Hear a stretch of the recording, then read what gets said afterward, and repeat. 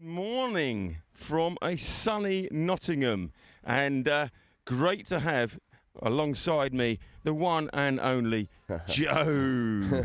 Joe Wright, you are ready to go again today, yeah? Yeah, 100%, and this is finals footies day, so I'm not sure if we were able to hear over the tannoy, but we'll have extra minutes after each game for drop-off in case there's a draw at the end, and drop-offs are exciting always. Right, okay, so that's good stuff. So plenty of time for interviews in between games, or us to have a little nap or a cup of tea. Yeah, 100%. I think I'll be making the most of the nap time for sure. This is going to be breathless action from the morning. This is going to be brilliant, and we're off with the 20s, and it's South Africa versus France. And so, without no further ado, we're going to get ourselves off to the commentary gantry. So, step 3 paces this way with me.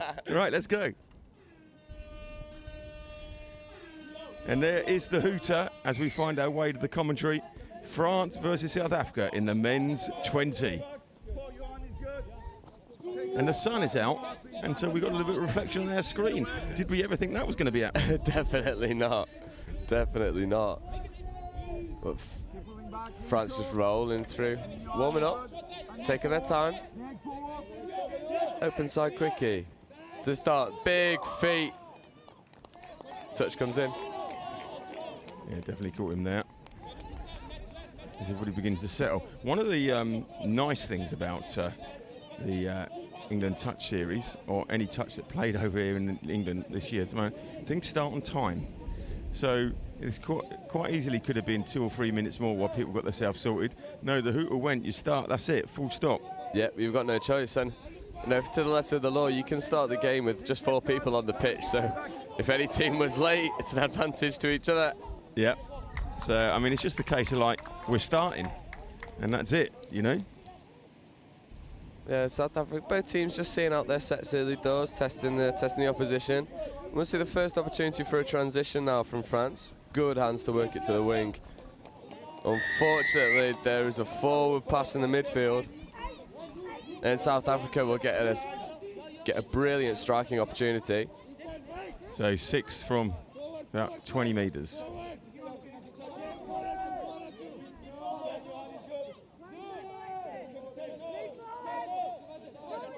Looking to set something.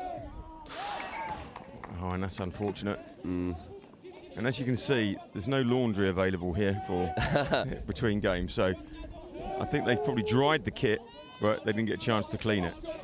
Yeah, definitely. But I'm sure, you know, finals footies there, you're representing your country. They're not gonna worry if there's a little bit of dirt on the shirt. I can't believe they play and it's not been ironed and like pressed and everything else. I suppose that's just the standards I was used to. In my opinion, team manager should be straight onto the nearest laundrette. Exactly. Get it all in and done. Yeah, stop all. Earning your keep. Stop enjoying yourself overnight and get there and get the washing sorted. South Africa come again. So 2 minutes on the clock. I didn't ask you at the beginning. Prediction? I think France are going to be a really well-drilled side. I think France are going to have the lion's share of structure. But I'm slightly being converted to a South Africa fan, if I'm perfectly honest. You know, we saw the mixed 20s yesterday beat England, and I was slightly supporting South Africa there, and I think I am again, because yes, they may not run the most conventional touch, but it's exciting. And when they get it right, they really punish teams. And what's nice about being right down here next to the sub-box is I'm watching this winger for South Africa right in front of us, and he's screaming, look, space is here, pal, just give it. Long ball is there, referee's called play on because that French middle never hit the line, and South Africa beginning to increase the pressure a little bit. And that's the line that they've got to retreat to. Yep. Not the line they've got to get up to. So inside that 7, they've got to get back to their line. Yeah, and then they can come forward. Definitely, and exactly. They're not allowed to creep forward. Ball just goes to ground, and France let off there,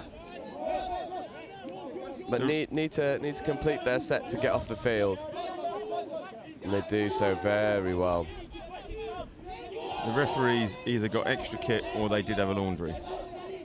They look crystal clean. Nice and crisp. Oh, nice hands. Oh, yes. Oh, No, that deserves to be a try. Yes. No, that needs to be a try because of the handling and everything. It's so good, so good. Especially, you know, what are we? 35 minutes past 8 in the morning, first tap off. The concentration, the ball skills, all on display for France. But as it stands, it remains 0-0.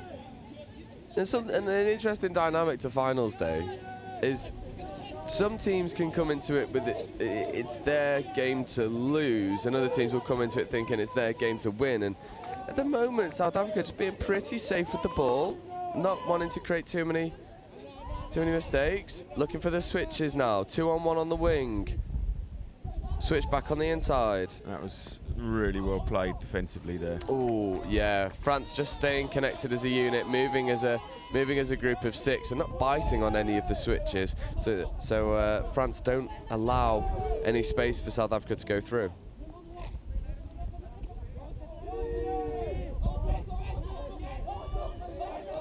Strong play from France. Oh, just a bit of misunderstanding there. And then didn't see quite what that was for. Was it the fact that everybody ran past the ball? Yeah, it just looked like a little bit of confusion, to be honest. And again, another instance of that. You're not allowed to be confused. I think that was the decision. Honestly, definitely not, because the moment any confusion starts creeping in and the ball goes to the floor, touch is one of those games where all 6 players have got to be on the same page at all times, and if not, then your attack really doesn't get going. So, same page, singing from the same hymn sheet. Yeah. Right. We'll make sure that we get a few of those in the day. Oh, so good. That was nice. So good. The link puts the big right foot step on, gets into the hole, but the referees are... so the score is given. The referees have just stopped it for what looks like an injury on pitch 1. But we'll talk through the score. It's a lovely open side quickie. Steps back and then out. And you can see the link here just puts the step on to get round the covering winger. Yeah, it's nice. It's lovely, lovely heads-up play, just to recognise where the space is and then goes through the gap. There will be a slight delay as we wait. He looks to be in some discomfort there. Well, he's moving around. That's the good thing. Now, don't be disturbed. There's a scoreboard in the corner that's just out the camera shot at the moment, but it says England versus Wales. And as you see across that, there's no clock or score, and it's not England versus Wales, so don't get confused. And he is paraded off. He's all good. He's up and about, fighting fit. Oh, shoulder. That's Glenwyn Cranford.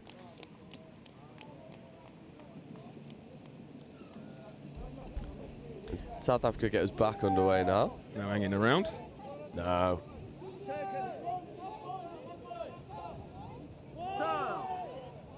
Just taking their time now to get to the line. Sweeper coming. They step back. Good option. Oh, it's a shame because it's a really good option, but the hips aren't square at the base of the ruck. And it's that instance that, you know, the hips not square rule really does come into effect, because you can see how fast they were able to get off the roll ball. And that's because the hips weren't square at the base and they were able to just accelerate into a certain area. Right, it's the Shakira rule. The Shakira rule. It's not the hips rule anymore, it's the Shakira rule. We decided that yesterday. If it's anything to do with the hips, it's Shakira. Shakira. It's nice speed. Both teams have had really good speed off the base. And definitely a touch there. But that was nice and quick. Positively warm.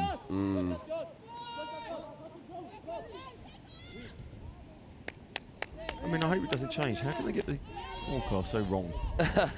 We had thunder and lightning on our little app yesterday on all 4. Yeah. 4 apps. It was just saying rain, rain, rain, and then I woke up this morning. It was like, oh, actually, we're gonna have some sunshine. Didn't realise it till I got in the car. Hence why I'm wearing joggers and not shorts. Yeah, well. So again, Met Office, fix your weather apps. Yeah, again, I've got the wrong clothing on. Right. This is nice, quick stuff, but they're very isolated and missing players. Yeah, but they use these switches. I'd just like to see them run them with a little bit more purpose, taking it to the line. That's better. And they're able to work it down the wing, but the toucher is crowded out. And you know, it's all well and good running your midfield switches, but you've got to be able to take the ball close to the line and engage defenders. At the moment, France are able to just move across to the set 6.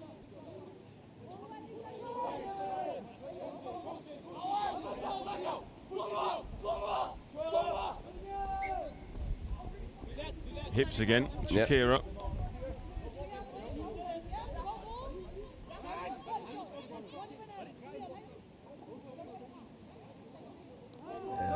Quite smart that from South Africa. They just took an extra pass or two up the short side as they were waiting for a couple fresh legs to get on, and now they actually, you know, they've not had to drag the ball all the way over to get fresh legs on. Yeah. Because they've saved time and players just taking the responsibility themselves to get off the pitch.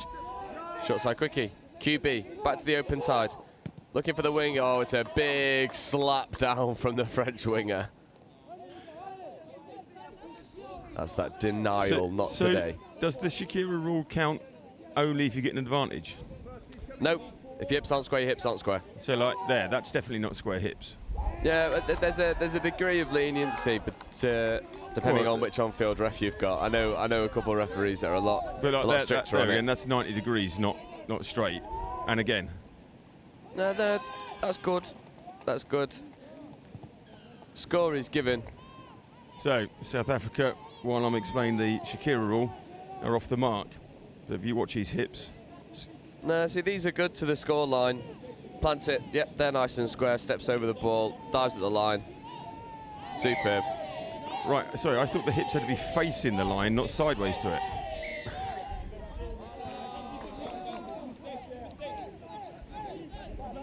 No, as long as the hips are facing the try line, it's all good. Yeah. No, for me, he's good. For me, he's good. All right, okay. Well, you're the arbiter of fair and safe.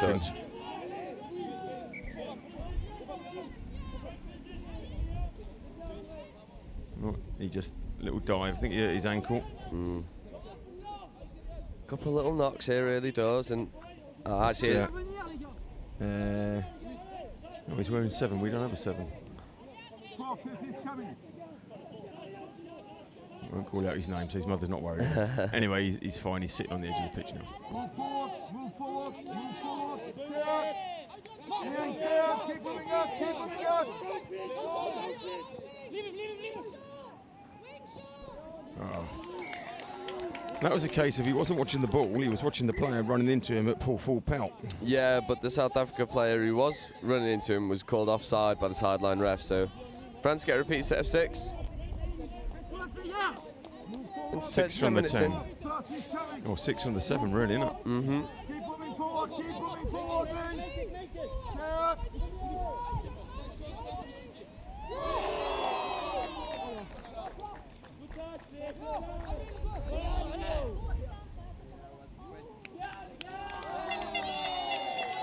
Given. Lovely score. And at the moment, it's just a battle of the quickies. Who can quickie the best? France just engaging the line, making sure that all the defenders are coming up. And then lovely little quickie.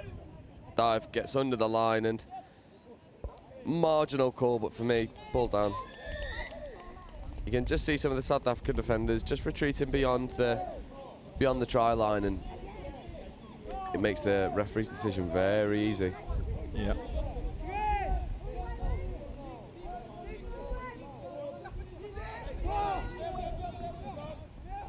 Oh, so good. Touch there, though. Yeah, maybe the pass should have gone one more, but the early release working really well for South Africa.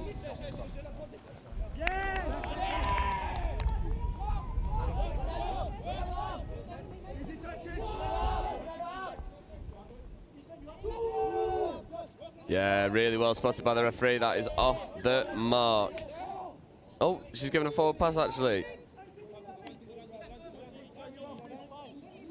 So both teams guilty of conceding a few turnovers, a few unforced errors, especially forward pass in that area of the pitch.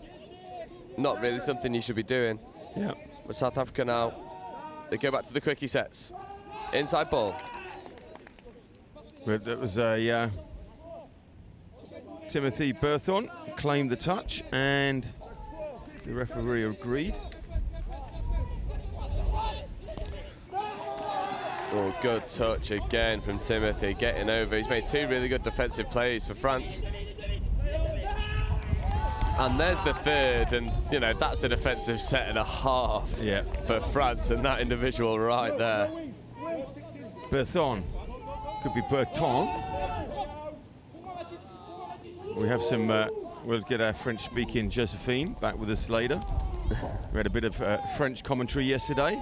Yeah, I was listening to that behind the box. I absolutely loved it. The French and Welsh connection. Well, the Belgium and Welsh connection. Yeah. Superb.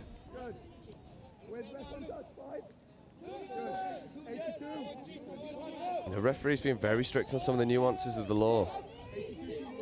This morning we saw a loss of control because the ball rolled. So South Africa taking extra care with the ball. Early release on the 32. The link receives it, and that is all day score. And that's where we've seen South Africa really punish teams, using passive players to get on the ball and then firing it into that link hole. Really nice play. And France, maybe they needed Timothy Berton back on the pitch, because he marked the link hole perfectly. He'd have been stopping that. Oh yeah, I have no doubt about it.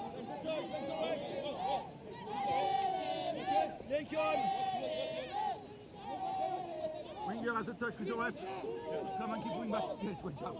And move forward. France now just want to draw the South African defenders up to them. Move forward. Quickie. They come back to the open side. Touch has been made. Touch given. But offside called. So he didn't play the advantage at that point, which is First is coming. Move a forward. try. Yeah, the advantage rule's a bit funny in touch. But they get a second penalty now. That's 2. 1 more. 2 in the 7. And South Africa defend with 5. First is coming. Wind picking up. Second touch. Touch given. Good job. And move forward. And move forward. Move forward. Thank you. Okay, they go again.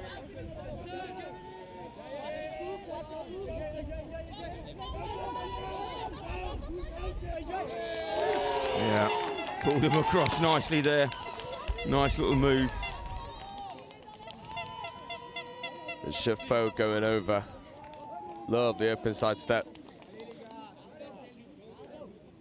Open side quickie, and the covering defender just slightly loses his footing. France regain the lead at 3 tries to 2. That's lots of control there from South Africa. And now they've got to work hard to get it back.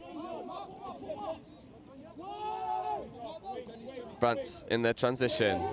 Much better care of the ball. Good touch for South Africa. France got to bring it back. France checking off in the midfield. Brilliant strike dump. They'll have 1 more touch. They might not use it. They won't use it. They go to the wing early. Wing dives for the line. Nothing doing, and that's 5th.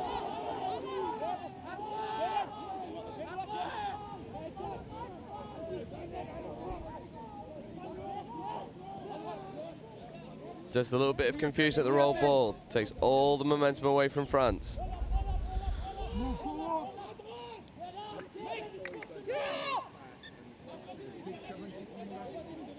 And that's 6 touch turnover.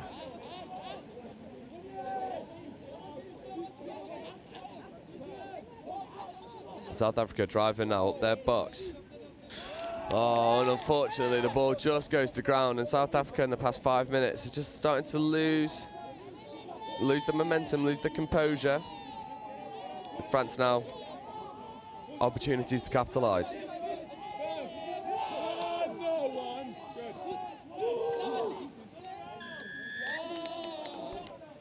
Offside penalty. France get the reward for the direct drive. South Africa players struggling to hit the line.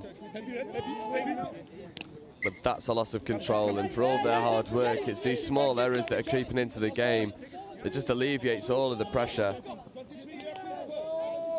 And in the end, it's relatively straightforward for South Africa to drive out of their, well, I would say drive out of their half, but this is third touch now.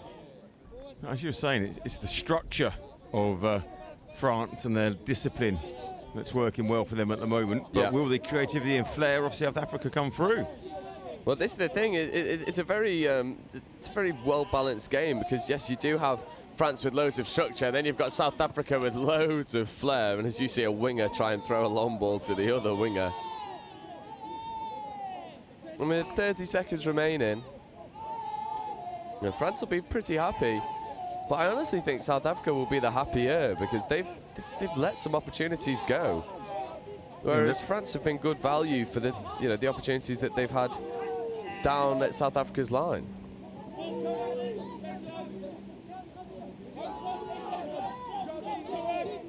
Ten seconds now.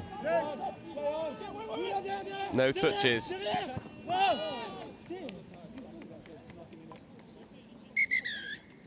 Happy with the advantage there, So half-time is called. I think they were hoping that they might get the play that set out, but didn't quite go their way. So don't go anywhere. We'll be back with you in about 4.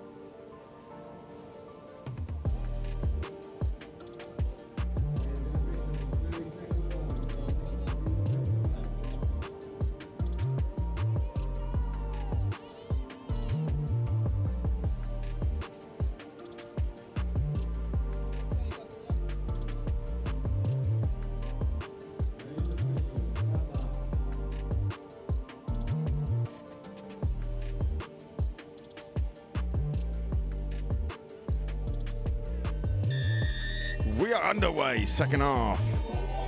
Here we go.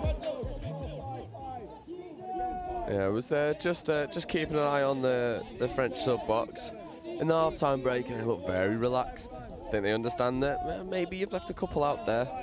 Whereas South Africa were pumping the energy back up. They know that they've got to be up for it. And there's the early release again. They look for the wing instead of the link, and that is the dream start. And France have got to number up better on this short side, because if they allow South Africa to run it too often, you've got two options always in space. It's just on the ball carrier to make the right one. So good. Great long pass. Yeah, we saw that play for their first try, and they hit the link.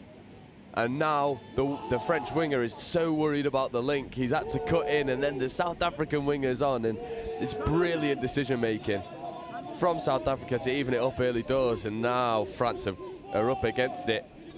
You don't want to let this South African team get momentum. Oh. Really good defensive play.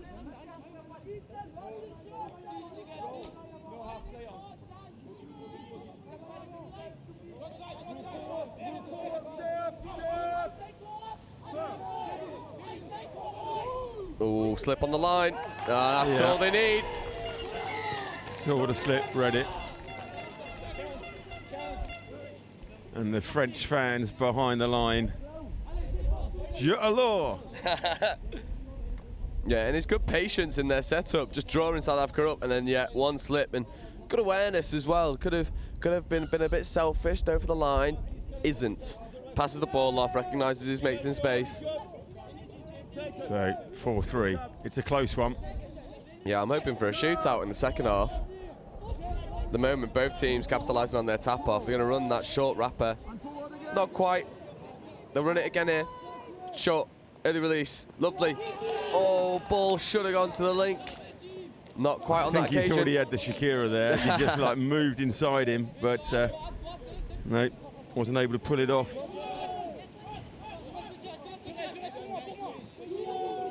Yeah, really good drive. South Africa struggling to get up and put in press on. Oh, he did well to stay in there. Ooh, yeah. Sideline refs hot on the touchline. That's a big contact. It's the chest. He knows. Yeah, he was just checking. It was like, I know it's the chest, right? The ref's like, yes, it's the chest, mate. Yeah.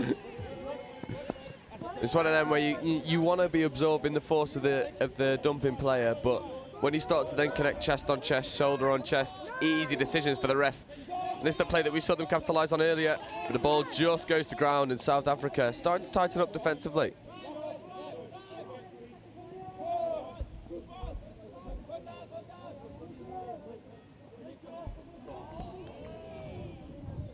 Didn't quite work there, and it's like you get to the halfway line and you just think, right, we're going back, demoralising. France get a good switch in. Yeah, and it must be so frustrating as well, because your first two touches for South Africa is really positive, and they're making loads of yards. And then it's that third touch around halfway, it's just going to ground every time. So South Africa need to fix that if they want to have any chance of pipping France here. Good heads-up play from France, recognising. If I just pull out the touch, South Africa going to get pinged for dropping early. One penalty on the line.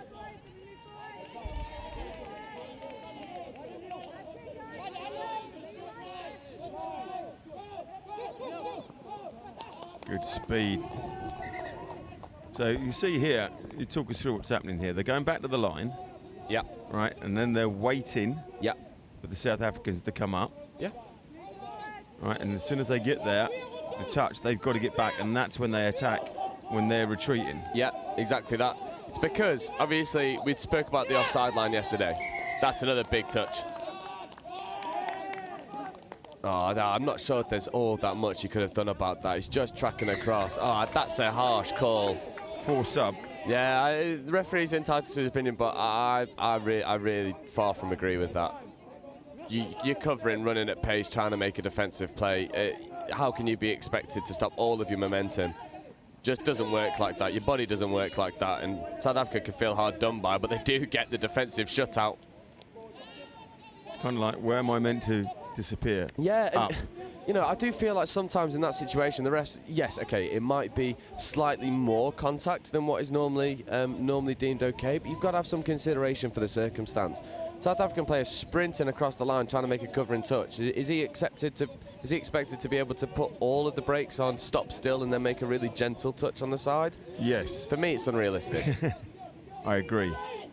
I'm telling you what I want. Oh, nice hands. Yeah, good defensive play though to go up and make the touch. At the moment, it's battle of the two defences. As Kitty goes past, that was the name of that tram.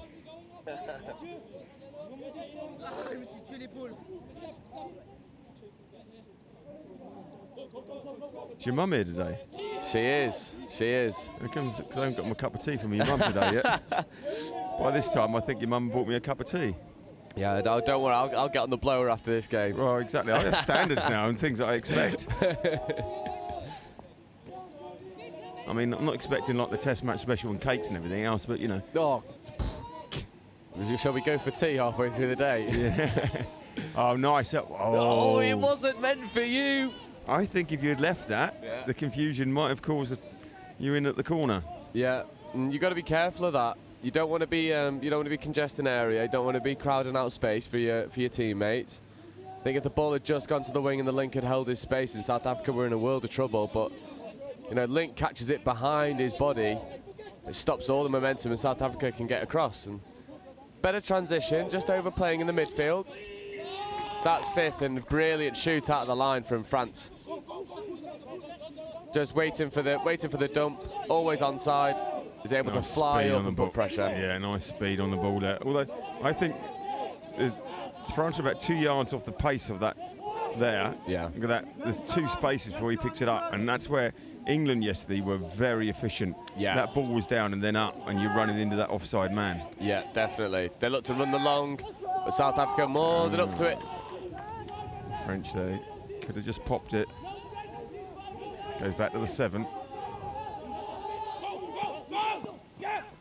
So if I were the French, and it early does, I am being critical, but this is finals footy. You're allowed to be critical. Yeah, this is finals day. We're good enough now. We should be stopping these silly errors. So France just not sticking to what is working for them. All of their scores have come from the middle platform, and all of a sudden then they start to try and run 32 longs and outpace what is an absolutely rapid South Africa side. I think you've just got to be more intelligent than that. Especially early, just stick to a platform. You've found something that works, and you've got to utilise it. Because if you just allow South Africa to chase and use their pace, it'd be too easy. Ball is away. Oh, and it just goes to ground. And maybe if this game was being played at 1 o'clock rather than 8:30, those hands would stick.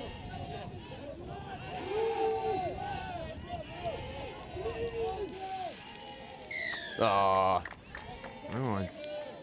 My money was he dropped it. Yeah.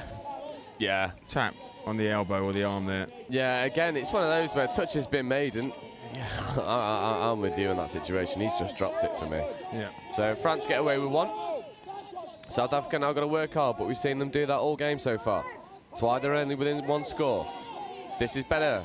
This is the middle play, the quickies. It's where they've been finding their success. Playing around now. Touch comes in. Good dump.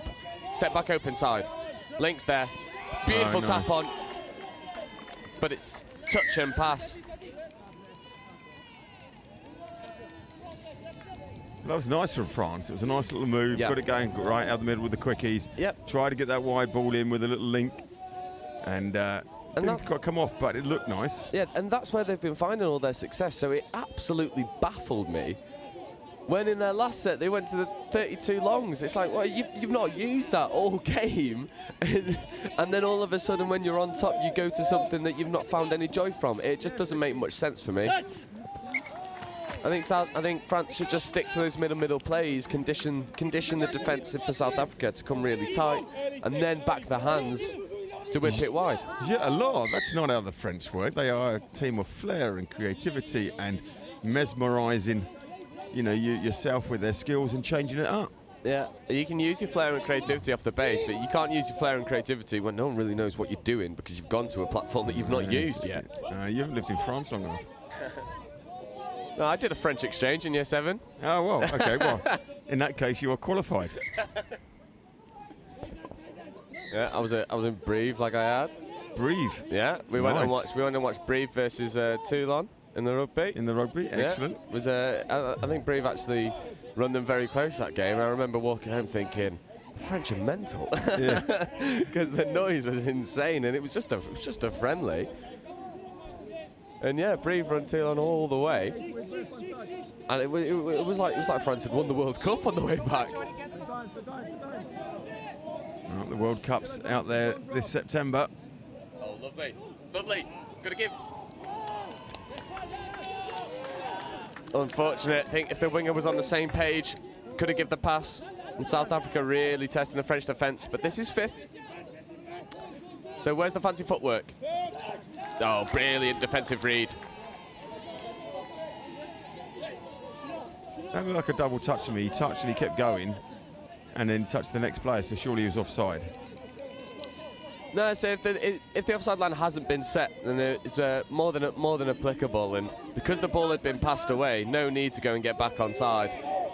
So France, good value for it, and see that's a better play because you've pushed the South African defence over to the left, but it's not quite working. They persist with 32 longs. They look for the long ball. Good hands, but it goes to ground again, and every time they've gone to those 32 longs, it's just not worked for them. South Africa, well, obviously still in this, only 1 try difference at the moment. So somebody was asking yesterday, is the scoreboard, do you get a point for a try, or do you get, is that the number of tries? Well, our take is the number of tries. You don't get a point for the try, that's just how many tries you get. Yeah, so it's not a point-based system. Yeah, it's just 4 tries to 3 at the moment. In rugby union, it's points-based. Oh, lovely, lovely. Ball goes down. That's the score. Yeah, it's given. Really good heads-up play. And, you know, France's 32 is not working for them in the slightest. South Africa's are. Little bit of a stranger setup, but brilliant hands and ground. And if the link wasn't going to score, the wing certainly was.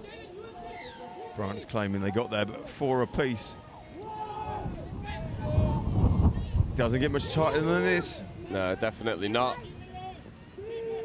South Africa working really hard now in defence as the wind really starts to pick up. And South Africa forced the turnover. And come on, you Sathers, you're right in this.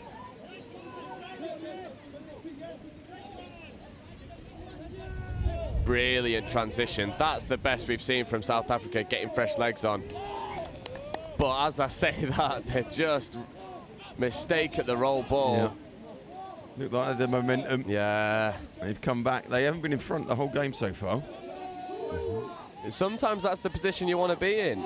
France will be feeling frustrated that they've not been able to cross the line, and South Africa will be enthused by the fact that they're always within touching distance. So it's almost like that horse that's out in front all race and the horse that's just behind waiting to bolt at the last.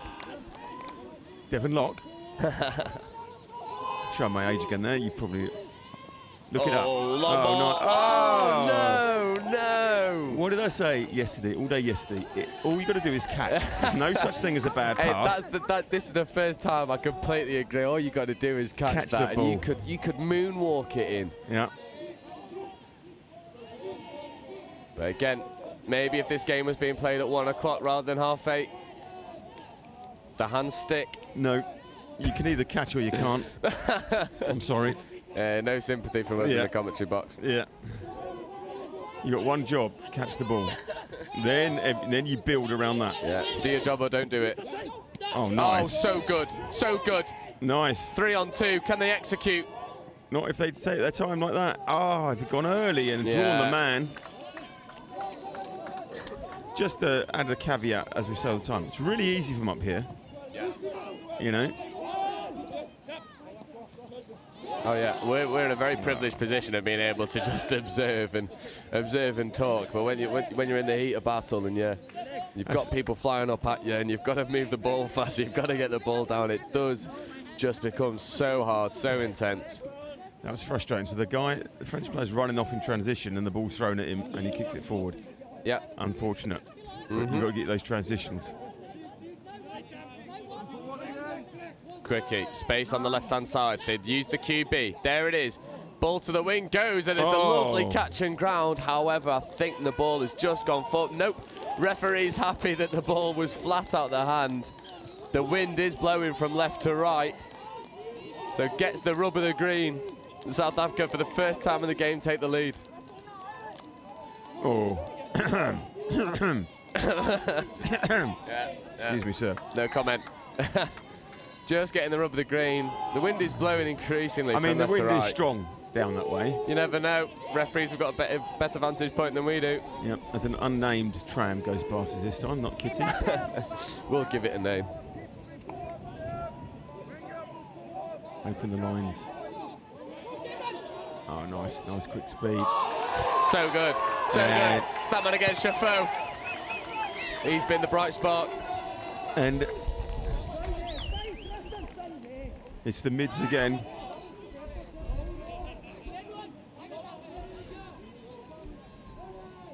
Yeah, and this is where my frustration has come from in the French. Is every time they go to these 32 platforms, they try and run the long. It's like, well, all your successes come from quickies, so and do nothing but quickie. Yep. Again, another reward there. Chaffon. Frustrating. So we've got it as 5 apiece, and now the scoreboard's got that as 5-4. But that scoreboard has only just come on. Yeah, ours is correct. Yeah. The scoreboard's caught up with us now. Well, hey. Right, okay. Well done, Chris. Cheers, mate.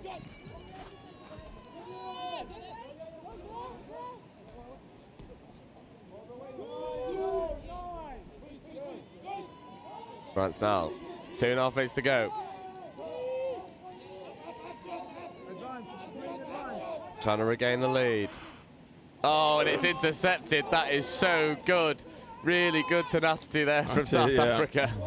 There's Irvin Levesque was really like slack there. He's been superb for this South Africa side all tournament. No, just went to sleep.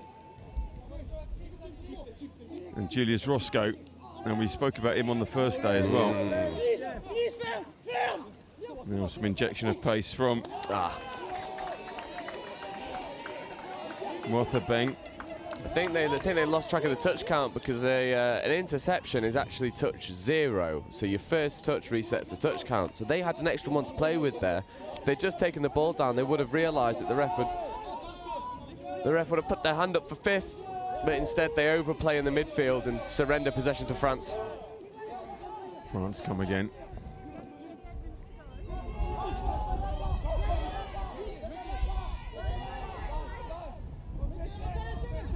Here he is. Looks long. Really good touch. And South Africa defenders just crabbing across, keeping their spacing. And one of the South Africa players is telling him to chill out. No. You've got 90 seconds left on the clock, mate. Go down the other end and get the winning score. Yep. Yeah, got to take that back. Fresh legs need to get on early now. They do. Last minute. So it's going to be a winning score. But there's the 2 of them on their own at the moment. So they... Yes, very good. And that's the reward you get for pace. They get the offside penalty. And South Africa now, minute left. Fresh legs. It's going to be tight. Yeah, it's set up for a good finish. I wonder if they'll persist with the quickies. Or would they look for the link? No, they dive for the line, but the ball isn't out in front. Nearly loses control. Doesn't. 3rd touch. 4th coming. Go long early. They got an overlap there. Yeah. I think they'll look to go this way. Oh, great touch. Yeah. They want the hands. No, it doesn't go. And France with a brilliant shutout to keep it at 5-all, and they might go full length. They don't. 20 seconds. One play. This is it for France now. Yeah. That crowd at the back is going to be jumping up and down. There's the hooter. This is it. Ball's away there. Ball goes to ground. And that will be all she wrote. And so now we have our first shootout. Yeah. What's the format here then? So, begins with 2 minutes. Four people apiece. 4 aside. Yep, after those 2 minutes, there's not a winner. Drops to 3, and then it's sudden death. First team to score wins. And what's very interesting about this is teams will be thinking about it from the moment the game has started, because if you win the toss and you elect to tap off first, the other team gets to tap off in the drop-off.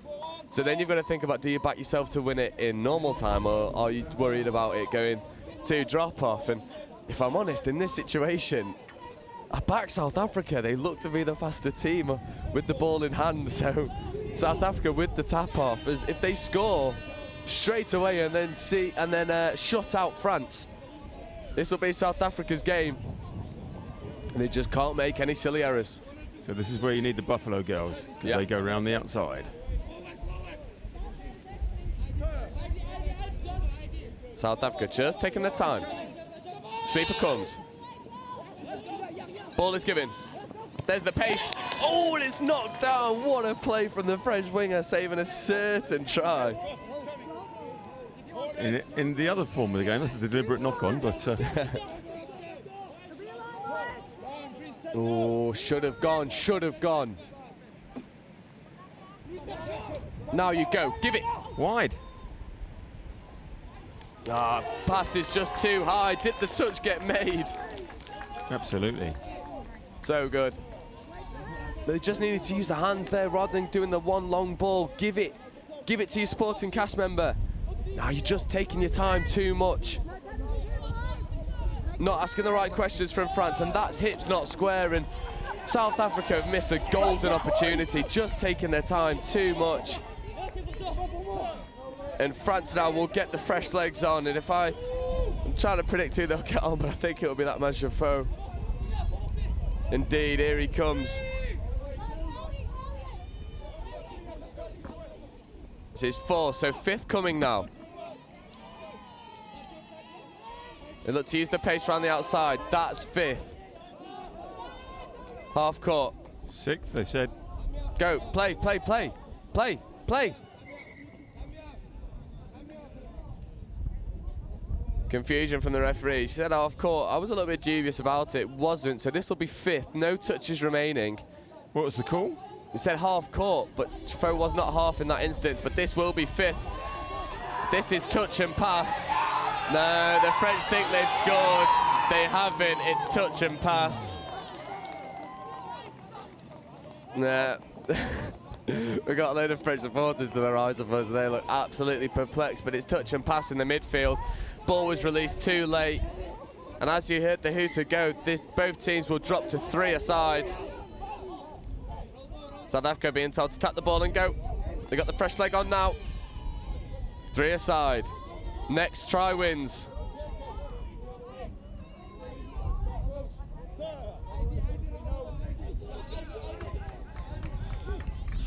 Sweeper coming round. Good play. Oh, there's the race for the corner. Oh, just hold on to the ball. You have touches. Just hold on to the ball. And South Africa have had 2 golden opportunities to get the victory and thrown both of them away. They need to get a good shove on here. Because at the moment, France are rolling through with all sorts of momentum. They'll have one touch to strike. They give the ball. Where's the pace? There it is. And they crowd it out ever so well. Both teams not making the most of the opportunities afforded to them. Ooh. Go all the way, go all the way, go all the way. Make yourself a hero, go all the way. Oh, the goose step, they got the him. touch is so good. Oh dear. He got that just right, didn't he? Oh, they're gonna have to pull it back for an injured player, and that'll just stop all of South Africa's momentum. Looks like the shoulder's giving him all sorts of grief. He looks to be in a lot of pain. He's up and he's walking. Yeah, the French coach just saying, look, we just need to get you off the pitch. Yeah, we'll deal with you later. Yeah. Right. He gets applauded off by both sets of fans. Fair play. But South Africa will be feeling like they've been done really dirty by that. They had such a good platform to strike from, and now they're going to have to do all the work over again. This is Julian Roscoe on the ball. There's the cut, but the French are more than up to it. Second cut, creating the space. Little slip. Should just dummy some of these cuts, but there's the pace around the outside. Starting to create more opportunities. The bounce is there, but the feet just fail him on the last, and I'd like to see more structured play from South Africa. Yeah, but he's support player there's tripped, and he lost him. Oh, it's so good, 2-on-1. Can you execute? Can you execute? Yes, they can, and South Africa will win this game. What a finish. France have got head in hands here on the side. Subdued, supporters up the far end. But South Africa are celebrating like they just won the World Cup. But what a victory. What a game. And in that drop-off, they had three opportunities to finish it. But I'm glad they did it, because the final one was the most spectacular. Cut after cut after cut, and then the dummy. And then the half was still on the ball in acres of space. No one around him. The French fly up to put the pressure on, and the quick step to get round the outside. What a game to start us off on finals day. Wow, what an intro to finals day. Just an absolute breathtaker. The French, who are down here in front of us, absolutely blown to pieces. Yeah. They can't believe it. But you keep talking to them, and I'm going to go and get South Africa. Yeah, the French can feel a little bit, maybe regretting a couple of the missed opportunities. They could have gone down in the corner in drop-off. And the confusion among the platform as well was very, very detrimental to them. Deferring from the quickie platform in favour of the 32, and yeah, as we grab one of the South African players to come over and have a quick chat with us. I mean, South Africa really good value for the win, and a very exciting game to start us off.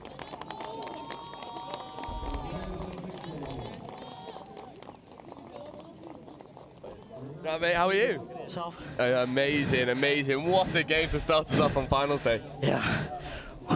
Oh. You're all good, mate? Absolutely amazing. How does that feel? It feels absolutely fantastic, especially after we drew to them the first game, then lost to them yesterday. So it feels good to finally get one up on them. Absolutely. Now you kept pulling it back. You got there. You got in the extra time. Did you fancy yourself then? Because here in the comms box, we had you down as favourites. I was hoping the coach would put me in, but my legs were giving out a bit, so decided to just sit out for a bit. So we thought you had enough pace in the team to try and make that happen, especially when they got 3-on-3. Yeah, I thought so too, but sometimes the legs don't agree with me. So yeah. But go on, sorry. No, it was superb throughout the majority of the game, and I was talking on the comms box. France changing their structure. Yeah. Didn't quite work. You guys had one game plan, which was run hard, run fast, find space.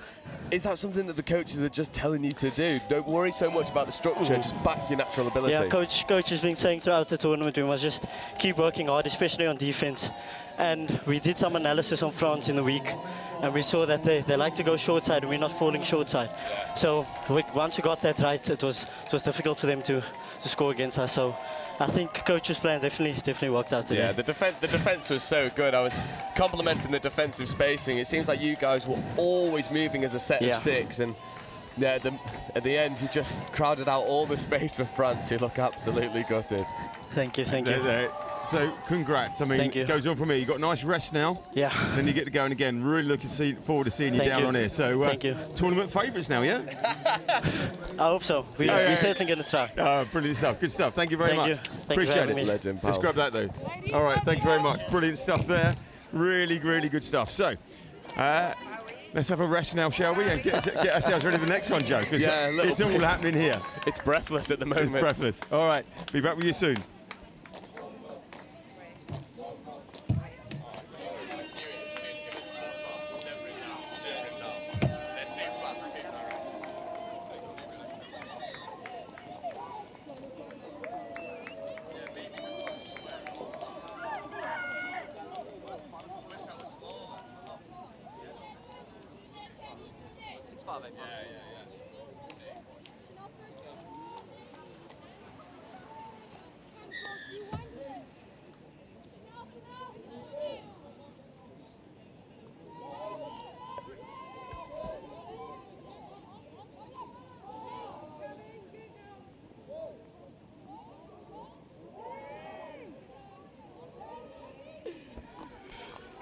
Just a little break for us on the commentary box as we sort out a couple technical problems.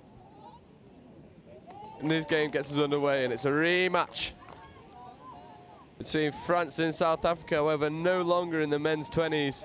We move over to the women's 20s, and the French will be desperate to right the perceived wrong in the game beforehand, but South Africa, good value for the money, and yeah, it feels like we need more of a break. I got to take a moment to catch my breath.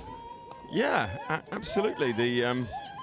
Well, let's see, the most important, the South Africans come forward there. Yes. They're given. Yeah, taking a leaf out the men's book. That's exactly how the South African men's were finding their scores. 32 play, Link hitting the hole. Brilliant stuff. Yeah, you said there was a big break between games, and suddenly we don't get a chance to breathe, and we're back. But it's good, because that's what we want. Yeah. It's not all about us. Sometimes a lot of people think it is. Yeah, we might be knackered, we might be breathless, but it'll be rough and ready all day. Yeah, women's 20. Here we go.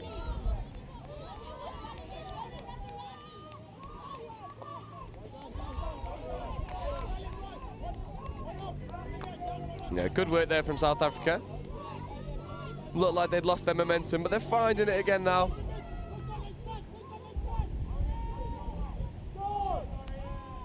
Good hands, and that'll be 6 more. No, referee's just saying take the touch. Well, that was not down, not quite.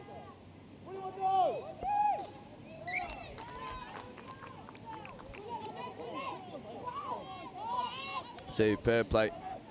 France now rolling through their transition, and both teams just feeling each other out, really does.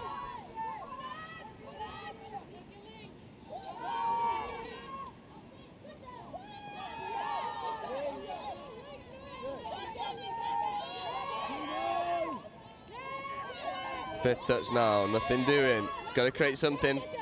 Create a bit of space there. Create the space for the fellow player, just run straight into it. U18.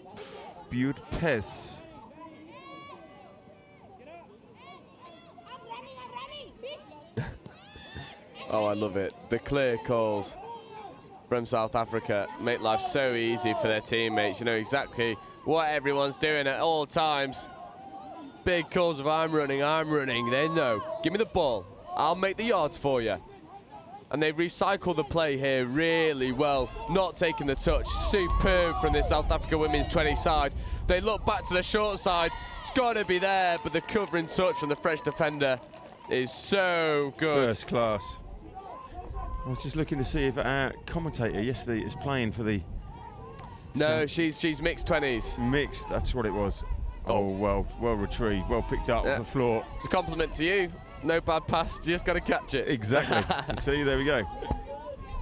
Sometimes people think I don't know what I'm talking about. But, that's thank you, Yves Som, for sorting that out.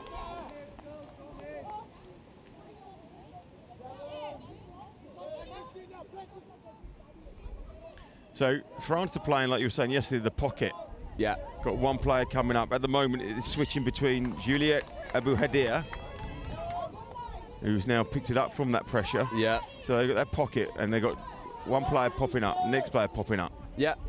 No, and it's really good. And what's nice about the French defensive system so far is it seems like every pod is able to implement it very well. Yep. And there's very clear understanding of what is being asked of them as they roll through their transition. 32. They go into the open side. They don't get the pass straight over, and there's the equalising score.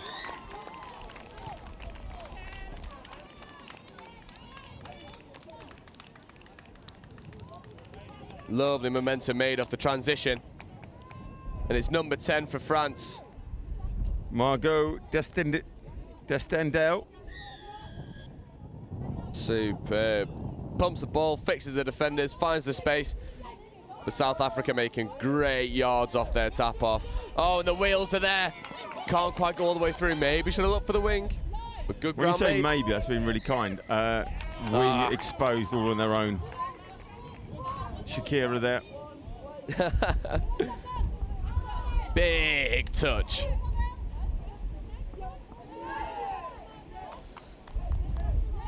Oh, and unfortunate. Just off the mark. And South Africa get their success.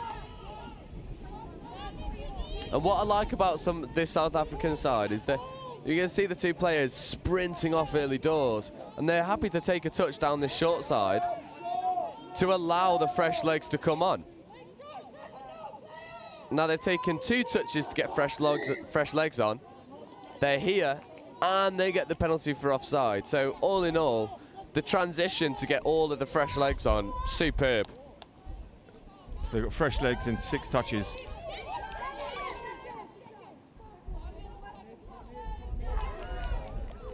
Don't worry about the touch, just get that ball down. Link punish.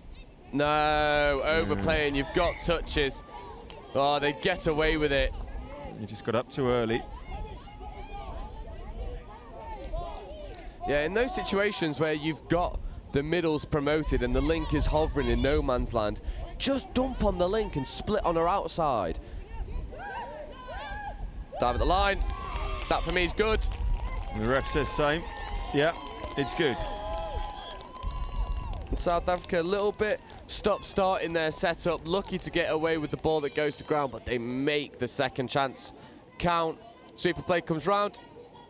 Good dive at the line, ball is down always. Talia Hussein.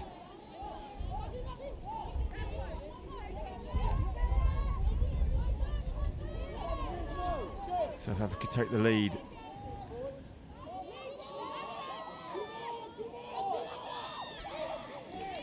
Good defence. Good defence. And this is 5th now. France trying to create. They look to the wing, but the touch is too good. No joy for France down that side. Now South Africa can just take 2 or 3 touches up the box, punch it up, and then look to move expansive, and that's exactly what they do.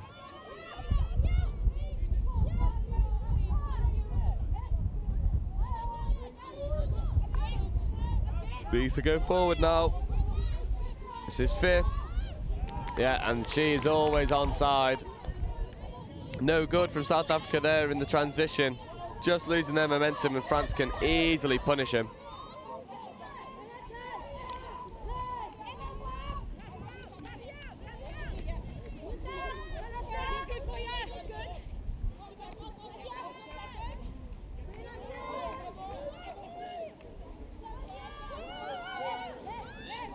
France using the middles. Not taking it from the mark. No, that one, similar signal. Not quite the same call, so didn't pass the foot over the ball as she dumped it. Because you can't just dump the ball to one side of you and then run off the other way. There's lots of silly rules in touch. I wouldn't say it. There's no silly rules. There's just lots of them. Well, in fact, it's a really, really simple game. Yeah. Just got to know the little nuances. Oh, pace. Change your pace. Wings on. Don't need. Oh yeah, of course she does. I didn't say. Straight over the line, sir. Where's your problem with that? Lovely play. Scoop from halfway. There's the scoop. So she's the half. Yeah. She can't score. No. Everybody's marking everybody else. Just puts the hammer down. All the way through. Catch and ground. And Erin Fife was there to finish off for her. Kind of like, you see the players going, yeah, you go on, you go. Yeah, that's one of those where you can be lulled into a false sense of security. You see someone make a line break and go, oh yeah, you just go score, and then you're like, oh no, you're half, I've got to get there. But yeah. Not for Erin, she was right hot on the heels. And Ooh. France straight back there. Straight back in with Maxence Caron.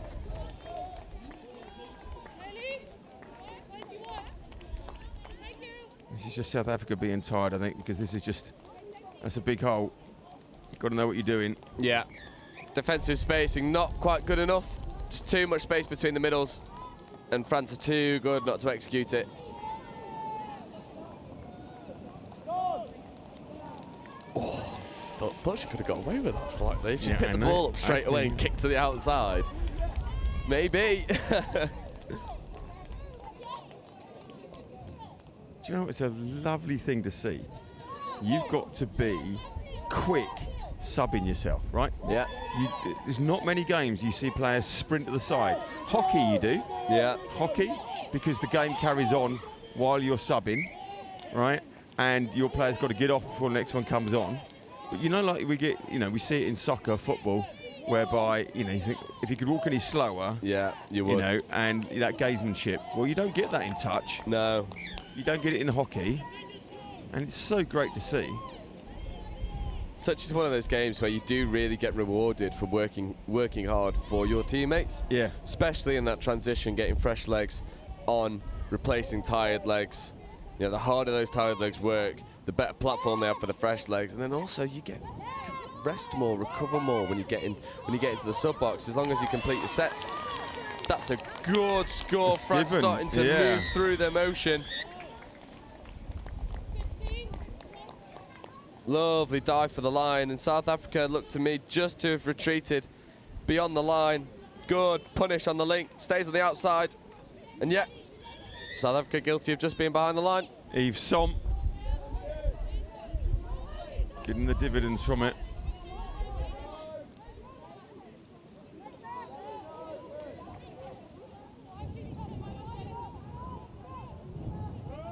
Oh, good platform, 32. Gives the hands. Oh. In and no touch. Thought she could have given it to the wing, but this is fifth now. No touches. Got to create. They come to this near side. Oh, she could have maybe put the hammer down, would have gone through the gap. Not quite.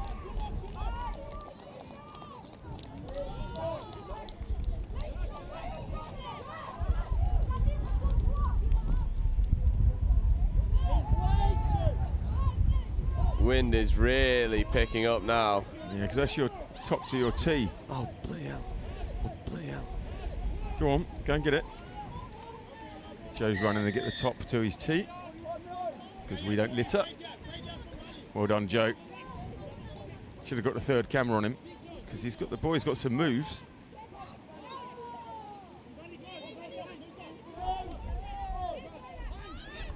We don't like litter.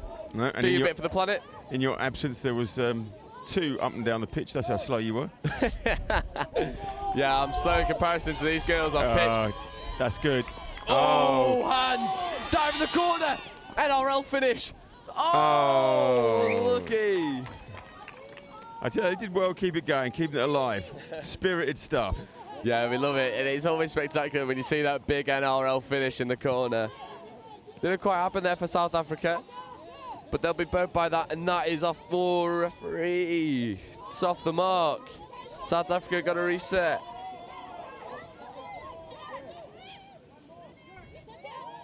Oh, nice. Didn't get the touch there. So good. What a platform to scoop from. But does she make the touch? She doesn't. Ball goes. There. Given.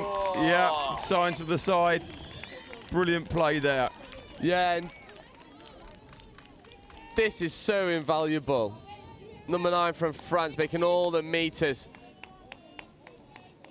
gives a teammate a perfect platform to scoot from, and then brilliant composure, looking for a supporting player. Jade Villeneuve. So Villeneuve, that was a Formula 1 driver. I wonder if there's any relationship. Tell you what, that's some heritage if it is. Yeah, exactly. And if he's here, we're going to interview him.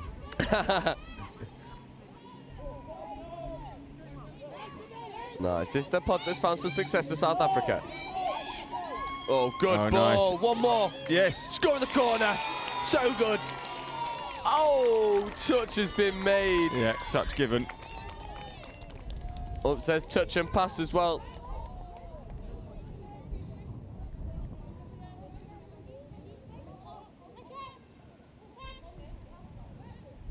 Just a little bit congested now. South Africa able to put the nudge on.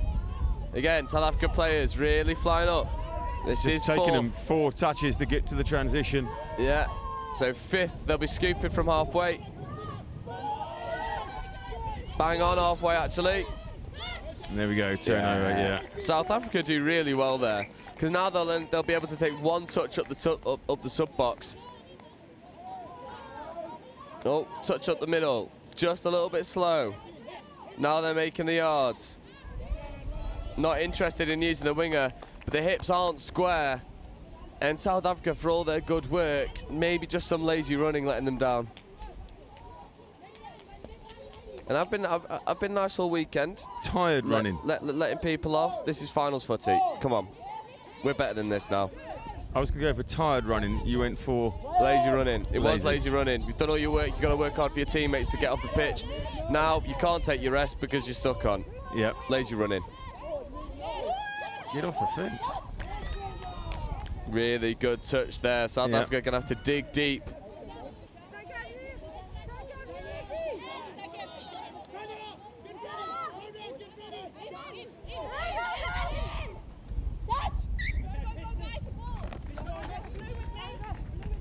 Love that huge cry. Touch. Yeah. Let everybody know. Yeah, there's no doubt in the referee's mind, but again, maybe just guilty of overplaying, trying to run through their transition. That was sloppy, that one. Yeah, and you know, France now, they've got a golden opportunity to punish South Africa because these are tired legs, really tired legs. Weren't able to get off, but that is a wasted opportunity for France, and maybe both teams just guilty of not turning the screw when they're able. That's much better from South Africa. Much better. Flying up the box. Oh, nearly goes to ground again there, but doesn't. And now they're able to get in behind onto the defender. No, she doesn't even need to make the touch. She goes all the way around and scores. And I penalised Amelia for lazy running. That was the polar opposite. Pace, direction, all the way through. And South Africa too fast for France.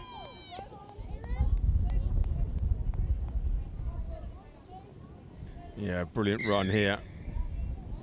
Namusa Kambui.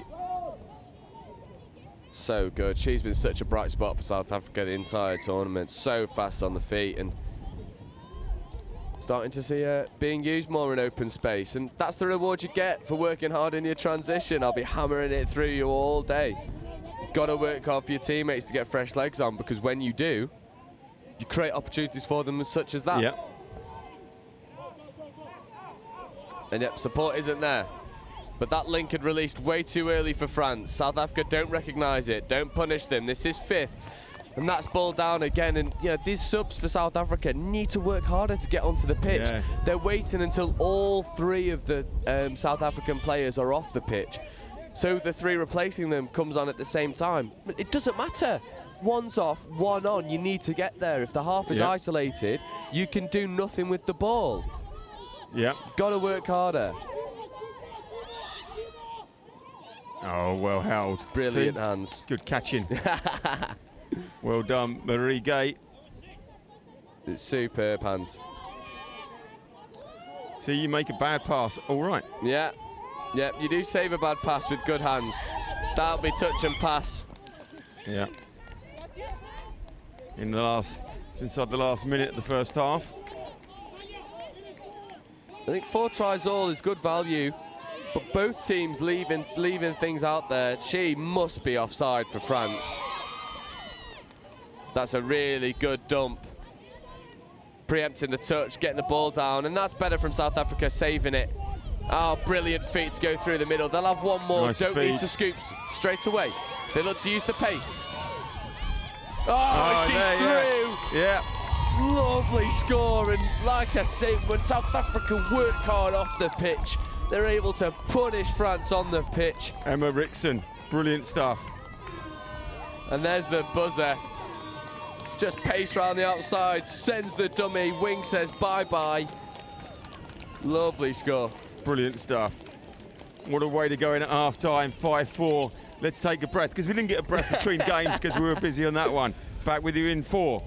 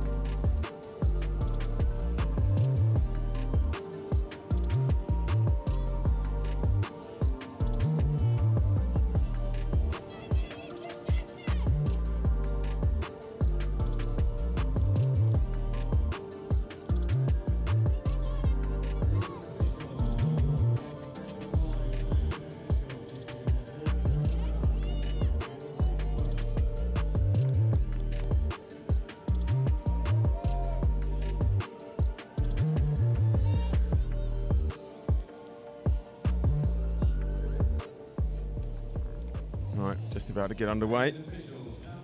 And just found out there's another way you can ruin coffee by putting 2 shots of caramel in it. Joe just told me that's what he's having now. Nah, don't knock it till you try A it. long black with I'm sure 2 there's more shots of people. caramel. I'm sure there's more people listening on here that have caramel in their coffee than plain coffee. Well, why don't you have caramel ice cream? I mean, it makes more sense. I need the caffeine, mate. Yeah.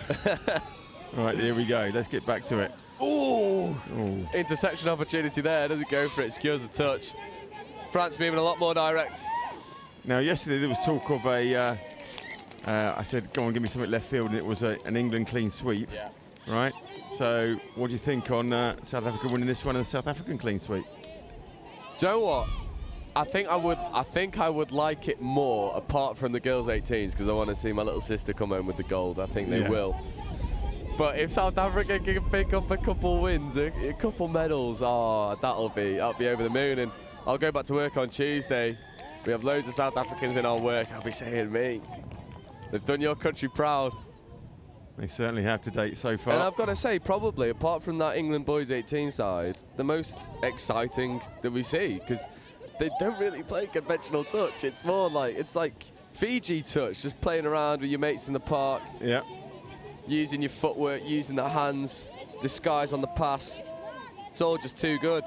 Sweeper play coming. Here's some more conventional structure. Oh, the ball just goes to ground. See, that's the problem with conventional structure. Why resort to conventional structure if you can just run hard and fix defenders? Ella from the French coaching team, who was on the comms with us yesterday, just walks past and waves and looks away quickly because obviously she doesn't want to be caught on her again. But no, we'll definitely get her on. Yeah, we'll get Elia back on for sure. All pace around the wing. Not quite. And this is better from South Africa because she's not half, so she can get touched. So she's just saving some time, and now they're able to move through. It needs to be more direct. You need to go forward. You're striking from too far out at the moment. Go forward. Transition done well. Just losing momentum though. Sweeper now. Takes the ball down. Very nice. Gap open up in the middle. Can she find it? Gives the hands. Oh, that's nice. It's ball And down. been Yes, given. it is. Class play. So good from South Africa, beginning to start to use more structure in a more sensible way. They send the sweeper. Sweeper gets round onto the middle, so here's the 32. And then they run the short, fade out onto open side, and the link is chopping the hole really well. Ball is down. Emma Rickson again, delivering the goods.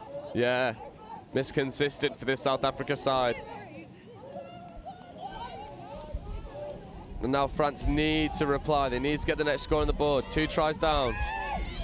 They check off back on the inside. Interception made. This is touch 0. Oh, but they won't get the touch 0. It's those circumstances that, don't give the penalty because they've made the interception. So in actual fact, the refs have just taken a touch away from South Africa because it's not touch 0 on a penalty. So South Africa are probably thinking to the ref, we had an extra touch. You've actually, you're thinking you're trying to give us an advantage by giving us the penalty, but you've actually penalised us because you've taken a touch away. Okay, so let's explain touch 0 and first touch. Yeah, so on an interception, if you make an interception, that's touch 0 to reward the defensive team for getting up out of the line and putting pressure on. Everybody was fine with that. Yeah. That was really good. Yeah. Talia Hussein again. They do get that try, bringing the deficit back down to 1. But yeah, as I was saying, so if the defensive team makes the interception, to reward them for getting that interception, it's touch 0. Right, hang on then. So you start off with the ball, yeah, and you run, and that's 0. Yeah, and then the first touch that gets made, then that's first, rather than the other way around. Okay, so simple man here, right? I've got the ball in my hand, and I run off, and the first person that touches me, that's 1 touch. Yeah. At touch 0, I have the ball in my hand. The first time I run off, somebody touches me, that's first touch. That's the one. So if you make the same. We make the interception, so you've got the ball in hand. So I've got the ball. Yeah, that first touch, in essence, doesn't count because that's touch 0. And then you can roll the ball and continue to progress, and then that's first. So, yeah, South Africa. Okay, so the first time I'm touched, that's my free touch. Yeah. Right. That's the one. Just to reward the defensive team getting them into the line, into the passing lanes, and then achieving the interception.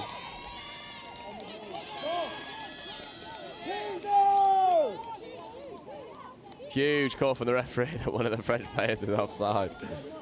No confusion as to who was offside there. Oh, good feet. Really good to create some separation. And also buy some time for the fresh legs to arrive. They're arriving a little bit late. Appearing on screen now. 32. We go open side. Oh, it's a lovely Aussie underneath, and they get the ball down. That is superb. So good, too good. French can't deal with it, and South Africa enjoying their work. Brilliant. They go back to that 32. Half picks up. And then little Aussie underneath just sells all the French defenders in a dive on the line. Niati with the Aussie underneath. Why is it called an Aussie? Because it's going underneath. Yeah. Is that right? Do you know what? Close enough, mate. Close enough. For someone at the start of the stream that said they don't know much about touch, you're picking it up here and there. Well, I'm just based it on Australia's underneath. Ooh, offside call. Thought the try might have been given. So is it literally because Australia on the map is underneath? Yep, you cut it. Yep, you're cutting underneath. Under. Yep, There we go. Yep, Aussie. And then when you start to play that little switch wider, that's when it's called the switch, the conventional contact switch. Two players running it deep. But that little lazy Aussie just cutting under. Yeah, spot on. Yeah, touch there. Also threw the ball forward. But gets it back. There's a French player with amazing braiding just walked past. Joe, I was literally just thinking the same thing. It's spectacular, isn't it? It's really, really impressive. Get her on camera. What I do like is that everybody walks past our comms cam and ducks underneath it, although it's pointing the other way. So yeah, we won't tell them about that. They have no idea where the lens is. And that was knocked out of the hand. So they go again.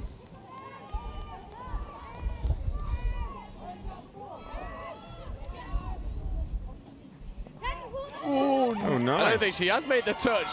So good. So good and brilliant honesty from that winger. Called the touch because she was adamant she was going to make it. Didn't, puts her hands up. Erin Fife says, no, I didn't get that. Superb honesty. Here. Loops over there. Goes, look at that, dance floor moves. Yeah, she says, yes, I made the touch, and then actually, no, I have not made that. Really good honesty. So France bringing the deficit back down to 1. 7-6, South Africa's favour. No, unfortunately, hips not square. You could see then they were facing way too diagonally, parallel to the sidelines rather than the touchline. Easy call for the refs. Better transition now, driving up the midfield. But South Africa are timing their release on their pistons really well and are able to get up and encroach the space. And France now just have to be a little bit more stop-start. And your pistons are what you're talking about, the guys in the pocket. Yeah, exactly that. So, you know, the Pistons pumping like pistons, up and down. Exactly. Up and down. Pistons defense, you send 3 up first in good spacing, and then the 3 players who aren't up in the line set back on the onside line. And then as soon as that ball gets dumped, the 3 who are onside fly up and they interchange, exactly like you were saying as Pistons. I think a touch has been claimed, but there was no big call. So the referee saying to South Africa, just take the ball back and have another go. Yeah, it's something that is a little bit detrimental for the women in touch. Is touches on hair. Count. Yeah, it all counts. So even if you don't feel it, touch has been made. Well, that's why you've got to have, you know, your hair tied up nicely and all tucked away. You can't have it flailing around. No, exactly that. And some people might critique the skin-tight vests and t-shirts, but that's for exactly the same purpose. Yep. Touch on shirt does count, so you want it to be as tight as possible. Now France starting to work the ball better in the midfield, getting in behind the promoting player. And now they can scoop. Ball back on the inside is on, doesn't go, and South Africa are able to convert. South Africa really keen to get on with it. Good transition. each player there took a touch, get it up, but now this is the 5th, I think. Yeah, it's the last touch. Oh, gap. It's there. No, touch has been made. Yeah. Wrong option. Probably should have picked her eyes up, looked to the wing, but it's just showing how good South Africa can be on their transition when they get the fresh legs on and they get rolling.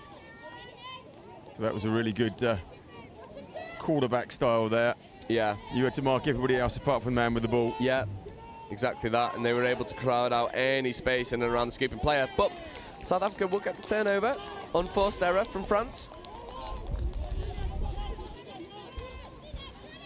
And South Africa just rolling through the process, looking to get some fresh legs on. But it's slow to happen. Now they're getting on. Much better now. Oh, thought she could have sold the dummy and gone through the gap. That's 4, this is 5th coming. 1 opportunity to strike. You can see on your screen there, space on the left-hand side. Dump the ball, 32 short. Give the release, they do. Ball goes to ground, but that'll be 6 more. France guilty of just knocking the ball down in efforts to make the touch. South Africa taking the time now. Use the structure. Open side quickie. Hips not square. Unforced error and a wasted opportunity for South Africa to extend the lead. They will get the shove on. Trying to force a turnover.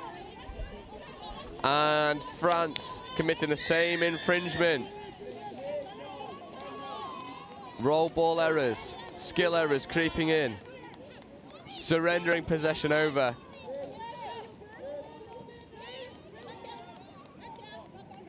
And South Africa again, just taking a couple touches to try and get fresh legs on, but in the process surrendering the ball over. Now France can get the ball rolling against a resetting defence.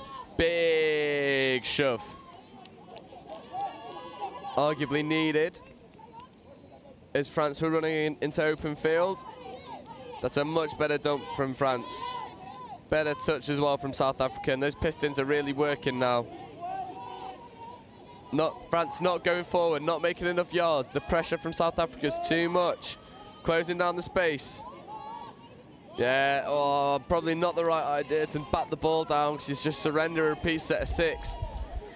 Whereas that was 5th coming for France in that instance.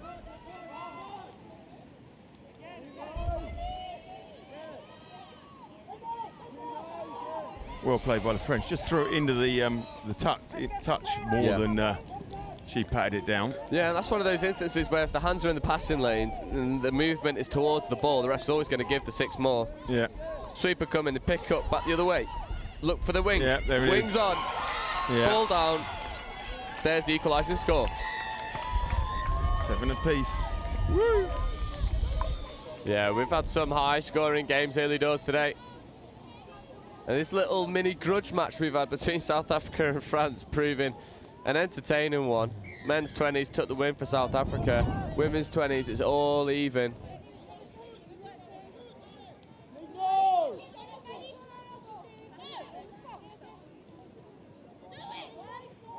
And South Africa now looking to reply. France have been able to get 2 scores in consecutive nature with no reply. They pick up, go up inside. There is an overlap, that's 5th. I think that's an offside call. France are just releasing too early on the line, not waiting for hands on. And refs are hot on it. Got to know where you stand with these refs. The benefit they have at the moment, that's a lovely score. Referees calling the defenders offside. Both middles never hitting the line. It's the pace of South Africa that proves the difference. With 5.5 minutes to go, South Africa tried to the good. Yeah, both middles never hit the line. Advantage played, score given.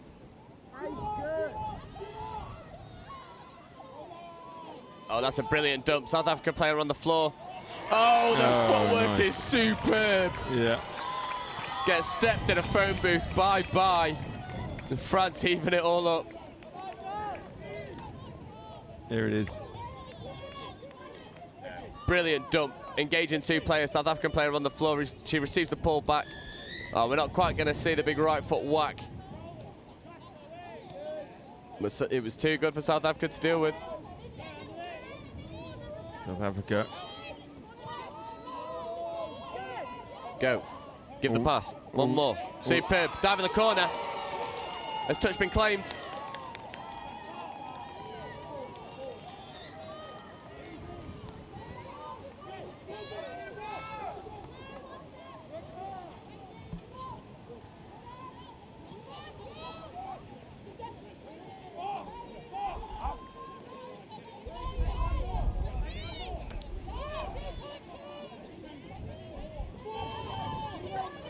France rolling through their transition, but the pressure for South Africa is very good, but just releasing too early. And you can feel the energy from the France sub-box revving up. They know that a try here puts them in really good position to see out the rest of this game with a win. And even this mini-series up early doors on day 4 between South Africa and France. France now, kicking at the line, looking to feed off. Brilliant shot for the winger. Although offside call. Not advancing fast enough. Penalty to France. Repeat set of 6, and the volume levels just increasing slightly. France, quickie, come back to the open side. Space is available, but South Africa flying out of the line to make touches. 3.5 minutes. Yeah. Second penalty on the line. South Africa give away 1 more. They will lose a player for the rest of the possession. Quickies. South Africa dealing well. Oh, they get the let-off forward pass. South Africa trying to go up all the way and get the score. 3 minutes to go. I mean, we're in danger of another drop-off here. We are, but can South Africa break French hearts again? See, that's just good hands. Core skills to the extreme. 2.5 minutes now, clock's winding down. That's a loss of control. Not according to the ref. No, apparently not. I think France have got away with one there. Just looked like she lost the ball as she went to go put it down. So, it's coming up to the 2-minute mark. Can France break the South African hearts in the last drop-off in the last game? It was South Africa with the golden try. Yeah, good decision just to take the ball back, because that would have definitely been off the mark. Good heads-up play. Yeah. Oh, lovely. Can she reel it in? I might have said it before. Yeah, and they're going to get the penalty for offside. You can hear the referee saying, middle, no, middle, no. France engaged that defender, went round the outside. Unfortunately, the hands didn't quite stick.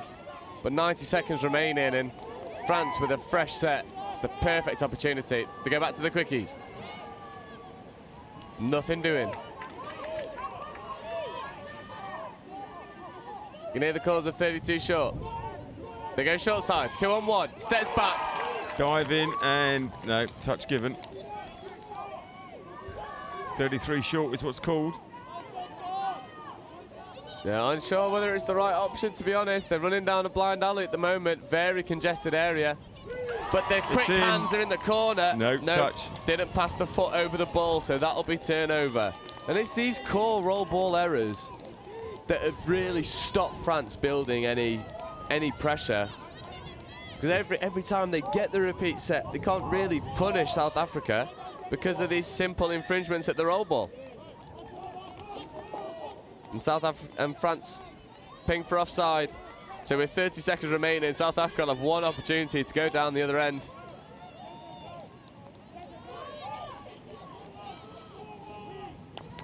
Going sideways at the moment. That helps no one. Better yards made. And again, check it off. Very nice. Gotta go, gotta go, gotta go. She's offside. Wrong way. Oh, but she never hit the line. The refs wave it off and the buzzer's going to go any minute now. And they've given it. They've said yes. Yeah, that player never retreated to the onside. France guilty of just being stuck in the mud slightly. Big dummy. There we go. And South Africa have broken French hearts again in the last minute. Insane stuff. Able to just react quickly on the fly.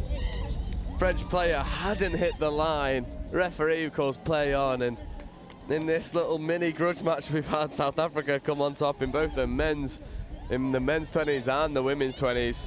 And the poor old French again, I must say. Yeah, heartbreak for the French. They played really well, but just a couple errors creeping into the game, allowing South Africa to always come back. And in the end, South Africa just too clinical, too dominant when it mattered. Superb score right on the buzzer. Turning over possessions with 30 seconds on the clock. Going down coast to coast, getting the score. You see Rich on cam trying to grab someone for a little chat. We've got it here.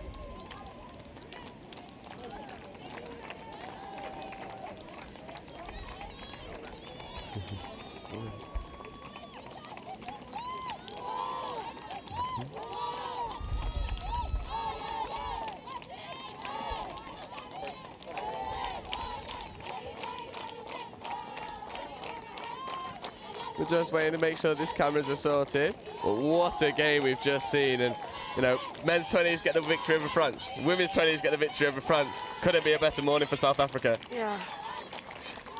Namasa, Yes. how good does that feel? It really feels Oh, great. hang on, we just get that up there, there we go. It really feels great. You know, it's been our goal to beat France because in the beginning we have lost twice, and we told ourselves, if you're hungry for it, you will do it. And we finally did it in the last 30 seconds. I feel like 10 seconds. 10 seconds. That's crazy. Yeah. But I'm very proud of my team. You know, we pushed very hard. Also, France is a very strong team. It was good competition, and I appreciate every moment of everything that happened right now. Yeah. It was brilliant. It was great. So, did you feel you were hanging in there, or were you setting the pace for them to keep up? What was it? How did it feel out there?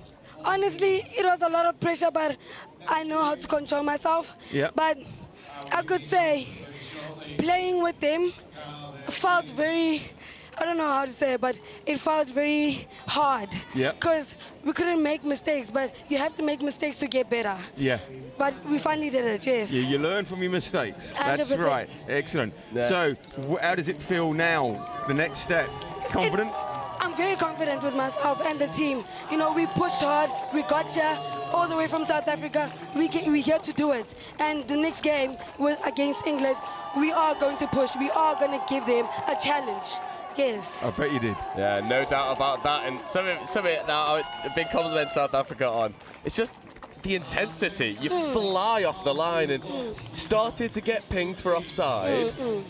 Were you ever worried? Were you ever thinking about maybe stopping flying off the line, or is that just part of your bread and butter and never going to stop? I never stop because I feel like defense is my strong position, and if I stop, that means the whole team stops. Yep. You know, if one person stops, it collapses the whole team. So we have to keep the energy flowing and growing. Yes. Collectively as a unit, you got there. Well, congratulations. Well done. Thank you so much. And here, good luck for the next one. Thank you.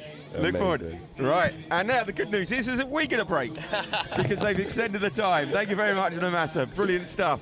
Joe, we actually get the break that we were promised. Oh. So, looking forward to that. We'll be back, and what have we got next? We have got the Mixed U15 Wales versus France. Will France eventually get a victory this morning?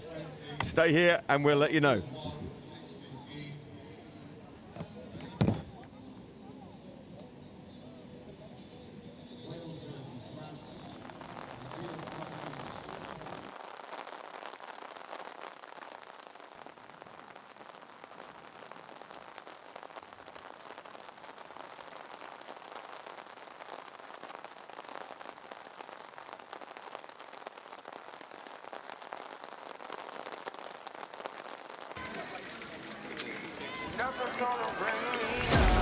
You guys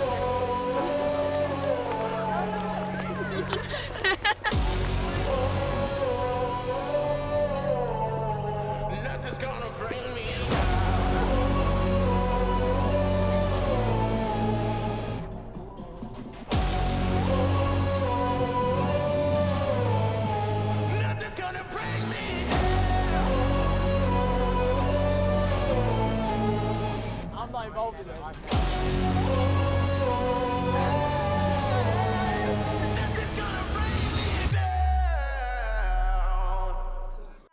deep breath in. Take a deep breath out. Take a deep breath in. Our game. Our new attack. Our D. Breathe out. On you. England on 3. 1, 2, 3. England!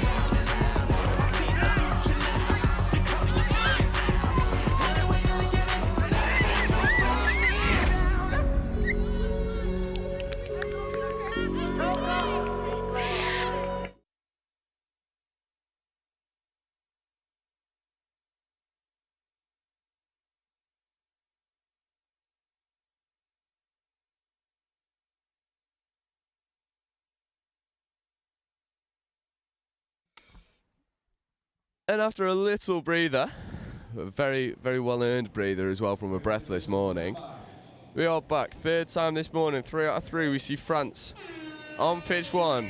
However, this time it's in the mixed 15s. And this French 15 side has been electric. Coming up against a very solid Welsh 15s. in their opening game on Thursday. Stuck 21 tries on the board, so they can score. But this will be the biggest test they've come for them yet.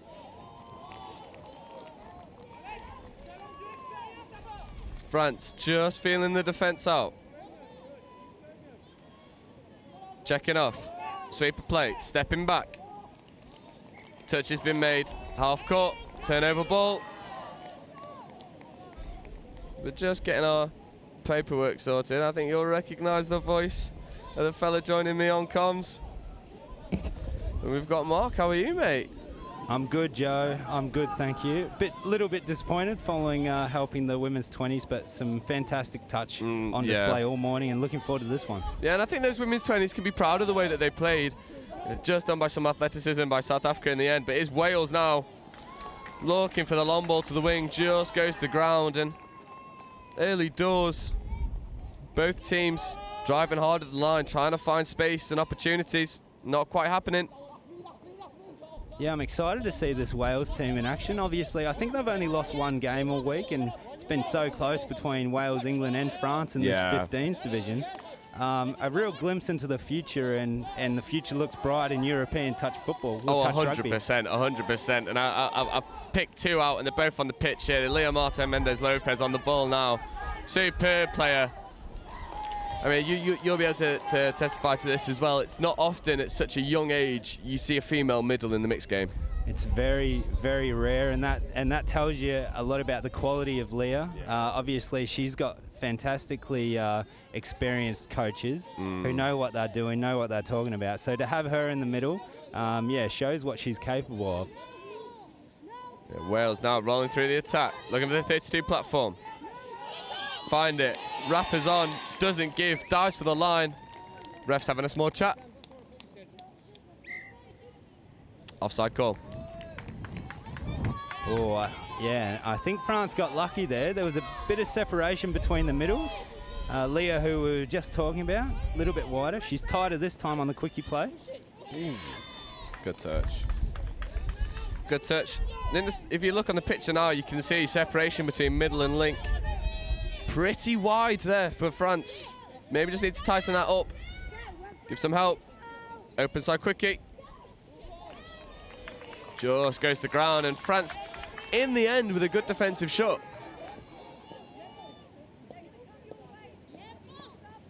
We're rolling through the transition now. This is something that this is a staple of the French game. We're seeing a lot of in a lot of the age groups, they try and run really direct off their transition. Unfortunately, when you try and run so direct, especially with legs that have been defending, mistakes can creep in.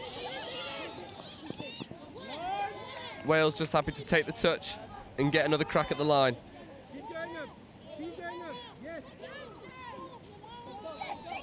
Oh, good play. Superb.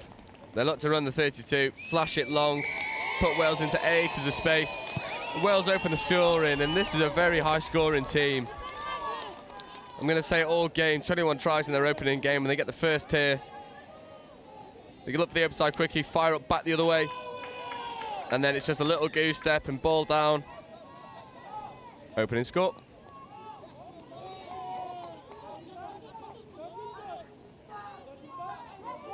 And I've got to say as well, as the French roll into their attack, I'm absolutely loving the French support, because you can hear it screamed all over the show. Got to say, they've been #1 in terms of support for their own nation and each other's teams. You've got to love it. They're a passionate bunch. Super comes round, step backs the other way. Ball goes, but just goes to ground, and little bit of a shove. French player down on the ground. I think it's Chaffeau. Yeah, hopefully Jonah's all right.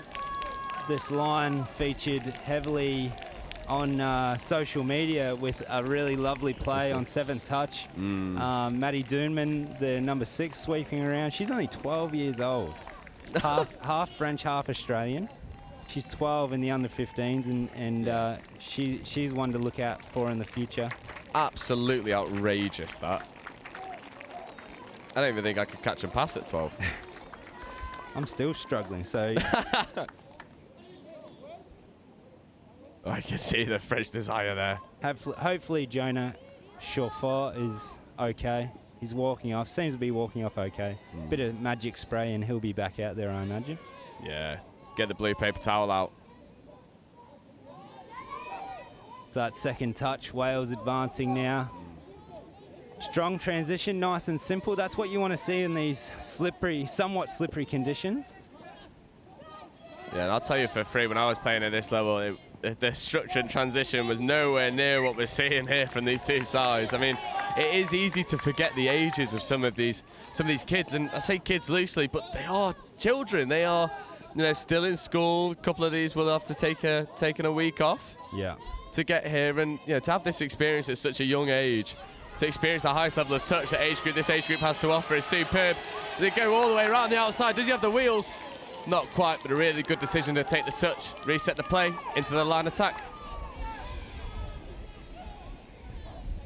That's only touch 4, but he had the quickie play. He's offside. That's play through. It should be play through, but referee's called offside. Yeah, the French player's just saying, by the way, mate, no one else made the touch. Okay. Yeah. Yes. Yeah, so common sense prevails.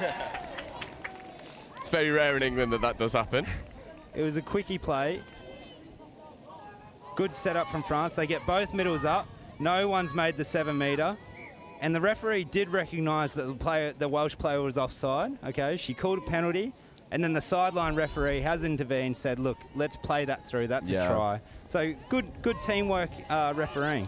Yeah, and that's why we have 3 refs on the pitch. More often than not, always come to the correct decision, and France the beneficiary there. I mean, a try apiece early doors set up for an exciting encounter. Just losing track of the touch count. This is 5th. Could have had a strike, but instead, they turn the ball over.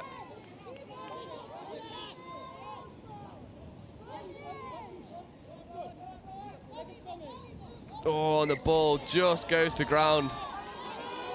Unfortunately, that's been a bit of a theme of the French this morning as well. They're dropping a lot of ball in their own half. All 3 teams we've seen this morning. And really has cost them pretty dearly. Yeah, 100%.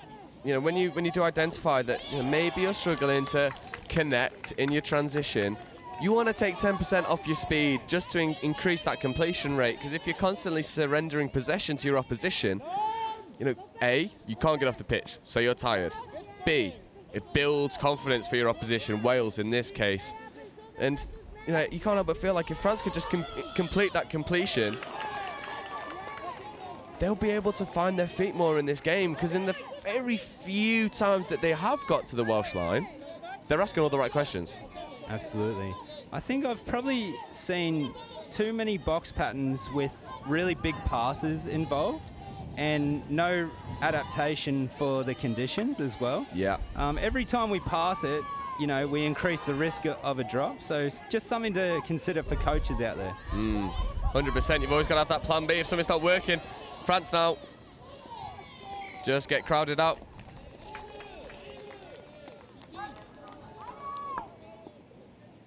So in the grind now, 2 early tries, it's 1-1, and both teams feeling each other out, starting to find their structure, and a little bit of a midfield battle. This Wales transition is so slick. They're able to make so many yards at the box side. It allows the fresh legs to come on. This is 5th now, scooping opportunity. Diving touch comes in, isn't made. Ball's away, goes to ground.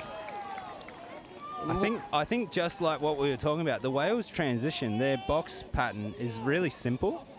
Very clean, very crisp. Nothing unnecessary. Yeah, hard touch. Full extension of the arm. You see the locked elbow as the touch comes in, and that's what referees will be looking for. Oh, as my amazing mum comes and delivers me coffee and a bacon roll. Absolutely no complaints from me. All right, France now advancing through number 4, Martin Poignier. He's been dangerous all week. Doonman at half, Talia this time. It's 5th and final. Welsh defence looking strong, well structured. Yeah, it just seems when France get to their 5th touch trying to strike, just losing some momentum. Half isn't quite there quick enough, and then it allows the Welsh defence to get onside set and then hold their space as they promote themselves towards the French players. Positive signs for France regardless, being able to hold out this potent Welsh attack. 5 and last there. Scoop up. Gets picked up. Good attack, good defence. Yeah, that's unstoppable object. Meets a movable force.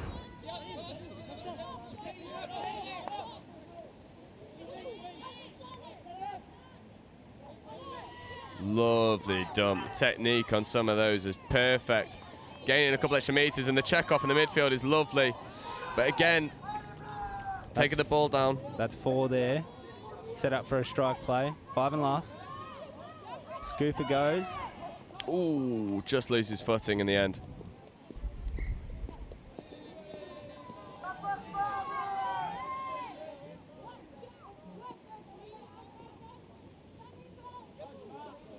All right, the Welsh skills, they're passing and catching. Every pass is on the chest. It's been pretty impressive so far.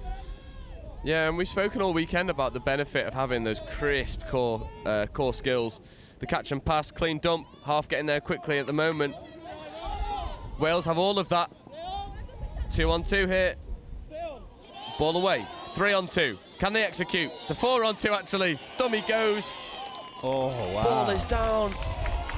And I think the touch has been made, and that is just a superb defensive effort. 4 on 2. Looked for all the world that Wales were going to be in, but the French defence stubborn enough. Yeah, amazing scramble defence there. Referee right on the spot. Welsh player wasn't too happy about it, and it did look 50-50, but with the referee right there, got to be confident in his call. France now checking back in. Sweeper play. Step back. Needs to feed off. They have 1 to play.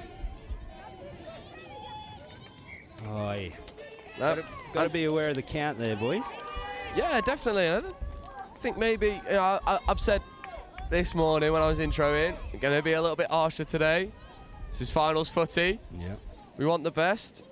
Just need that extra level of communication, because they're looking to strike, potentially unsure of the touch count, and then you're just always stopping and starting, not really able to create any momentum.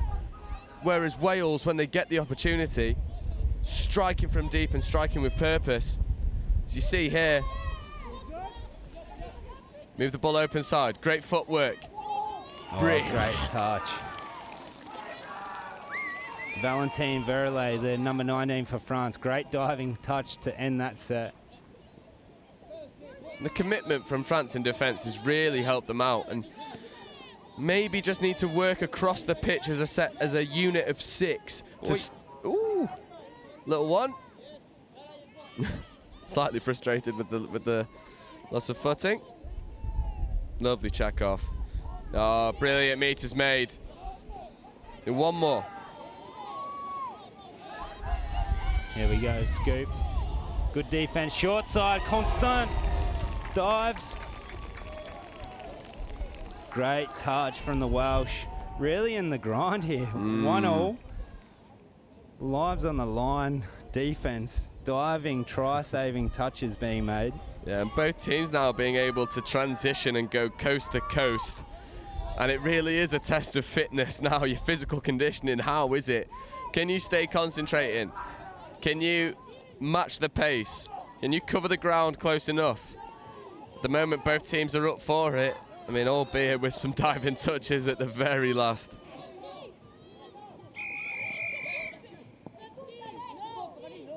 Ooh, offside call from the referee there. So this will give Wales a really good opportunity to have a couple of cracks at the line on the 7. Let's see what they set up. Looks like a 33 platform. Trying for the quickie. Out ball. 1-on-1. Oh. Yeah, touch has been made. Claiming the touch. Mardor Jolivet making the touch there. Wales go back to a 32 platform. 32 short. Rooster play. Long ball, beautiful skills from all players, but forward pass at the end there. Yeah, thought that Welsh, the Welsh link could have pumped the dummy and gone herself. Forward pass comes in, and France, yeah, slightly let off the hook. Brilliant opportunity for Wales. Can't execute in the corner.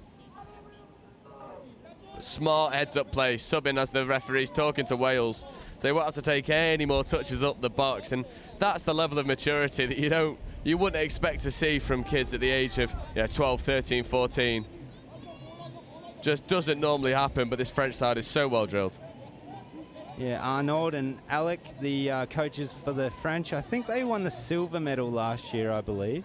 And Arnaud, one of their coaches, was actually player of the tournament, the whole tournament at the 2011 World Cup for France. One more. Gonna strike. They're in a really good position to do so.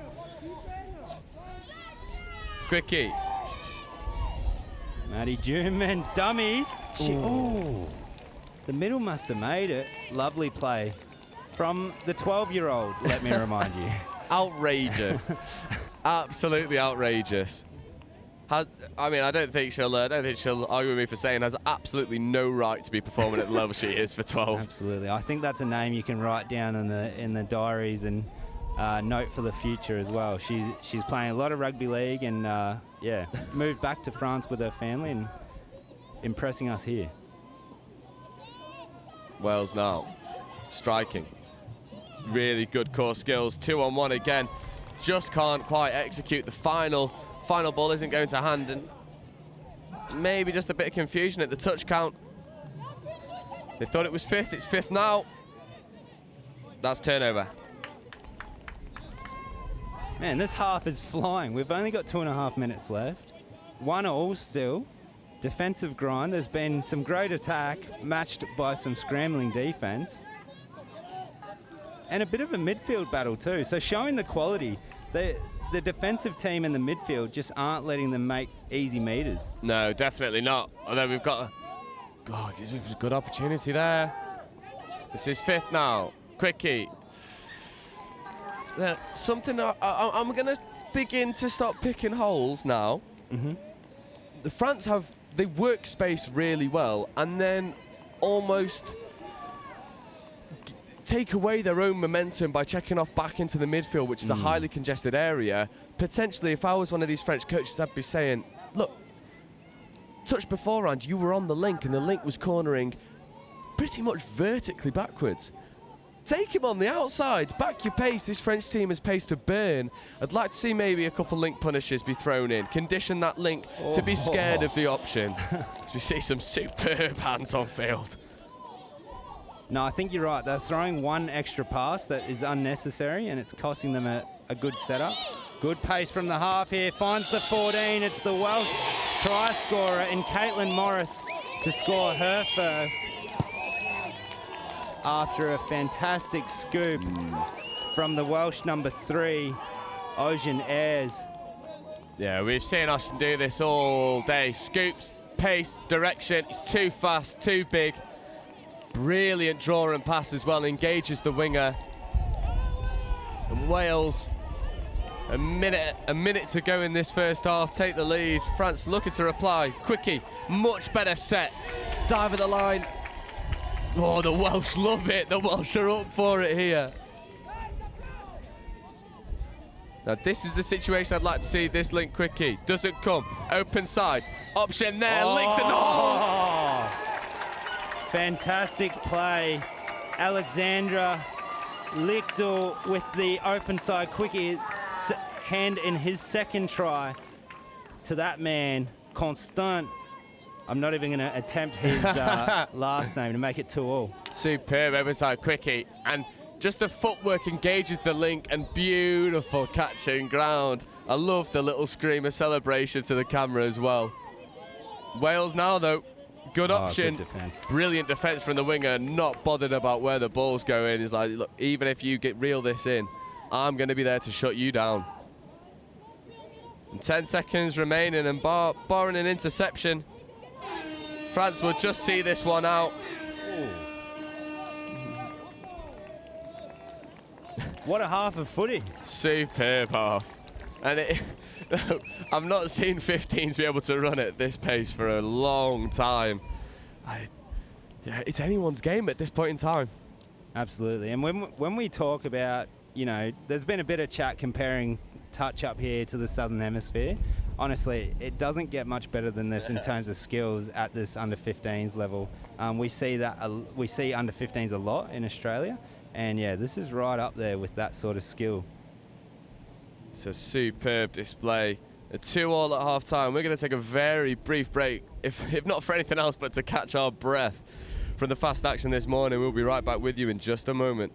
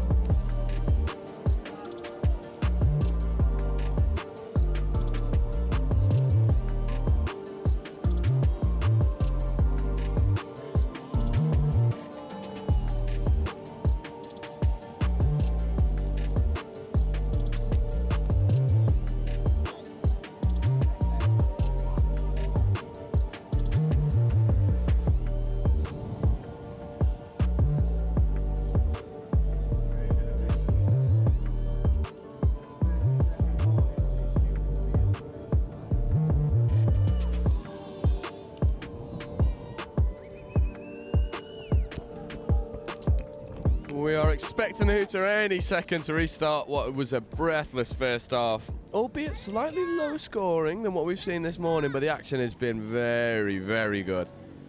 France 2, Wales 2, going into the second half, and Mark, I was thinking to myself during the second half, if France can just tighten up some of their final touches in their transition, they're going to be pushing the Welsh line a lot more in the second half.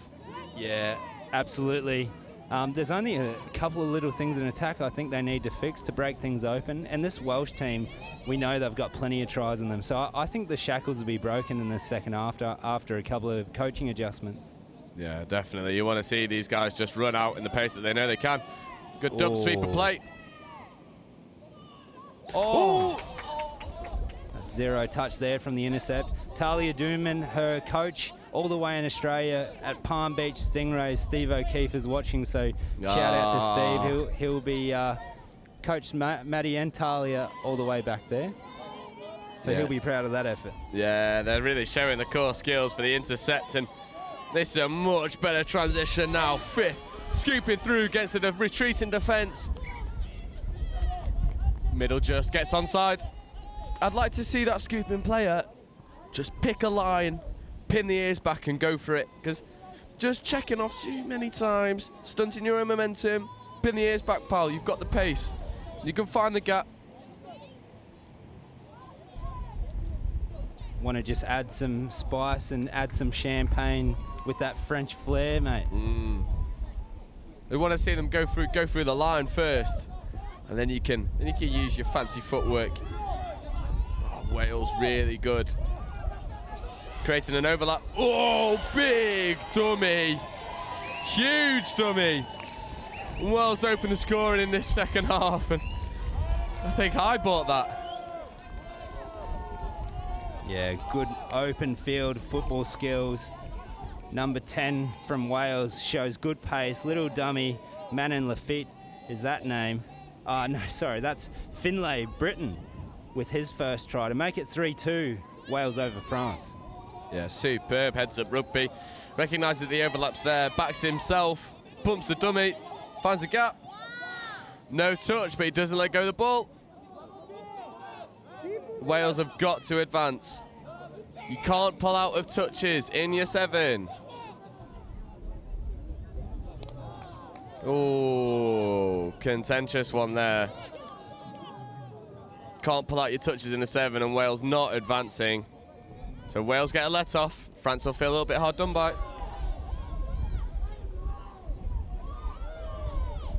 That's third touch there, good momentum.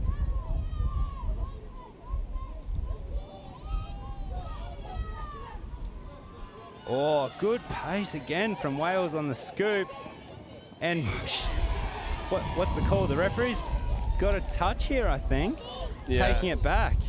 Yeah, French player saying he caught the boot, half court.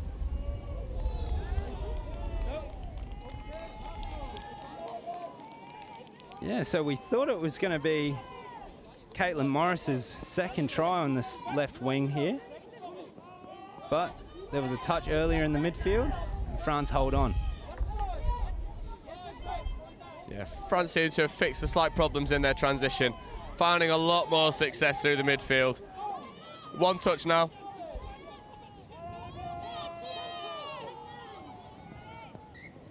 I'd really, Enzo Corteo, I'm sure I'm saying it wrong in the front, but number 1 for France, he's a real player to look out for, and I'd really like him to be on the end.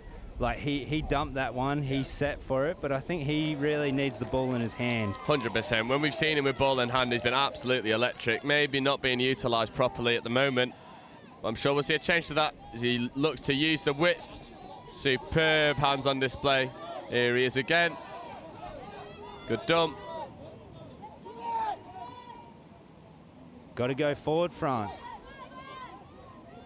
That's much better. They've got one more. Just take your time. Get a good dump. Scoop. Left-hand side. Oi. Great Welsh defence, honestly. They're just back in the speed and defence to get across and cover the ground. Yeah, France just need to find that cutting edge. At the moment, the Welsh defence is relatively comfortable defending the transition. And France now trying to force a midfield turnover.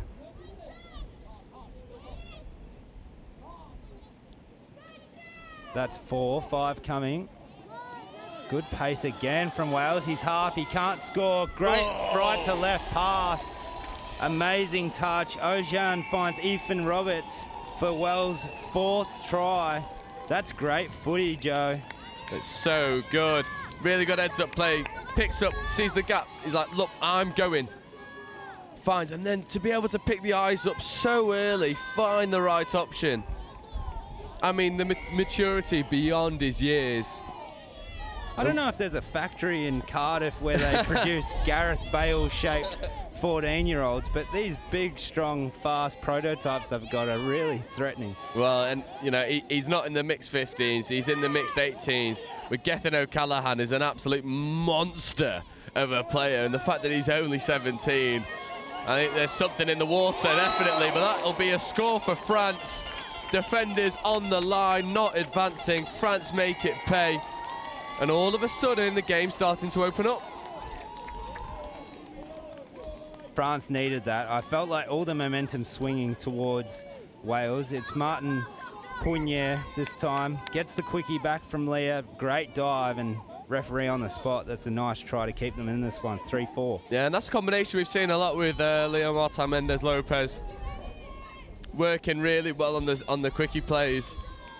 We're not really seeing them in an attacking sense that much. That pod's getting stuck in D. The one opportunity they do have in attack, they go make it count. Wales, however, looking to reply. Good defence. Brilliant. Enzo. Much better as well. The defensive spacing was much more positive. And you can't help but feel like in these conditions, the wind is blowing heavily from left to right. You want to defend tight and you want to force people to throw the long ball. Because at the moment, all of the Welsh success has come through the middles and the link channels. And as a coach, you want to limit your opposition to the hardest possible option. Oh, good feet.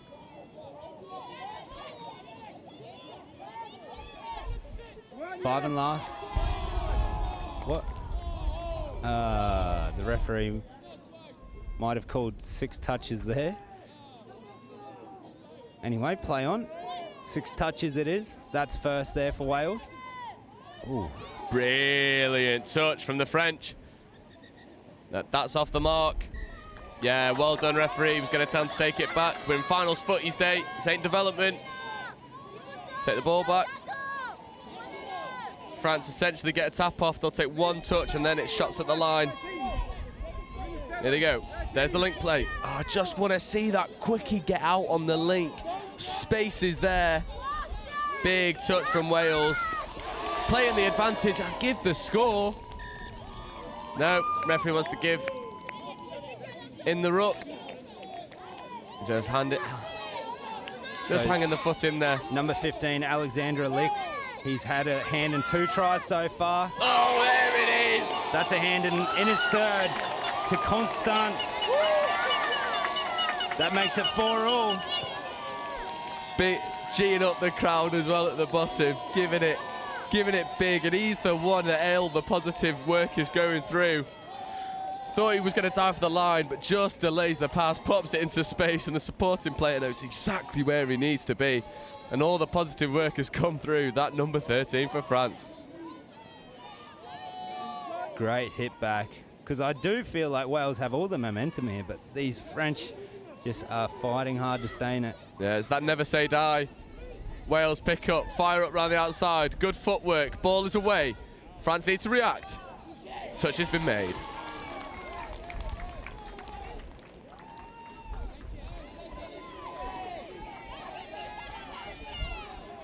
Great touch, last hit. Leah, great diving touch. That's touch pass. Yeah, referees have seen it. Amazing work. So good. And we were talking to Kari from the South Africa Mixed 18s, and she was saying that she absolutely loves it when she's able to shut down blokes in the mixed game. She loves having the blokes think, okay, maybe I can run around you, and she says no, and Leo Martin Mendes Lopez does exactly that, just shuts down any Welsh opportunity, diving touches. Proving why she's playing in the middle. So good. And oh, France just losing control of the ball. However, ooh, contentious one, hard touch given. France get a repeat set of 6. So this is the part where France have struggled just to get to their 7 and just be patient with it. The ball needs to be in Enzo Cordio, number 1's hands.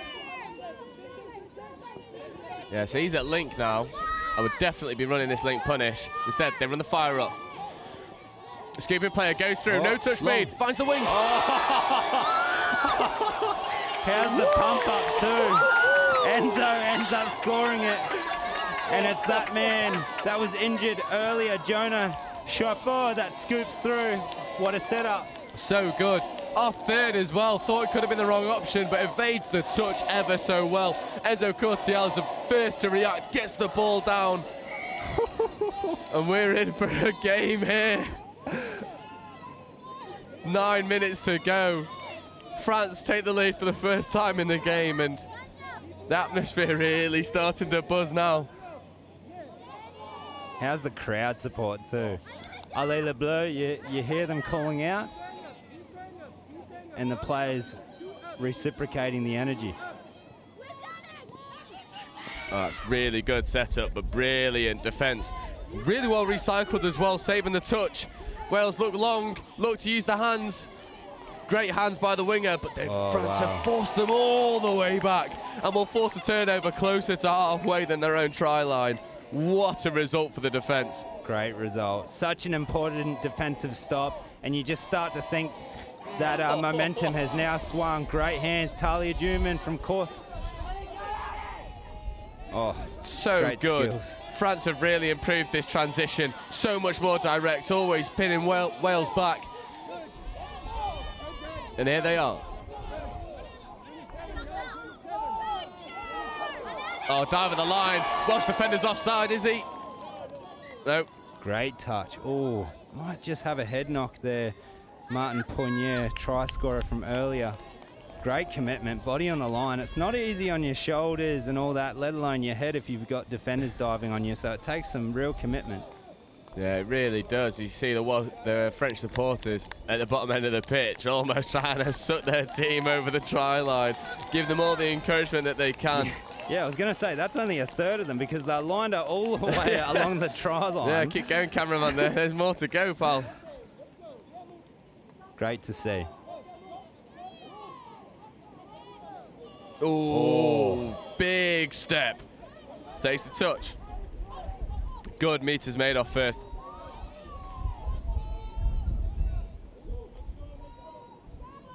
That might only be third.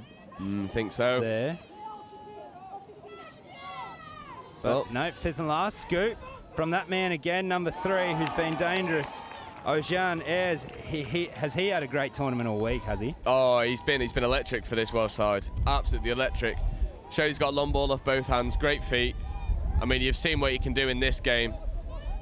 It's been a pleasure watching him all weekend. France trying to get out of jail here, get out of trouble. That's third touch on around the 10. That's what you want. This is where they struggle. They just need to keep going forward. Good little dummy inside, good meters. That's 4, so 5 coming. Much better. Constant, the number 13, Here takes off from half. Here's 15 though.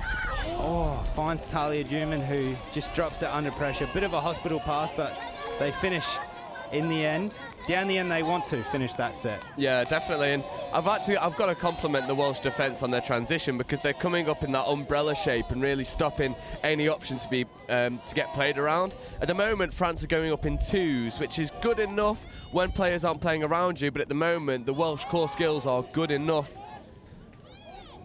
And Wales finding so much success. This is 3rd now, 4th coming.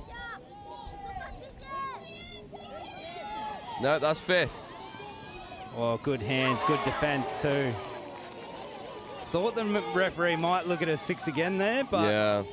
I think the correct call was made, and France on the ball. That's only 2nd touch at halfway. Yeah, France have simplified the transition, just getting it over box side and then trucking it up. Option to check back in the middle, isn't taken. Switch, ball given. Brilliant touch from the Welsh link. She takes a stumble on the way out. It's the opportunity, but again, it's that man Enzo dumping the ball. Would rather him on there. Scoop, Jonah. Oh, 6 again, will he call? Yeah, must be. Must be. Ball was 100% going to hand.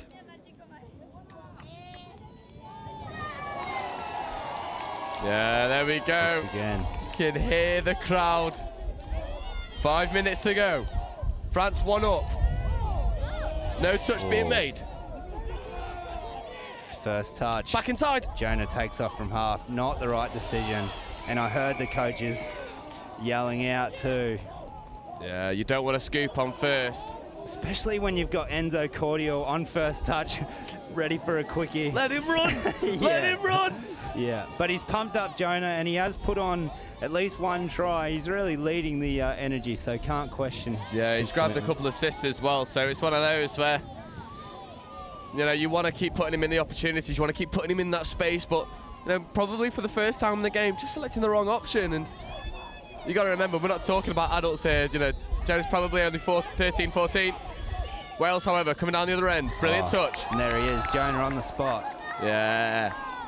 He may have made an incorrect decision in attack, but he makes the good one in defence. And here he is, Enzo Cortial, making huge meters off first. And that's first touch. That's great work from Enzo. So good. Yeah, just watching Jonah Schiffer in the box. He knows that there was an opportunity there. But his team now, working hard. Good feet, goes around the outside, sells the dummy. Good decision not to give the pass. Now they can attack the line. They've made so many meters. They'll have a couple. Brilliant hands. Open side quickie. Cuts underneath. They'll have one more. Alexander Lick. Yes, there it is. He scores. That's his 4th try. He's had 3 assists. That's his first try he's actually scored himself to make it 6-4. Working with Constant, the number 13. They've been absolutely instrumental, putting on 4 of the 6 tries. Gets the quickie back short side. Welsh defender turned inside out. And that's a great try. That probably, unless Wales score here, may be the clincher. Ooh, and a drop ball alleviates the pressure. And France, you know, you need a little bit of game management here. Take your time. Secure the ball. Great coaching decision to get Constant and Alexander straight back out there. Yeah, these are the guys that make things happen, and that's a hard shove. Again, you finish that touch with locked elbows, and the referees are going to go, no, that's not. You've not given the attacker a fair opportunity to get the ball down. It's a good. Oi. Oh, good heads up play. Well done. Nice patience shown from the young boys out here. Lichtel gets the quickie back again, dives at the line. What's the referee going to call? Sees the touch. If I was France, I'd run exactly the same play and run the QB. Yeah. They should. Check off. Open side. Quickie gives it. Talia Dooman. But the try scorer from earlier, she's on the spot, is Caitlin Morris. Great defence on that short side. Yeah, and often the wings can get sort of hung out to dry in those situations on a 2-on-1, but the shot is fast and accurate enough. And if Wales were able to get anything out of this game, they'll be thanking Morris for that intervention. Absolutely. She's kept her team in with the slightest chance with that try saver. They need to score this set, though, to have any sniff. Good scoop, good pace, and the boys. Oh, what a touch! And that might just do it. If you want to see French passion on display, look at the celebrations after they win this one, Joe. They deserve to as well, but what a fantastic match we've had. Oh, it's superb. Both teams can be proud of the way that they've played, but in this second half, France have just been too clinical, and full credit to the coaching staff, because we were saying, yeah, first half, your transition wasn't working. Your platforms weren't working. Well, now they are, and you're making the Welsh pay. Overlap isn't used. That's 6 touches, 30 seconds to see out. A 4-2 second half, 2-2 at half time. The French adjustments, like we talked about. I think Wales came out, they had the momentum straight after half. But France have just stuck in it and fought well, and yeah, great display of football, and well done on a great tournament.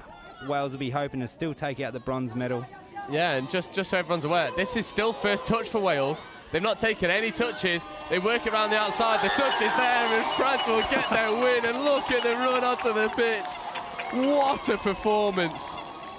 What spirit shown as well.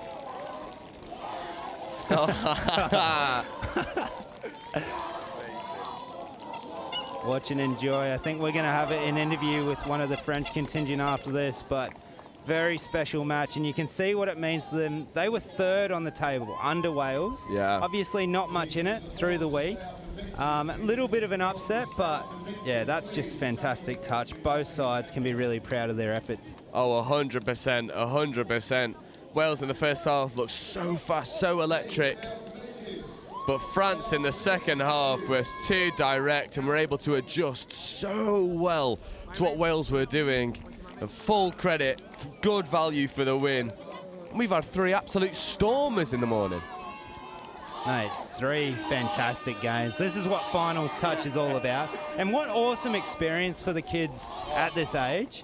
You know, so many people watching, all the pressure, games can go to drop off, everything you're dealing with internally, and you have to sort of fight all that, put your best performance out there, and this is what makes the next generation, when they go to Opens, they draw on these kind of experiences, you know? Yeah, and you know, we were discussing this over the weekend.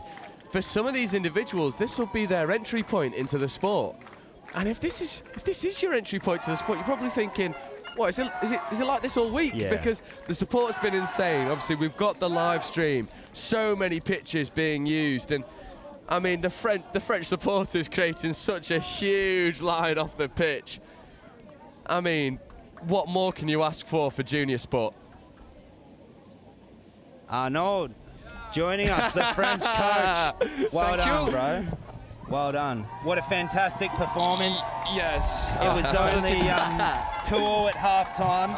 It felt like your team just couldn't quite get momentum. What did you tell them at halftime? What did you change up to get this result? I tell them that keep the pleasure on the field and give everything. No regrets at the end of the game. If they give everything, we'll see the result. But they enjoy the game. They used all the tools that we gave to them. So now they are the players. And, we have nothing else to say. No, it was superb. I mean, I can't hear you on the mic. Yeah, the speaker in that one doesn't work, Okay, but we no can hear problem. you just fine.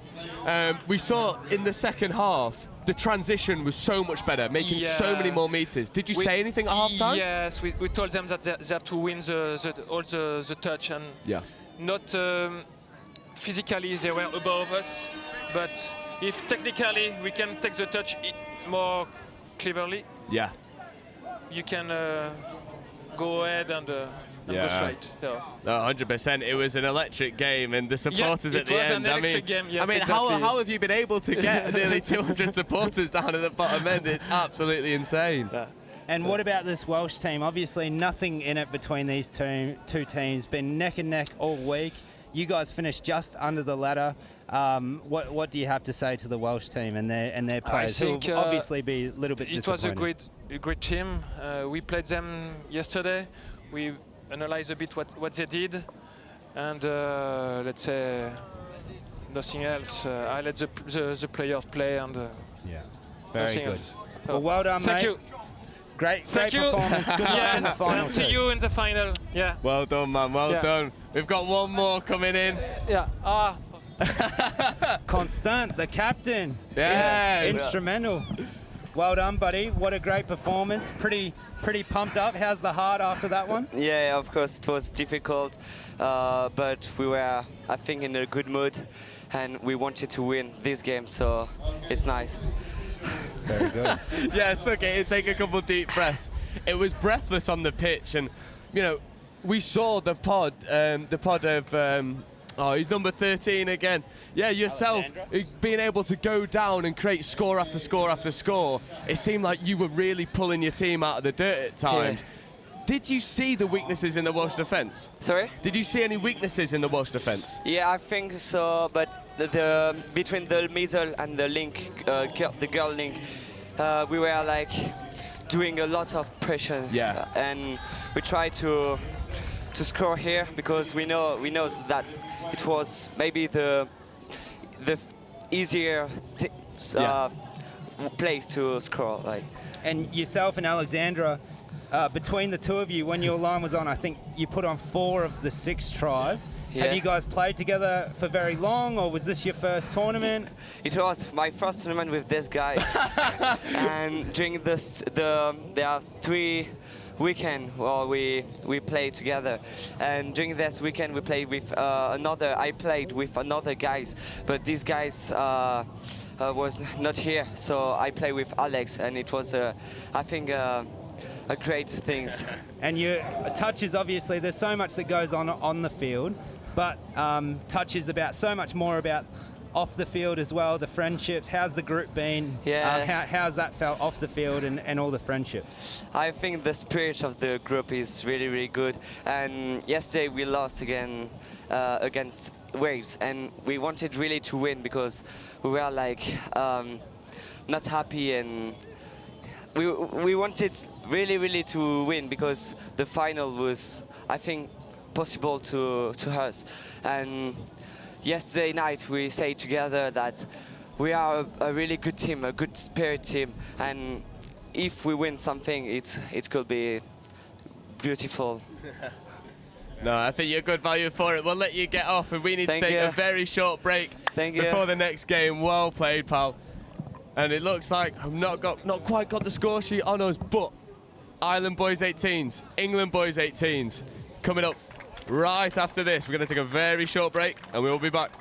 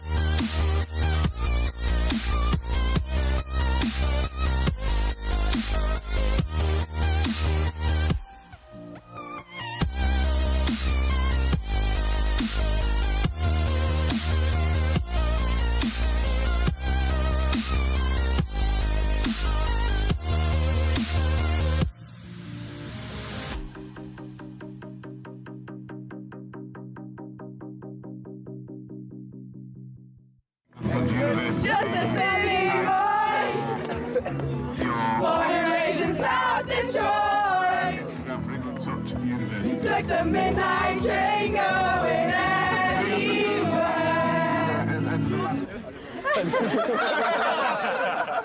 Oh, sport mode. That's how much I care about the threes. Even got them in sport mode.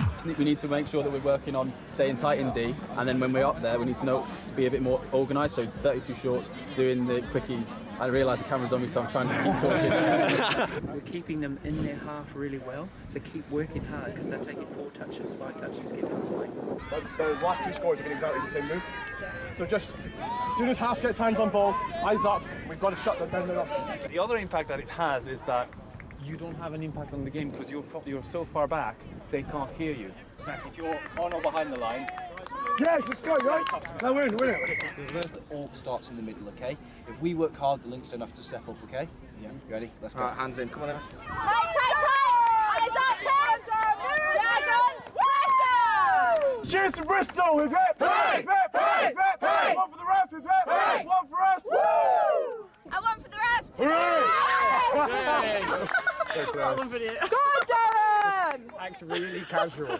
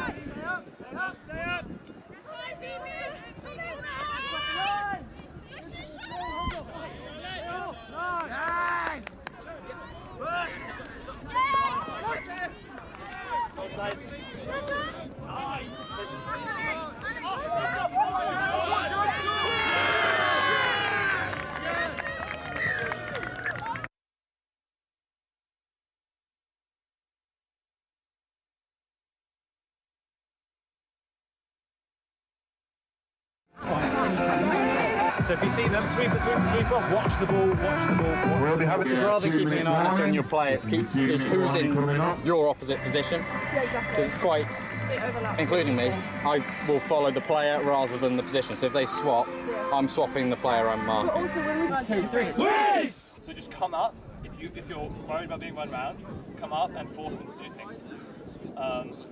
And then that way they won't be able to get all that space. Up, Sarah, get Brad, up, get toes on your toes!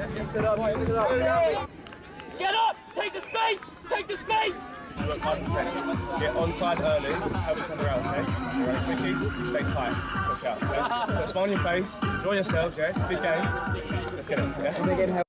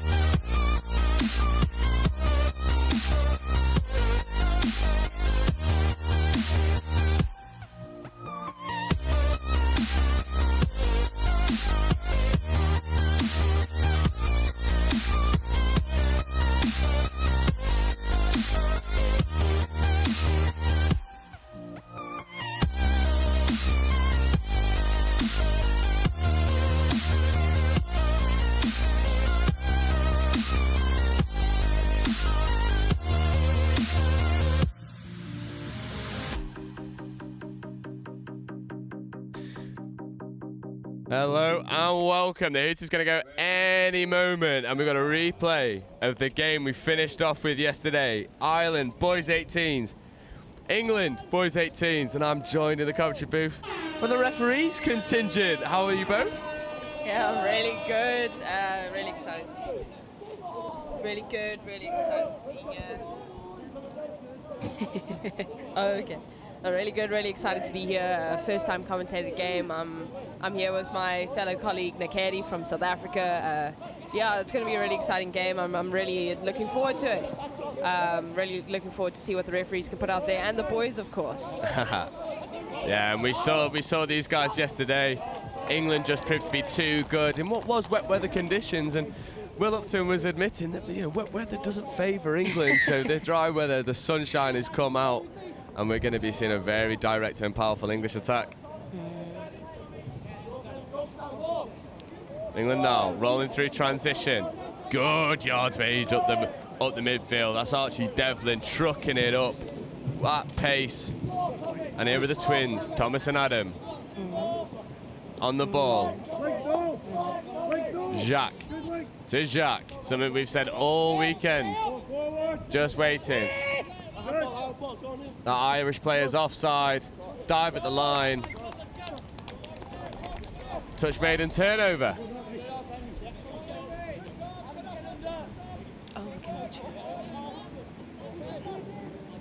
Ireland now rolling through their transition, but the transition defence from England is so good.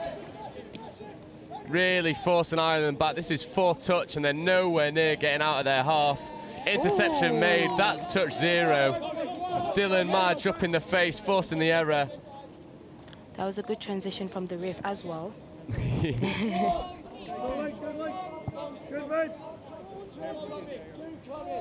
Adam Jacques. Dylan Madge finds Thomas Jacques. Finds the winger, and that's the recipe for success for England. Scores on the open. Superb finish in the corner from Bailey Blackburn, adding to his tally. And it all comes from the defensive work, forcing the interception. Touches to play with, they don't need them. Execute in the corner. And I've got a feeling we'll see that connection to the wing all throughout this game.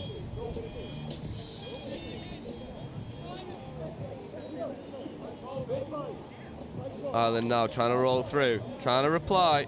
Weren't able to yesterday. They'll be trying to put a better show of themselves out this morning. But they're up against one of the most potent English boys 18 side we've seen. Fire up coming, ball goes long, brilliant to the winger, but no space afforded to them. Nice and easy transition from the referees there. Good communication from each other to get each other on. Fresh legs. It's always a good thing to have with the referees. Yeah, fresh legs, fresh mind. Right decisions then get made. Yes, That's exactly what you want. Seb Conahan trucking it up the box side. Just a slight loss of control. Referees hot on that. Now Ireland get a chance to strike from the midfield. Something that they've not been able to achieve. That's Moses Ratnish getting up, big dominant shove. He's a big lad in the midfield. Oh, and that's very good defence from England. Archie Devlin and Dylan Madge working together. Now this is a very important part for the referee. They have to stay focused and stay in line with the ball at all times. Yeah.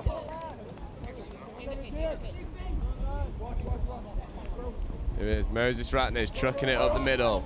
Transition begins, Dylan Madge, good footwork, and third touch coming up to halfway. You would normally think maybe not the best field position, not for England. They've shown all weekend they're happy to scoot from their own half because they back their core skills. Jacques going through the gap, but a good defensive read. And Ireland currently answering all the right questions.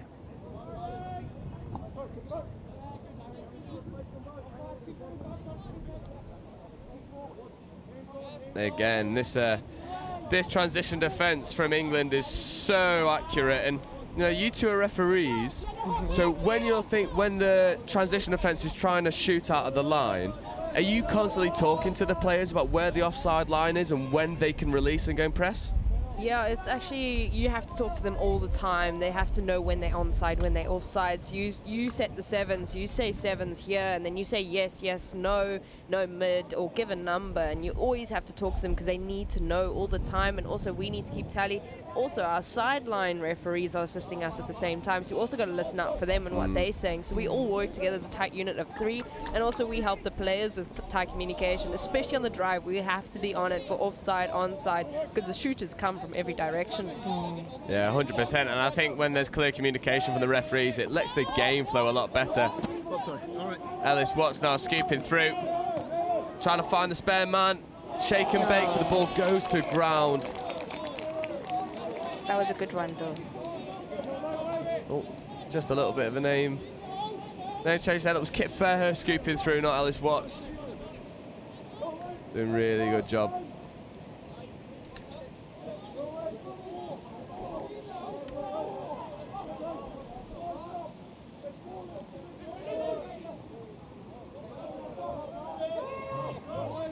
Oh, look at the wrong score sheet. I knew him. It's Ellis Watts, of course he is. English defence standing up to Ireland.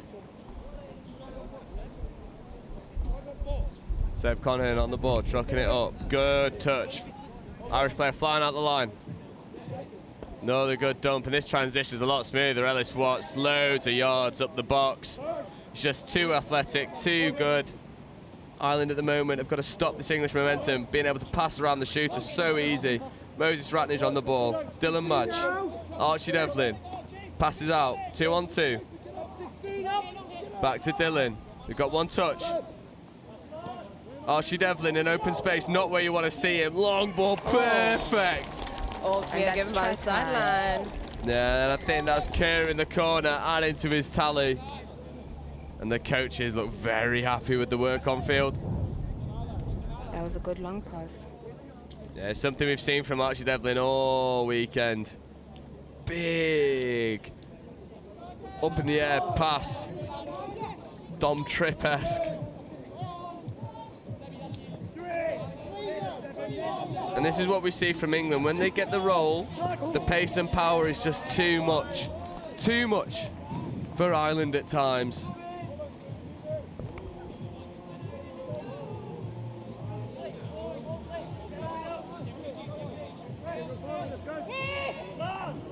Much better from Ireland. Early release. Can they give the pass? Oh, not quite. Oh, just goes That to is 6 floor. more. Oh, England player saying he's not made it, not played the ball, but the referees disagree. And that's Duncan Mascarenhas on the pitch there. Big up Dunk. Fire up. Looks to give the pass. Doesn't. Half.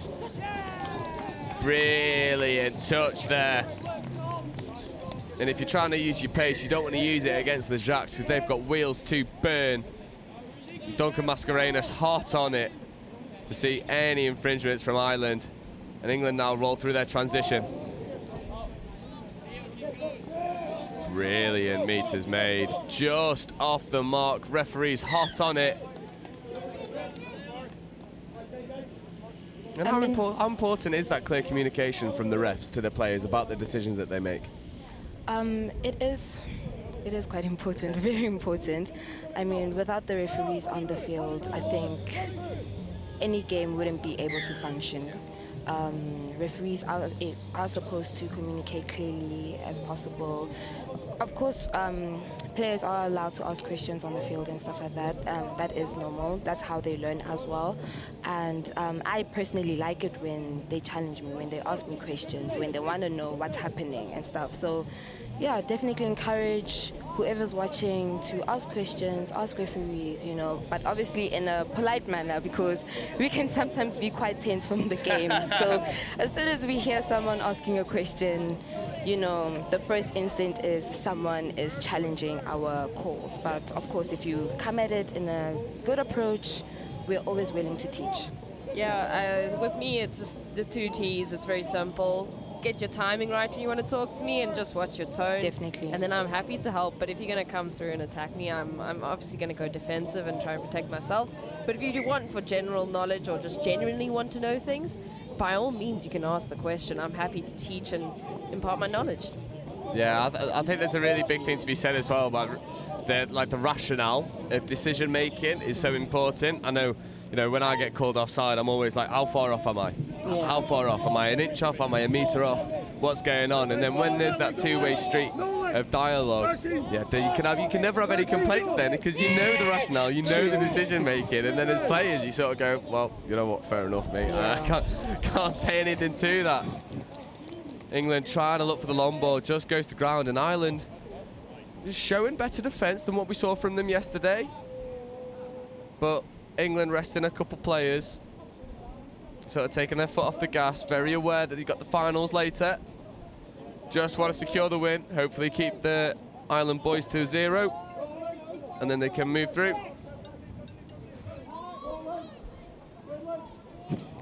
Good, meters made. Unfortunately, stepping out inside line, so that's an unforced error, and England will get possession.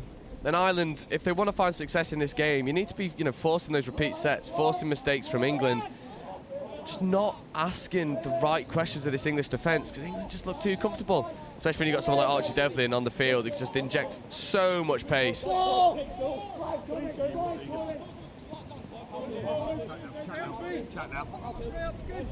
Hillebrand, Adam Jacques.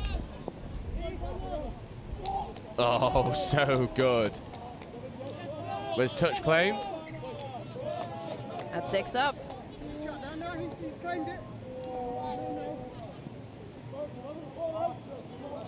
Ireland now launching the transition, trying to go from deep. England just putting the press on, putting the squeeze on.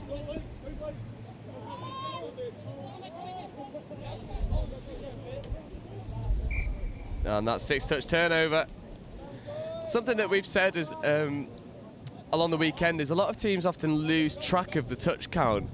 Are the referees counting touches for them, or is it only typically 5th that gets called for the refs? It purely depends how much communication we have to do. A lot of the time referees prioritize the count and then talk to them. For me, sometimes I prioritize the players because they shoot too early and I have to catch them on time. Yeah. But I generally try to call out the touches as soon as possible so they can also keep count in case the wingers have lost count as well, because it's their duty also to communicate that. 100%. And we have seen a lot of players, you know, maybe striking off 4th and then not having momentum on 5th, or, you know, potentially trying to dump on 5th and it's being 6-touch turnover. But I do think having those referees going, you know, 1st, 2nd, it gives you that base to build off. And True. Yeah, I do think it's a part of the game that gets underappreciated, the impact of having a really good referee out there. Yeah. Appreciate your referees, guys. 100%. When we're appreciating the work that England are doing at the moment, driving up the middle, is the scoop. Archie Devlin, the feet's too good. That's half court and turnover. And in that instance, from my mind, Irish players in the offside position cutting off the space for the scooping player. Obviously, we don't have deviation in the law book anymore. So where's the line on not allowing that scooping player to go through in an offside position? Sorry, please just repeat your question. So you know when their scooper comes through, touching players offside, scooping player can't just push him out the way and say, that's my space. Yeah. Is there a line on when obstruction becomes a thing there? In such a case, so what we're being taught right now, especially if I want to upgrade to a level 3, we're being taught to play the advantage if they are offside. But in such a case, I would call, you know, offside, because you're not making space for them. You're not making an effort to let them play. That's not good sportsmanship, because as the player, you do know that you're offside, but you're still trying to close in that gap. Whether you're a dummy or not, I think it's still a bit unfair, you know? So I would have called an offside, definitely. Yeah, you just also got to watch the push, because he would get the advantage in the penalty for the offside, but if he overextends that push, you got to turn that around for, you know, overextending force and all of that stuff. So it's a margin of where you got to manage it, and also just call him offside as far as possible with the referee's control. And obviously the attacking team will go on him or her if they are offside, and they will just try target them. And it's just a matter of making sure they control their tempo, not just shove them out the way, because then they lose that penalty. Yeah. No, 100%, 100%, and you might be tempted to, well, I'll say ease a player out of the way, for lack of a better word, but No, I completely agree with what you're saying about, you know, managing those tempers. Yes, you may be stuck in an offside position, but you've got no right just to go big bosh him out the way. True. It's touch rugby off the balls, not tackle. Yeah. Yeah, I'm sure some boys would prefer contact every now and again. It's the Jacques. Oh, it's too good. That was good. Too good, too fast, too direct. And the Jacques are loving their work. Just a very basic setup, run at absolute pace. It's a 32 short. They take a quickie in the midfield, and then it rolls through the structures. Tom dumps for Dylan. Adam comes accelerated onto the ball, and that's just pace. I wonder if number 16 didn't fall, would they have caught them? But then in that instance, it sort of leads on to another question I wanted to ask. If the defensive player is on the line, both feet on the line, and the ball is also being, you know, the attacker's trying to ground the ball, are you looking for the defence to step off to make the touch? Or if they're on the line making the touch, are you more inclined to give the score? Because they're not advancing off, they're not creating that separation between the line. It's a hard one to referee, especially when it's being run at such a pace as this. Yeah, on the line, you always want them to make the effort to get off the line. Their duty on defense is on the line. Touch is made, hit the line, and then as soon as ball's up, step up. There is like that split second, and yes, games can be moving fast, but they do need to make that effort to try and go up. We can definitely see if they're caught on the back foot and they're just sitting there on the line waiting for them to scoop at their feet. Yeah, which is why it's so important to stay in tune with the line, with the ball, sorry. Oh, no touch there. Yeah. It's another ambiguous one as well. We saw one of the defenders in the previous game swipe for the touch when they were in the 7, missed.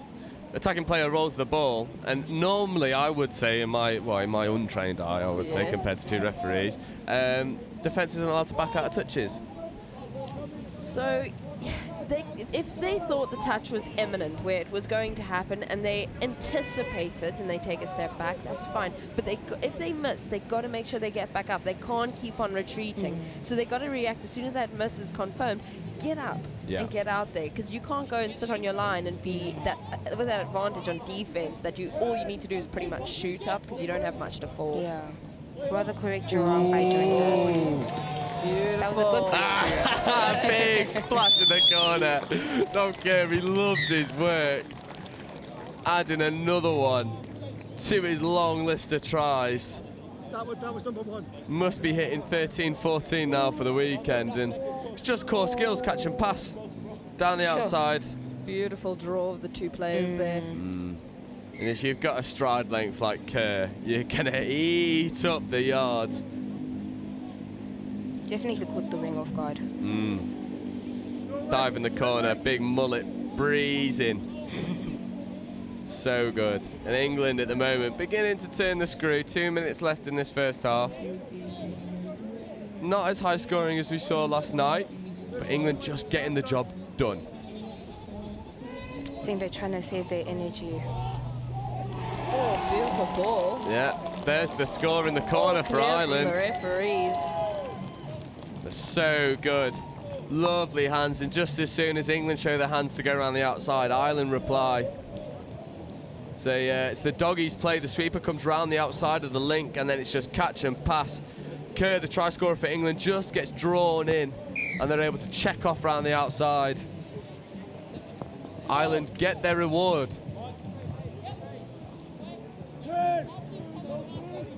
England now coming to reply.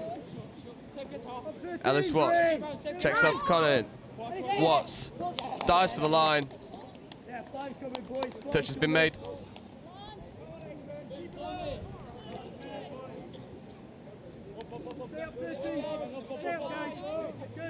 Ellis Watts taking the ball, 32. Oh, it's so good. But a brilliant shot from the Irish winger. Brilliant decision making to go out and make that shot. Ball just goes to ground. 60 seconds remain in the first half, and England will want to finish on a high, extend the lead back out to 4. Here's one of the danger men, Ellis Watts, checking the ball off. Seb Conahan. Ellis Watts. Conahan. 32. Ellis Watts. Oh, beautiful. Could moonwalk it over in the end. The space just appears in front of him, right on the buzzer. And this is just the basics of touch, done to the very highest level. The Irish defender's hips are turned the complete wrong way. Yeah. Profile, post-touch, not good enough. Ellis Watts able to ghost over, and good bit of action in the first half. Yeah, lovely action. I think the referee's also working a tight unit, that team of three. They're really communicating well amongst each other and to the players. And honestly, this is an exciting game, let alone the score. Put the score out the way. This is a good game of touch. Yeah, superb game of touch, and you can see the referees there in the middle. Big Dunk getting changed. Big man. Yeah. Dunk, Sharky, and Hannah on this game. Three brilliant referees. Lots of talent amongst them. Lots of talent amongst the players. I mean, talent all over. Yeah, we're being treated to a spectacle in the fourth game this morning. We are going to take a very brief break at half-time just to catch our breath ever so slightly. And we'll be back with you in just a moment.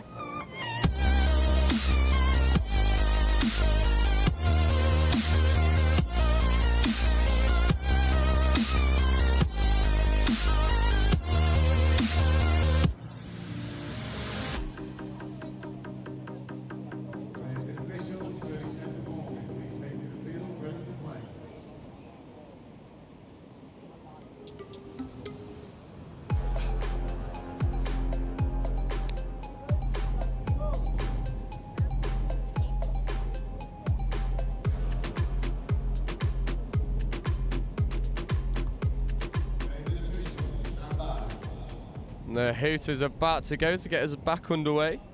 Second half about to begin. England up 4-1 against Ireland. And England maybe just guilty of taking the foot off the gas ever so slightly. But they'll want to make sure that everyone's aware that they can't play. Archie Devlin now, picking back up where they left off.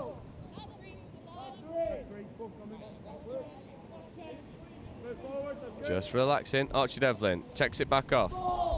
Dylan Madge, Devlin. Dive for the line and rinse and repeat. Score goes over. That was a good call. It's a superbly worked play. Matt Hollis, it was taking the ball down. Dylan Madge, quick pop. You can see the Irish players hitting the line, but just stumbling at the last moment, and you can't give Archie Devlin that much space because he will take it gratefully.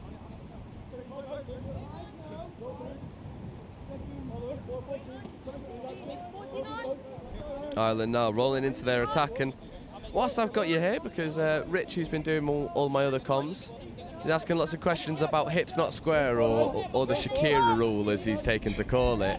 Do you want to just explain your perception of hips not square? Okay, so I'm from South Africa, and we're not really pedantic about the squaring of the hips. If anything, we just look out for those advantages.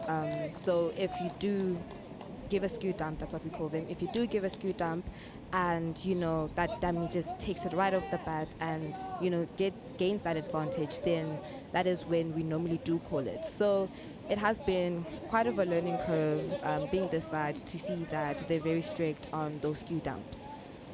Yeah, definitely. Hips not square is one of the more common calls that you'll see at the roll ball in England, because there's a real impetus on not allowing any advantage to the attacking side. But Ellis Watts dancing in a phone booth.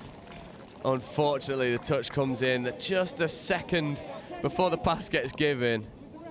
And do you want to, again, I'm going to be asking you loads of questions when the penalties get given. Of course. In that instance, Ellis's pass was in motion, but the touch was made before the ball was released. I know some referees will say play on if the pass is in motion, but other referees will say if the touch has been made before you've released the ball, that's touch and pass regardless. What's your understanding of it?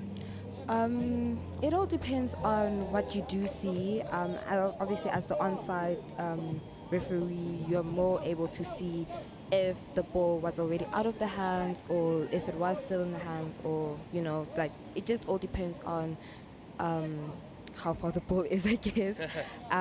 So yeah, it's all about just that perception and just watching and observing that. But like I said, it all just depends. It's very difficult to sort of like specify now as we're speaking. Yeah, 100%. I think touch is one of those games where you've really got to find out what the on-field ref is willing to let go and then work within those laws. Because some referees, you know, you do have different perceptions of the laws, and it allows for a more personalised refereeing experience, I suppose, being able to accept, okay, this is the law, but this is my understanding of it, so this is what I'm going to use. And it's a beautiful 32 short, hitting the link through the hole. Superb play. We'll have a look at this replay in a moment. It's Archie Devlin and Matthew Hawes again working together ever so well. Archie taking the ball down this time, and everyone's looking at the ball and no one's looking at Archie, and it's all too easy for England. What a lovely dive. Yeah, very picturesque. Trying to get some clips, I'm sure, from the live stream. Gonna have fun watching the replays. Yeah, and some of the athleticism on display at this boys 18 side has been just superb. You know, diving touches flying all over the place. Really lovely dives to get underneath touches, and well, in that instance, over the touch. Oh, lovely! Ireland give England a taste of their own medicine with the late pop into the link hole.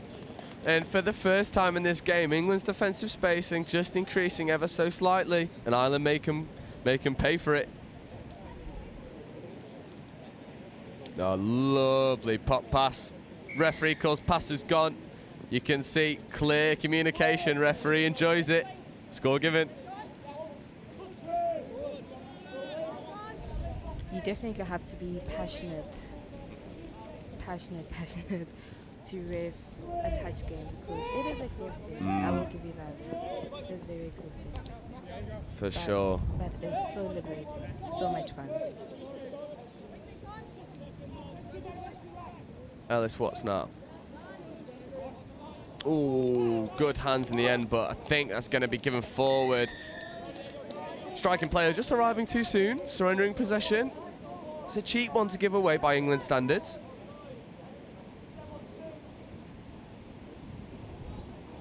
Now, if you observe the referee showing up on TV just of yet, but if you are watching from the stands or on the field, you'll just see that the referee went into the mid-lane channel to sub in, and then the other one just went sharp and exited. We try to, you know, be as central as possible so that it's easier for us to observe the game and see what's happening. Yeah, definitely. I think the effectiveness and the efficiency of that sort of transition for the referees allows them to be in the right positions when and when they need to be. Definitely. And you know, some referees can be guilty of maybe just falling out of position every now and again, but very quick to fix those slight problems. True. Rain just beginning to fall ever so slightly, just spitting gently.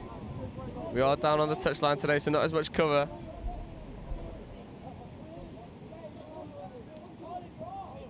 Ireland now rolling through their transition. There's Ratnich getting up. The big lad puts the shot on. There's an overlap here if they can work it. Referee calls away. Oh, if they could have collected the ball between them. Would have been an intercept. But 6 more given and England will have another defensive set. And England conceding more tries than what I suppose they'd like. I'd be interesting to see. That's drifted forward. Ball goes to ground. And we were talking to the English coaches. They were saying they don't want to concede more than 10 tries throughout the entire tournament. And 2 tries here today.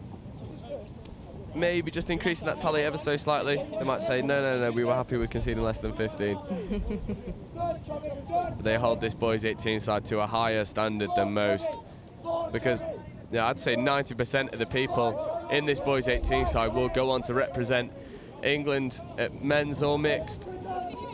Oh, and here he is. The Jacques going through, finds the spare man.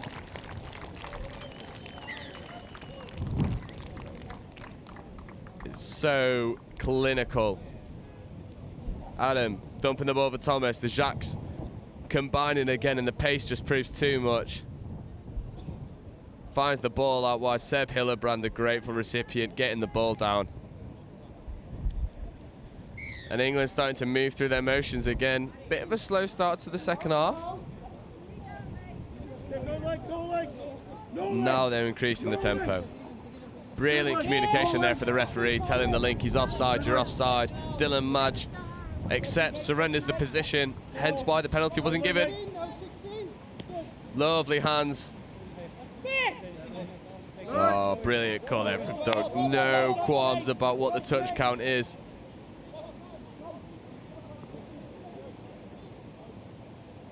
Oh, lovely, lovely play there. And you know, we saw Duncan call Dylan off.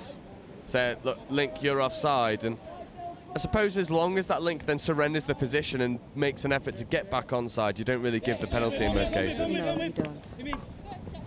As long as you're making that effort to move back, then it's all good.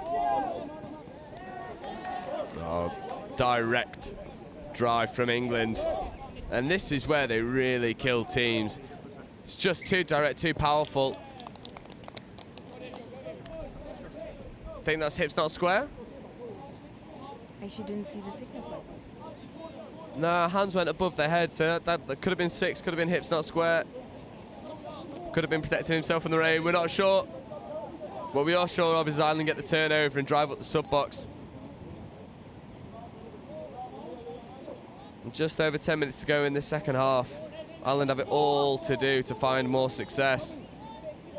At the moment, Ireland just not confident enough to pass around these single shooters for England, and then they're driving through and set defence, but they've found the space. Can they find the spare man? Yes, they can. Beautiful. Superb drive. Superb finish. And Ireland showing they're here to play.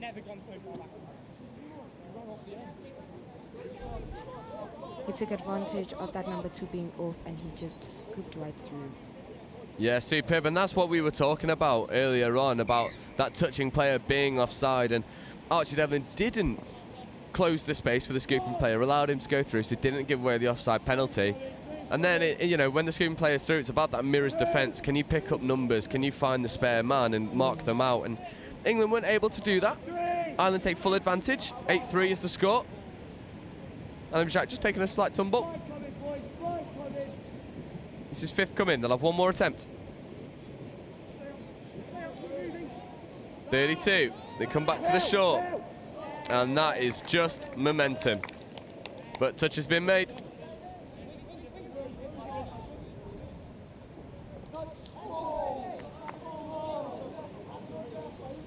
Good calls there. Some players thinking that was off the mark. Referees are happy with it.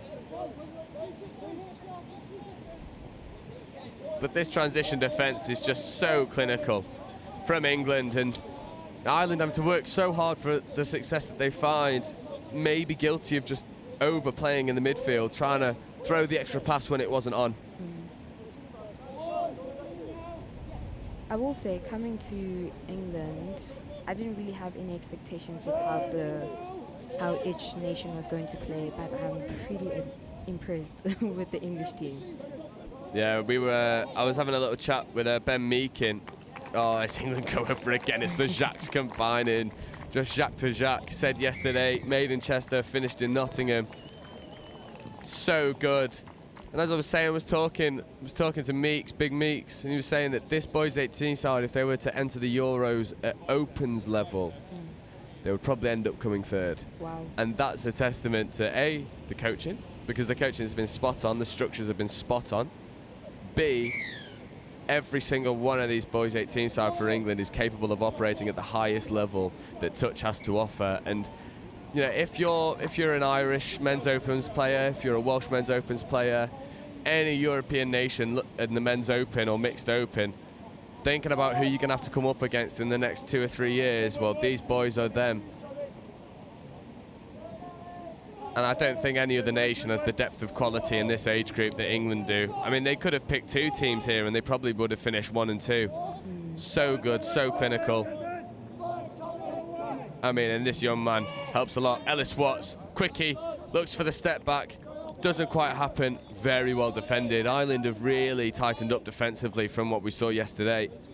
Very impressive from Ireland to be able to, be resilient after what was a very convincing victory for England.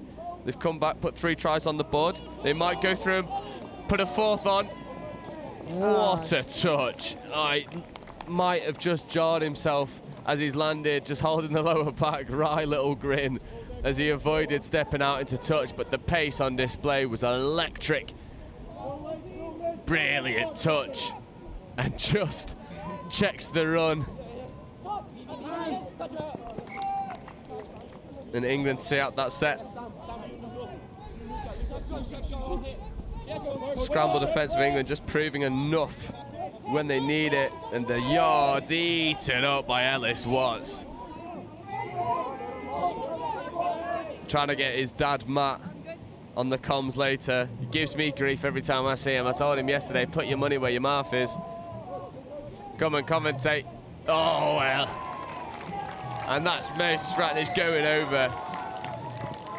Brilliant play. And probably one of the members of this team that goes a little bit underappreciated, but the defensive work is superb, and then he gets his reward with the score. 32 short, lovely line at the base of the ruck, hits it at pace. Irish defenders retreating beyond the line, and Moses says, cheers, thank you very much, pal.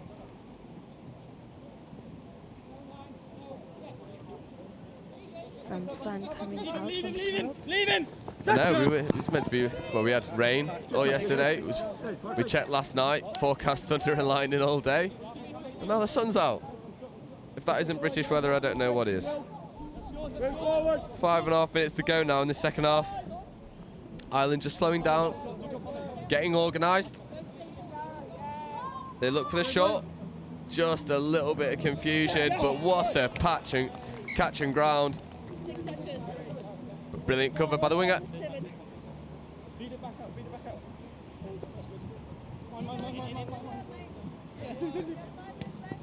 Oh, 6 more. Interception attempt there. If he reels that one in, there's no one stopping him from getting to the try line. Gotta say, I love a good interception. Oh, nothing better. Nothing better, especially the full length there. We saw Bailey Blackburn have one in day 1. We've seen a couple on day 2. One of the best sights. In touch, the big intercepting going full length. Seb Conahan, oh, lovely delayed path, and Matthew Hawes gets in underneath. And England really starting to flex the muscles.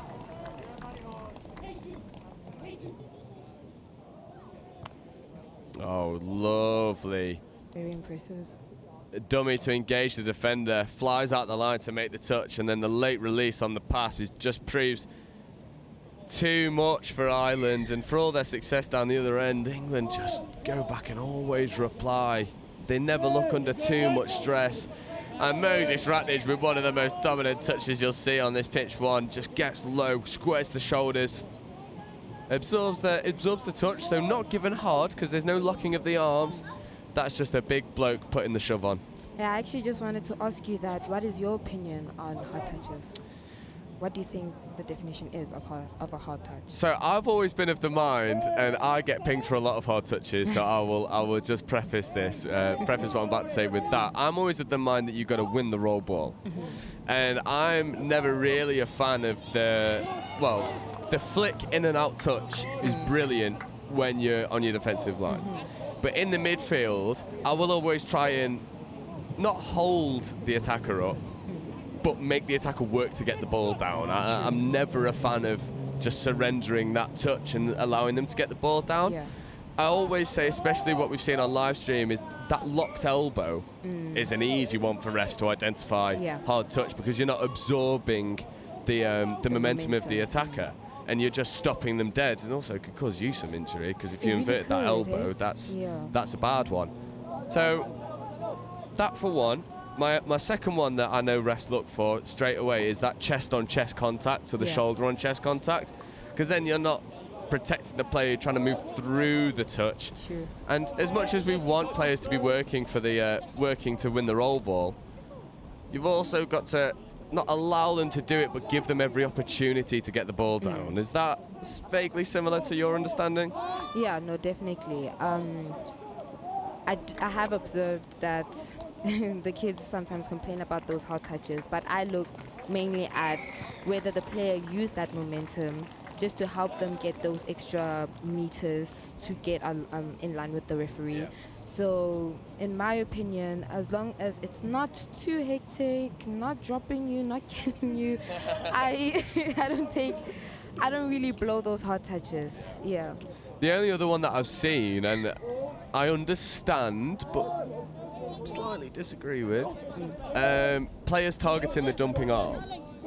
So when the attacking player is trying to dump the ball, touch is being made on the elbow, targeting that arm, trying to knock the ball out. Is that something you'd ping as a hard touch? I don't think I've actually observed a touch like that in any of my games, but I think it would be in such a case, but of course it might be a drop ball, but I would call it as just a touch because it wasn't in the player's control to drop that ball. Yeah. And I would just let the players know that please be mindful of your touches, because of course that is intentional. It's not good sportsmanship. Yeah. Completely agree. We saw a very blatant one 2 days ago. It was just a big shot in the elbow, and the referee almost went, "What are you doing?" I could see you targeting it a mile off. And it was almost like the annoyance of how obvious the infringement was, and you can see the ref throw the arms in the air being like, "Oh, come on, mate, you don't have to be doing that." But I agree with the sentiment of the sportsmanship aspect of the game should always come first. As long as you're showing the sportsmanship, referees can't really have too many issues. I agree. We roll towards the end of this game, 30 seconds remaining. That'll be turnover ball. And England will try and go coast to coast, end on a high. I mean, very convincing from England. It's a lovely game. Just well moving. Controlled. Yeah. And a very free-flowing game as well, which is a testament to the refs. Yeah. They've been able to manage what can be some quite, well, I wouldn't say hot-headed, but passionate boys out there. We love the sport.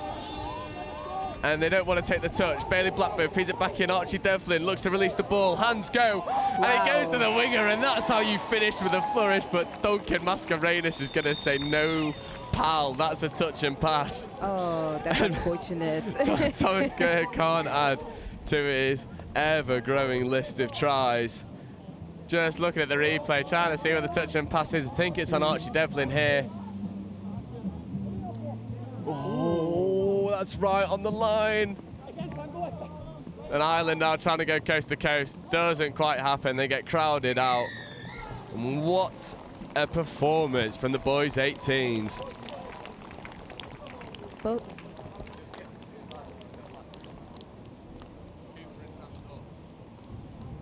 we're just going to grab a couple boys to have a chat to about the games. I do think both teams should be proud of themselves, especially Ireland. They really stood their ground and they defended as hard as they could. 100%.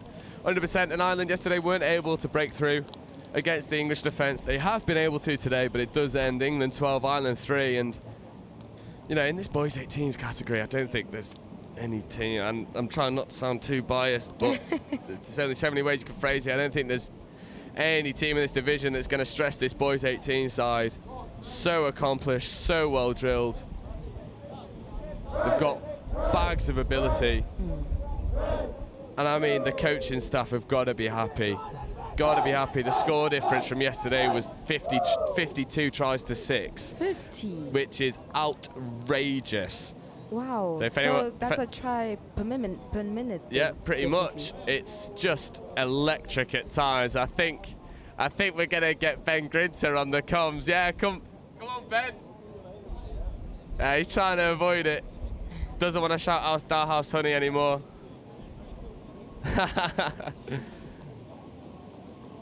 Amazing. Perfect.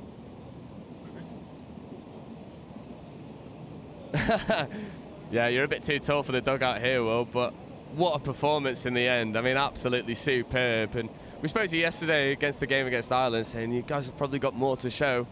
We saw a couple variations on the 32 platform, running shorts rather than the longs. Is that something you told them to do beforehand? Yeah,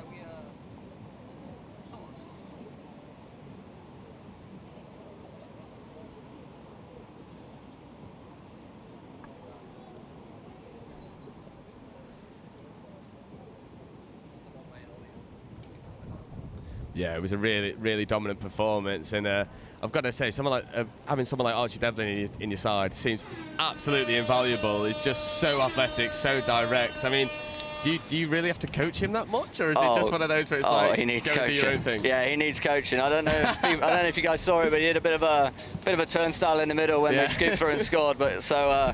You know, he's a great kid and he's doing really well, but there is definitely a few hours of coaching being put into him. Amazing. And anything more to show? You got more plays in the playbook? We might have a couple of things. We might have a couple of things for this last game against Wales. I'll let Matty elaborate as he comes in, our captain. He's been great all tournament, so here he comes. Yeah, come on, Matt, get in here.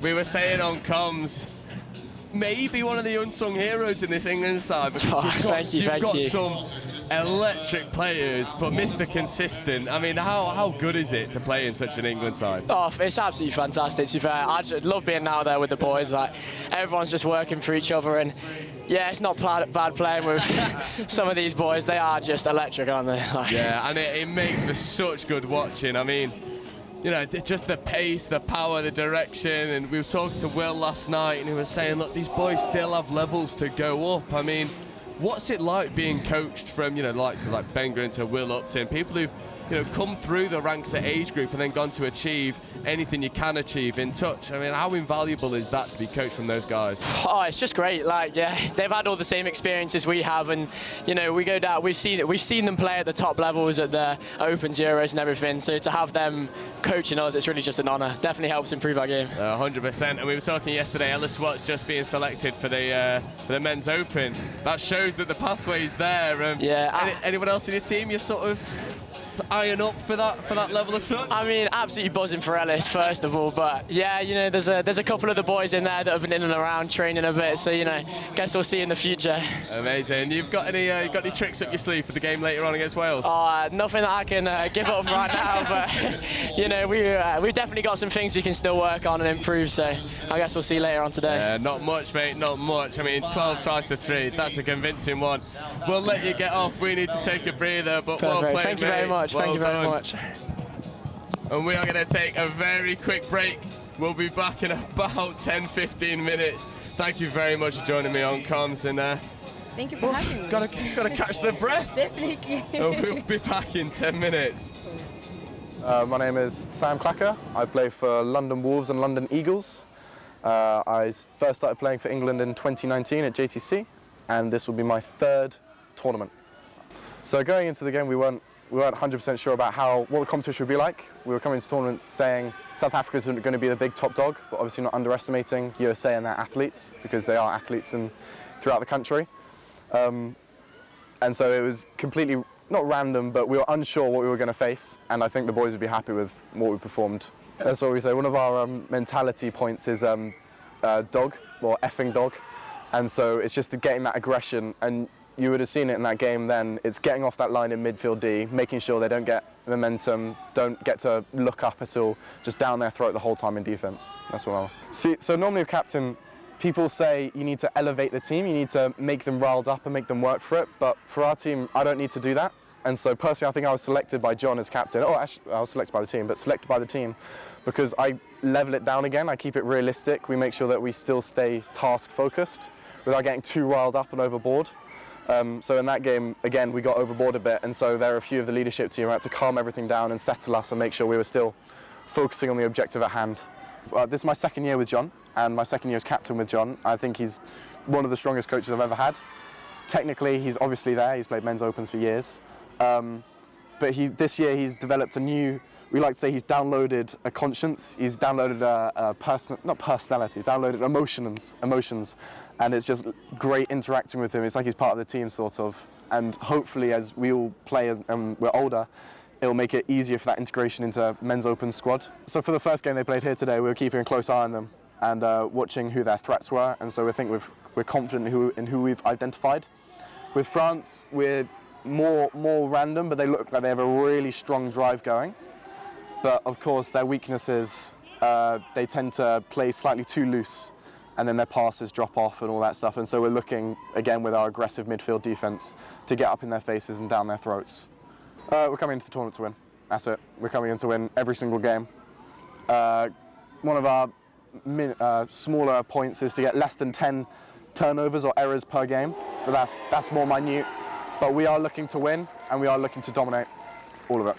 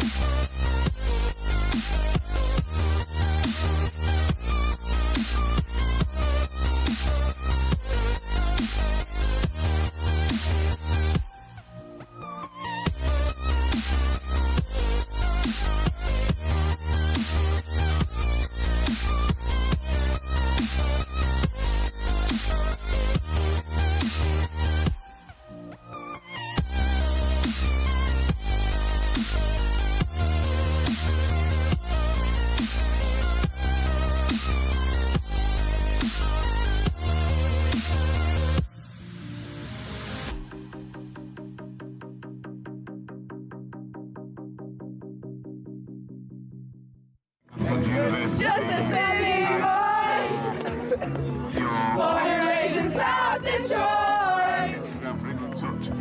Took the midnight train going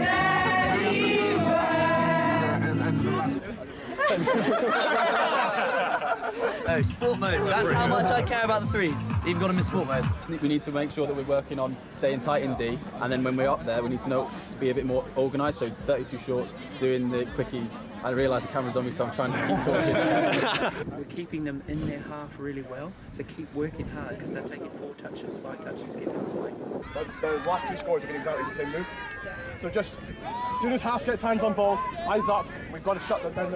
The other impact that it has is that you don't have an impact on the game because you're so far back, they can't hear you. If you're on or behind the line, yes, let's go, guys. Now win it. It all starts in the middle, okay? If we work hard, the links don't have to step up, okay? Yeah. You ready? Let's go. Hands in. Come on, then. Tight! Eyes up, Dragon! Pressure! Cheers to Bristol! Hip hip! Hip hip! Hip hip! Hip! One for the ref! Hip hip! Hip! One for us! Woo! And one for the ref! Hooray! So close. Go on, Darren! Act really casual.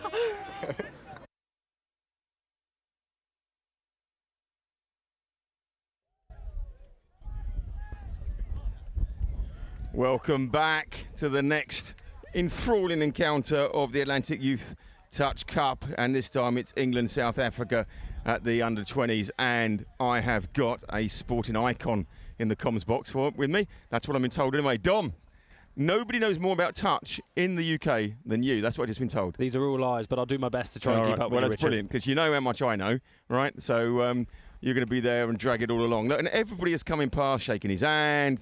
Now they're on their knees, they're saluting, saying that they're not worthy. Yeah, 20 quid, thank you. Yeah, exactly. There we go. Right then, so first of all, prediction? This is going to be really close. I think, obviously it's 2-2 in the series. I think probably South Africa have got a bit more footwork. I think England have got a few more structures in place. But it's going to be a really tight one to call. If I was a betting man, which I'm probably not, I'd go down to drop-off. I'd go England and drop-off. England drop-off, right. So we've got the mixed. England, South Africa, we are underway. And South Africa, once again, hard touch. Yeah, I would say so. I'd say a little bit reckless there from Marcus as he comes in, but early on in the touch count, but hopefully South Africa can get 2 genuine cracks at the line from here. Important question, man bun, what do you think? Or is that more of a back thing? Good question. I think as I'm progressing closer to 30 now, it's probably not really my style, but Right, each to their own. Right, fair point, yep. Here we go, that's a great against the grain play from South Africa, but again, England scrambled to recover well there. So again, good intent shown by South Africa to move the ball. Dry conditions today as well. It was yesterday they had 2 games in the rain, which probably was a bit of a leveller, dampened both game plans, but looks like South Africa are trying to move the ball early on, which is exciting. You know, they're obviously, I love this transition. What a brilliant transition. I mean, they couldn't have got closer, could they? Yeah, straight in, and here you got fresh legs. Oh, tough call coming out with, obviously when you roll the ball, you have to keep your hips square, sort of parallel to the sidelines. That's called Shakira, by the way. Thank you. We've renamed that Shakira. The Shakira? It's the Shakira rule. I love it. Shakira. Love the Shakira rule. Yeah. But yeah, it was, I mean, they were doing really well until that point. They kind of have fresh legs going against the tide, South Africa, which is, again, quite unique to touch, where you can come on really fresh with a sort of plan out the box where, you know, you can have everything sort of in your favour, fresh legs, good plan against the tight defence. But South Africa have got really good opportunity here with some skills and some nice gas around the outside. Oh, what a finish! If that's I think that might be a touch actually. But that, I'd love to see that again. Let's watch it again anyway, yeah. Producer, give me that again. Here we go. He's giving it. He's giving it as well. Here we go. go. I can't believe the sun's come out now. We can't see our screen. What a finish! I mean, kick round, won the outside shoulder. Watch, he's going to hit. He's going to hit the slow motion now. Oh! Ooh. Remember that the ref is always right. We just might have a different opinion to us. Correct. Opinion is that's very close. Yeah. But that's a hell of a finish. I mean, great acrabatic skills in the air to get that down. And here we go. If Joe was here, he'd be saying NRL finish. NRL finish. Absolutely. What a skill. It's what we love to see. I mean, that's an exciting part of the game, and I feel like England now have got a good opportunity to respond. But that was a fantastic start from South Africa. Ball over the top. Oh, not quite there. Not quite there. It's also one of the greatest sports that doesn't. You can wear all different headwear. Anything. In a great. I mean, there's no scrum caps, is there? No, there's not that I've seen so There's a tennis far. cap, baseball cap, bucket hats yesterday. Absolutely. I've seen a straw hat before. Straw hat. That's probably as extreme as I've seen in my life. Well, we were talking about whether or not you get the like Slash from Guns N' Roses. One of those hats would be great, you know. Anything. Would it stay on? Oh, here we go. I think it's gone South Africa's way. South Africa seems to have momentum, I feel, at the start of the game. About 3 minutes in, one on the scoreboard, couple of penalties early on from England, just giving South Africa that, you know, a couple of extra possessions and some field position to work with as well. So it's a good start from South Africa. It's really good. It's, do you know what, immediately, I mean, it's only been on like 3 minutes, it's what you said at the beginning, the structure of England, you can see it straight away. Massively. You know? I mean, defending as a unit, I feel like that's something which, that's good, finding space on an edge. But yeah, England have worked really hard, and again, having had the blessing of spending a little bit of time watching this team train and talk to the coaches, it's very much like 6 players working in unison, seeing the same thing, protecting the same space. Yeah. Ooh, just a little bit out of control there. Again, contest is probably going to be quite a key area for today. But so coming back to my original point, that England do tend to move as a 6, sort of offering up a space on an edge. But I feel South Africa, as you've seen already, have managed to take it to an edge with a couple of, a play with intent. And actually, as they go through the middle, touch there. Given. Great recovery there from England. But what the impact has is now you've got 2 or 3 players from England really close together on the line, which is going to create that space on an edge. So it'll be interesting to see what South Africa do now that they've attacked the line at the feet of the toucher. Is there going to be space on an edge as they've exploited early on in the game? Here he is, build it up. And trying to move it there. Wide, going on in it. It's good. I really like the intent and what they're trying to do there. So they've gone really close. They've tried to compress them, and then immediately after tried to move the balls laterally across the field. So good recovery from England. And again, if they can move the ball upfield and have a good crack here, could get themselves back into the game, because I don't think we've really seen England, apart from that one long pass from right to left, get into the game yet. Right. So you incredibly knowledgeable. Everybody knows you. What's your England touch credentials, or no? As we're just gonna just touch in the corner there. Unlucky. Unlucky. What's your background setup and all this stuff? Because I know some of it because we've just been chatting about it, but everybody on air wants to know, who's this guy? Who's this random person? Who's this random person that knows everything? Chatting into my ear. So no, I've been blessed to be in the England men's team for, this is my 11th season now, so I'm definitely getting towards the end of my career, and some of these players will definitely be taking my space in the very near future. Yep. So yeah, blessed to be in that squad. A couple of young players to look out for in the future. It's Will Lupton, who's a bit average, but if he can hang around for another 12 months, he might grow into a better player. Yeah. But yeah, he's got a lot of work to do. And so, that's nice. Through. And was he the half? I don't. Let's have a look. No. Let's watch that one again. I think he's just gone round the outside there, and in England, is that Murray? Murray Copeland. Yeah. Here we go. So picks the ball up, wins the outside shoulder, throws, shows the ball, winger slides out. That's a good injection of pace there. That's a Buffalo Girls one, that is. They go round the outside. Round the outside. I like it. Richard, you're full of the analogies. Yeah. Here we go. That's again 2-0, 6 minutes in. I feel that's a really strong start from South Africa, setting the pace here. And again, they've used some great athleticism there, both with the end over end finish, the NRL dive, as we saw, followed with the just the kick and going and the Buffalo style around the outside. So I feel England have got a really good.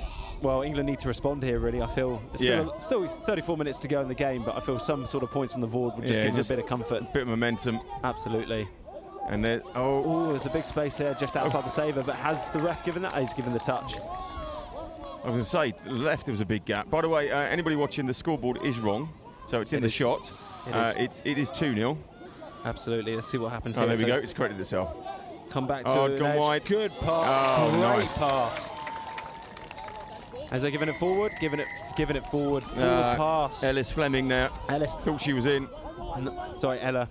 I think it's really nice set management there. So again, in a similar style to South Africa, the first crack, they've gone at the line, they've tried to compress the defence, and immediately after they've tried to go to an edge. So they're constructing the plays well. They're trying to get some sort of response here from the South African defence. They found it, and similarly, South Africa found the space on the edge as well. So I think what this is showing is that we're going to be in for a really exciting game. Well, it's brilliant. I mean, this is what I love, is that transition from, they get the transition. Okay, they're on their third touch, but they've gone those 60 yards. Yeah, got to earn the right there, haven't you? Yeah.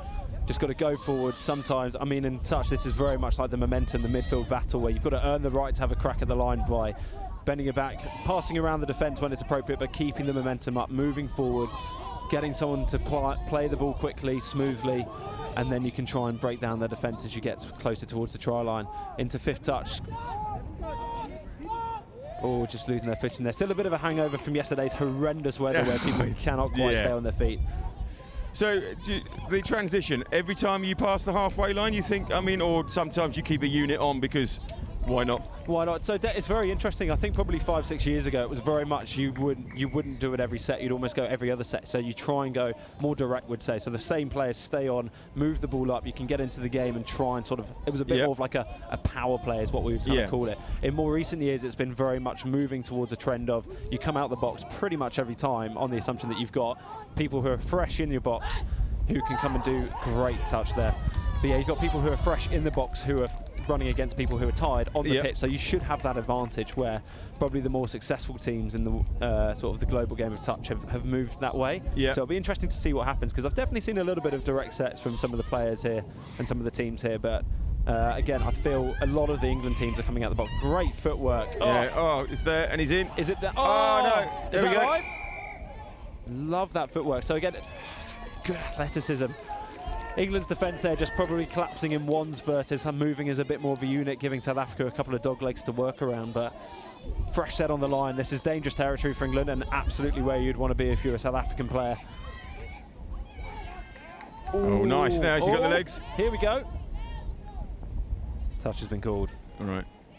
I haven't seen a full length.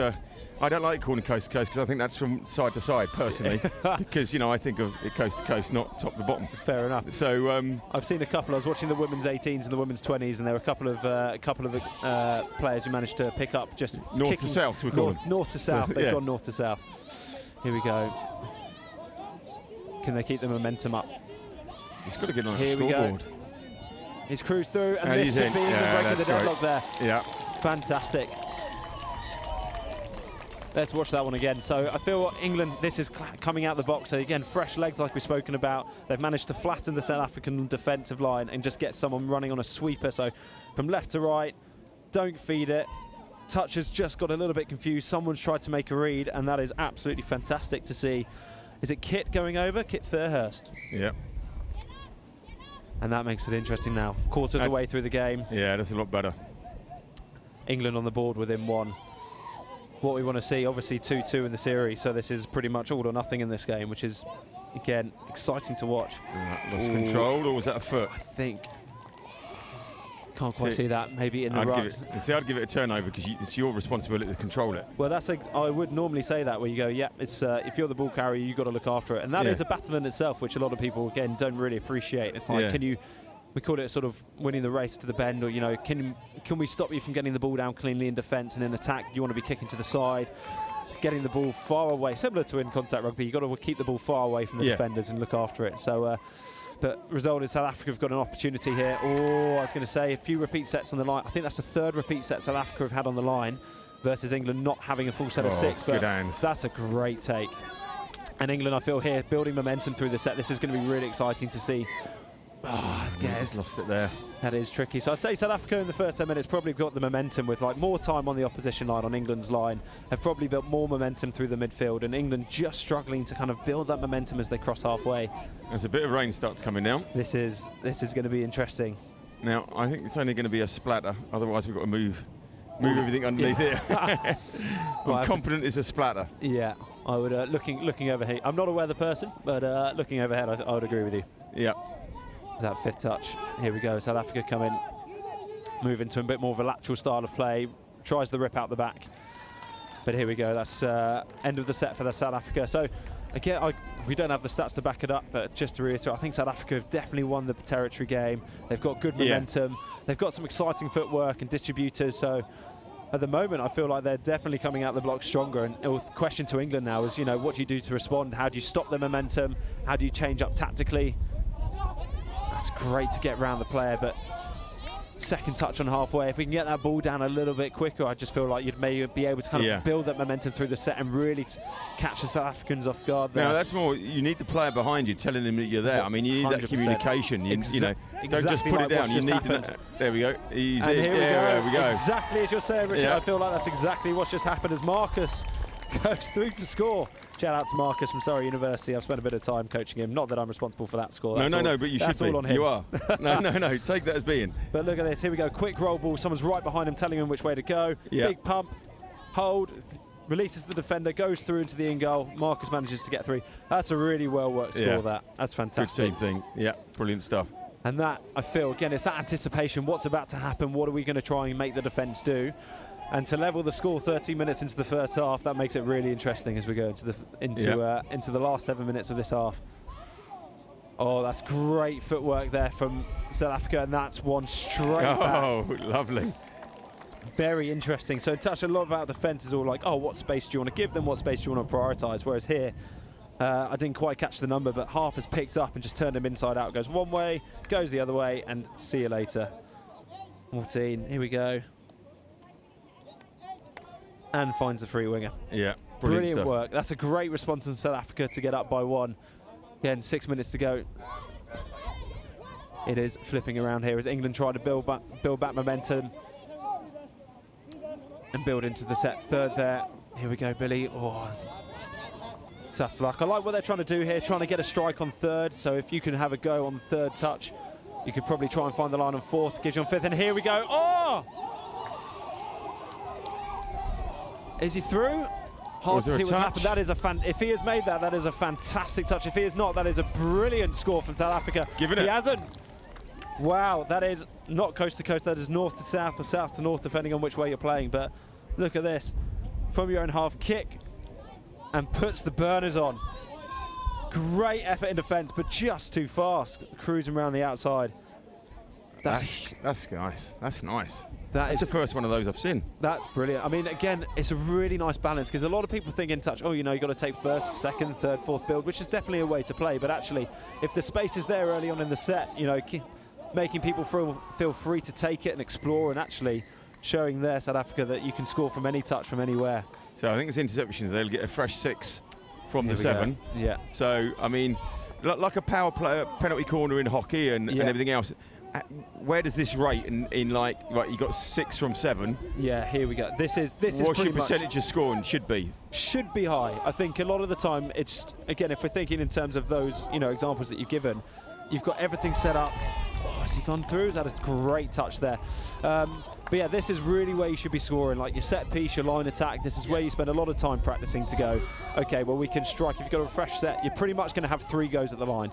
Definitely on first, then on third, and then on 5th if you're playing the game sort of in that kind of tactical fashion. You know. So that power place, you know, 6 from 7, you're looking at 50-50, you should be scoring 60-40? Yeah, probably 60-40, yeah. 70-30 you'd want. I mean, a lot of the time, particularly in the midfield, if you're winning penalties in the midfield, then you should be looking at scoring in that kind of next set, more often than not. So England here have their second fresh set of 6, and that's their first attempt. So again, they've done 2 plays there to try and narrow the South African defence. It'll be interesting at some point to see if they go more lateral, or whether they start going into a more distribution-style game, or they go... Oh, nice. Once. There it is, over the top. Great pass, great nice finish. Ella on the end again. Fantastic. Brilliant. Again, it's just smart. Both teams are playing really smart touch, and they've tried to find the line twice here. And then again, they make it, they shape like they're going to do the same thing. They're like, cool, here, we're going to go to the left, we're going to feed the pass. Nope, pick up. There's all the space, all on the edge, and Ella is going over again. Great finish. I think that's quite underrated as well. You're quite under pressure to catch and get that down. And exactly. She's done really well there. So, again, interesting score, brings it back to just within 1, and there's big opportunities for South Africa now. So similar to when you get your fresh set of 6 on the line, having a tackle from halfway, you should be having 2 cracks at scoring. Yeah. Again, which should just dial your stats up in your opportunity to score. So see what South Africa can come up with here. As they scoop, lose footing, manages to get rid of the ball. And that is a let off the hook for England there with a touch and pass. Touch and pass. That will be, again, giving England a bit of a sniff to be able to get back into this game. Good defence from South Africa, keeping them closer to their line on first. As England just losing their footing as they come in here. It's going to be third touch. Great yards to get into 3. And here is the opportunity. So a little bit further out on 4th, but if they can create something for 5th, they could have an opportunity to get over that whitewash. 5th coming. Hit the pop and wrap if there's a bit of space out there. And that's down. But it's again... So from the transit, what's, I mean, ideally 1, but on average, you want to be transitioning on 2, maybe 3, yeah? Yeah, we always try and give ourselves the goal. If we can get to halfway in 3 touches by either getting around people or using the ball to get around people, then that's pretty good. And that gives you kind of a 4th and 5th platform to come into. So if we can do that regularly, then we'll be in a pretty good space. But equally, you can kind of shut from anywhere. So, and the rain has really started to come down here in Nottingham. So what happened is the shower is really going to be an impactful period of weather on this game, as both teams might now lose the ability to play over the top as freely. And here we go, slight change to the rules here, where if you do an incorrect restart of the game, you can change up how you restart the game. It used to be a turnover back in sort of the previous editions of the rules. We go, firm touch there from England. South Africa look to go from far out, and that's great recovery there from Billy, number 4. Again, it's nice to see England moving in unison. So South Africa moving the point of play, but you've got 6 players, or the players in front of the ball moving, and South Africa still choosing to go from probably about 15-20 out here at the moment. But South Africa will be probably looking to get closer to that 7, the dash line just by the scoreline.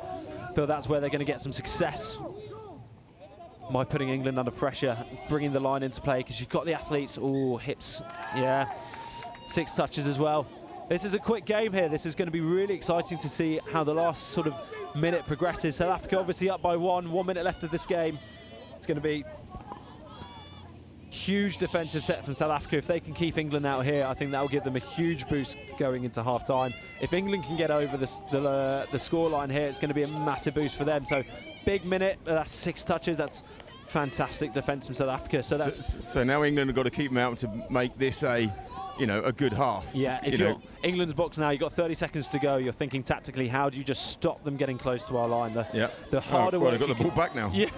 Oh, that's one way of doing it. That is best. So now, how can they get back on level terms? Here we go go in at half time. 20 seconds. You're trying to get maybe 1, maybe 2 cracks at scoring here. So if I was England, I'd be getting closer to the 7 now, trying to initiate that roll ball. 15 seconds or 10 seconds to go. What's happening? There's that splitter play that they do. Touch happens. Here you go. You might get one more go if you're quick. I don't think they're going to get it here. You're going to have to score from nothing. This is last. No more touches now. You've got to move the ball. This is what South Africa are very good at. And they've given an intercept, but that is half time. What a half. Here we go. Brilliant. So going in at 4-3 down, they're going to say, okay, didn't win the half, but do you think that they kind of like, because of the structure and everything else, like you say, that they feel as if they've kind of like, you know, said, getting at half time, we've worked out what we need to do? I feel so. I feel both teams are probably in a really good position to give half-time team talks to go, you know what, we've managed to score tries. We've probably seen what the opposition are doing. So South Africa have gone direct and they've gone round the outside. They've probably had a little bit more sort of footwork and speed just going around England sort of one-on-one. So if you're in the England box, you'll probably say, all right, well, let's look at our connection, you know, from, you know, all 6 players at the same point. I'd say as England as well, you're probably looking to try and progress the ball closer to the 7, fewer mistakes in the midfield. If you're South Africa, I'd say we've probably won the midfield in that half. We need to do more of that. So we've had more time at the England line. We've had more genuine scoring opportunities. So South Africa's probably saying we want more of the same. I think England have probably got a couple more changes to make around their connection in defence and probably just looking after the ball, taking it down to the South African try line and just giving them more time to try and figure out their defence. So prediction for the second half, quickly? Oh, I'm backing it. I'm saying it's going to drop off. I'd say it's almost a similar half. I'm going to go. It's probably 3-2, maybe 4-3 to England in this half. Let's go to drop off. Give the people what they want. Back with you in 3.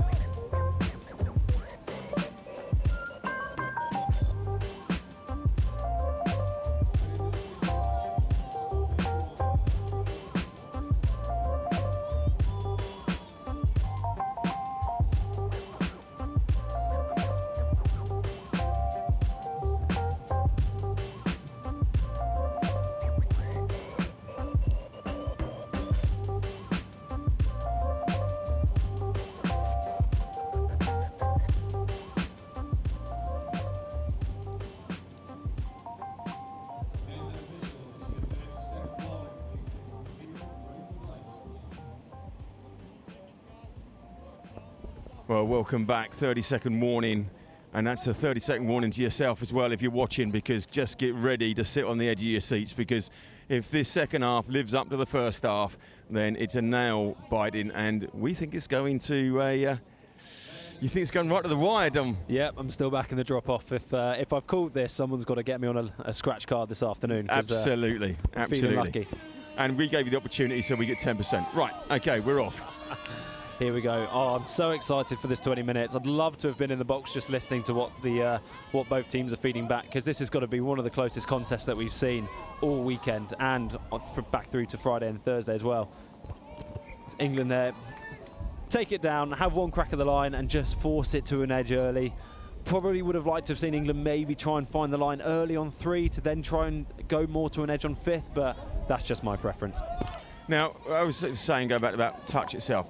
Brilliant for, hang on a minute. Good. Here we go. North to south. Here we go. He's got to get aerial number. Oh, he's there. He's there. What a finish. Brilliant. Now, that is the start. I think that's Twala. We can't see his second name because the rain has came down on us. What a finish. But here we go. That is the dream start from South Africa there. Again, big show and go, puts the burners on. Great effort in defence, gets aerial, but just pulls away. Look at that. Yes, big love it. Slam dunk to finish. And here we go. England have got a 2-point deficit to get back now. But that is the perfect start from South Africa. The coach would be very happy with that.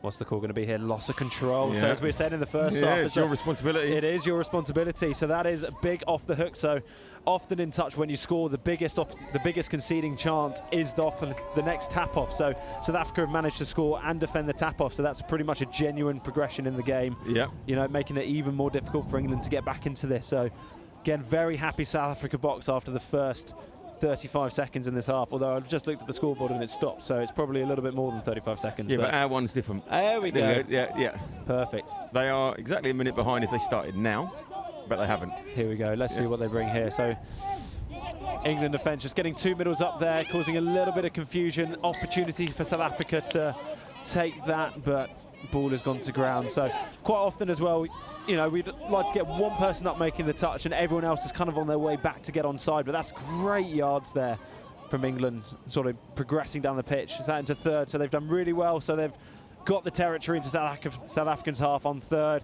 Passed around the one-up defender. That's fourth on the 7. Perfect strike. Can we go find the space? Huge ball over the top. Yes, Ella for a hat-trick. What a finish. That is the response you are after if you're in the England box. But that has been created by lots of hard work in the midfield. Something's coming back here. Hang on. Or what's happening? Discussion. Nervy times for everyone on the field, but I was just saying that England worked so hard in the midfield just by using the ball to pass around the South African defence to give them that opportunity, and it's not going to be a score. It's a forward pass. Oh, that's a huge call, but again, without the replay, we can only have an opinion. And that is a grand let off the hook for South Africa. But problem is, you see, we need a breaking play to show that replay, and that's the problem. Straight into it. If players could actually stop for a while and let the media do their job. VAR. You know. Bring it in.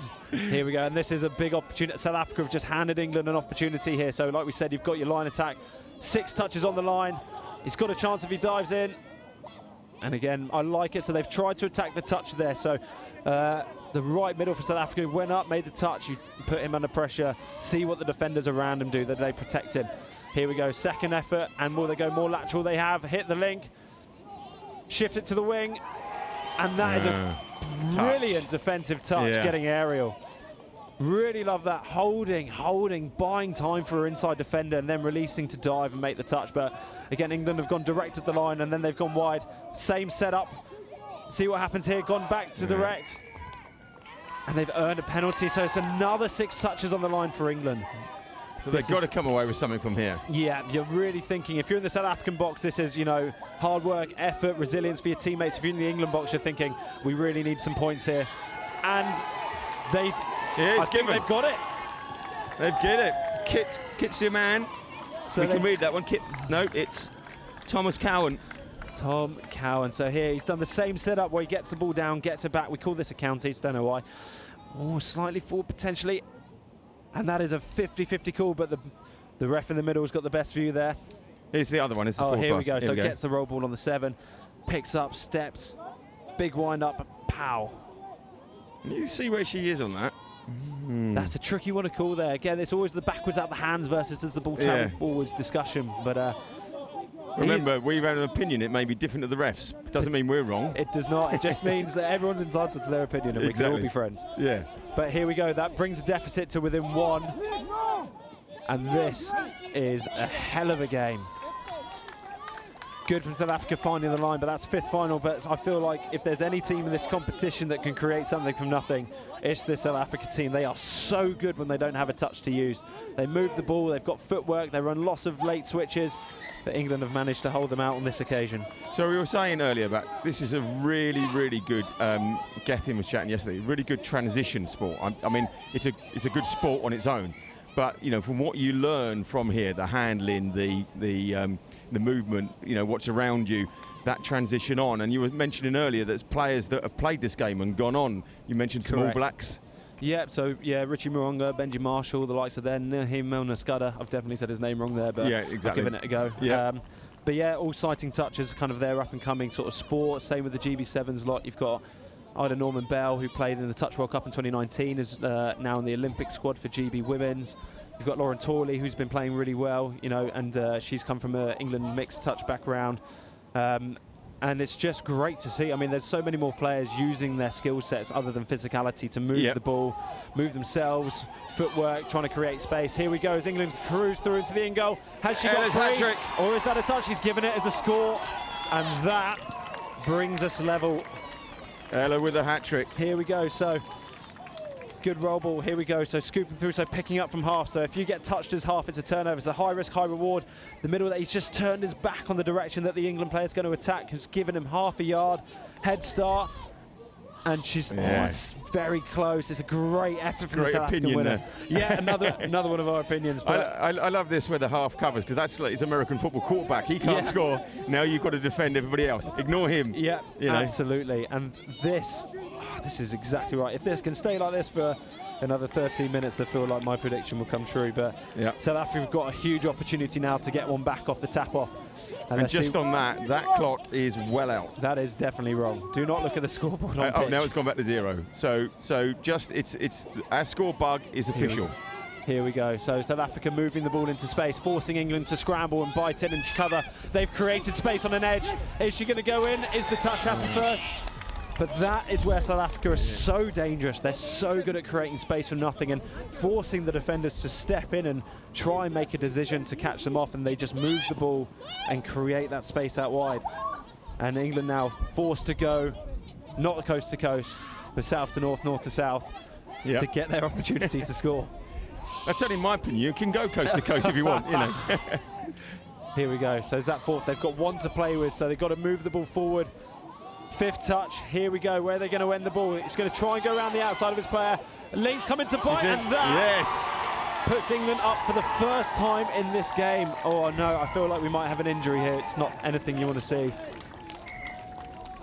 But here we go, we watch this. Again, if injury's got up, he's killed off, so. He's got up, that's good to see. But you just see number 6 here, just kicking to an outside shoulder, puts the Link here in 2 minds, feels like he has to come in and make the touch for his teammate.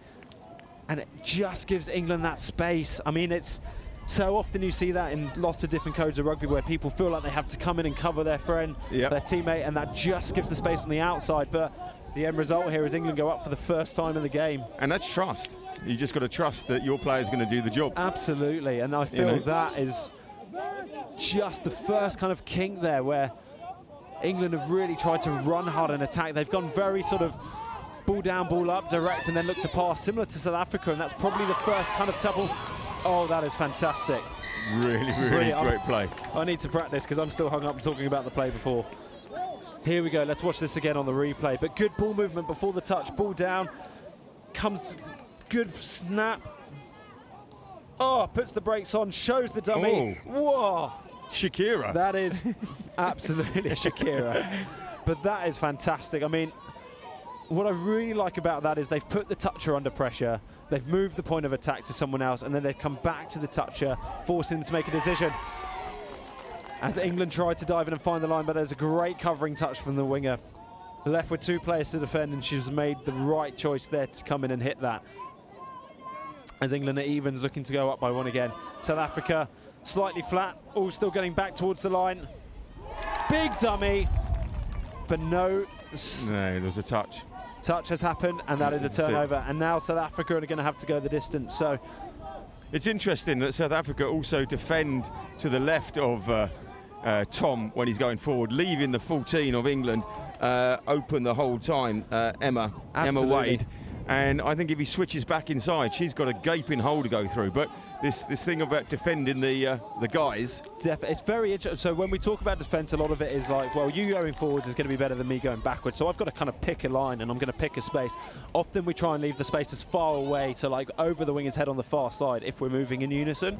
So I feel like South Africa are doing a good job and forcing Tom to go back to the other side, that left to right. But I think Tom's been successful a couple of times. It'll be interesting to see if they change that up as the half goes on.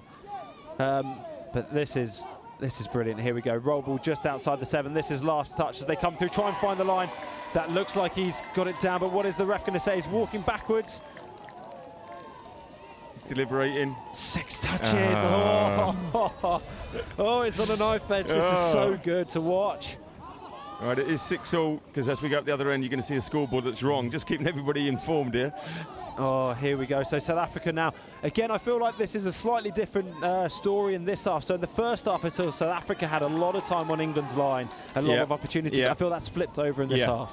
Definitely. England are getting the possession, and every possession looks like they're going to score. It is definitely a tale of two halves to start with. I feel like the South Africans here have got to come up with a response, a big stop, and they've got to go and leave the ball down on England's scoreline and force England to go the distance. But at the moment, they've had so many opportunities to score. You would feel like some will come as Marcus goes in to try and find the line. But again, if we're looking at this tactically, that's 3 South Africa players probably within 2 meters as he's diving at the line. So they've done really well to compress the South African defence, and we'll see what they do now. So maybe we're seeing them go the other way as we're passing into a 2-on-1. Is she going to get it down? I feel like that's a brilliant covering touch, but I feel like it's a bit of a heavy clatter touch there. But got there. We'll just see that again. Great Did she get in or the not? Corner.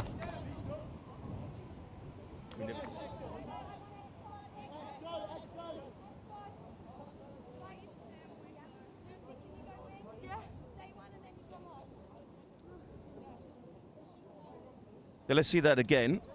Can we see that again? Here we go. It's got it in the corner. Here we go. So they've just seen the opportunity without the need to use a touch. So we've just seen a South Africa defender creeping in, go on the outside. And here we go. Is it touch? I feel like that's, again, we've got the blessing of a replay, but it looks like the touch was just in beforehand. And England are setting up to defend, so I feel like the referees are seeing it the same. And the England player 11, where's the name? Because it's all wet down there. Lucy Lipton, she's all good and okay and up in the side of our picture, so everything good there. And here we go, as England get another set of 6 on the line. That's quite a few in a row now that South Africa have given England a chance, as Billy comes in, gives the wrap, and a good scrambling defence. So the South Africa player coming in from the open side, we call it, so it's normally 4 against 3, 4 attackers and 3 defenders, and coming in to close the space off. Here we go. Again, choosing to compress the South African defence, and there's definitely space on an edge if they can move the ball there. If you're the South African defence here, you're trying to think what's coming next. So that's 2 plays that they've gone pretty direct. Use the wrap. And then what's happening here? Oh, the wrap is potentially on there. Oh, he's given it. Has he given it? England look like they're giving it. No. Oh. No, 6. No. Drama. Here we go. Well, he gave it, and then he gave 6. Here we go, and that leaves us at 6-all. Ooh, that's a close one. I am so happy that I'm here commentating and not making these decisions, because it's so fast and it happens so quickly. Yeah, and we always say, I always like, because obviously we have opinions, it's easy from up here. Oh, you know, This is the place to be. Yeah, exactly. You know, because we would make a lot better decisions than a lot of those people out there from up here. Oh, it's so easy from the armchair. Yeah. But here we go, and again, thinking of sort of the course of the game, that is a window of opportunity for South Africa. I was just about to say the reverse, where South Africa hadn't progressed past their halfway for a number of sets, and then England making the mistake on first, which might give South Africa an opportunity to go down and create a scoring opportunity. But 6-all, this is what you want to be watching right now. second touch. South Africa moving it to the left-hand side as England look to regain their connection into third. Looking to sweep around, England player losing their footing, which gives a bit of a sniff. Were they onside? Good, I think that's fourth touch if my counting's correct. So South Africa have got one to set up to try and move England to create space if they choose to use it. And that's fifth, I think. Moving it to an edge, wingers left with two players. She's done really well there to hold and just try and force that tap-on pass. Again, how do you train with the tap-on pass? Is that part of your... Oh, yeah. Yeah, so it is a... Absolutely. It's part of your, right, make a call and it includes a tap-on pass. Yeah, tap-ons, tap-backs, ender over end finishes. It's funny how actually in more recent years that's kind of what, in some situations, is actually quite essential to score. Yeah. And it's great to see players like this sort of up and coming. They're the future of the sport and they're being able to practice it and put it into practice in a high pressure environment, which is only going to be a good thing for their careers when in sport generally, just being able to sort of refine those skills. And here we go as England look to progress up. That's first touch on halfway. And again, I feel like that's probably the first sniff that South Africa have had in a while at England's line. Yeah. Managed to hold them out and England are back in the South African half, looking to create another scoring opportunity as they pass around the defender, get the roll ball on the 7, but what's the call? That's a heavy touch from South Africa is the call. 6 more on the line for England. 6 from 7. Interesting to see how they use this. They've got 4 minutes level. I feel like being composed is key here. So roll ball 7 meters out. They run this splitter play, which they like, find the line. Straight through, look good. And there was a touch happened before that, but again, it looks very similar process. So they kind of look like they're going to get the ball back. Someone comes through the middle, and they try to find the line, and that looks like it's down. And she's going to give it. Yes, ref gave it. That is a huge breakthrough for England, and if you're South Africa, you've got to capitalise on this tap-off, but let's watch this again. So here we go, we've got this player running short, big dive, ball goes down first. It's great effort from the South African defender, but just a split second too late.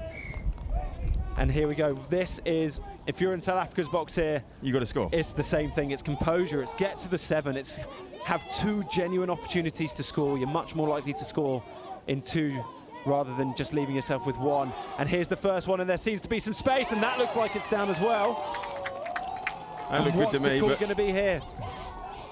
It looked good to me. It looked good to me as well, and that... What's he giving? 7 He's all. giving it. What a response. That is the response you want from the South African box. Here we go. Third touch, they sweep someone back round. Here we go, so South Africa do this little sort of cut into a sweeper. Forward pass. Sees a bit of space.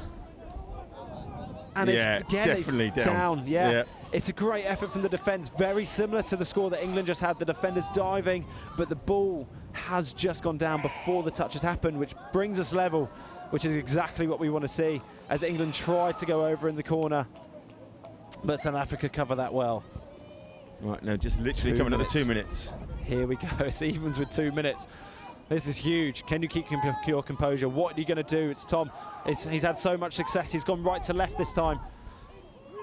And South Africa have defended out the set well, which is a huge stop on the tap-off as well. Yeah. And South Africa got their tap-off after the score, managed to go and score themselves. England have not managed to convert from their tap-off, which keeps the game alive. Evens. 90 seconds to go. It's got to keep them out. Absolutely. Keep them out and get one more opportunity. This is a huge game now, and a penalty from England is just what you want from the South African box. Coach killer in the English box. So this is 6 fresh touches for South Africa in the England half, which they haven't really had all half. No. So this is a big, big moment in the game now. If you're in England's box, if you're in England's players, it's about staying connected. It's about how calm and composed can you be at this moment. In South Africa, where's the space going to be? Oh! Gone for the interception, so close. Just didn't manage to keep it, but that's 6 touches for South Africa with a minute to go. England have got to work hard there. There's a lot of game management tactics going on now. You know, if you're England, do you try and get the ball back in 6? Do you try and disengage and run the clock down? But this is South Africa doing their sort of go-to play, and England have managed to recover. And I think this will leave South Africa with one more opportunity to try and score if they're using the touch to try and create space here. This looks very similar to what they've done before with the sweeper player, but he comes back on the short side. And what's happening here? Is he going to give it? It's a game decider. Are they giving it? He's not. Oh, that was a game winner for South Africa. But now I feel, unless there's, oh, that's the hooter. That's the hooter. We're going to drop off. Drop off. So that's the second drop off this morning, and I don't think there's been more than, well, we're going, no? Hold on. Hang on. If it's a penalty, so you can't end the game on a penalty. But there we go. Now we're going to drop off. Now we're going to drop off. Right, so that was it. Woo! Edge of seats, squeaky bum time. This is all happening. What they want. Wow. Absolutely. Brilliant stuff. So for those watching who haven't seen a drop off before, you go down to 4 players and you play for 2 minutes. Yep. Okay, so this is going to be an absolutely huge start. Interesting stat with the drop off. I think it's something like 80% of people who start with the ball in a drop off win. So I actually can't remember who tapped off, but if you tap off the game, then you don't tap off the thing. You don't tap off in the drop off. Right, so yeah. again, so do you back yourself in the game or the? Yeah. So. Well, interesting here. So it'll be 2 males, 2 females on the pitch from both teams. After 2 minutes, if they're still level, you go down to 3-on-3. And who drops? I think it's one of the female players that drops, but it's been a while. It's been a while since I've been in a mixed drop off myself. Now, are they allowed to start here? Are they allowed to start? No, surely not. Surely not. Surely not. Wow. And the ref standing in the middle. Oh, no, I'm not sure what the process is here. Well, the hooter went. But the referee said to England to play on, and they've taken that opportunity. You've got to be on the pitch and be ready. You do. I mean, wow, here we go. I mean, South Africa tapping back now. This changes it here. So if South Africa can score, that's 6 again. That's 6 again. Yeah. If South Africa can score here, brings them really back into the game. I think England are complaining here. There's three men on the field for South Africa, which I'm not sure is allowed here. Great defence from England. There's lots of commotion. Apologies for everyone listening, trying to figure out what's actually going on here. We've had a game where England have tapped off with no South Africa on the pitch, and now there's a lot of commotion around South Africa with the ball. They've managed to get the ball away, and that brings it back level. The crowd are going wild. Wow. How good's this? Get it from the corner, comes across. And England are still complaining here. But I feel like both teams have probably got managed to get that behind the back. What a finish. Great aerial finish there. And is that down to 3? No, still on 4. Still on 4. But that will be down to 3. Is that the 2 minutes? Is that 2 minutes gone? Oh, this is carnage. Well, we haven't got 2 minutes. No, we don't. We've had a big call on here. They haven't got 2 minutes. There's a discussion going on with the referees. I don't know what they're going to do if they've stopped the clock. But wow, there is a penalty for someone. Then we're down to 3. So regardless of what's happening, this game will be determined by 3v3. Right, so that hooter is now... Right, okay, so they went early. Right, we're 3-3. Right, here we go. England start with the ball, 3-on-3. There's got to be space here. Wow. So now we're into next score wins. Yeah. So that's second touch. This is big. Third touch. Where's the space? If he can get the... Oh! 6 fresh touches on the line. If you're South Africa here, you've got to go man on. There's no more defending space. 90-10 in favour of England here. Yeah, if you're a betting person and it's in game. Oh! Oh, it's interesting. Second, you've got 2 more cracks if you're England. And they're just trying to go man on man, trying to beat him 1-for-1. He's beaten him in the roll ball. Step, he's offside. Yeah. And that's another 6. That's second penalty. So technically, if you give 3 penalties away on the line, you drop a player. So if you're South Africa, this is a dangerous place to be. Steps the other way, very interesting. Gets it away, and the touch. That's a great defending. Oh, the referee's walking backwards there. But that is a great touch. Is that second? It was a penalty. I've completely lost control. Oh, I have no idea either. Completely lost my head here. Yeah. But this is what a game this is. Here we go. What are they going to do? They're going to go ball down, ball up. You've got to have a live play. They're going to come back. Oh, he's tried the long pass. Step around the back. 6, and South Africa have got the opportunity to come They got back. away with it. Now, my money's on South Africa because they got wheels. Now it's 90-10 for South Africa. Whoever has the ball, you've got the advantage. So that's first. Is he going to pick up? Here we go. Second touch. Will South Africa pick their moment well? This is going to be third. There are some tired bodies out there. Here we go. Here's the speedster. Fourth touch. Great read in defence. I thought there was a bit of opportunity. South Africa get a fresh player on. Fresh legs is going to be so key in this moment. This is going to be fifth touch coming. Is he going to go for it? He's going for it. He's going for it in the corner. He's got around the outside. And he's missed him. It's a win! Has he got it? Wait, what? Have they given it? What's happened here? The referees are discussing. Let's go to the refs. Has he called it? I don't know. What is going? He's called the touch. South Africa thought they'd won. We thought that they'd won. Touch has been called.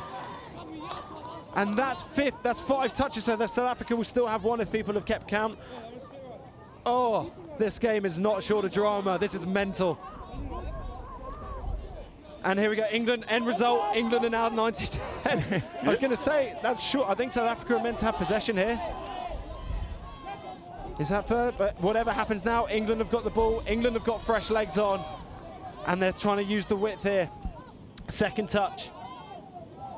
They've done well to progress over halfway. This is all around just space and picking your moments. Third touch. Oh. In all that excitement, I trod on sight, we lost the screen, but we'll get that back. Fourth touch. Picking their moments to go now. Is he round the outside? Has she made it? Is it there? Oh, it's the same thing. She's missed it. Yes. Oh, it's a win. Oh. Oh my. I don't know what to say.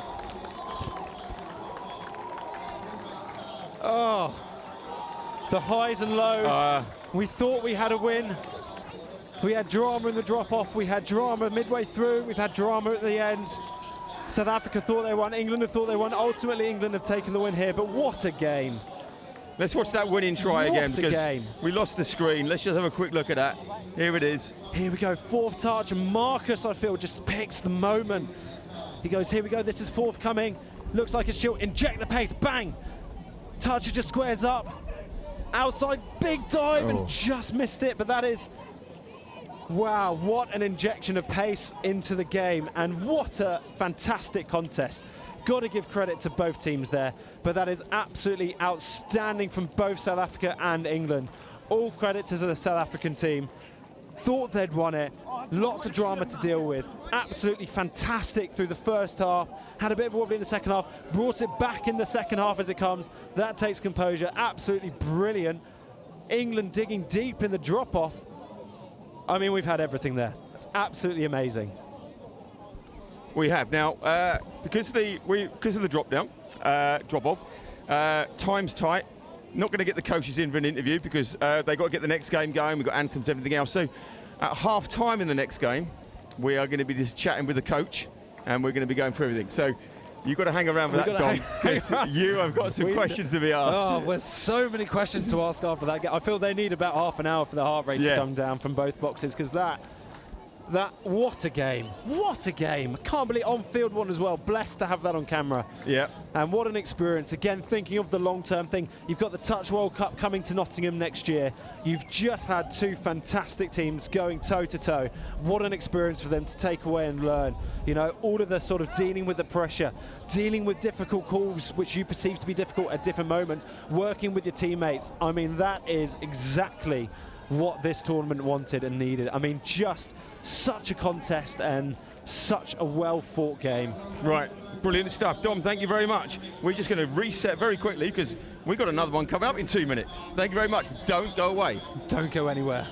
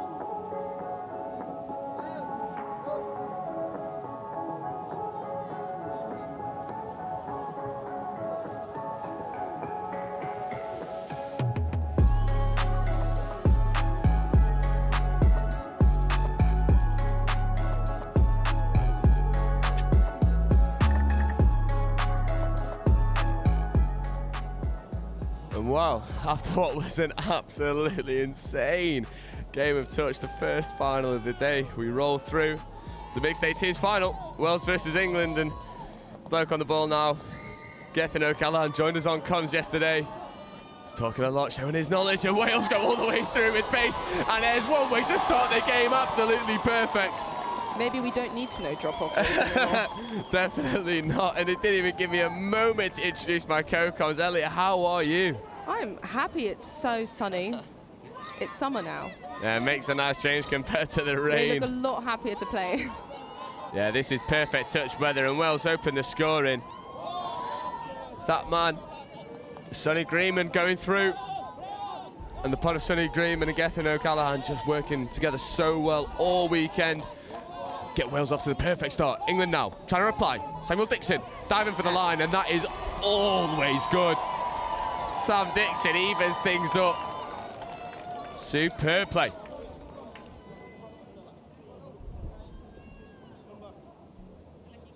There's this pod again of Sam Dixon, Ellis Pearce, working together, quickie sets. Big right foot step from Sam, and he's so long, huge wingspan, can get in. Excellent response. It's a superb response, and I've got a feeling this game's going to be won or lost in attack. Big shootout. Wales now generating some momentum going forward. England staying tight and deep. Hammer. Look long. Ooh, not enough wheels on it, just goes to ground. Right by the England sub box as well. Yeah, so England will be able to take a few touches up the box, make loads of ground, and that's exactly what they do. Second touch. On the halfway line. Third touch, just past the halfway line. Fourth coming in. That is fourth. Well positioned for fifth. Get the ball moving around. That is fifth. Attempting a scoop through, it'll step. Long ball. Oh, not quite smooth yet. No, but a good feeler for England. It was Jake Rugby picking the ball up, looking for the scoop. The link wasn't in the hole he thought he would have been. But positives to take away for England, but this Welsh transition is powerful. Yeah, third touch past the halfway line already. Yeah, both teams matching each other for ground made off the transition. However, Wales trying to play around England, and just ball goes to ground. England will take a couple touches to get fresh legs on, and then they'll drive for the line. So this is the under-18s mixed final. France won their third place in their last game versus Ireland. Very tight as well, I've heard, between France, England and Wales. And England and Wales, history of being a bit of a chipper fixture, probably. So England with another set of 6 on the line. Let's see what they can produce here. Pearce, Dixon, Pearce again, looks for the line. And Pearce and Dixon have worked at the 33 quickies ever so well. They've got all the variations. The QB, the step back, Dixon on the ball, receives it back, looks for the link. Superb decision, and he is loving his work. Sam Dixon feeds the link in acres of space, and England take the lead.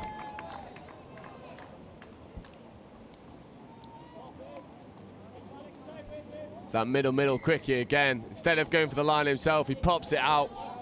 That's number 9, Lucas Norton, getting over for the second try. Here come the big lads. Gethin O'Callaghan. Sonny Greenman.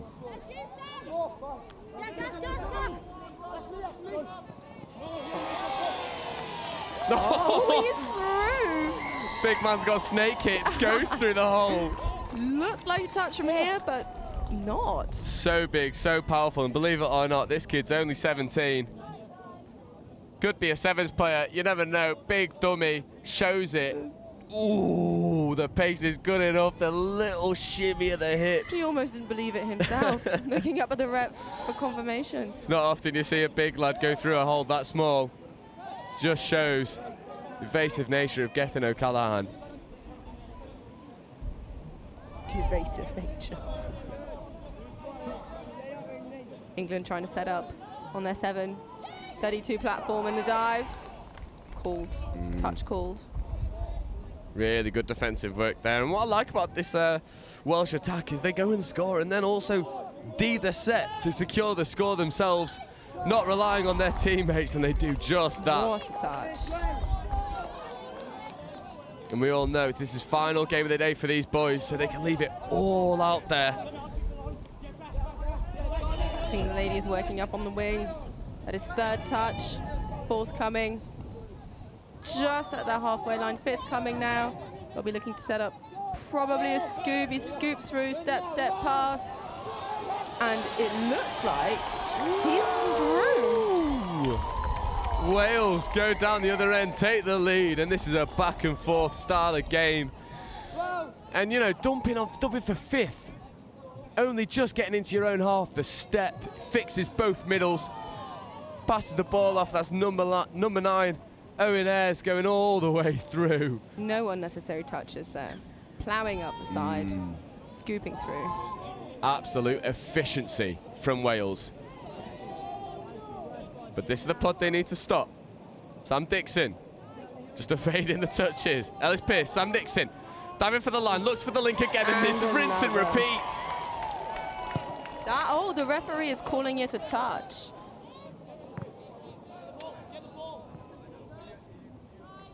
Must be absolute fractions in it. Looked for all the world that the ball was going to be down, unfortunately not. Dixon again, feeding out to the link. Back in, Dixon. To Pearce. Takes the ball. Step back. Oh, there you go. That is fifth touch. Can England create space out of nothing? Yeah, I'm looking space on the right-hand side for England. It's great. They're quite bunched up on the left side Hands. Lucky winger almost does both players. But what she does do well is that now Wales have to work extra hard across the field, make it back to their sub box. Yeah, but Wales just get the penalty in the 10 metres. Throwing the ball away, I believe, was the call. Wales take one right up the box. Superb work. This is third. Rolling through, pace is injected. Fourth. That's fifth. Scooping through, pass, hands, pass. Oh, and the winger was ready. Yeah, 6 more given. England have to work hard in defence now.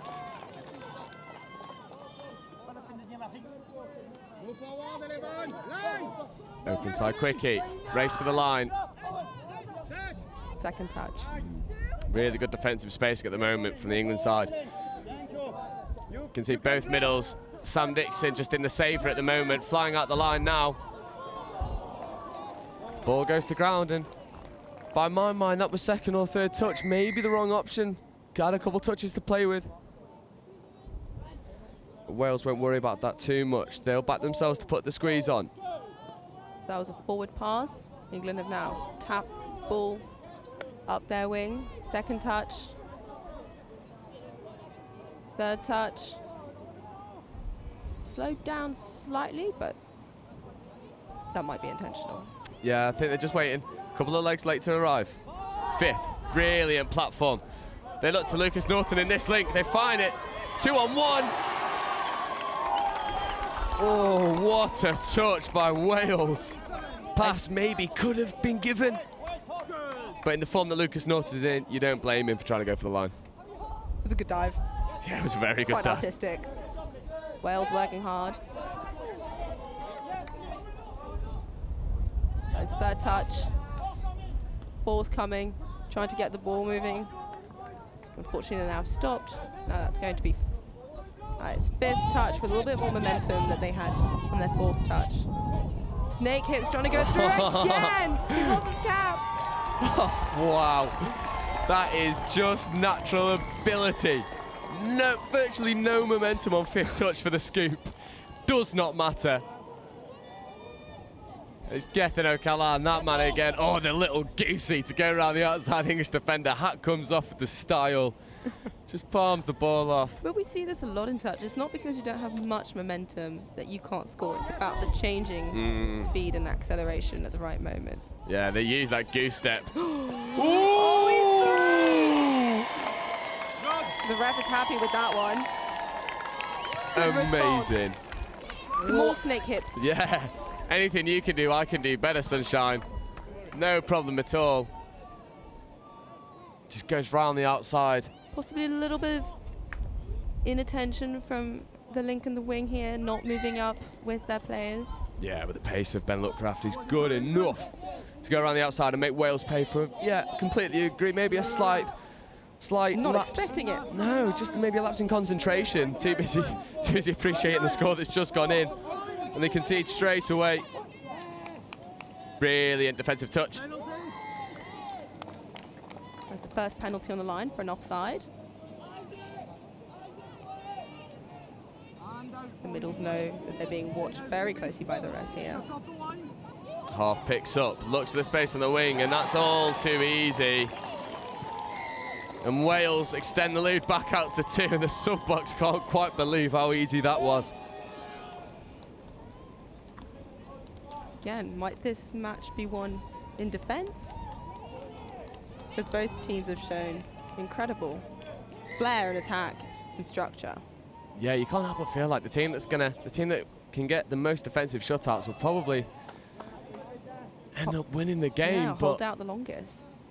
at the moment, neither team can really do so. England less so than Wales. But this is the pod that England can rely on. Sam Dixon diving for the line, and that is all good. All Third time good. lucky.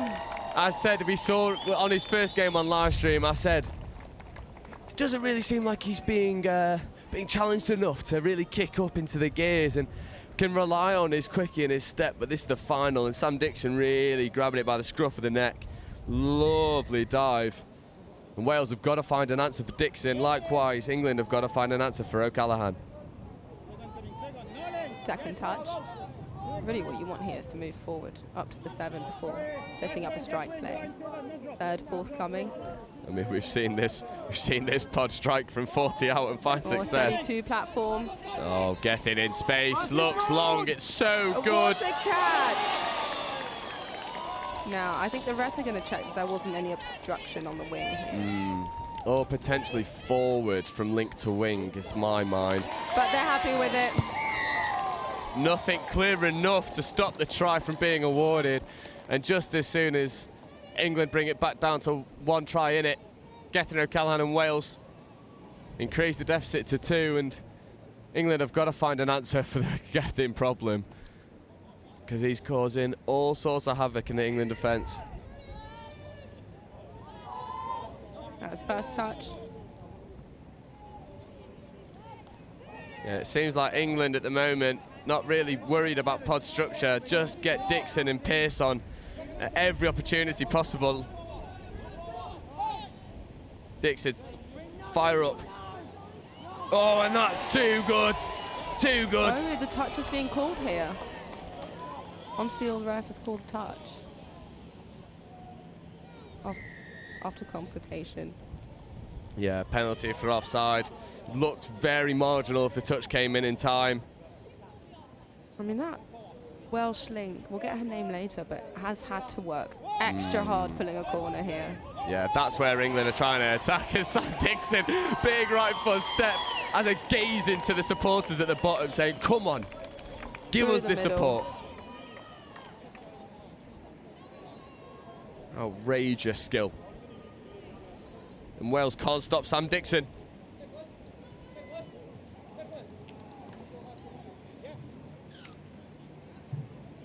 I mean, we thought the game previously was a stormer. 11 tries in 13 minutes. 7 minutes to go in the half. We're moving off a 32 platform. Oh, look at that striking play. What a step. I mean, we're close to averaging a try a minute.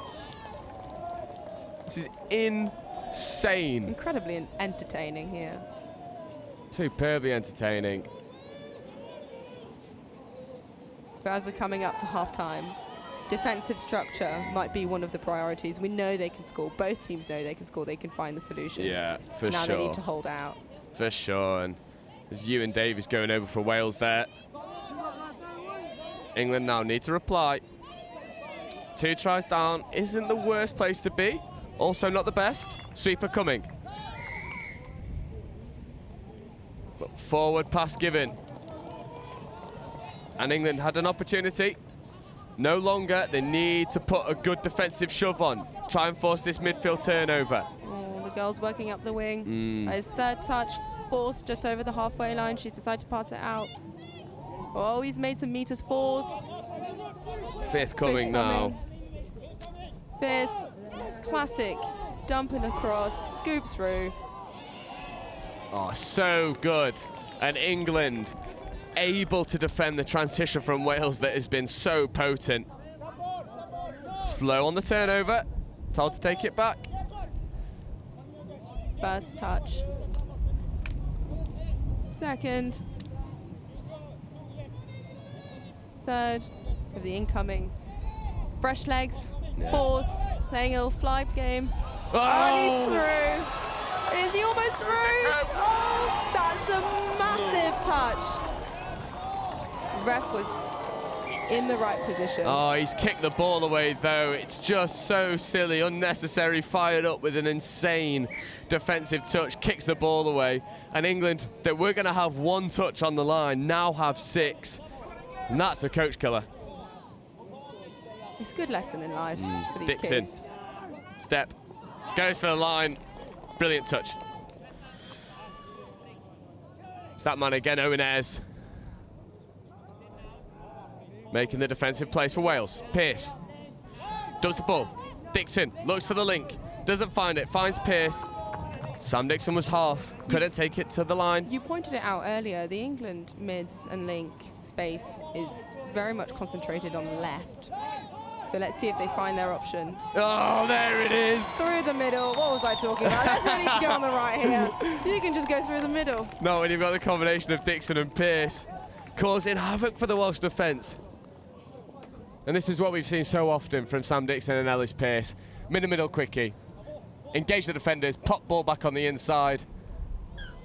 And it is just too accurate, too good. I mean, they have incredible ball movement on the line, and the middles are quite confused and worried about committing to a touch.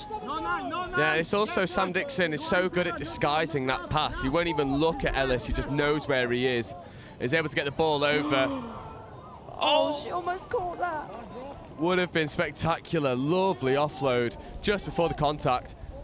Fortunately, the winger can't quite reel it in. It wasn't an easy one to pick up, it must be said. England starting to find some success in the defence. Able to shut out Wales on more occasions now. That's fifth coming. Fourth, sorry, fifth coming now. Superb drive. Oh, lovely. Oh, brilliant touch there. Thought he maybe could have whipped the ball to the left. Opts to check back on the inside. England need to work hard now. Wales picking the simple solution of just driving up their sub box, getting the fresh legs on. And it always looks so lethargic when Wales come off the pitch, but it's then the pace that gets injected as they roll on. Oh, brilliant touch from the winger there. Now we think that's fifth coming. Let's see what they can pull out of the bag. Fifth, scoop. What an acceleration. Nicely covered by the England defender, and I think that'll be called a touch and pass. Yeah, touch and pass.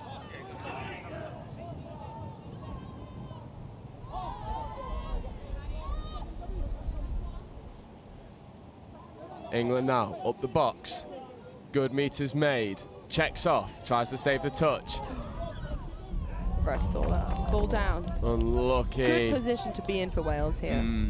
Really good turnover. With only a minute left in the first half, let's see if they can extend their lead. Essentially a tap off. They've taken a couple touches just to get the fresh legs on. I mean, there is no panic there, and they're still such young players. Yeah. Got to forget, you know, average age of these sides is 16, 17, and the composure that can be shown for people of such young age is absolutely superb. Quickie plate, they go back to that short side. The ball just doesn't stick.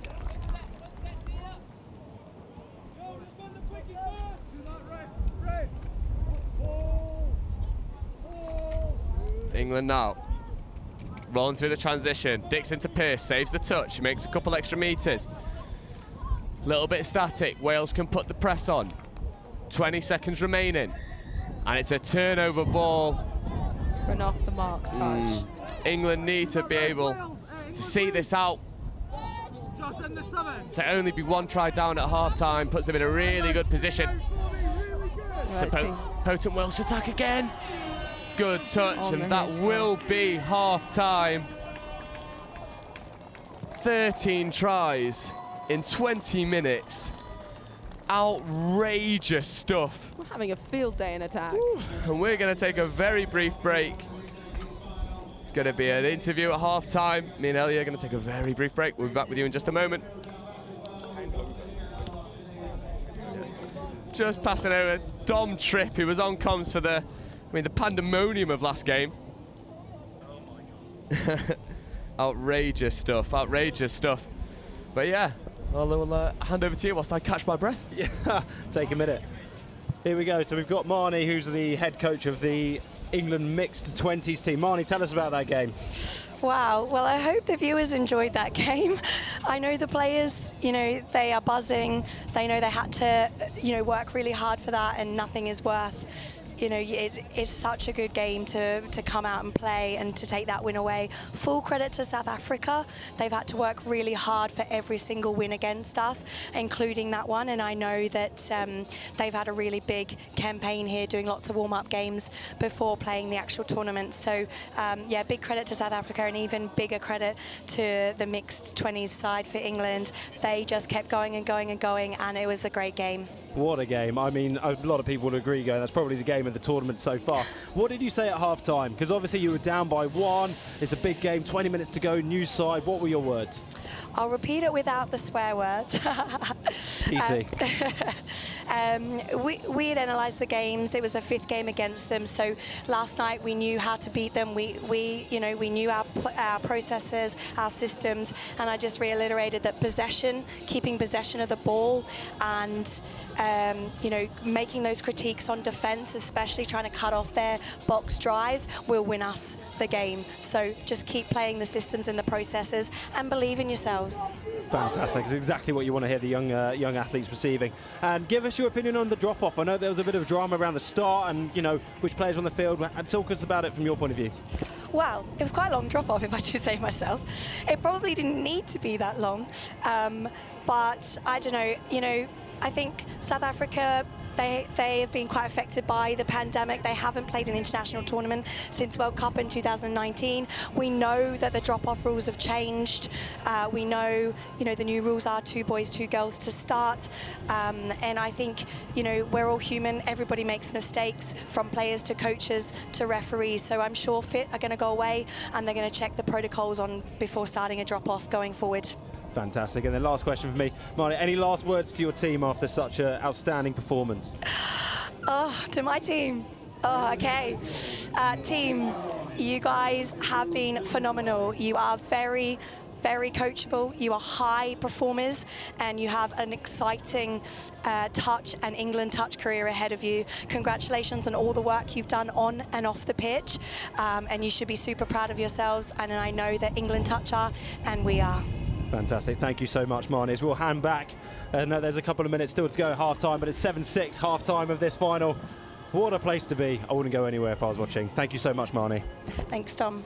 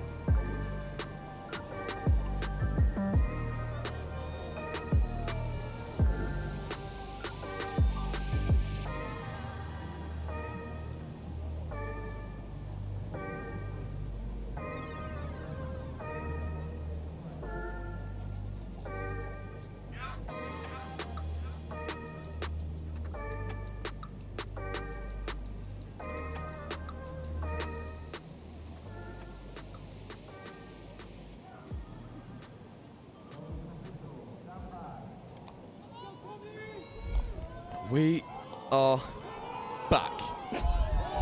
And I mean, back in business. There's not a lot to say. We were having a very brief chat as Dom and Marnie just filling in on the game before about, we're sort of forgetting that this is a mixed game. There's no disparity in level, there's no disparity in ability. And everyone on the pitch having to work ever so hard for the success that they make. And these two standing above the rest. Dixon fires the ball, and it is rinse and repeat. Insane stuff. Open side quickie again. Dixon gets the ball. Oh, Link has to shut. And then the ball is checked off. Then Lookcraft again. We may as well copy and paste from the first half. I wonder if we could have recorded all of our commentary from the scores in the first half and then just run that back, because I've got a feeling we're not going to see anything extremely different. So if it's not broke, you don't fix it. That second touch here. The Welsh have gained an offside advantage. That's third touch. Ladies working hard to set up the boys. That's fourth. Effectively, they only have one touch left to set up the striking platform. It'll be interesting to see how they move the ball around, should they. That's fifth. Look long. Oh, what a shot. Lucas Norton getting up in the face and making the defensive play for England.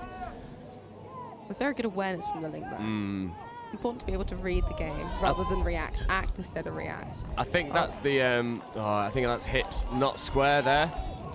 And England down to 5 for the moment. The Welsh have not stuck. This line has not subbed off yet. No, just bringing it back to the mark. I think they know that the two that will make things happen from nothing are the two that are on the pitch at the moment. It's first touch. And Megan Jones doing important work in the middle. Setting up their play. Allowing the likes of Gethin O'Callaghan open space to work, and what hands! Oh my goodness. Oh, I think it's going to be called forward pass. It is forward pass. But the girls are working extra hard in this set. Yeah. I mean, the pass was phenomenal, but those hands. Megan Jones did such good work to get the platform down so nice and crisp, and then the winger on the far side just missed the number. Superb hands. I mean, it looked like the try line was begging if not for a forward pass. And it can't be understated how important it is. You know, the females in the mixed game have such an important job. They often control the subbing move, giving direction to the blokes in the middle, because as a bloke who plays in the mixed game, it's easy to not be able to pick your eyes up, and you benefit so heavily from having those huge comms from the outside, giving you all that direction, giving you proper information. England back on the move. That is fifth touch. Well. Oh, hands. The gap just wasn't there. No, she's all right. I think she got the ball ever so slightly in the chin. Yeah, I was going to say, might have tried to catch that one in the chops. Oh. Good. A little bit of panic. Yeah, good pressure. Of urgency in the Welsh subbing there. Excellent pressure from England. Well, we're nearly 4 minutes into the second half, and the pod for Wales has not been able to sub yet. Been trapped on. Here's Ellis Pearce, Sam Dixon. Outside quickie. Oh, what a line! What a line! Superb! We were just talking about the girls setting and controlling the sub box, but they can also run a hard line and dive. Yeah, and that is a picture-perfect link hole to run straight through. It's the combination of Pearce and Dixon, but Dixon this time looks open side. And what a superb line. Louisa Samble gets over, and it is absolutely superb. If anyone wants to learn how to run a link hole, well, Louise is giving you the perfect example there. And England take the lead in the second half.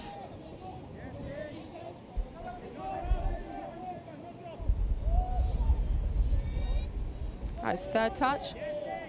Fourth coming. 4.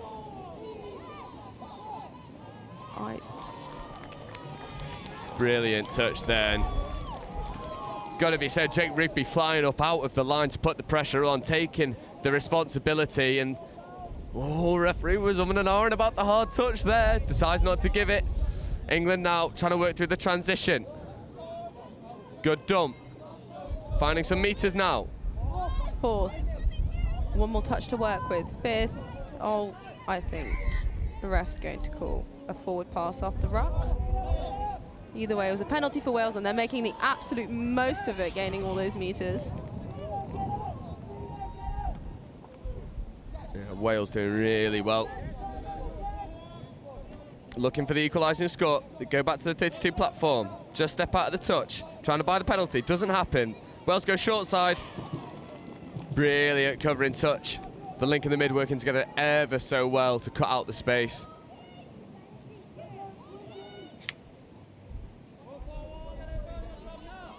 That's fifth touch. Throwing the long ball to the link. What a gap. Beautiful. Laurie Windsor goes all the way through, and just as soon as England used the link to go through, Laurie Windsor says, yeah, don't forget about me. I don't know what's more fun, diving into that hole, just putting it down. Yeah, there's nothing more satisfying than being able to just walk through a gap. She could have had a nap and still got the ball down. The gap was that big. We're here at 8-all, 16 tries. Don't think the defence coaches will be particularly happy with either team's performance, but the attack coaches are loving it, and we're loving it. Dixon, hole there, doesn't go for it. Ellis Pearce. Excellent shot there. Superb shot. So switched on. They look long. Ellis Pearce dives for the line. England Doesn't playing make it. very quickly, that second phase. And that is fifth touch. Be interesting to see the ball movement there. Yeah, I've got a feeling they'll try and kill it in that near corner to England's sub-box. Make Wales work really hard. I mean, to have played 27 minutes and still have the lucidity to... What a word. The intelligence, the awareness to kill it there. But that didn't matter to Wales. They just ran across anyway. Yeah, but you can't outrun Lucas Norton. Touch. What a touch that is, by the way. Number 4 for England. Alyssa getting up, making a big shot. But these are the boys you've got to worry about. That's fourth touch. Gethin O'Callaghan. That's fifth. Greenman. Back to O'Callaghan. Looks for the link. Oh, and it's rinse and repeat. What a score. I mean, just putting it down. So satisfying. It's absolutely superb. We'll have a look at the replay. Sonny Greenman looks to engage the line. Checks back off. Gethin. Steps back, and what a line that is. I mean, it's clear that they've understood that England has been, the England links have been told to shut that down in the middle, and so now they're exploiting the link. Yeah, it seems hole. like Wales just told Laurie Windsor, stay out there, we'll find you. You've got the skills, you've got the pace, you've got the knowledge. Hold that line, we'll find you. England trying to draw a not moving penalty. Nearly do it, dive for the line. Good touch. Called. I think England can do more of that because the Welsh links are dropping very early. So just by pulling out of that touch, you can point to the ref. By the way, look at where they are. They're on the line. Oh! Yeah, and they do get the penalty for dropping early. There's one on the line now.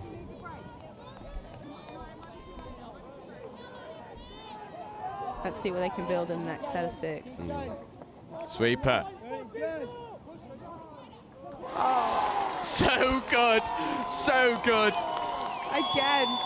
I mean, she may not be very tall, but she doesn't need to be. Lightning fast. Such a fantastic dive and great hands. Yeah, and the women showing, oh, look, you boys might have been enjoying your first half, but we're enjoying our second half. It's Poppy Riddleston that goes under. What a line. Eats a little bit of a late shot as well for a look, but it's so good, and it seems like both teams were really conditioning the short side plays, middle plays, and now they're starting to look open side, finding the female link in acres of space, benefiting both teams at the moment. 18 tries in the game. Can Wales make it 20? Lovely pop up back on the inside, the out the back pass. Bringing you back to the middle. Wales just slowing the tempo, drawing England out. Look for the link punish. They find it, loses the feet. Ref has called play on. Oh. Forward pass. England having to work all the way back across the pitch to their sub box to try and score a 10th try. First touch. Good yards made up the middle there by Jake Rugby. Said on live stream a few days ago, Jake Rugby is just such a solid player, so consistent. And it's so useful to have those players that are just absolute workhorses that will always give you legs, always give you power, always give you pace. You know, always consistently 7 or 8 out of 10. I mean, it's arguably more useful to have those players. I mean, we're seeing a lot of like trying to run around the girls on the wings to gain some meters coming in. No. And that's just not working, is it? No, not at all. Not at this level. The girls are just as good as the men. There's no disparity in ability here. England very blessed with some extremely strong women, especially at age group level. Oh, what a shot! What a touch, though. Oh, my word. Louisa Sambo, she scored one, and then she's just stopped a guaranteed score. I mean, this is an exhibition of the very best that mixed touch has to offer. Just feel lucky I'm able to stand here and commentate it. Yeah, it's superb. It's such an important category, especially in Europe, for touch to develop through. Not only at university level, but also school level. Yeah, 100%, especially with, at the moment with all the talk about contact rugby in schools. There's a gap there for touch and tag. England get away with a forward pass there. I'll say it how it is. Angus, if you're listening, I'm with you, pal. Forward pass, police. Lovely evasion, making extra meters when they can. England now, in their strike move.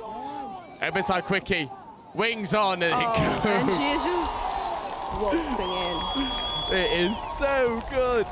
So good from England. Just the movement of the ball off the line is seamless. And they just avoid the touch there, make extra meters. And now, rather than taking the touch to settle, like, nope, we roll straight into the quickie plays. Link, the wing does shut on the English link, leaving the space out on the wing. And she hasn't turned her back to the camera, so I can't get your number, but it's an absolutely superb finish by the winger. Touch one. Second touch. Oh, the pitch is looking a little bit slippery here. Yeah, it did rain all day. Although better than pitch 2 at this time yesterday. It was, yeah, losing the line at the end of yesterday. Oh, good link punish. Half just not there quick enough. Open side quickie. Fifth touch. Gethin O'Callaghan was more than entitled to say that Jake was offside. But by the time Jake was onside, he made the touch. First touch. England racing up their wing. Second. Oh, good awareness. Good awareness. Fourth. Oh, and that might be a hard touch. And again, we had 2 referees in the commentary box earlier, and I was talking about when touches target the arm, and she was saying that because there's no option then if the ball goes to ground, it's not like a loss of control. Yeah. The control has been taken away from the dumping player, so it'll always get given as a hard touch.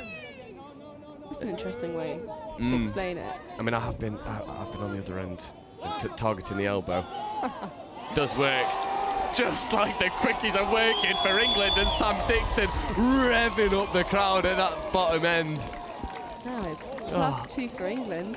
He's just 6 minutes to go. He's just so good. So good. Open side quickie, takes the ball back and just left foot step. Wales unhappy. England ecstatic. Third touch coming in. Just off the 7-meter strike line. Fire up. Playing that long ball. Oh, Jake Rugby, superb touch. Screams in jubilation, he loves it. Fifth. Jake Rugby, one of those players that thrives under pressure. loves the defence under pressure. Yeah, I mean, we can see that England have upped the pressure on Wales. There's a little bit more. Oh, superb.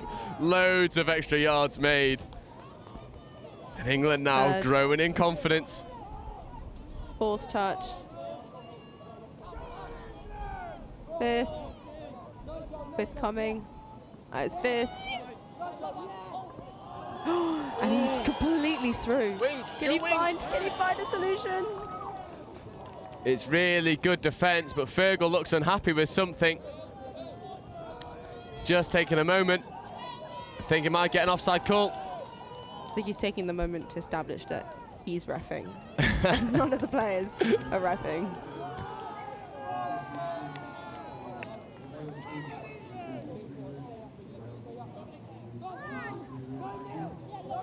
Oh, ball goes to ground. He tried to claim like he caught it. Not quite, and Wales get let off. A really good dominant touch for the English link. Referee's happy with the pass. His fourth touch coming in. Oh! Megan Jones with a step there out the middle. Yeah, bye-bye sunshine. Talking about sunshine, there's Sonny to get to O'Callaghan.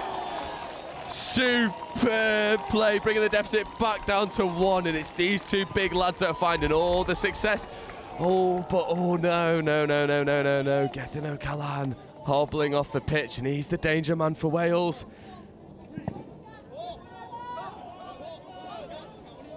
Just under 4 minutes to go.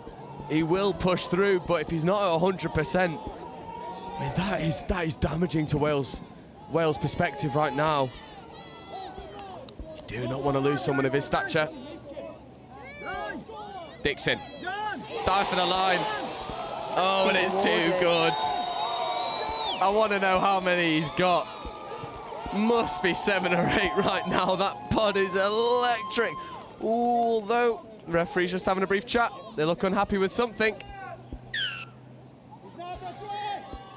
Oh, it's not been awarded. Forward pass off the base of the ruck. Yeah, ignore our scoreboard. That is wrong. It is not 11-11. It is 11-10 to England. Scoreboard on the pitch has it correct.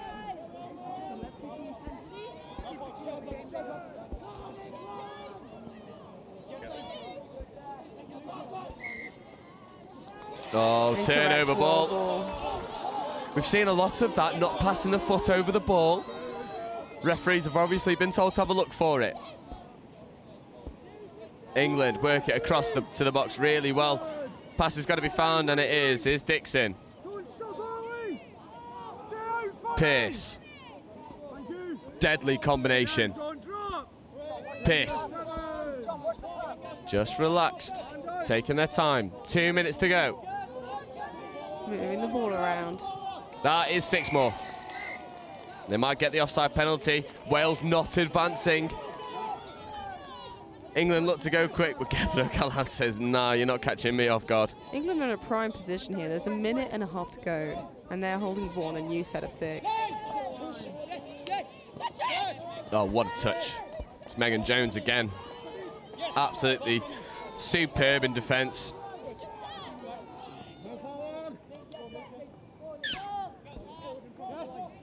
Forward pass again. Wales have an opportunity. Realistically, the last set for Wales here. Yeah. 70 seconds left to go in this game. Oh, what a touch. Stopping all of Wales' momentum. Hard. Yeah, foot in the ruck given. England won't mind that. You don't care about giving away penalties at this stage of the game. You just want to keep Wales as far away from that line as possible. Less than a minute left. Loads of metres made there from Wales. This will be last possession. Good touch by Sam Dixon.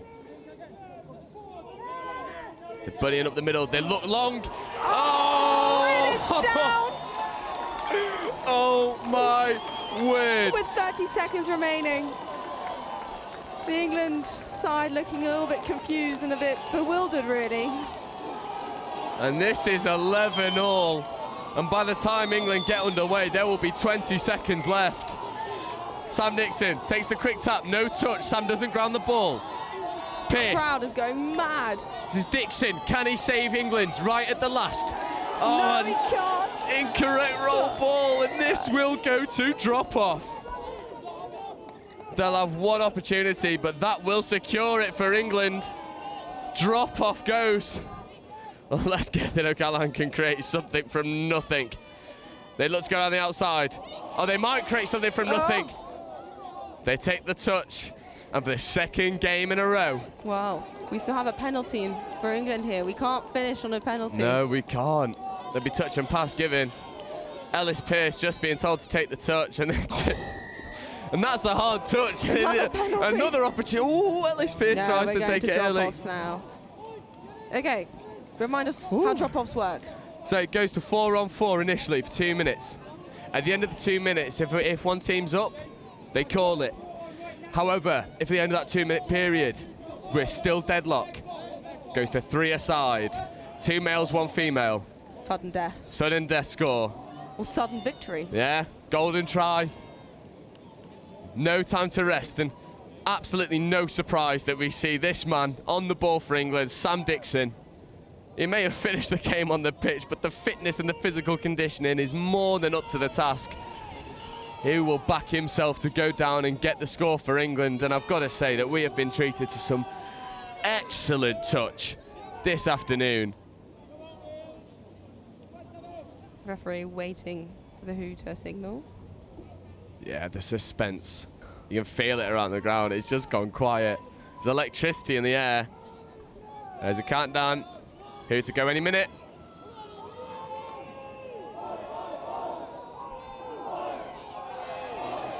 The Welsh crowd. Yeah. And the English crowd. Now here we go. Drop-offs are underway. Everyone's revving up. Touch. Second touch, trying to gain as many meters as possible. There's a third touch. Oh, here we go. Dixon in the place he wants to be. Fourth. Quickie receives the ball back. Oh, but it's going to be given as a forward pass again. They need to over-exaggerate the pass going backwards at the base of the ruck. Fergal spotted it now. Good touch. Oh, and she's through. Second touch.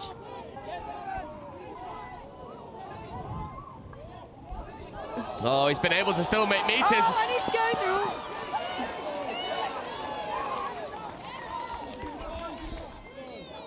Oh, that's hips not square, and after all the good work, really silly penalty to give away.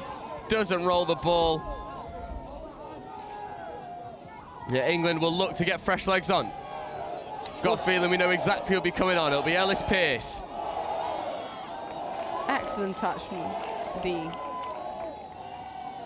And I've got to say, just as we have a brief moment, there must be people in the hundreds around this ground. Screaming. You've got cries of Wales, cries of England.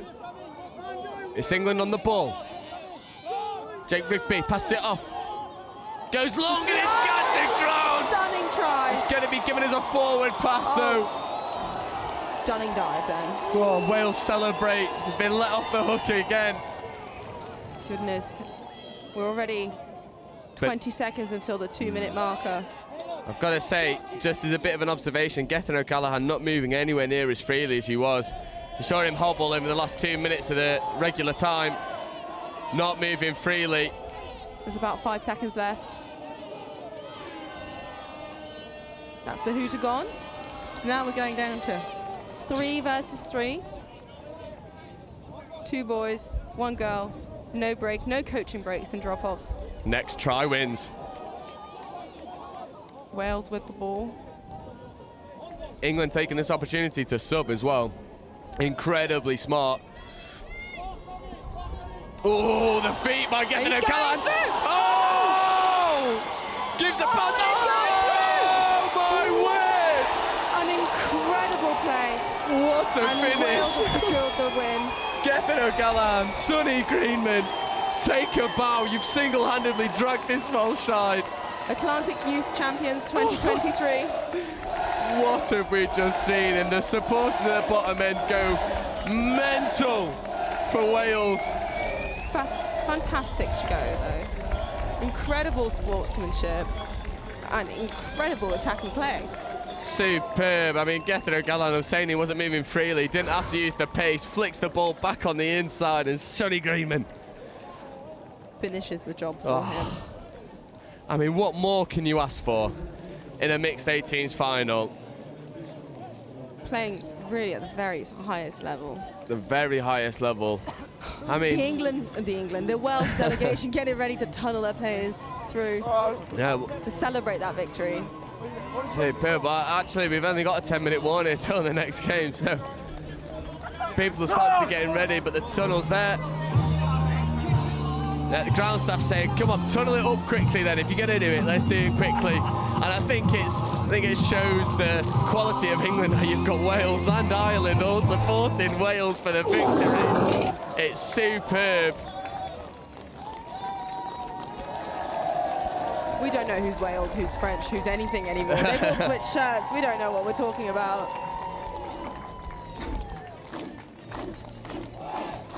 Oh, what a result, what a game. Such an incredible experience for those juniors. I mean, as we keep saying, but they're only 17, 18, 16 for some of them. Yeah. It's just superb, and we've been saying if this is your entry point to touch, I mean, how can you not love it? Just look at the camaraderie, the sportsmanship, and then the skill, the pace, the power on display on field. I mean, it's just superb, and England fall at the very last hurdle. But they can be proud. They fought to the very end. So proud. I mean, Sam Nixon, Ellis Pearce, you can hold your heads up high. You had the game of a lifetime, but Wales just did enough to see them through. I mean, with a couple injured legs, as you see the bloke get carried, leg in each arm. Tunnels 100 meters long. Probably 100-person deep as well. Wales enjoying that victory. I think we're going to try and grab Gethin O'Callaghan to come and have a chat, the big lad. And here he comes over. I mean, here he is, boss. I mean, first of all, what a game. You wanted drop-off, you got your drop-off. Yeah, no, we called it, you know. When commentating in the last game before, it was good, you know. I mean, England's always going to be a tough performance, but, I mean, quality group, you know, it's just glad to come away with that win. Absolutely amazing, and, you know, individual bit of brilliance. I said on commentary, I was like, saw you hobble off last 2 minutes of extra time, and was like, it's not someone you want to lose, didn't have to use your pace in the end. I had to pull myself together. Little flick pass out the back to Sonny. No, I thought, you know, risk it, it's the last final. Got to put on a bit of a show, so.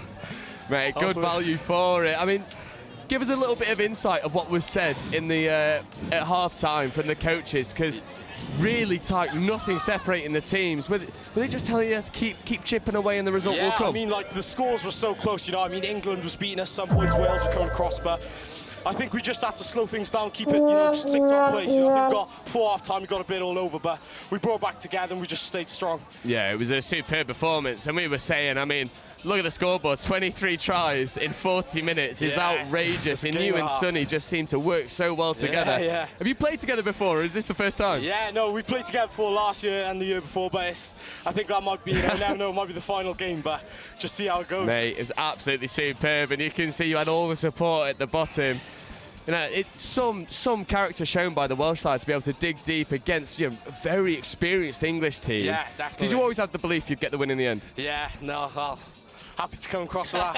Happy for the drop-off, yeah, to be you honest. called the drop-off at half-time, you wanted it. It came off, so mate, a wicked game though, yeah. It's superb, and I won't keep you too long. You go and enjoy the win with your team. All good, thank you. Well played, well played. And we are going to take a very brief break. Catch the breath. We've got one last game coming up next, another final. We're going to have 3 drop-offs in a row. But don't go anywhere, we'll find out in just a moment.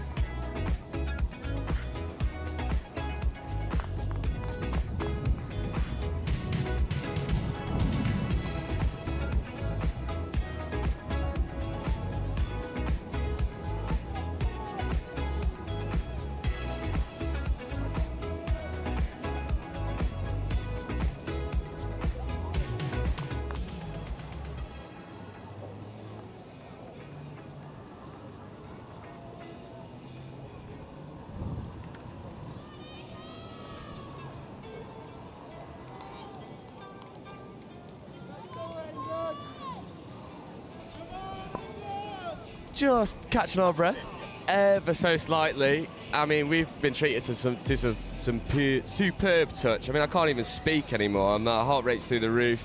Got a headache, screaming down the mic the entire time, but we're here for the rest of the day. And is it all right for the trips? Is that all right? I mean, yeah. Not yet. Not yet. On the way. Dom, come on, fix up, pal. We're here with He's asked, to be fair. We're here with the Mixed 15s final, and it's the first time we've been able to commentate on the England Mixed 15s. I've got some boys in here that play with. Freddie Mason's the one to watch out for. Noah Wheatley as well, absolutely rapid. If it's anything like the 2 games we've been treated to so far, it's going to be electric. No, it's very exciting. I think it's the most exciting thing is seeing some of these younger players who are going to be taking the reins of the touch world in the future. And like I said, I've seen a couple of their games this tournament, same from the French, good side. It's going to be a really good game. I'm excited to watch it, see how it unfolds. Yeah, it's going to be brilliant. You know, me and had Mark on earlier, and we were sort of eyeing up some of the French players. You know, Leah Martin Mendez Lopez, female middle at 15s level at internationals. Oh. You don't hear that very often. That's what you want to see. That is the future of the game in her hands as we tap off. Oh, what an afternoon. 2 drop-offs in a row. Are we going to get a third one? And finally blessed with good weather as well. Finally. It's happening. England rolling to the sweepers. Look for the link. Good shot. Nice. Good read there from number 18 on the French wingers. England have got to create something from nothing here. Pick up, scoop, well read from the French. That's a good start from the French defence there. Solid. Don't look like they've got any kinks in their armour so far. England are going to have to work a bit harder to break that down. What's nice as well is you see loads of attacking structure, but defensive structure as well. It's not often you see that as such an age group. Just good pressure, isn't it?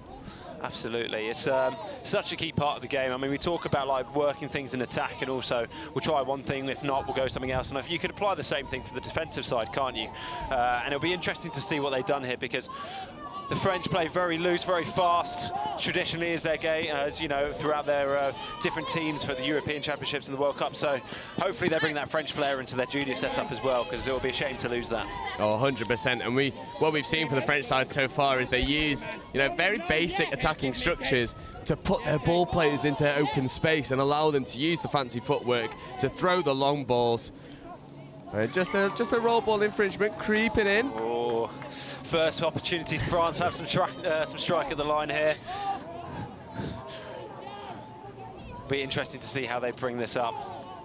Yeah, it's such a game of momentum, isn't it? Like a couple of small mistakes around that sort of 10-10 mark really gives the team an opportunity to impose their game plan onto the opposition. And here we'll have the first proper glimpse at how the French are going to set up. Yeah, just rolling into line attack now. Open side quickie. Oh. Good, I love that. See what they're seeing, have a bit of conversation. England offering up that right edge, going against the grain. The space is there on the wing. What a ball. Oh. Love that intent early on against the grain. Superb option. I mean, you saw the female middle look to run it, engage the defenders, check back. Such a good way. I mean, it's so often you see mixed teams not using the resources that they have, and so often you'll have like teams playing with just the 3 boys, and it's so good and refreshing to see the French using their resource for the majority of the time here. Freddie Mason down at the moment. I know he's struggled with his hamstring. This could be a blow for England. I mean, it's not something that you ever want to see in sport, but there's inherent risk in anything that we do. But yeah, we really hope for his sake and for England's sake that he's back up on his feet quickly. Yeah. But yeah, it'll be interesting to see here. So 2 minutes into the game, still 0-0 on the clock. I mean, a couple of strikes at the line early on. England played a sweeper. France playing much more of like a 2-player sort of setup, exactly like you said, trying to put their ball players in the right options to throw long or to use the fancy footwork. So this could be a really good tactical battle lining up here. Yeah, and we've seen. I was speaking to Mark earlier. He's been helping out with the French side. You might be able to spot him on the camera somewhere. He's wearing a French chicken on his head. He absolutely loves it. And he was saying that they are focusing on getting their ball players in space, not too worried about running too much structure, because they back the natural attributes of the players on the field. And I've got to say, some of the skills are insane. You've got to remember, these guys are only young, some of them only 12. This is Noah Wheatley going through the gap. Footwork. Touch being claimed. Touch gets called. I mean, how timely when you're talking about letting your players be in space. Look at that, snap, snap. It is amazing to see. And it's also what you want, I guess, from your young athletes, just going, have a go. Like, have a free space to go, give it a go, get on the ball, and see what space you find. Yeah, and I think it's important to say as well, as France roll through their transition, this will feel like the be-all and end-all for the two mixed sides. You know, at any age group when you're competing, you want to win. But this is the end of their touch career. It's important to just get them enjoying the sport, getting hooked, and allowing people just go and run the things they want to run in space. That's exactly how you do it. 100% no. For me, I think that's absolutely spot on for this tournament. There's so much around just teaching them the game, teaching them the tools they have. Go and enjoy it. Go and have a great experience. For a lot of teams travelling overseas, what a brilliant opportunity that they'll get through the sport, which they won't get many other places. No, definitely not.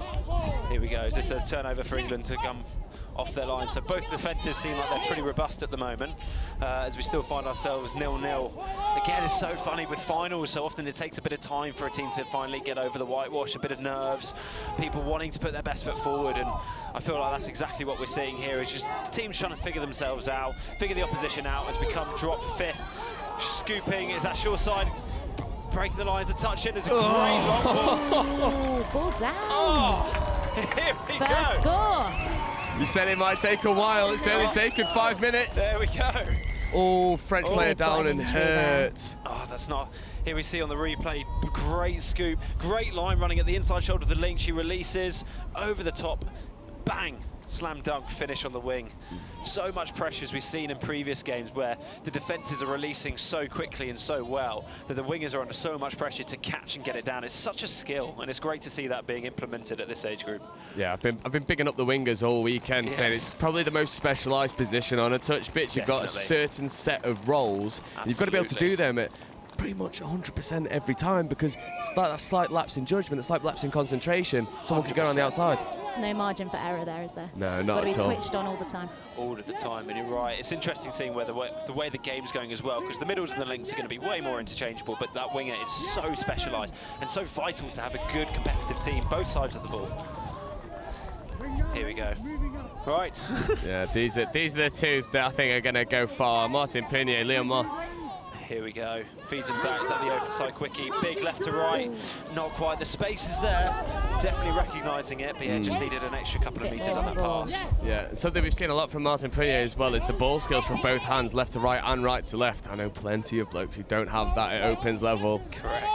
That is so valuable. You're then, again, if you can only do one way, well, you'll just take it away, go the other way. Go on, let's see what you can do. To have both is so invaluable. Isn't that right, Zan?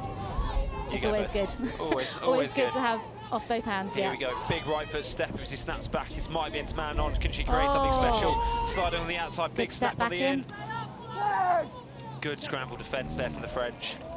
Yeah, something we've seen from the French defence a lot is that the last-ditch touches are just, they're sticking every single time. The commitment in defence, flying out of line, diving for touches.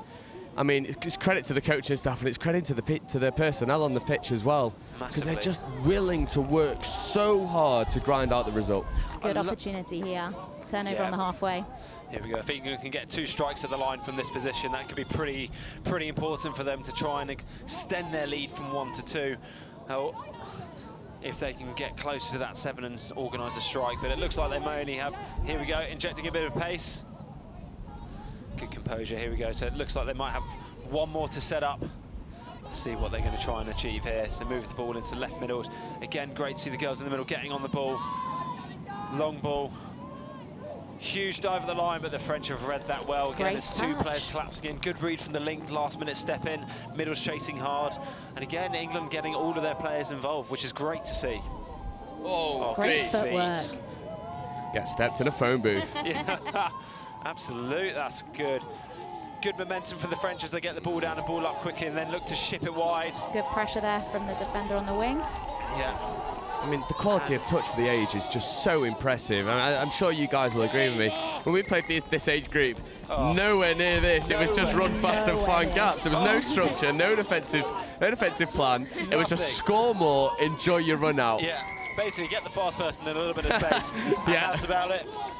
Yeah, I remember coaching at one of the first JTCs, and honestly, anyone who knew how to initiate the roll ball was pretty much going to win the game. So the fact that we're here when they're getting sort of different tactical battles, good feet, get small little behaviours like that, and then they're so composed to initiate the touch, and then, you know that we're not trying to score now, we're trying to build pressure and momentum through the set. It's so nice to see. And what's nice in the junior coaching setup is there is such continuity between every single age group. Most, every age group. Oh, so Found good. gap, great finish. Fantastic. Malachy Randolph using the feet. I mean, he really started that play in the midfield with the lovely use of the step. I mean, that is great composure. Like you say, gets the turnover, steps one, right, let's get close to the 7, puts himself on the sweeper, goes nice and wide, bang, step low, nice and early, slides it in. That's such a good skill to have, hard to defend. Yeah, too fast, too low, too direct, too good. England, 2 to the good. And that gives, here we go, this is a great opportunity. Like most teams, the biggest vulnerability really is after a score, because you're going to get a team with some good field position, and France looking to capitalise here. Should have gone. Really nice play. They created the space, haven't they? But that's great recovery there from England. Yeah, it's superb awareness as well from the English link. I think that's Liam Lawton getting across and making the touch. Just eats up the ground in front of him. France might look for the wing. Good Good read on touch the there. winger. Again, it's nice. It's hard to see where the ball's going to go. It's not that prescriptive. It's not that obvious. They're shaping to go one way. They're going back the other way. They're making the English defence work hard, and that will reap rewards for them long term. Good touch there in the midfield. France really trying to put the squeeze on in the English transition, but here comes the pace. Great pace onto the ball there. Goose and snap. And he's got it again. And Brown. You might need a tighter vest, mate. That is. Let's go down a size or 2. Extra medium. Freddie Mason back on the ball. Good footwork. Great scramble defence. Brilliant touch there.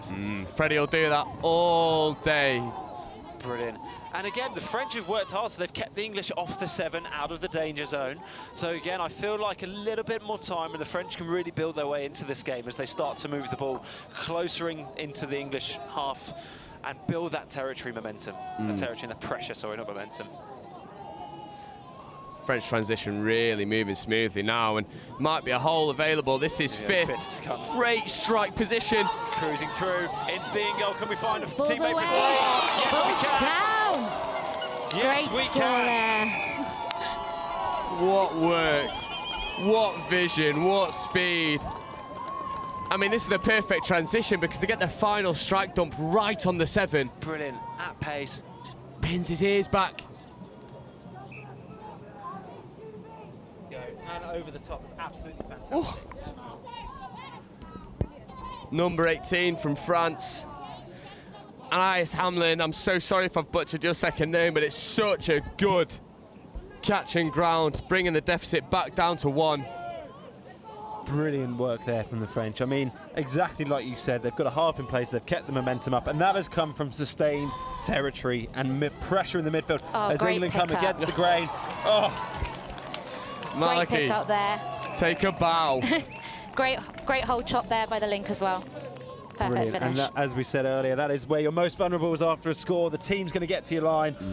And here we go, pick up, shape, bang, snap back to the short side. in. And great spatial awareness. Yeah, it's Archie Pedicard getting over, brilliant awareness, and for people of such a young age, we're probably talking about 12, 13, 14-year-olds, the understanding of, I don't need to overrun this line, let's just pop in space and wait, I back my teammate to find me. I mean, the maturity on show is just superb. Brilliant, I completely agree. And Archie, I mean, maybe it's the benefit of his 2 older brothers and older sister who are also here this weekend. I know you've mentioned them many times before, so I won't give them any more undue time. But it's hard not to, they're everywhere nowadays. Runs in the family, definitely runs in the family. But brilliant.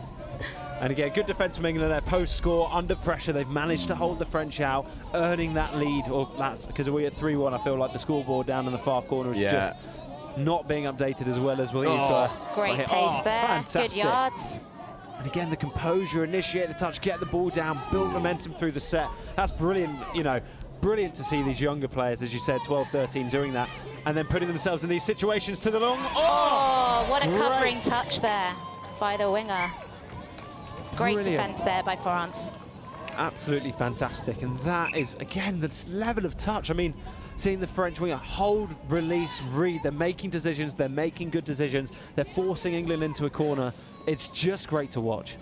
Yeah, I've got to say, it's a testament to the coaching as well, because these are not easy structures. They're not easy things to do. I mean, if any of you guys on the stream now watch the NTS, I mean, you would have watched adults fail to do these things consistently. The fact that these guys are so young. Making it look easy. They're making it look so easy, almost putting a couple of us to shame.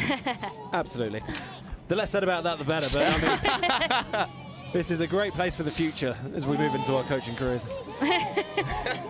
Here we go. Good pickup, good great hands. feet, great hands. I think have they got the overlap? Here we go, and in.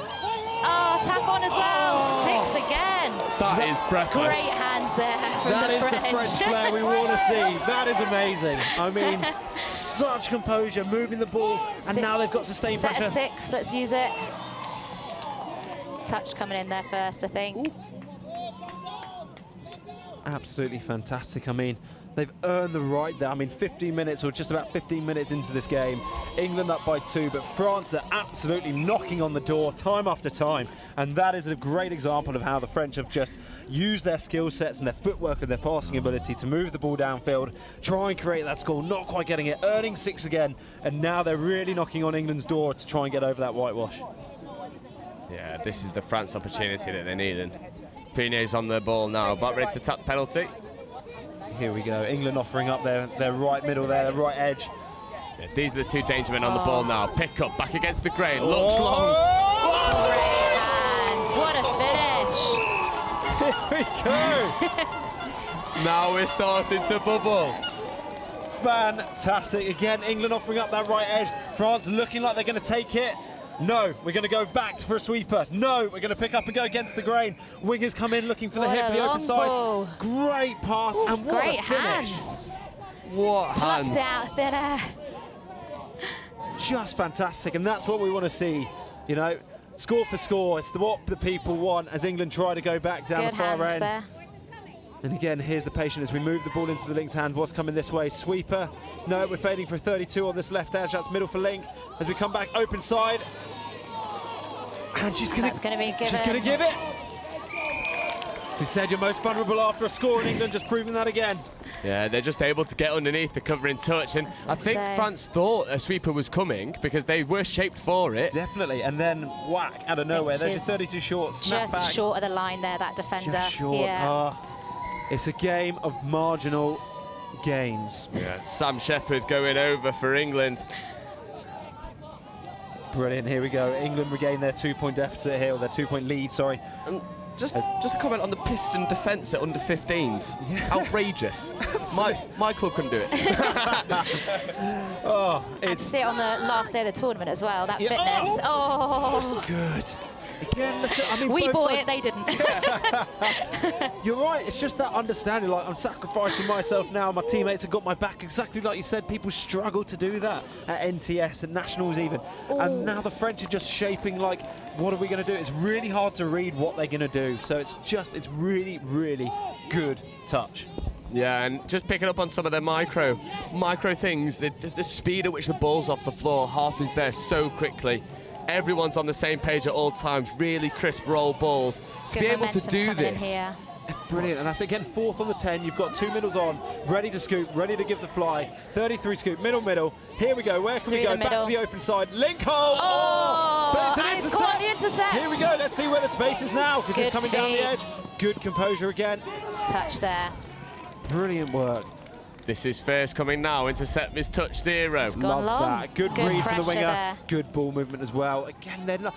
The thing I really like as well is a lot of people first come to touch and they think it's very rigid, it's very structured, but actually what the French and the English are demonstrating here is, yeah, there's a structure in place, there's a framework, but I know when to break it and I know where the space is going to be and I'm going to take it. And that's what we want to see. Yeah, and the coaches must have just instilled that confidence of, look, yes, your age might count against you at face value, but we know what you're capable of. We know that you're able to execute space. We know you're able to think on the fly. And it's that ability to problem solve whilst in the middle of battle. It's... Oh, I know. Day 3, day 4 even of competition. Like you said, regardless of age, you've played a lot of minutes of touch. You're tired. You've had a lot of information coming over the last 4 days. You're away from home. And you said you're problem solving in the moment. It's amazing to see. Uncharacteristic, that. Yeah, this is going to give France a sniff to get back into the game just before half-time as well. This is a really big 90 seconds for France here. Yeah, they're going to take a couple touches up the box, get the fresh legs on. Yeah, but that's dangerous. If you're in England's box here, this is a little bit nervy. You've got some fresh legs. They've been watching the England defenders. I'm sure the coaches would be going on with a bit of a plan. If they're trying to move them laterally, bit of space, but England cover under. Just got the ball down but well again, there. England have got to reconnect, or can France get their next platform while England are scrambled? Bernier on the ball, step back. Oh, it's a good defence. But here we go, second opportunity. It's gone long. Oh, good, check Ball off. away. Ball away again, it's not keeping the ball alive. That's a little bite in there. One of the refs is coming back. Let's go, boy. I think being pulled back there for a... Oh, that's close. I think it might get given as a forward pass. Yes, it has been. It has. I mean, again, the French, similar to the South Africans, dangerous from any time. You don't need a touch necessarily. They can just move the ball into space, which is really putting this English team under pressure through touches 1 through 6. So even if you think you've got one to make, or that's about the end of the set, the French are still going to put you under pressure. Yeah, and the core skills from the French just so good. The catch and pass, and it sounds so easy, but it's really not. Oh, and he's found his space. Here we go, right before half-time. Oh, what a finish. Oh, What a touch in touch. first. I was just about to say 10 seconds before half-time. A score would have been an amazing outcome for England, but the French have done phenomenally well to make that touch and keep the deficit to 2, which keeps them in this game. I mean, what can you say? What can you say? If you'd have told me that this was 18s, I'd believe you. Oh. This is superb touch. England 4, France 2, and we've got some coaches' heads alongside us, so I'm going to pick them apart. 2 interventions for France, 1 in attack, 1 in defence. What would you go for? Oh, interventions. As I say, the standard has just been absolutely insane. So they need to keep doing what they're doing in terms of that athleticism and trusting their skill set. I guess it's just trying to carry that momentum through off the line as they're coming in, like their transition onto the field. As I say, that kind of heads-up play is great, but it's not getting them over the line at the moment. So as I say, maybe looking for that, getting the ball down, putting the England under pressure as they're kind of trying to get back on side, I guess. Maybe sounds boring, doesn't it? Sounds quite English. A tiny bit more structure in that attack, just to try and manipulate that English defence, because ultimately we're covering it at the moment. Yeah, so. definitely. And I think if France do start to engage the line a little bit more, then whip the ball into open space, Yeah. you'll be able to use your ball players just a little bit better. I completely agree. I think that's where England have had the upper hand there, because we've seen a couple of slide dives in, compress the French, they go over the top. I wouldn't say we've seen that from France yet. So yeah, I think if they can do that, they can dive at the feet of the English savers or the touchers, then the opportunities will come, because they've got the skill set in the bank. They've scored a couple long in this far right corner, left to right. So it's it's there for the taking for them. Yeah, and then Dom, just 1 on defence for you, for France. Oh, for France. So I'd say I'll tell you what, I think they've actually got away with it a lot in the midfield, sending up 1. England are working much more in 2s and 3s. The French are getting away with it with 1. So I wouldn't be surprised if the English are saying, let's pass around that 1 defender. So if I was in the French box, I'd be saying, we need to hunt in 2s here. We've kind of got away with it. Maybe try it in the first couple of minutes, but be prepared. And then otherwise, I just feel like their open side could probably just compress a little bit more, particularly the saver. So for those who haven't watched much touch, the person next to the toucher, they need to work really hard to protect their teammate. So I would say that if the French can just tighten up a little bit and really take the diving game away from England, force England to go over the top, then we'll get into a battle, and that's kind of what I want to see. Yeah, 100%. And we've spoken a lot about France, but just on England, anything you've noticed that they can tie up on? Because they get over the line, but that final pass, the touch comes in just before the ball's able to get to ground. Is there anything they can do to create more separation? As I say, I think it's just moving on to the next option. So they've kind of done that conditioning. They've got them nice and tight. France are now compressed and they're making those diving touches. So look for that option, that one pass further out. Yeah. The space should be there for them. Absolutely, and if I go to the other side of the ball in defence, I feel like they've quite clearly been pressing up one side of the field, and then it's just like relaxed a little bit. A couple of times they've really jumped in to try and make that all or nothing touch, which is given the long ball. I'd love to see the English edges just like hold, back yourself to make a late read rather than showing your hand early. And I think if they can do that, we're going to get into a really interesting tactical battle. No, I completely agree, and they, well, I don't want to say kids, but they are kids. It's really hard. Yeah, athletes. Pathway athletes. 100%. I mean, the future of touch in Europe on the pitch right now. And definitely. I know. I mean, exciting. They've got some wisdom in the likes of Josh Henderson, who I'm sure is going to be making sure that they're fueled well with yogurts and other nutritional. I mean, Josh maybe could do with a better style of hat.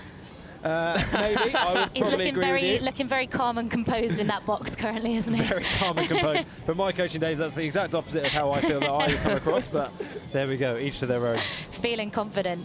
Yeah, and England should be. They are doing relatively well to keep France under wraps. But in the previous game, we saw France on live stream.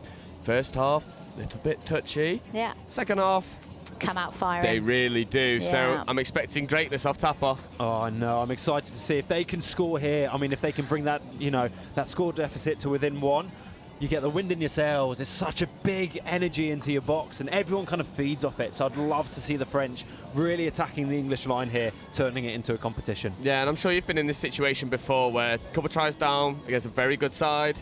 How important is getting the first score in the second half? Oh, it's huge. It's huge. I mean, it's just, I don't know, it's really difficult to explain until you've been inside that sort of like bubble where you go, we're really against it here, back against the wall. And it's that hope. I feel it's that like, we can do it. It's kind of like confidence is built off what you've done before. So you go out and you do it straight after tap off and you go, yeah, and now we've got 19.5 minutes and there's only one in it. So it's massive now for the French.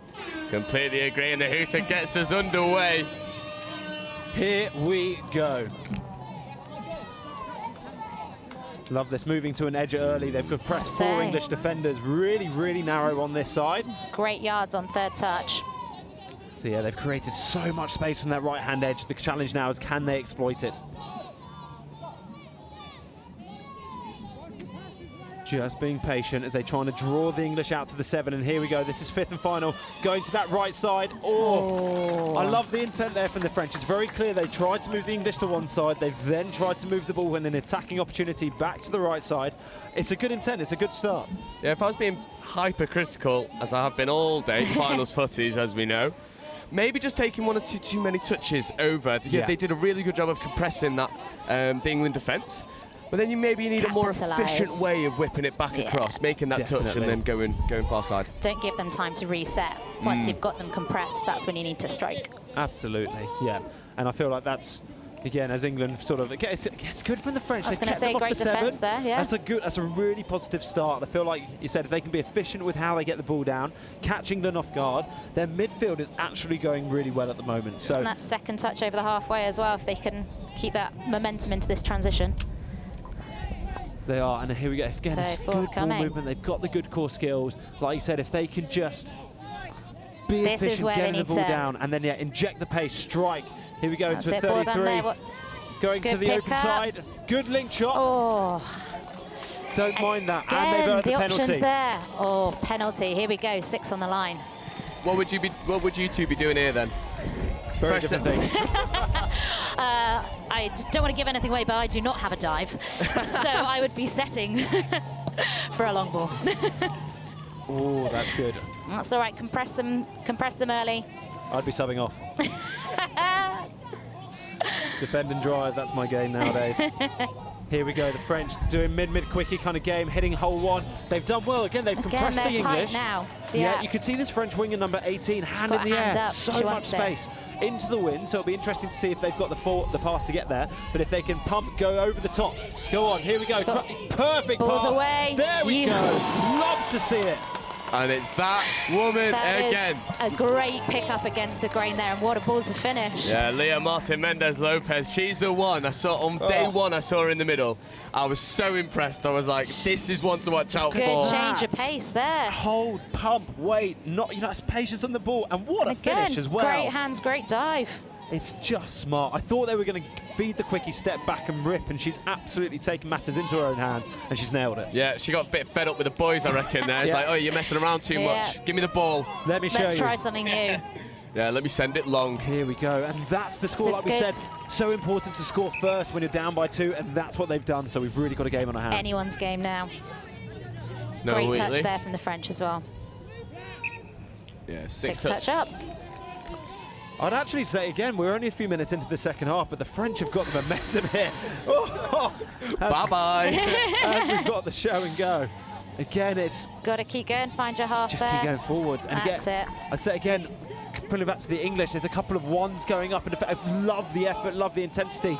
If you can go together, you might just stop the French progressing up the field as easily. Yeah, France being able to save touches. Very easily. There. And this does feel like we're commentating on an NTS game or a Nationals game. I mean, the level of detail where you're like, these are the changes as France come up on a middle scoop, going to the short side. Are they going to break the line? Go, oh, the space was over the top. But the intent is, I mean, good platform, good scoop, leaving the ball in goal. That's a par. Tactics are very clear now from the French. Condense the defence, go back against the grain. Yeah, and that has been giving them success. Even if they're not scoring, they're creating the space, and England have got to do something here to get out of their half. This is great pressure from the French defence. That's third touch forthcoming. And there's 2 French defenders up there, so maybe, and there it is. Lost of control. Yeah. What are you saying if you're in the England box here?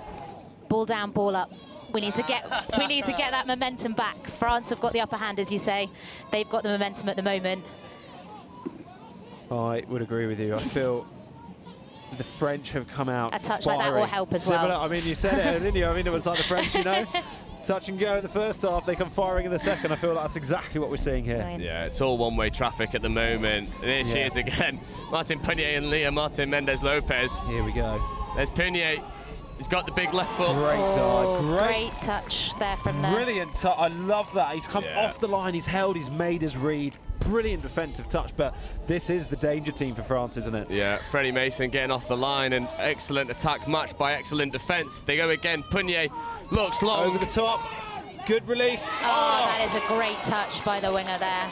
I feel from half, they must have overheard us in the box at half time, because that's exactly what the French have done. They found the line, they've gone over the top. England have held, particularly out on the edge, hold, cover out and chase, which is different from the first half when we were seeing some collapsing. So this is a really good tactical battle we're now going to see from the French danger pod and the edge from the English team as well. Like, that's what we want to see. Yeah, and I'm going to say the defence from France in the English transition, so much better from the first half. So much better. Yeah, massively. They're really stopping England from getting to the line, which, again, if you're not getting many strikes, will just suffocate you and force your hand and make you feel like you've got to force a score, force an opportunity, where actually you play so well when you're free-flowing and you've got momentum and you're not thinking too much about it. England in danger at the moment of maybe becoming a bit frustrated. How would you temper that? I would go back to process. We always say, what's the one thing you can control? What's your next job? A lot of the time it's the roll ball. Run forwards. If you're going to pass early. If not, get the ball down. If you do that, you can start to build momentum. But it's very difficult to go from, oh, we're up by 1, we need to score, right the way back down to, right, win the ruck, get the ball down, get a half in place, and that will build through. If you trust the team, trust the coaches, trust your system, right, you've done the training, it will come.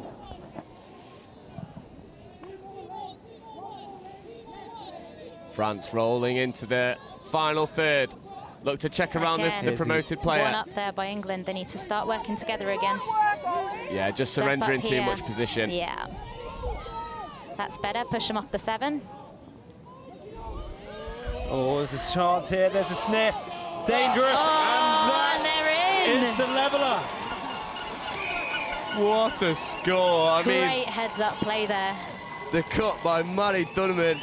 We were talking earlier, there's 2, they're 12. Here we go. Playing 15s, executing cuts like that, executing long balls like that. Miss pass as well. What a ball. And it's that Great danger man finish. again. Enzo Cortial getting over. Evens it up, and France 2 tries without reply now. I was going to say, England, what an opportunity. You've got to tap off. You're going to get to the 7. What can you do? You need to start to impose your game plan on the French here, and this is your prime opportunity to do it.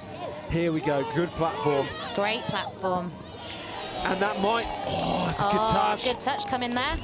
LJ nearly gets over.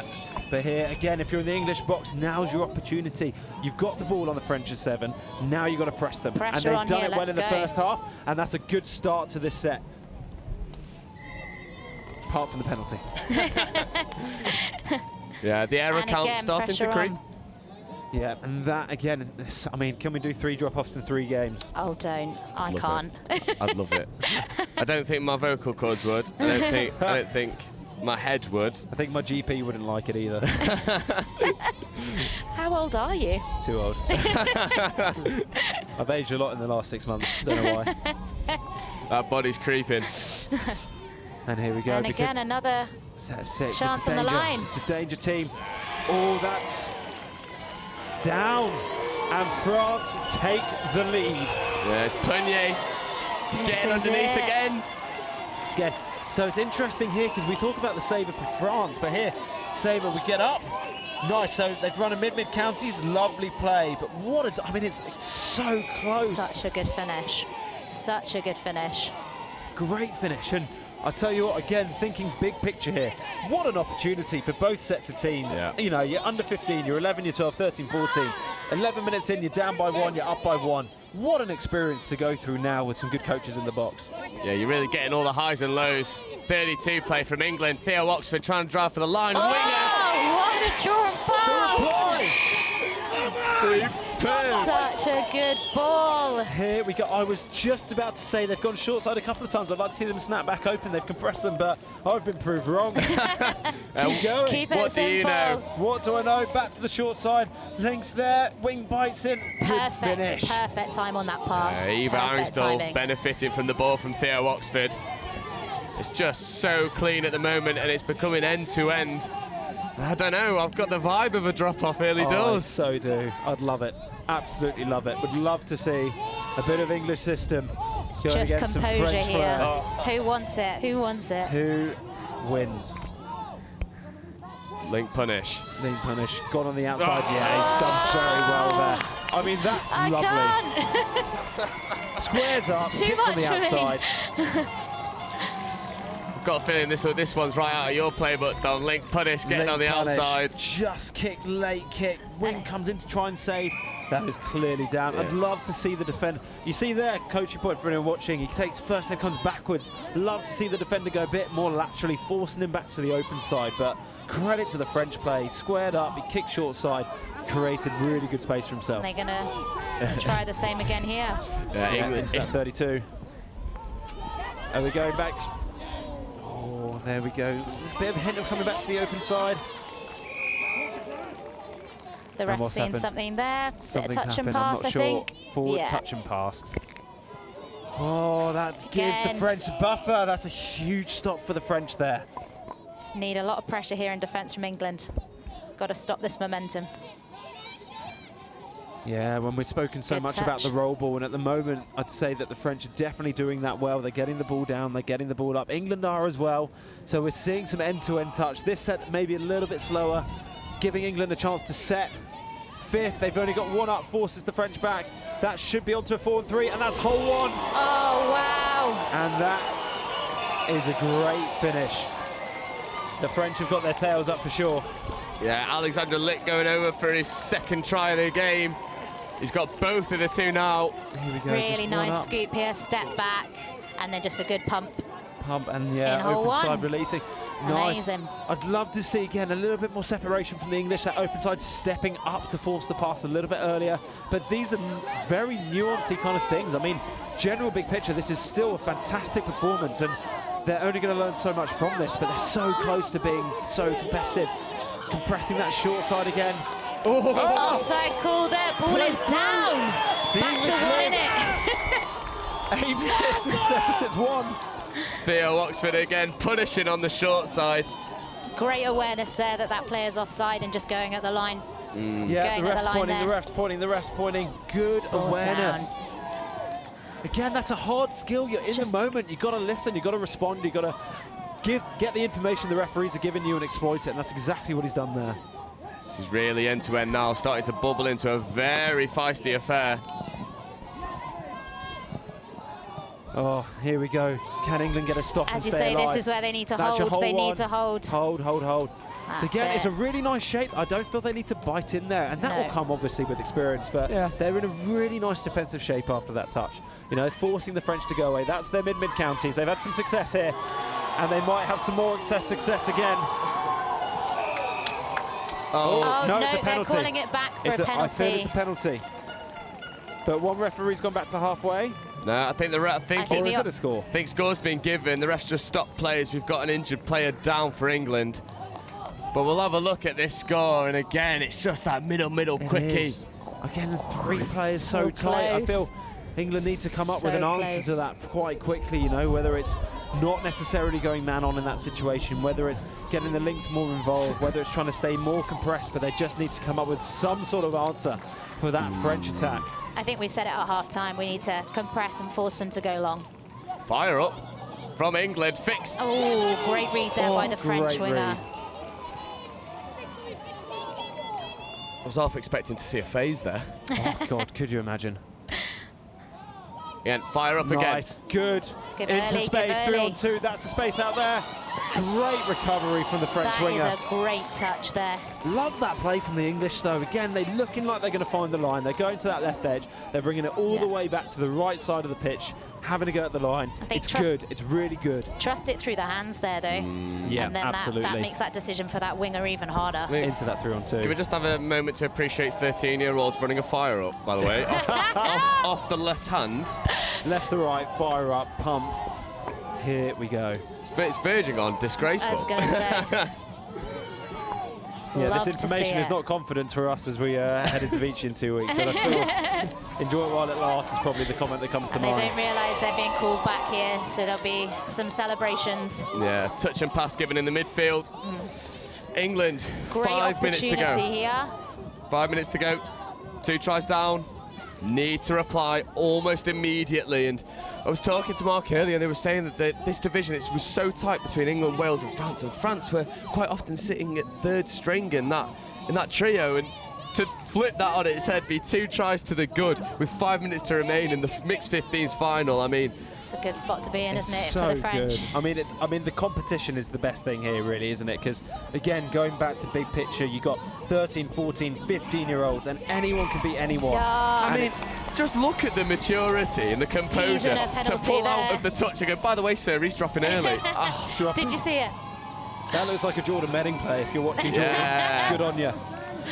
We'll get a big Can they scream use this of Hill. at 6? That's good. Great start. Test the short side. Yeah. Seems like they're just hanging that male link really far out.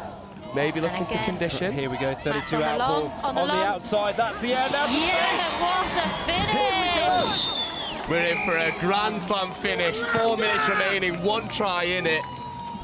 Doesn't get more exciting than this. What more can you ask for? How good. 32 looks like they're going to run the short. Bang! Left foot step on the outside shoulder. Causes the indecision from the open side. Absolutely. Over the top. Great line from the long, and that link chopping a hole there to give the space for the winger. Really nice to see. Go. Oh. What is it? 4 minutes to go. England need to defend this out if they want to have a chance to make this go the distance to drop off. And that is down. He's calling him. We go again. He's calling him off. Again, great listening there from the French attack. Smart play. Yeah, it's that man, Alexandre Litt, getting a hat-trick in the final. I mean, it's stuff dreams are made of. I mean, it's finals footy is tough as it is. And like you say, straighten him up, step short side. He's just composed. Care package of an iced coffee being delivered. Thank you so much. Someone's got a favourite. 2 scores, 3 minutes to go. It can be done. It can be done. I feel the pressure is on England now to get this score quickly. Gotta get a mid defensive stop and then get back up the field. So it's a big ask. It's possible, but can they do it? Left to right again. It's the same play. French have started a little bit wider. It's a slightly different. The right idea. It's where they've had some success, but it's just that final execution. Just the execution. Absolutely, there, isn't but it? again, they're seeing it. They're seeing the space. Great pressure on that first touch, though. I think Back it up, let's go. I think it's a good time to remind everyone as well that this is not the be-all and end-all, although it will feel like it. That if you're looking as, you know, your 18s coaches for both France and England, you're sat here licking your lips going, it's well, I exciting. could pick from everyone on this pitch. And Yeah. regardless of the 100%. outcome, every single person can hold their head up high. They've shown that no matter the age, you can run intense Just a and showcase, fast. isn't it? Oh, Great defensive read. Great I mean, defence there. I mean, looking at that, I mean, the attitude there to go. It's, 3 minutes to go. We're 2 down. We'll go for it for our teammates. Great grind, great effort, putting their bodies on the line. I mean, that's the thing you're excited about, because you're like, the starting point from these players is phenomenal. Like you were saying, like, you'd be licking your lips going, yeah, here we go. We'll take all of these players into our squads, and the attitude is bang on. I'd be start thinking about moving some of those 18s up. Pace. Oh, is that 6 again? Or is that not? No, No. they're saying ball down there. And you just feel like England are probably running out of time unless This is when they can force a turnover France here. can control this game now. You can. If you're in the French box, Yeah. you're calming it down. You want You're taking your time. You're not doing that. doing Come that. on. That is the lifeline that England needed. And if But they as can I say, create they something here, they give themselves a shot, but they've got to be quick. Again, what an experience to go through. You've got to manage this game now. Right, and it is managing the game from both sides, because here, the French, fine, give a penalty away, give another one away. That's going to eat 10, 20, 30 seconds off the clock, makes England's job even harder. If you're England, got to find the line here. got to find the line, dial up the speed, get a live play if you can, going up the line. That's okay. Let's say. You've got to find the score, you've got to find it now. They've got to go. Compressing that defence. Absolutely. If I'm in England's box, I'm thinking live player, dive. go, If you're not going to go. dive, you're pinging this. Oh, that might be it. That could be the might moment. be it. Well, As I mean, I say, France just need to complete this set of 6, Be get it up the composed. other end of the field. I mean, that is, to be fair, I like that. You've got to go for it. You've got to go for it. If he takes that and scores, he's an absolute legend. Yeah. I love that. Keep doing that. Exactly that, and we're just coming up to 20 seconds remaining, and France are very I would happy. still get out your half though, France. England, I would go. Keep doing that. You might get the ball back if you've got 15 seconds. Don't. Oh. Just targeting Just the ball. being told there. Yeah. Oh, and England in the That's all box right. look gutted, but they should hold their head up high. What? Correct. What a game. Oh, there What is a nothing to be game. ashamed of from an England perspective. You left your heart and soul out there, but ultimately France come away with the victory. And this has just been an exhibition of junior touch and what you can achieve with good coaching, good squad, and belief more than anything. Belief in yourself as well, as there's only so much that coaching group can do. When you get into that final game, it's you on that field, and you need to back yourself and you need to back your squad, and it's just great to see that standard of touch. It's insane. I mean, if you're watching this back as an English fan or player, be so proud of what you've done. That is outstanding. If you're watching this back as a French fan, be excited for your future. That's a brilliant team. So everyone is really a winner here, is what we're saying. Although France won. Fair and square. What we're saying, like you said, bigger picture. Yeah. What a place to be from the world of touch. I mean, what a game. Tactically, technically, the attitude, just brilliant. Such a pleasure to be around. 100%, and if you're watching this, you need to get behind youth sport, because these 15-year-olds, and not all of them are 15, you're talking about 11, 12, 13, 14, have shown that they can put on an absolute spectacle of a game when given structure, when given the opportunity. Yeah. And if you're watching this thinking, I'd like to get involved, well, just get down, because, I mean, why wouldn't you want Why to not? come? Why not? I mean, you learn so much. It's such good people. What a community. It's just, you'd be silly not to. Completely agree, and I think Richard's going to go over and try and grab someone for an interview. Don Tripp's got to run off, but thank you very much for joining us on comms. We'll catch you back in about 5 or 10 minutes. Just going to fulfill some coaching duties. It's going to say he wanted everywhere, isn't he? Yeah, of course he is. I mean, why not? I mean, I don't think Can't most stop people. him from talking, Yeah, I think can most you? people think he's Mr. England touch at this point. It's just I know. one of the I know. biggest names, and why wouldn't you want to take advantage of that? But what a game! Honestly. Everyone can be so proud of how they played. It was superb. So proud, absolute pleasure to watch. And as you say, it's exciting that this is the under-15s. It's just, where do you build? How? Yeah, and it's gonna be. And I know for a fact that some of the guys on field right now, this is their first touch tournament, and Yep. to be able to go out, make a final, first of all, you've got to make it initially, and then to be able to perform in the way that they did, show everyone that you can play at such a high level. I mean, full credit to everyone on that pitch. England will be bitterly disappointed. And as you say, it's a 40-minute game, and both teams came back from behind. France just had that little extra in the tank at the end, but yeah, the mental strength to just keep fighting and to keep playing, it's just great to watch. And it sort of comes back to what we were saying at half-time. France are slow to get going, but once they do, I mean, you can't really stop them. No. There's a really nice blend in the French sides of a little bit of structure and then the flair Bit of jouet, on show. But we are going to take a very brief break whilst we wait. Oh, I think he's jogging over now. Oh, yeah, we spoke to him earlier. Coming back over, running back the interview for a second time. Oh, I mean, I'm going to take a 30-second break while they make their way over. Thank you very much for joining me on comms. No, thank you. Enjoy the rest of your day. I'll try. I don't think my voice is going to enjoy it that much.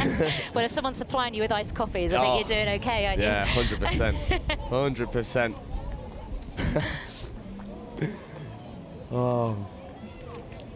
Oh, papers going everywhere over here. Losing the team sheets. That's all right. If you pop those headphones on, you'll be able to hear yourself.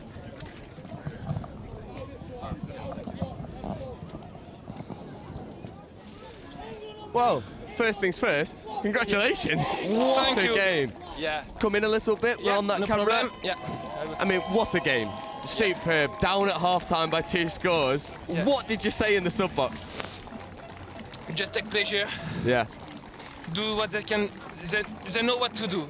Okay, we fixed 2 or 3 things, but okay, they play with their heart. Yeah. And it made a difference. Yeah. You made such a difference in that game. I mean, well done. The scores were superb. Did you have the belief at half-time that you could overturn the 2-try deficit?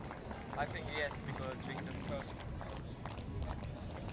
yes, because during the first game against Wales, it was the same things about the score. Yeah. 4-2, and in the box we say like it is possible, and we know that. So we play like normal, but we try to play with the guys next to us. Yeah, and I think you worked the ball really well. Myself and Dom Tripp were talking at half-time saying, could pass around England more? Yeah. And then you did, and you found the extra space. Yes. So good. Did you identify that? Did you see it? Yes. We saw that the defense of England, the English team was very closed, and the extra space was on the opposite, on the winger. Yeah. So yes. Yeah. It was identified. But what we loved seeing was the use of the women in your team. I mean, Leah Martin Mendez Lopez, the big one. How useful is it to have women who can just unlock a defence with a single pass?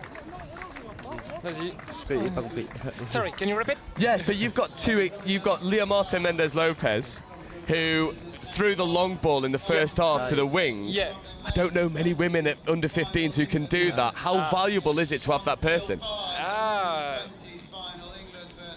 We know the strengths of all our players, and even the girls have good skills.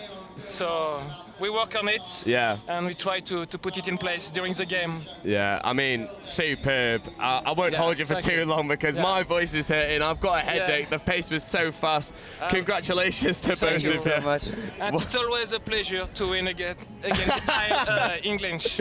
Always. England, sorry. No worries. It's always a pleasure. Thank you so much for joining us. We're going to take a very brief break. About 10 minutes and we'll be back with another final. Yeah. Well done, guys. Thank you. Bye-bye. Well done. Thank you.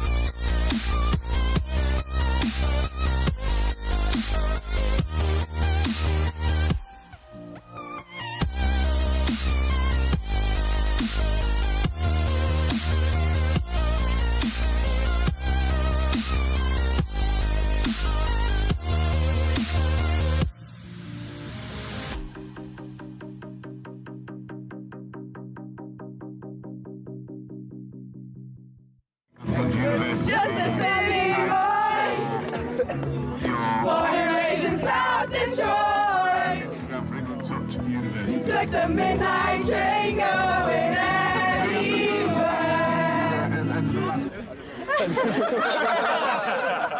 Hey, sport mode. That's how much I care about the threes. Even got them in sport mode. We need to make sure that we're working on staying tight in D, and then when we're up there, we need to be a bit more organised. So 32 shorts, doing the quickies. I realise the camera's on me, so I'm trying to keep talking. We're keeping them in their half really well, so keep working hard because they're taking 4 touches, 5 touches, get down the line. Those last 2 scores are getting exactly the same move. So just as soon as half gets hands on ball, eyes up, we've got to shut them down. The other impact that it has is that you don't have an impact on the game because you're so far back, they can't hear you. If you're on or behind the line, yes, let's go, right? Now win it. It all starts in the middle, okay? If we work hard, the links don't have to step up, okay? Yeah. You ready? Let's go. All right, hands in. Come on, then. Tight, tight, tight! Eyes up, Dragon! Pressure! Cheers to Bristol! Hip hip! Hip hip! Hip hip! Hip! One for the ref! Hip hip! One for us! Woo! And one for the ref! Hooray! That one for you. Go on, Darren! Act really casual.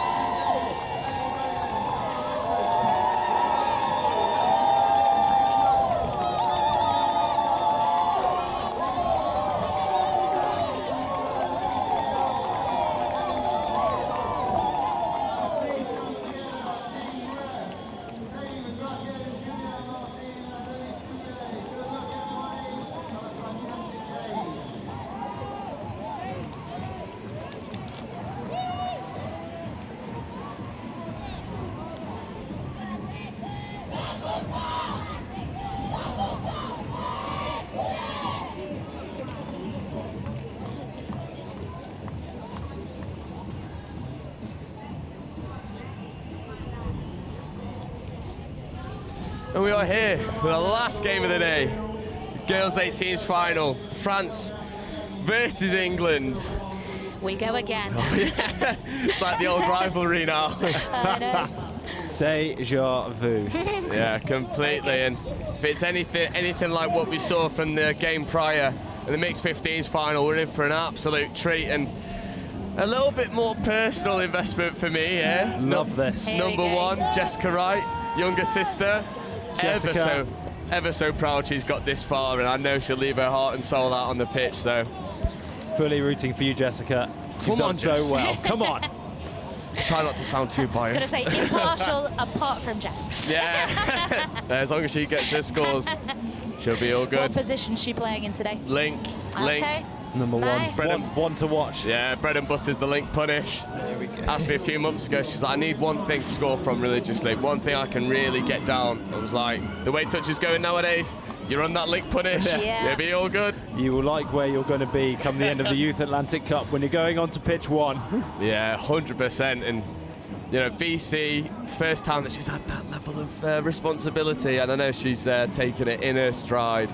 It's brilliant. I actually heard her, again, not just because we're talking about her, I was in the box for one of their games yesterday, and she was just gunning around the girls, really getting the most out of them, leading by example, and she was resting. Yeah. You were there, just bringing such good energy, so I'm sure she's got a lot to be proud of this week. 100%. And France, you've got one over on England in the Mixed 15s. We had an interview at the end, and the French coach was saying it's always good to get a win over England. So It is. But then what a privilege to be the ones to beat, eh? yeah, exactly that. Exactly that. It's a reminder of the old Six Nations commercial where it was like, hey, everyone said England, and it's like the question, Who do you want to beat? Yeah, that's where we are. It's always England, especially now with a home nation in this cup, and France will want to take 2 gold medals away. England really up against it if they want to come against the victory, because it's a very well-drilled France side. It is. I think they've had the blessing of Pete Walters in their box as well, who knows a thing or two about touch. So The Mr. Touch. Yeah, Mr. Touch. Yeah. Yeah, Mr. Pete. I'm ashamed to say I didn't know his name for a long time other than Mr. Touch. So That's all you need to know. That's all you need to know. Everyone will know who you mean. But yeah, so like you said, well-drilled French side, but a well-drilled English side as well. So it'll be nice to see the balance again of that natural French flair and the ability to play versus probably the systems that England have put in place. And both building through the competition. Absolutely. So here we go. Stand by. Last game of the day. 40 minutes to go.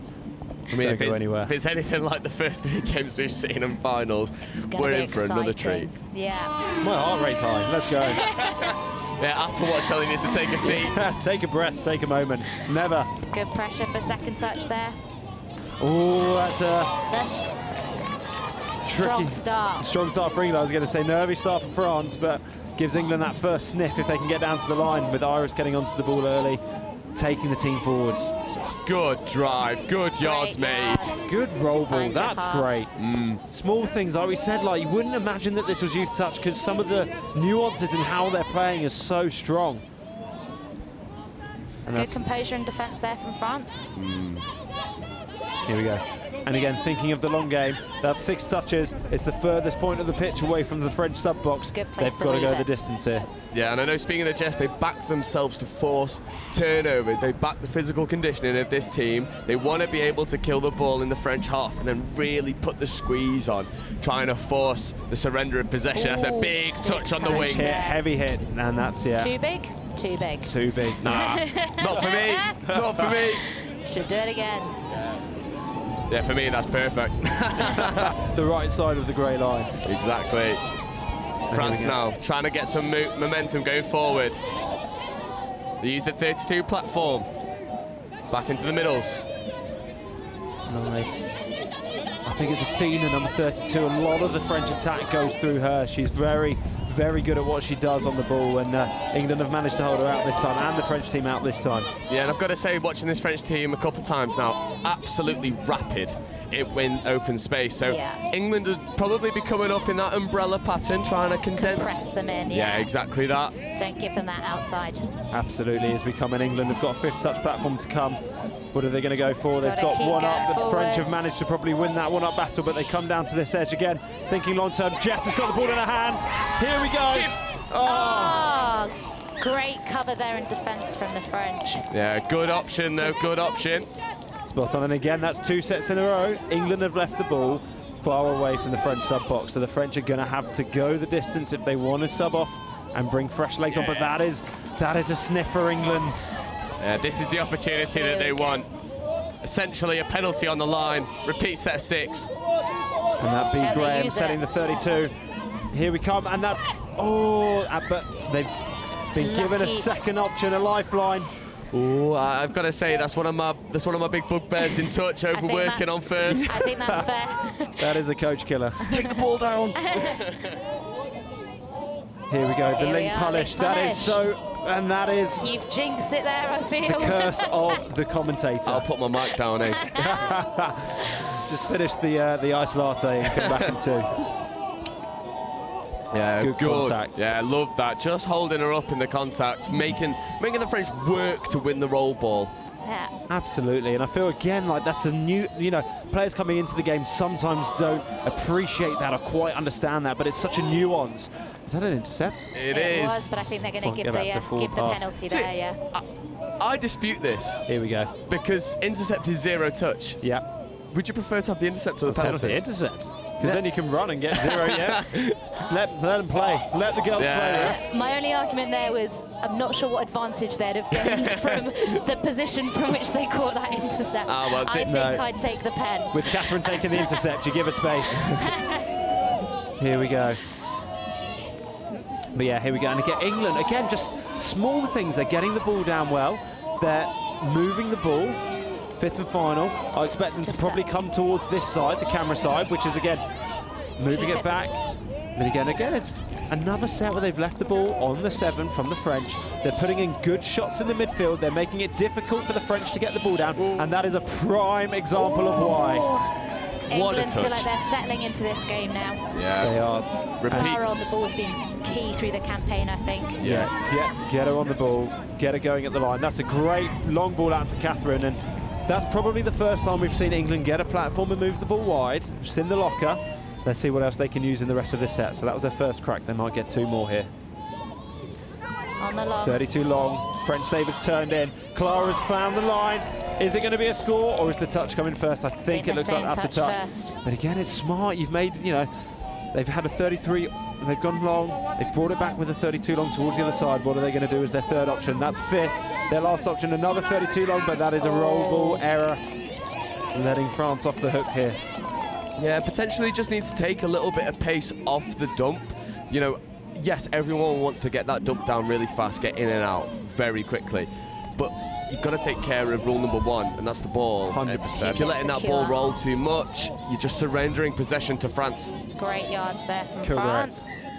And the irony of your comments there, you know, you want to look after the ball, and that's why they've been so successful in this first, 5 minutes. They put France under a lot of pressure by making it difficult for them to get the ball down, by winning the roll ball when they've got it. And the irony that they can't quite just figure that out on the line at the moment. Hopefully they can tighten that up as the French look to attack England on probably, She's recovered well there. Here we go, their second genuine sort of crack at line attack as they move the ball back. But Again, England's looking calm in defence. It does. Looking calm. Cool, calm and collected. 6 touch Great turnover. awareness there of the touch count. Ready for that quick turnover. Oh, good awareness. Feet. Good work. Is that second? I think that might be first. Yeah, first. That's second. there. Good. Here we go. Oh, that's that gives France an opportunity. It is. I mean, England have had the first sort of 5.5 minutes, the rub of the green. They've been putting France under pressure, and this is the opportunity that France have. But they look to be subbing. So if England can get up now and take away third here, I feel they'll really get a bit of which they are. So that's Great 3. pressure there. And they've kept them off the 7. That's really good work from the English girls. If I was the French, I'd be trying to go forwards, get closer to that 7, get your platform, understand what you're going to play. But at the moment, England have definitely got the advantage. But that's a great roll ball into 5th as they look to come back open side hole 1. But the English defence cover there on the insides. Yeah, at the moment, France trying to work the middle plays, but the intensity from England is just driving them back, and then you're having to strike from, rather than 7 metres out, you're striking from 10, 15 metres out, and difficult to find the line from that distance, 100%. isn't it? Yeah. You've got to get the line into play, really, particularly now how it's increased from 5 to 7 metres in the new rule book. You've really got to get that line in play. That's a brilliant latch. Momentum here from England. Brilliant getting the ball down. Good keeping it up. Is that live? Ball away. Nice, good work. 5th coming. Here we go. B. Graham. Oh, it's not square hips, but that's good. Again, intent coming out of the box. Great latch. Good ball movement. Just about playing on the right side of touch and pass, sort of grey area. Yeah. Just in a few words, explain latch for people who aren't quite sure. Oh, good call. So when we're coming out the box, basically it's a way to try and get an overlap. So you're going to have your winger's going to be the person who's going to go pick the ball up, but you're trying to get onto sort of not the next player on, which we call the link, but it's the one in from that, so the middle. So what we're trying to do is get our link to make the touch on their middle with our winger at half. I definitely haven't explained that well for the visual learners, but I think with the latch as well, again, it's all about moving the defence. So you want to try and compress the field to one side so that when your fresh legs come on, you've got that space to then run into. 100%, definitely. Yeah, you should have a 4 and 3 off the bat with momentum against the front line. Is the intended outcome as France win a penalty. Yeah, dropping early England. You get to see the saver middle just dropping as France rolled into their attack, and even though you're trying to absorb that touch and get to the line, you've still got to move forward. Definitely, as the noise of a Layla Bleu comes from the in goal. Let's go, Jess. Great touch. I was about to say, nice recovery there. Step up off the line, make that touch. Yeah, she's conscious of her profile. Here we go, as they trying to release on the 32 outboard. England have done well to hold that, but again, it's good intent from the French. They look like they're attacking the line, then they're picking up, they're shaping one way, and they're moving the ball back to the other side of the field. It's just smart. Nice if England can get a bit of forward momentum here. Good hands, good work, and good ball movement. Well, she's learned from the best older brother she can, right? I don't want to take too much credit because I'll get it in the neck when I'm in the car, but she's showing that she can play. Here, England. She's gone through the gap. Oh, it's tight. Is that 3? So again, this is probably the set where England have struggled to build the momentum, but that's a great drive and brilliant. I mean, good situational awareness to get that platform. Here comes Clara. Can she cruise through? Yes, she can. Who can get free? And the touch has happened. But that, what? Didn't get the number. Who set the platform? Because that really came from 2 brilliant touches. I feel the shout out needs to go there. It's number 3, I think. 3. Who have we got here? Madeline, great work. Keep doing that. Yeah, just a little bit of off field. Cara Edwards sub straight off, holding that right quad. And Cara is such an influential player in this side. That's not someone you want to lose in a final. No, not early. I mean, again, it will be a good test of resilience for this English team if they've got to cover. And you know, she's having a chat with the physio now, and hopefully we see her back on the pitch. Yeah, I've got a feeling last game of the touch calendar, really. Yeah, she'll keep running. Maybe. Yeah. They do have that breadth across the board, though. They do. They absolutely do. And speaking of, I know. Good ball movement there. Absolutely. I think it's Eloise on number 11. Runs with a 10. B. Graham going in, finding the line. The 2, though, they are ones to watch for the future on there. Eloise, number 11, I think has got a huge future ahead of her. Yeah. As does B. I think B's captain of this side, and has been leading by example in all of the games. It's been fantastic to watch her play. Eloise on the ball, running with good intent, good shape, good option. She's done well to get that away. I mean, running a rooster really release. Outrageous in women's 18s. 100%. I'd love to see that winger. I think it's number 8. So is that Elise? Love to see her tuck in a little bit more. So that rooster early release, they've created the space out on this wing. And if they can just realign, tuck in, and just like run onto the ball, I feel England could get a lot of success for using that play. Yeah, definitely. England at the moment may be guilty of the 1%ers not quite sticking, but it's early doors. You know, 11 minutes into the first half, no scores on the board. Both defences being very stubborn when it comes to the opposition's line attack. But I would say, and trying not to be overly biased, England probably finding the more success when they get in good field position. Yes, I would agree with you. We've had a scooping goal, we've had a couple of very close calls, and I think you're right. I think it's very much in the balance, but it's very much, I think England have probably, if you were going to say a winner of the first sort of 10, 11 minutes, I'd say you'd have England up at this point in time, and it'll be interesting to see, can they convert this pressure? Good ball movement. Here we go. Roll ball on the 7. That's a great platform for 5th. There's no one else out there. They're late to bring a sub on, but they've won a penalty. Very, very good play, an educated play. The composure just to go, aren't you dropping early, pal? Yeah, on 5th, I think we'll have 6 more. Use this set now. Here we go. So here's just sweeper play. A little bit lateral, but again, you've got your read on the French. They're tight. Here we go. Danger play. Jess on the punish. We spoke about it before the game, and what's about to be the call here? Third touch. But again, they've compressed this field, so let's see if they can use the space they've created out to the right. It's so compressed on the left. If they can get the ball down quickly, if Iris gets the ball back here, she's in a lot of space. Give it back. Oh, that's a tricky one. If she can just square her hips up a little bit, that's definitely where the space is. Yeah. It was on. It looked like the try line was begging, but the hips just aren't square at the base of the rock. Oh, and again, that's good. Again, it's good play from England, and because of the sustained pressure, it's earned another 6. You'd love to see this pressure turn into some sort of change on the scoreboard. But again, you don't want to force it. You want to play free. You want to stick to your process. Get the ball on the 7. Let your players have a go. Again, you want to see them get themselves up to the 7 here, have a crack at the line. Here we go, and that's just sweeper play. France haven't really got pre-touch here. They've gone wing early, and the touch is in. But the referees are coming here. Again, it's a bit of space there, but early in the set, I don't know, it's a small short side to be sweeping into, so maybe, you know, finding the line, stepping back, maybe your QB options. It would be interesting to see if they come through the game as the time. As I say, still potentially sussing out the defence, finding out where that space is. I've got a feeling in the second half we'll start to see the step back, we'll start to see the QB, Swinger, trying to scoop through from that platform. England, I was talking to Jess, they're very happy not scoring early because they back their defence, and they'd much rather condition to execute later on in the game. And as you say about that defence, they've just proven it there. France not getting to that line currently. England having all the field. Oh, I've jinxed it. It's my turn now. Have your ice latte, come back in 2. Yeah, come on. No more commentators curse, please. 6 minutes to go in this first half, and we are locked at 0-0. It's a battle of defence at the moment.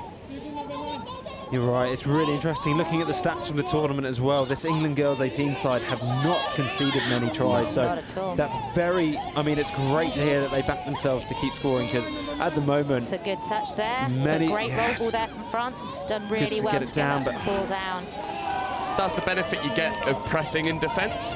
France felt like they had to move the ball quickly, when in actuality they didn't. They had time, but you don't recognise that when you're up against it. Definitely, and However, you see... I think given a penalty there, so fresh set 6, let's see what they can do with it. Link punish. Save is a Step little bit up off the wide, line. and that's a bit of space. But Great defence there, Oh. stepping up off the line. What's happened here? Just a little bit of...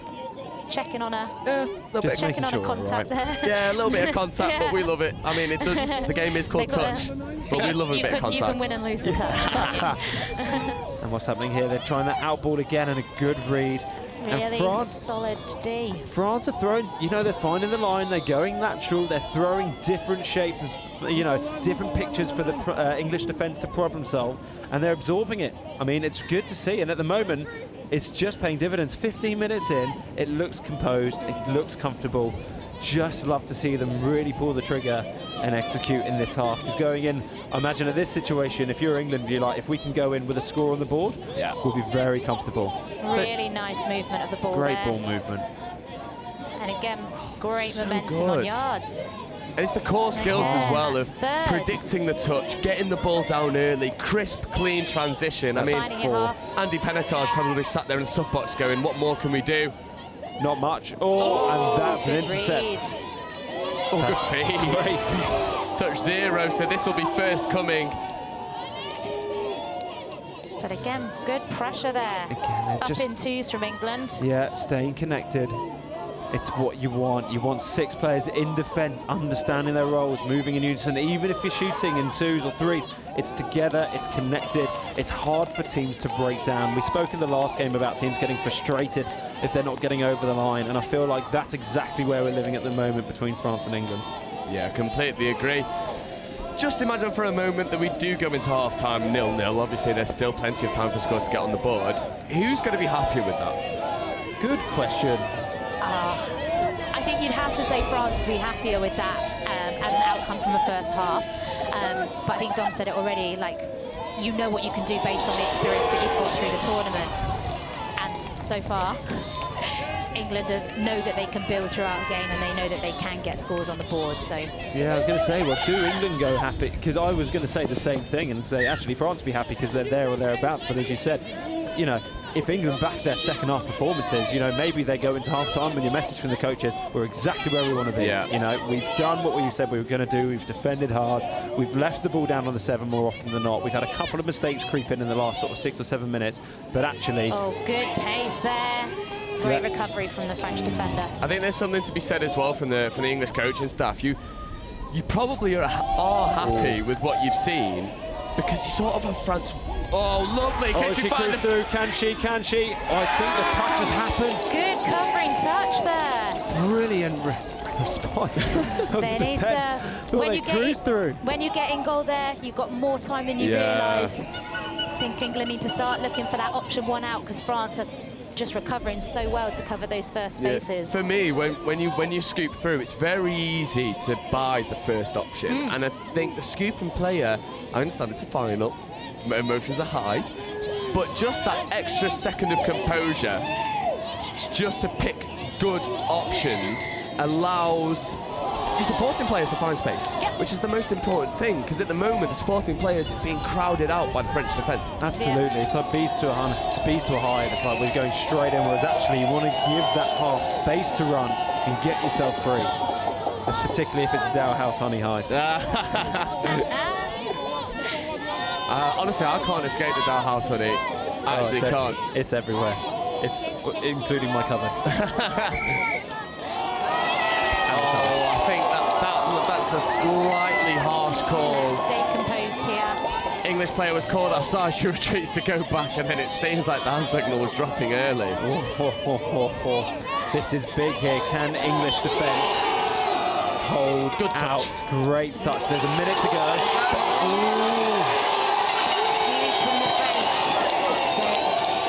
That's all right. Here we go. So let's have a look at this again. So what player have we got? She's commanding the troops. We get some separation. Runs the mid-mid counties. Steps into the mid. Or was that short side? No, it's mid-mid. I think that's a really good effort. Good honesty there. Great honesty. From Jess. Really good stuff. Just again making the touch, winning the short side, so key. And it's a great finish there. That dive's gone underneath that player. She's up off the line in defence. Player's gone in underneath. Here we go, and here we go. Actually, to be fair, England, if you've got the opportunity, if we can strike, if they can strike and get a score here, penalty. So you've got about 20 seconds. 20 you might seconds, get one. let's go again. You might get one strike at the line. If they can get back and roll the ball quickly, get a strike. It's all or nothing on this one here. They can score and level it up. How good are the French fans? Oh, good. Here it goes.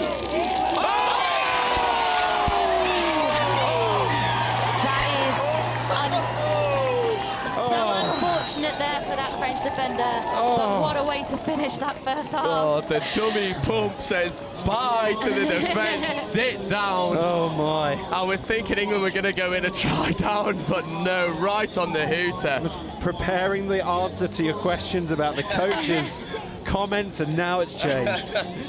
Honestly, what a finish to the half, and sort of shaping up like a chess match. And we were asking the question, who would be happier if you go in evens? You said the French, but I think right now, with that right on the hooter, I think England will be the happier. Honestly, coming back from behind, you can't beat that in a final. It gives you that confidence, doesn't it, that you can... just watching on the replay there. Yeah. So unlucky. So unfortunate with the slip, but good way to capitalise and find the line. I mean, the highs from the French thinking they're going in ahead to the lows of, now we've got to build that all again. What a second half we've got coming up. I mean, this is going to be fantastic. Oh, it's set up to be an absolute stormer. And now I ask you this question last game. I'll do the same for yourself. I was going to say, does that mean you're going to Dom first this time? Oh yeah, actually, we'll stick Dom under the pressure. Interventions, attack and defence for England. England, I feel, have started really well in attack. I feel like they've been trying to run some sweeper plays. They're looking to find the line. As I said early on, if we could see them picking up and going against the grain, feeding the QBs, the step backs, I feel that's their next sort of like protocol. Otherwise, they can go to their 32 out balls, which they started to do, 32 longs. I think they were having some success finding some space with that.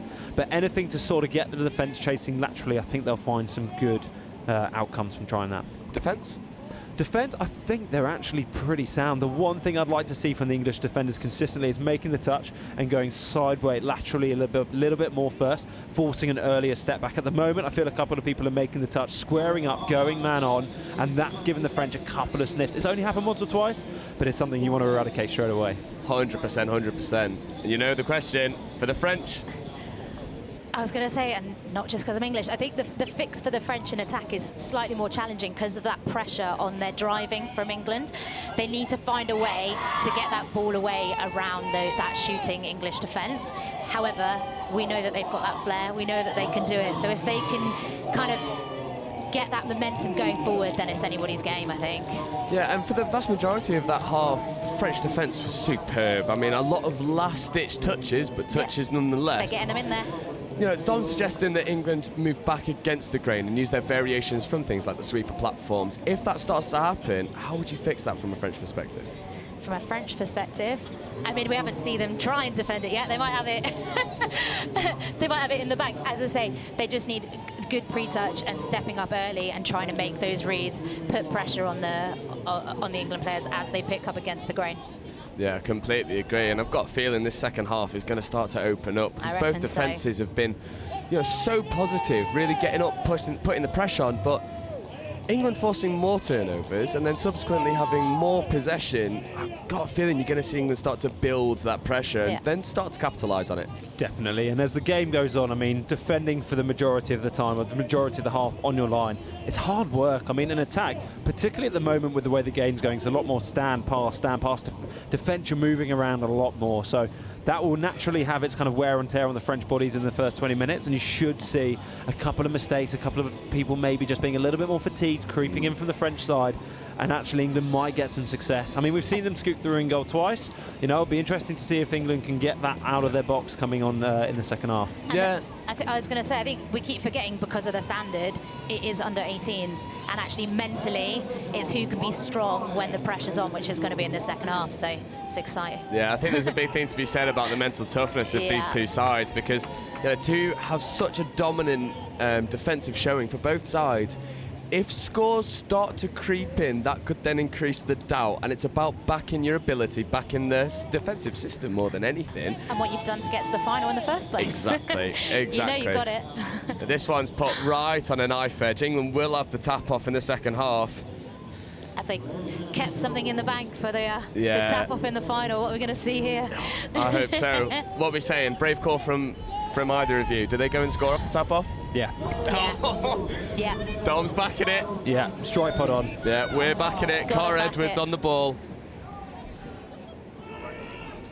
Yeah, cries of come on England, come on now. Last half of the day, last half of the tournament, let's finish on a high. England won, France won. Great yards there for 2. Whip it to the wing early doors. Here we go. Ooh, here we go. Here we and go. on the sweep, on the Going line. back short side, Close. Oh, looked like hole one might have been open there. That's kind of like putting my money where my mouth is. I feel like that might have been it. Got another crack at the line though. Yeah, that's a really good, fast and 10 on the ball. Yes! Ice latte for Dom. Yeah, commentator's curse coming full circle. Ice vanilla latte, no? Is it really? That's my order too. Go on. I have just been dumped in it. Here we go. Good. Is that ML snapback? Whack. What a finish, reaching for the line. Stretch, and what a start for England. I mean, having taken 19 minutes and 55 seconds for your first score, scoring in the first 40 seconds of the second half is a great confidence booster. Well, 2 tries in a minute, really. Yeah. Superb play. Defence here is key. Can they hold them out? But look at England getting up, putting the press on. Fifth. Got to go short side here. Yeah, they force them. That's nice. That's good connection. Good pressure. Yeah, that's what we want to see, and that's what the English girls are so good at, is moving as a 6 and forcing the French to go back. Almost like you're on a string. Oh, exactly that. And again, I think still a little bit of space for the touches to start to win the short side before Really getting nice onside. yards there. But it's getting there. Needs a teammate. Oh, that's just coming unstuck in the transition. Players trying to get off the pitch, tired legs, forgetting about the ball. That's rule 1. Can't forget about the ball. France will take 2 touches up the box, get the fresh legs on. 100%. If England can kind of just hold them here, that's 3rd touch. So France looking like they're only going to get 1 strike of the line. That's 4th. Good, can they stay touch connected for 5th? And what are France going to do to try and break this English line? Great Looks like a separation 32 there in the rooster. middles. And that's 6. That is great awareness to shut that there. Looking for the fade. Yeah. Looking for the fade. Interesting. It's not something you see in adult club rugby, let alone junior. That could be a sign of things to come. High touch, not necessarily a lot of force in it, but on the base of the chin. Yeah. Hard touch always given, and England will have a relatively easy out. Yeah, from what looked like a potential sticky situation, that's 1st. Coming into 2nd, I mean, they're going to break their 10 on 3, so you'd feel like they're going to have a good platform coming out of the box here if they can leave it. And I think we're going to be called back through for the mark there. Yeah, just an extra step through the contact. Yeah, that's 2 errors in a row, England trying to get out of their own half, so they've given France a sniff here in defence. That's an amazing dump. That's the touch that you will overstep. To be able to predict it, get the ball down. So impressive for people of such a young age. Oh, and the pressure from the wing, you've got to get out. Get back. Go back out. Here we go. Onto the short side, forced to step back. Good defence, brilliant defence. Nice defence. So important there that the link gets off the line to make the touch, because if her feet are on the line as the ball gets grounded, refs are more than happy to award the score. Absolutely, and I think that's 6. Oh no. Yeah. Oh, what's happening here? Oh, it was 6, but there's an offside penalty. Oh, subbing is interesting. Back on. Take it for the team. Great decision, Anna. Here we go, and that's back to the short side, and France have given England a lifeline. Composure, really important to get out of our half nice and clean. I think here we've had a couple of players come early. which means that She's England might have to run wings offside there, backwards I to go on. Surely wings offside there. Not called. England have to react. Ooh, good hands. Kept him alive. Oh, so good. Here we go. Good scoop from B, and that's half court, I think. We're playing on. I always like that though. If the ref doesn't pick up on it straight away, get that ball down. Let's get rolling. You can't look guilty. My face definitely gives it away. We saw a few earlier where there's like slight knock-ons, and they were stopping and looking at the ref, and you give that away, and then England boys 18's got away with one because the scooper just come, pick the ball up, inject the pace. Ref don't have time to make a decision. Love that. Let it play. Play to the whistle. That's like rule number 1 of learning sport. Just keep playing till the whistle blows. Here we go. Good ball move. Oh, if they can get a little bit of full momentum here, get the ball down, attack the toucher. Good. Ooh. Good hands. Oh, I thought she caught that, but the ref has said otherwise. Or is that a full pass? It's a full pass. Referees becoming stricter and stricter the longer this game goes on. I mean, again, I think England have probably gone, well, since their score in the first tap-off, they haven't really had a sniff at France's line here, have they? No. It's all been France, it's all been in this half.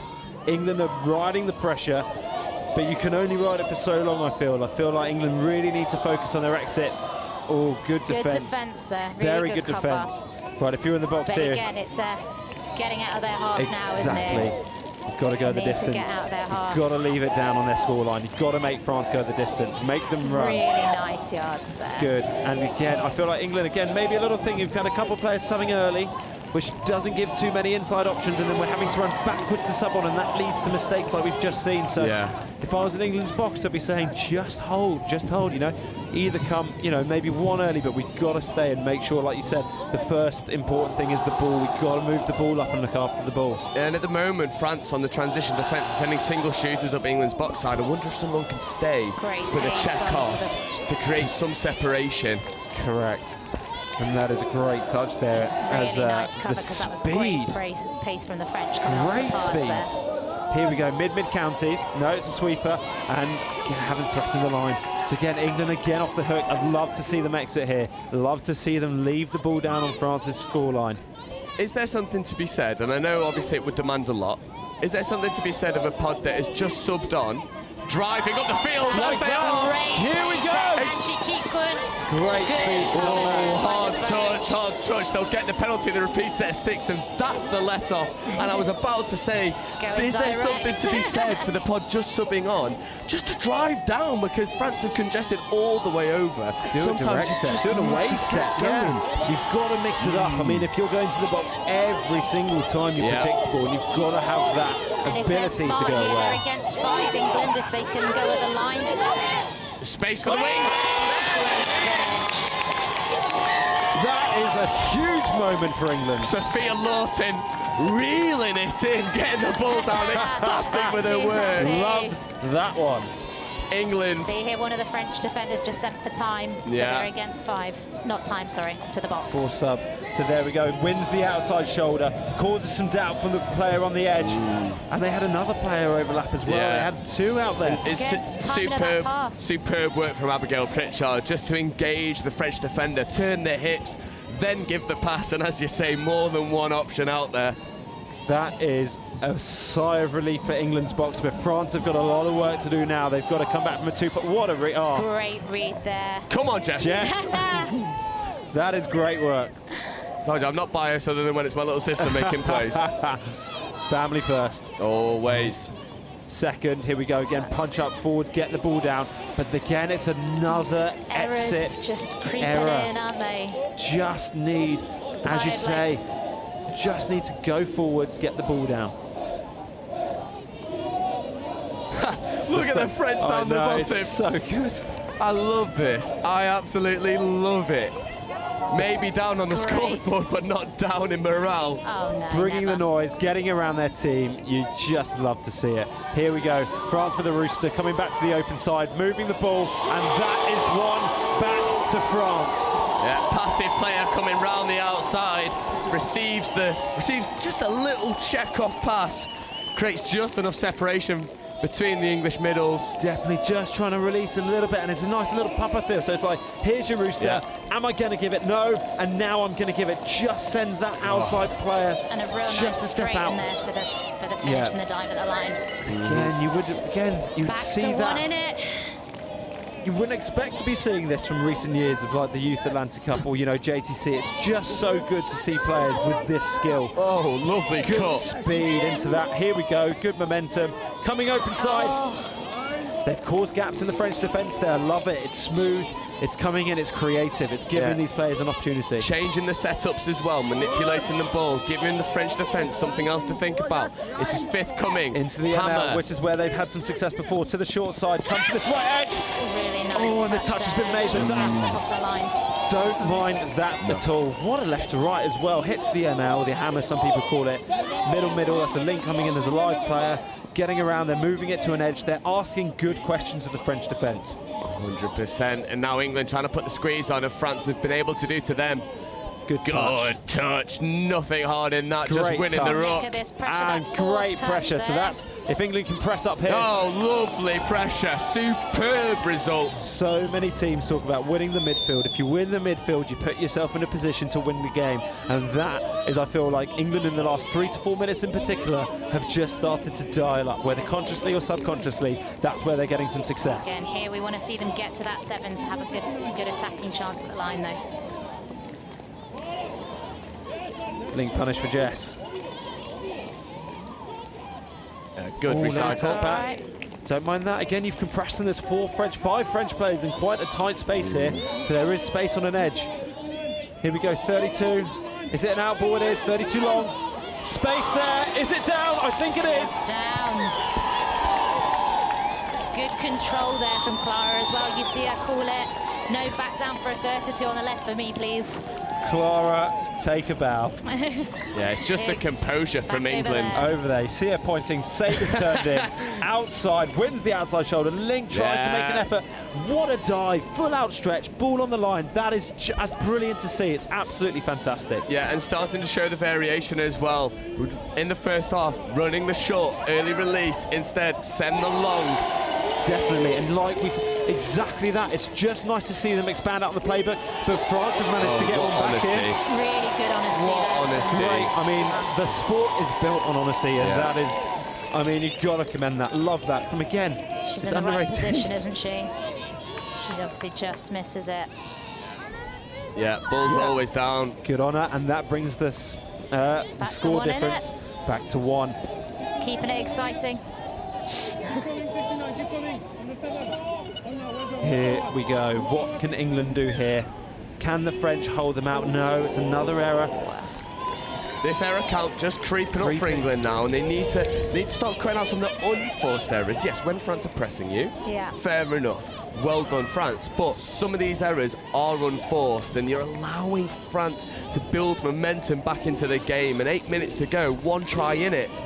More than doable for France. It's an exciting place to be. It is, particularly when you've got the French fans cheering you on as they are in such a passionate way as France tries to go around the end. Defensive effort though, that's 5th. That is 5th, and there's not really much on, and great work there. Really nice there.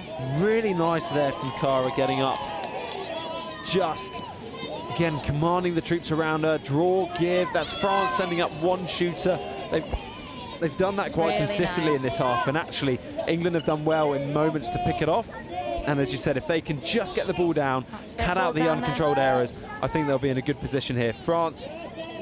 Again, the pressure starting to come in from France with those shooters though. That's half. Here we go, you can drive nice in here. Check around there. And here's a 3-on-2, 2-on-1, check it back in. 5th and final. What's happening here?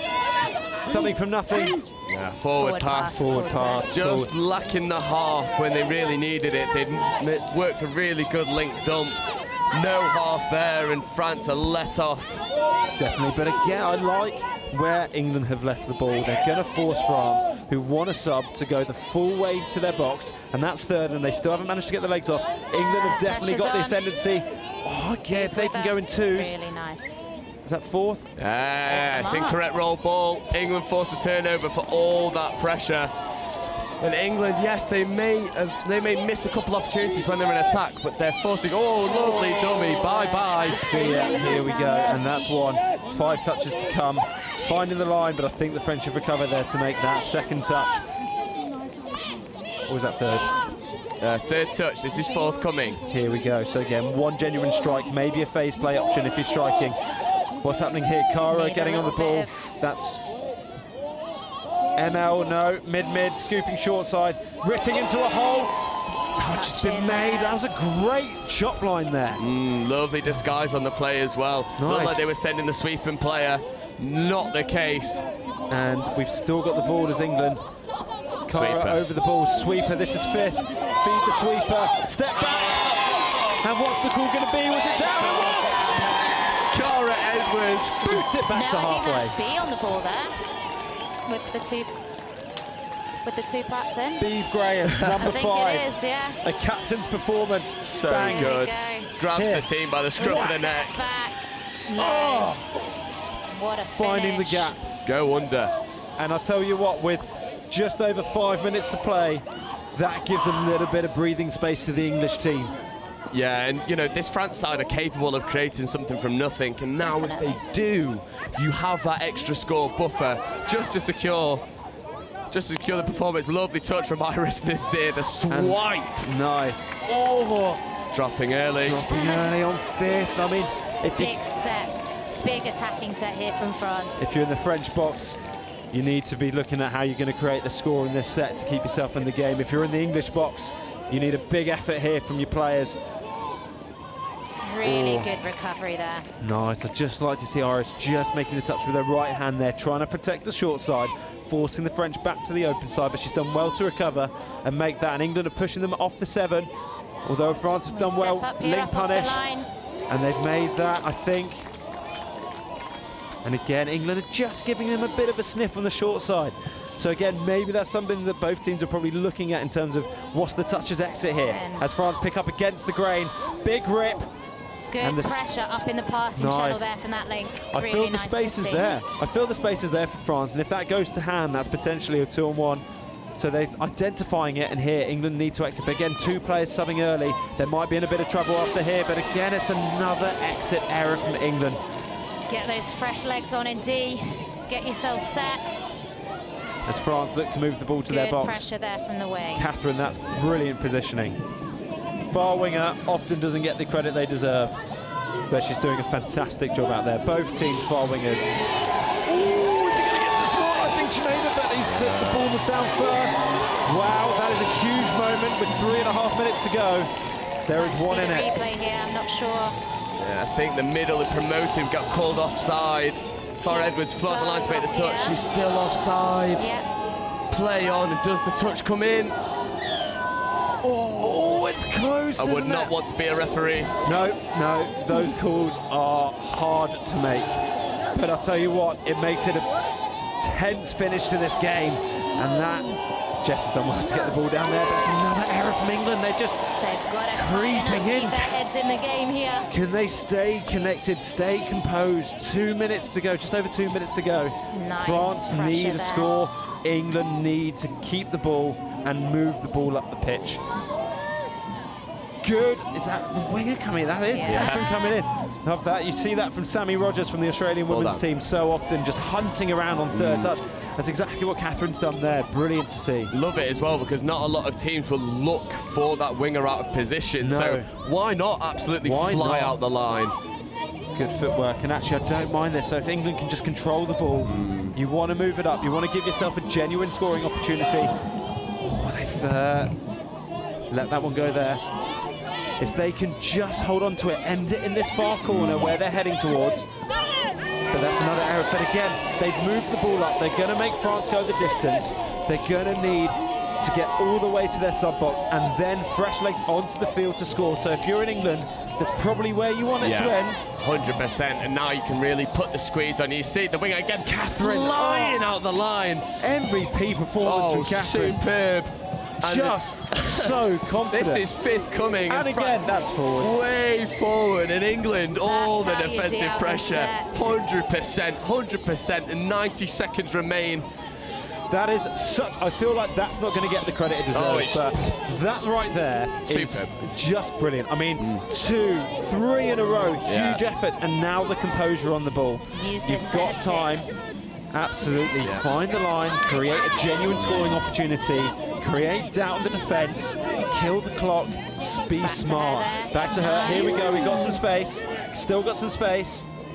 Oh, is that 6 to go? That is. With a minute to go. Yeah. France are going to have to work. France need to get the ball back. They need to work hard. England need to keep the ball. Yeah, it's game management now for England. Just take your time. Eat some seconds off the clock. Every touch, take a moment. Maybe ask the ref, what's the touch count? We can use these tools. I wouldn't mind them getting another Find the line. Find the line. Good. Love that. You can see on the sweeper setup, space is back against the grain. I wonder, last 30 seconds. Can we see let's see a half pickup. There's no half there. That's again. Right, 25 seconds. France might have one more go. If they can use the space, and they can go down the net. Huge chase back. Huge chase. Is she going to get there? She isn't. And it looks like they're going to drop off. Oh my word. Exceptional pace down the wing there from France. This is big. Wow. And I'll tell you what, if you're going into a drop-off, you want to be the team that's just scored. Here we go. This is huge. Let's go. Loss of energy from both boxes.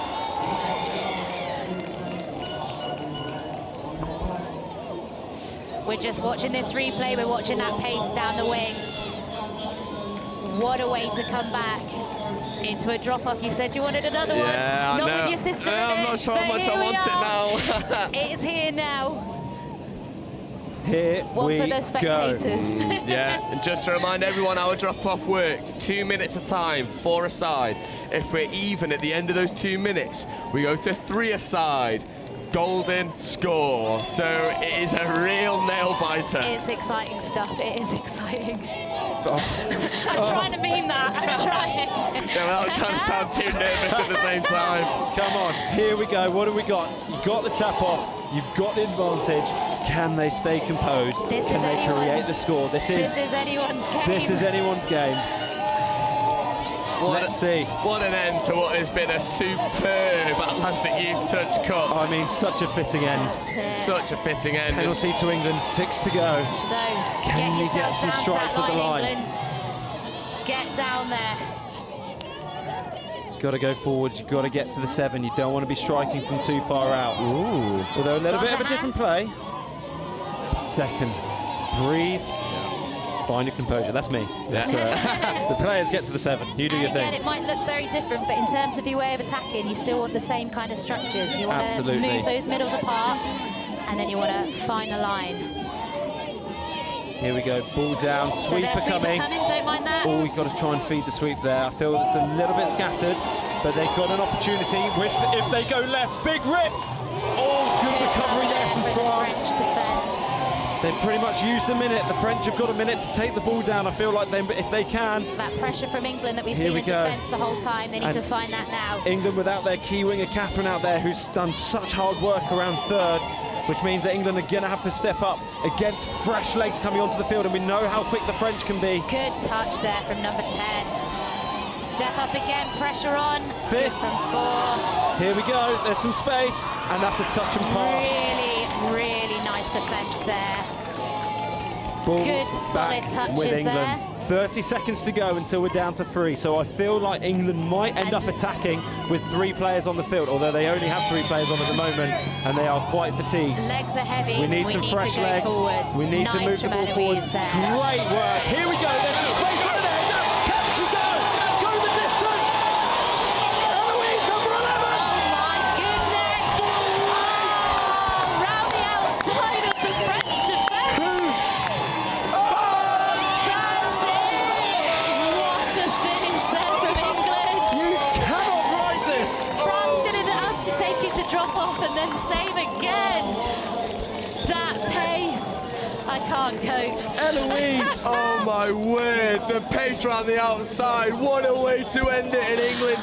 Jubilant scenes. Oh my goodness. The third drop of the finals day. Oh my gosh. I don't think my nerves can take anymore. I mean, you look, again, we're thinking big picture, we're thinking these are young athletes coming up, you've got a range of ages. What an experience to go through from both sides, you know. The French girls have fought so hard, they've turned around a huge, I think England nilled them yesterday. It must have been like, you know, it was a huge score result, so to take it from that to a drop-off, absolutely commendable. And the way that they've handled themselves, they scored in the last minute of the game to take it to drop off. I mean, and you can see them celebrating now at the back. They're so happy, and what a way. Just fantastic, and they should be so proud. And as should the English girls. I mean, it looks like it's all been ended in great spirit. What an experience to be a part of. They should look forward to watching this back and both teams being so proud of what they've done. I mean, what an exhibition of women's sport. Come on, like, what more can you ask for? You had a last-minute try in a normal time, last-minute try in drop-off as well. I mean, you literally could not write it. You couldn't. And it looks so good. I mean, you would not think that this is youth touch. I mean, some of the tactics and the bits going on are just absolutely fantastic. As Jess is joining everyone. I think he might have. What? Oh my gosh. So good. Well, so good. Well done. Oh, the scenes on the field as well. Oh, do you want this one? You good there? Take a deep breath. Take a deep breath. There we go. Oh, amazing. I've got to say, I'm a little bit choked up. I'm a little bit choked up. It's been such a pleasure. I mean, what was said at half-time, because you got the score right at the end. We're going to have to do something a little bit professional now. What was said at half-time, you got the equalising score. I mean, were you happy with the first half performance? Deep breaths, you got it. Yeah, we were happy with the first half. We did really well. I think we were a little bit panicky just because of the amount of people watching and lots of French supporters as well. It does kind of get in your head sometimes, but we did really well. We just said, be patient, do our stuff. We beat these, I think 7-0 yesterday, and we just said, just do exactly what we did yesterday and keep working through it. Yeah, and you could see in this, I mean, you got the try early doors in the second half that really sort of set the tone for the rest of the game. Did you always have the confidence you were going to go and win that? Yeah, we did. Yeah, we did. We just decided to back ourselves. We knew we could do it. It's just the amount of pressure and energy. No link punish for yourself? No. I tried. Missed the line a little bit, so we decided help probably wasn't on. Squeeze a little bit over. We're joined by coach as well, Andy Pennicoll. We're in that camera right there, Andy. Oh, hello. What was said at half-time, because that performance was electric in the second half? What was said at half-time? I mean, we just had to try and calm it down a bit in the box and just try and get everyone to be a bit more level-headed and just watch what we were doing on the ball. There was a lot of checking off or trying to check off in the first half, and we just had to get them to initiate the touches and sort of start getting back into the game. Yeah, 100%. And then when it went to drop off, what was being said? Was it just, look, we need to stick to our structures, we need to keep doing what we're doing, or was it, by any means, go out there and win it? It was go out there and win it. They knew what they had to do. We'd lost one of our players who was part of our key setup for the drop-off. So it was go out and win it, and we did. Well, how are you feeling? So relieved. Oh my God. So relieved. Yeah, it's superb. I mean, you really couldn't ask for anything else. And what an exhibition of women's sport, first and foremost, showing that everyone can play. That's the one. That's the one. You're like old school golf commentators, right to the lip. That's the one. But what a way to finish the day. I mean, we were talking to Jess. Jess said, did beat France 7-0 yesterday, so there's the confidence there. Were you surprised at how they came back? Very surprised, yeah. I think for me with that, it's you can never tell. So as we know very well from last year, we went down to drop off with the Welsh team, and this year again with the French team. I just hope it doesn't become a habit. Well, honestly, I would like to say I loved watching drop off, because any other drop off I was all for. Not that one. I wanted the result wrapped up as quickly as possible. But we got there in the end, and very well done to the both of you. I'll let you celebrate with your team. But thanks very much. Superb stuff. What a way to end. Well, it's been an amazing tournament. So we're going to wrap up here. My voice is going. I've got a headache. I mean, you can't really ask for much more as an exhibition for touch. We're joined by Dom. We'll get the mics back on. We'll do 5 minutes. Yeah, go on. Why not? I mean, I don't want to talk anymore, but we've got to. I mean, just wrap up what we've seen for the finals. I mean, as a day, it's just been fantastic. I mean, the quality of games and the quality of player from all of the games that we've seen today is just exciting. It's exciting for the future. We spoke about this as the day goes on. You go, actually, to be honest, there's a lot of players in our squad who are kind of like our era, who are, you know, we're hanging on. We've got strong fingers. We're not going to be in there much longer, that's for sure. Our fingers are definitely not strong enough, having watched the games today. I mean, the future's bright from all countries, not just England, but you look at that and you're like, there's tactical changes, there's real good technical skills, there's great attitudes, great people, great coaches around. It's just an exciting place to be. And also, I think difficult when you're invested, but that's what finals footy is, isn't it? As if we've had that many drop-offs in the last day. I can't believe it's it. Insane. Could not write it. And I think touches as a whole is levelling up. Absolutely can't wait to see what next year's going to bring. Honestly, I hate to show my age, but when I started playing, there wasn't a junior setup. Yes, so, gonna be joined. Here we go. Take my mic. Here we go. Joined by Chris Wormuth. I mean, sum it up, mate. Sum it up. Finals football. What can you say? I think you know, going into today, you're never quite sure what's going to happen with.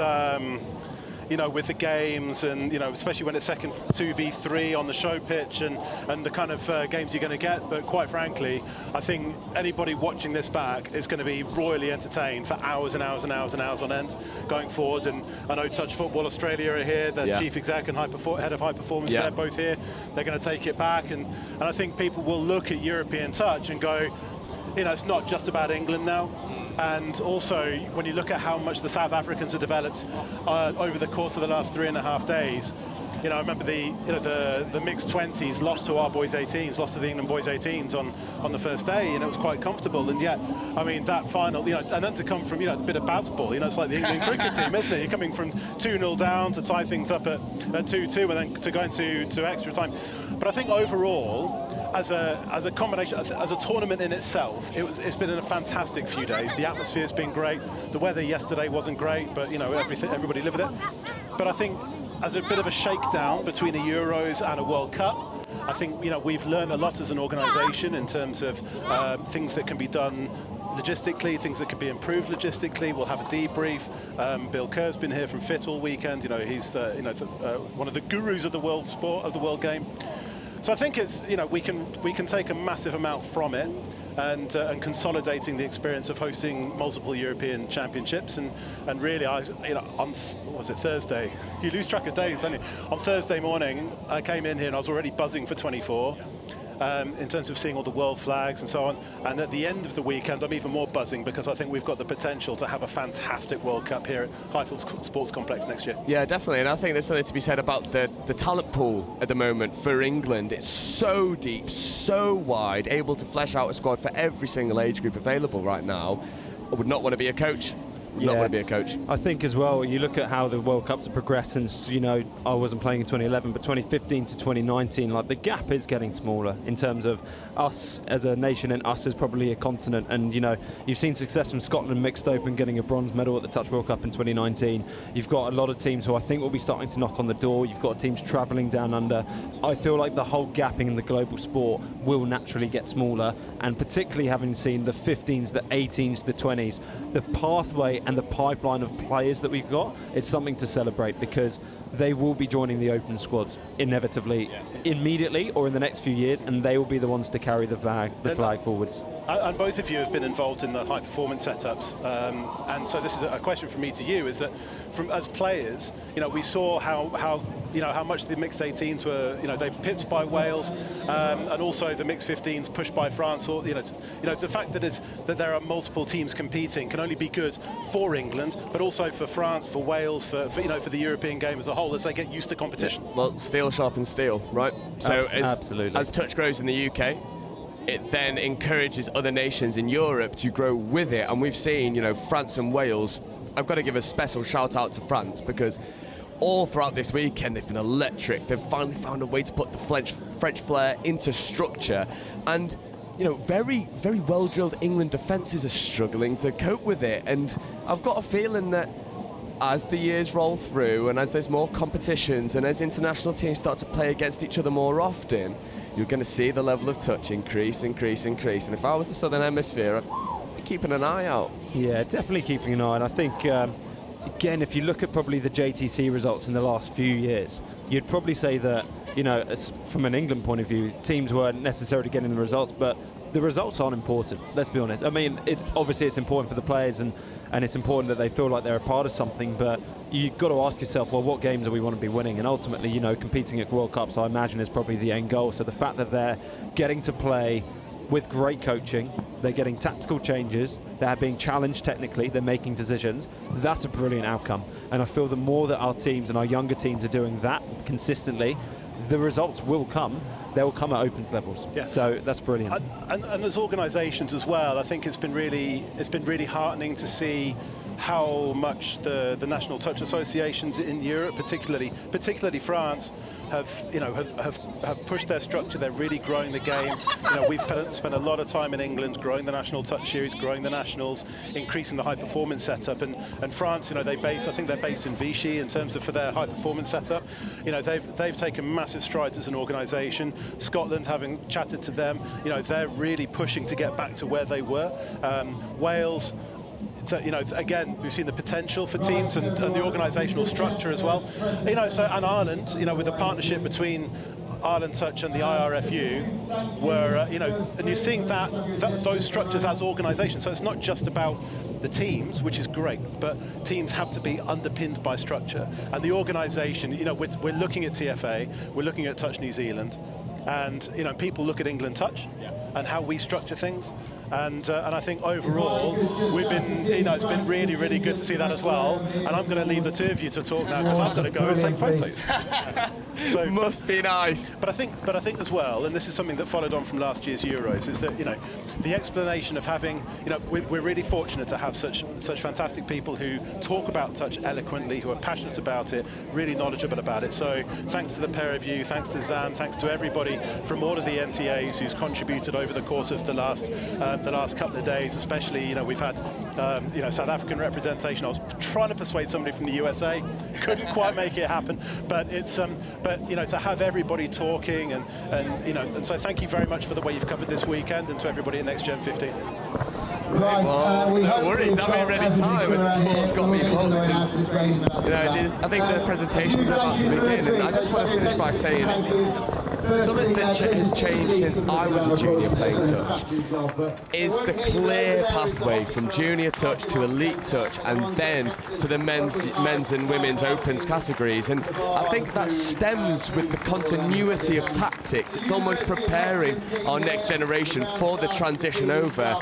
And I think I'll be fair in saying that didn't exist a few years ago. No, not at all. And I think you're bang on the money there. And I think that's a conscious effort. And you can only speak from experience. So knowing the work that particularly like Tim Osborne, Benny Powell with the women's, as you mentioned, you know, there's people in the squad who are part of the junior setup, and I've spoken to John Weston Stanley, who's been the head coach of the boys 20s. They're running very similar patterns, almost identical to kind of what we're running, not to the same extent, but the introduction's there. So that's only going to help their transition come in and just mean that system flows. So you're bang on the money. It's an exciting time to be a part of it. Yeah, definitely. And touch is growing not only in the UK, but everywhere across Europe. And I think we will bow out gracefully as the award ceremonies begin. So thank you very much for joining us for these past 4 days. It's been amazing. I'm going to give my voice a break. Thank you, Don, for joining us. It's been amazing, as per usual. And we'll let Touch do the rest of the talking. Let's go and have a nice coffee. My last thank you is going to go to this army behind me, the army of volunteers and an events team, all dressed in this very luminous orange that Inferno have kicked us out in. But please give your real appreciation to this fantastic group of events volunteers and staff.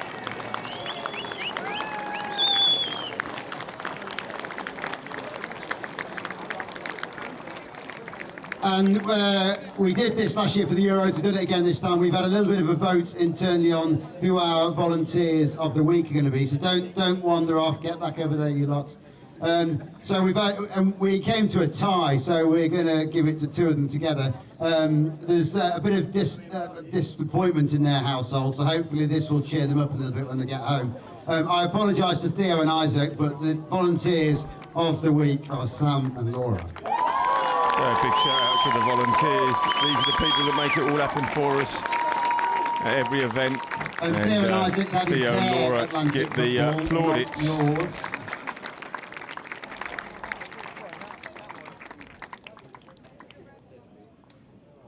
Just one last thank you for me goes to all of the media, photography, broadcast streaming team. They've been behind the scenes all the way through.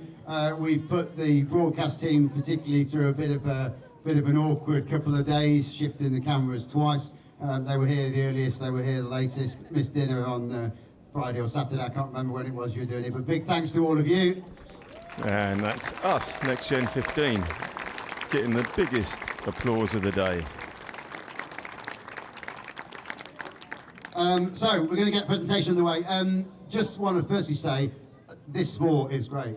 What better theatre do you get than those finals out there? And obviously wearing my England hat, disappointment, but from an event hat, what a phenomenal outcome to have mixed different winners each of those finals. So really, really good, great spectacle for the sport. It's going to keep growing.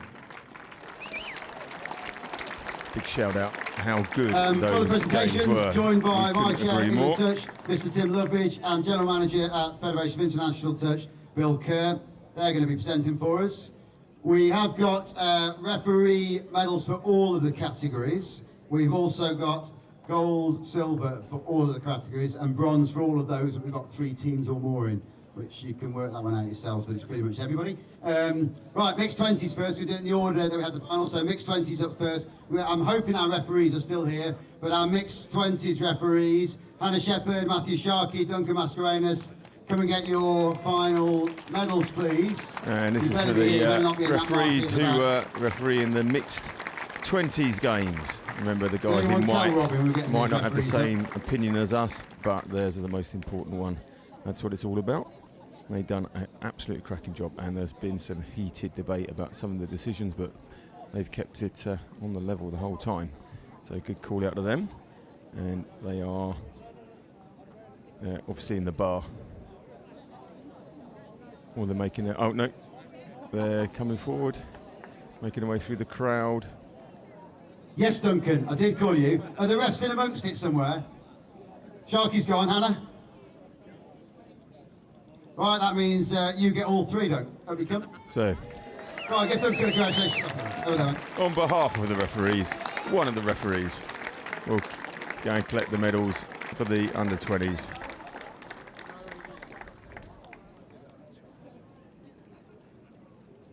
Then we have the standard photos, where everybody smiles, looks great. Loveridge, Kerr and Duncan. And staying in the mixed 20s, thanks to the referees. Our silver medalist in the mixed 20s goes to South Africa. So the silver medalists, easy for me to say, in the mixed 20s, South Africa. And the There's more than 2 2 of you in representatives. this team. There are 2, Have we got any more more than mixed 2 in the 20s team. still here, South But, Africa? these are the representatives of that You team. get medals, you lot, come on. Ah, no, here we go. There's the rest of them. Making their way up. They played such a big part in this weekend. Entertaining touch was an understatement. Really, really did deliver on the showcase. And every game they were in right to the last minute.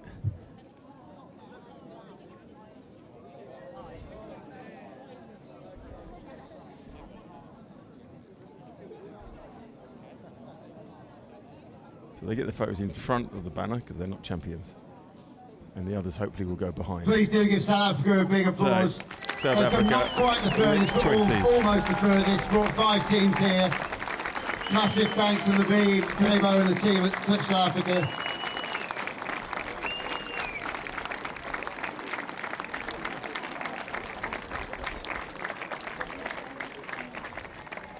Right, straight up we're going to do player of the final next from that game. We have chosen these for each of the games.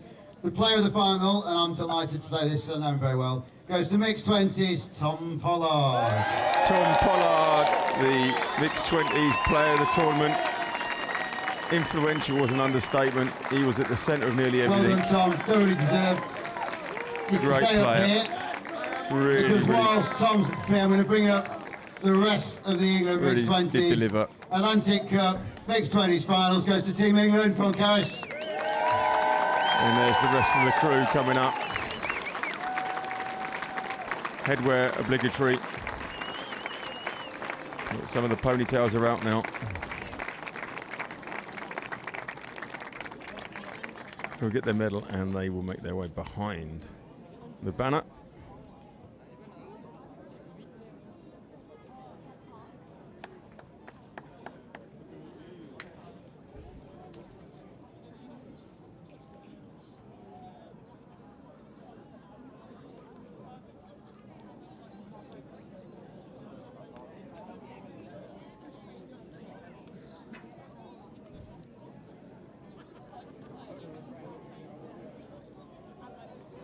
They have been brilliant all 4 days, from Thursday night all the way through today. They delivered every time they've been asked.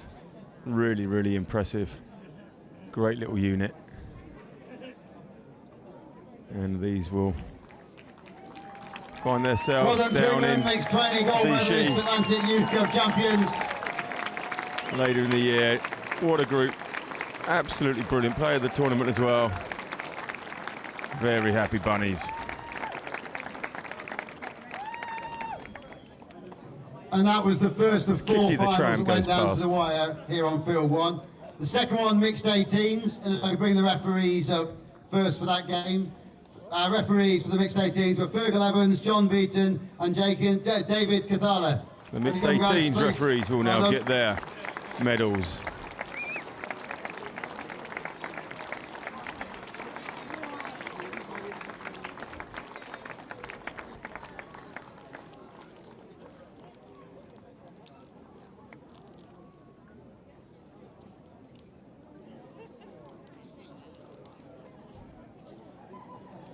And remember, without them we don't have a game, so might not always agree with them, but one thing we do know is they're always right. Thanks, gents. Very well, referee. Thank you. Mixed 18s bronze medalist comes up next. That goes to Team France, please. France, the bronze medalists in the Mixed 18s. Well done, France. They brought such great support this weekend. Invaded the pitch after every game. They really did enter in the spirit of it. The tricolour is there. Bring everybody in. They get their bronze medals.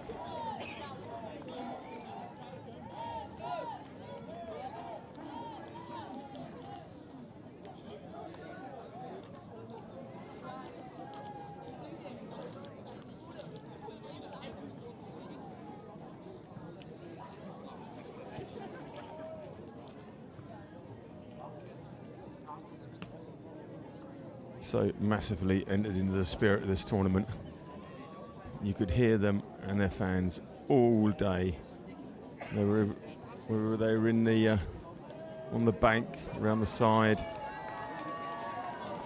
Well done to France. Give them a Cheering big them cheer, on. please. Well done, France. Yeah. Well done, vive la France.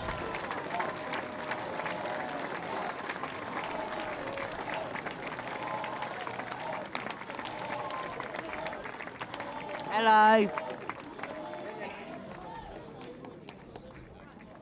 Our silver medalists, I know they'll be bitterly disappointed, but they played their part in the final as last year. Our silver medalist goes to Team England. Silver medalists in the game, and what a game it was. Team England, they really, really did perform well. Just picked at the post. But such a great display by them. And that's been, once again, like all teams, all weekend. But they really were unlucky in that game.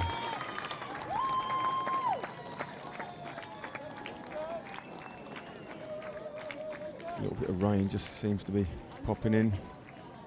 I'm sure we'll let us stay off while the presentations are completed.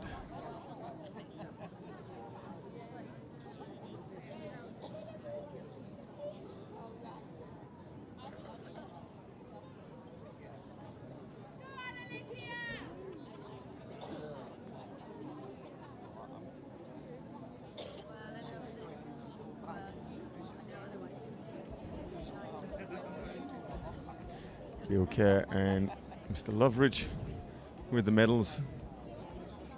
Team taking it, and they'll get their team photo. That's one to remember for a good few years, and a lot of these will be going on to bigger and better things in the touch world. There's so much talent on display.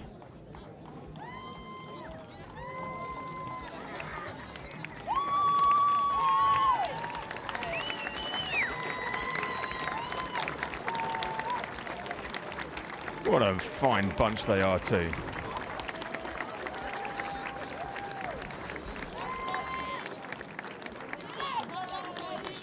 Before I bring our gold medalists up, we'll just do the player of the final. Goes to Wales, Gethin O'Callaghan.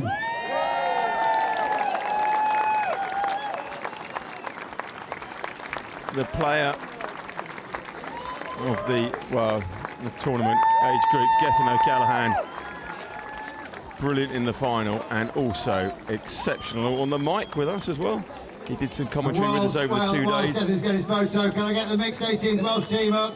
Goldman is the Atlantic Youth Touch Cup. Brecon College. Very thoroughly deserved. Back now to on win to last year Bristol in the Bears. Euros. Also, Jaband on the co-coms. Interview was pretty good as well. And the Wales 18s come up. What a final that was. O'Callaghan just created that final try at the end to pip England.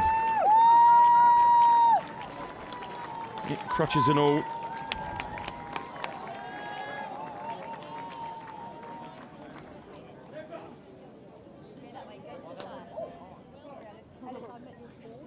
Draped in the Welsh flag. And got to be repositioned behind the banner.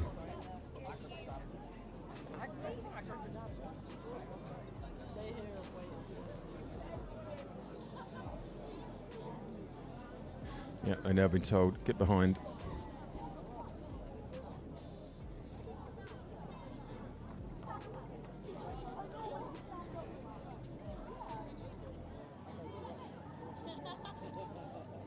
They'll be popping back down the M5, M4. A little bit of the,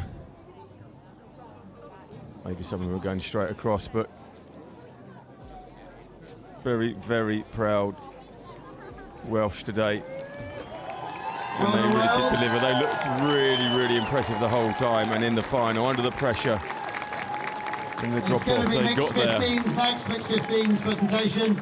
Brilliant stuff. And I'd like to welcome the referees for the final first Mixed 15s. Oliver Exton, Leo Now we're doing the and Mixed Ethan 15s. McCarthy. Only come you three, please.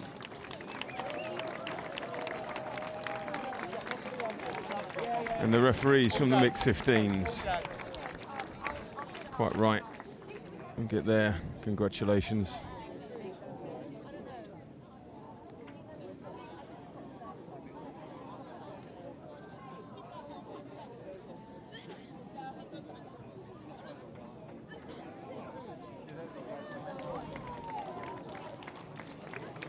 Yeah, don't they look lovely? They do it all in height order as well. It's all symmetrical. It's very nice.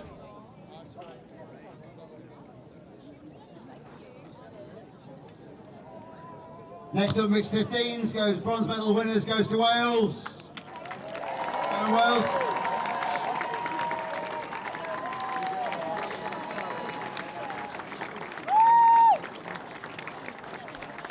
Bronze medal in the under 15s, Wales.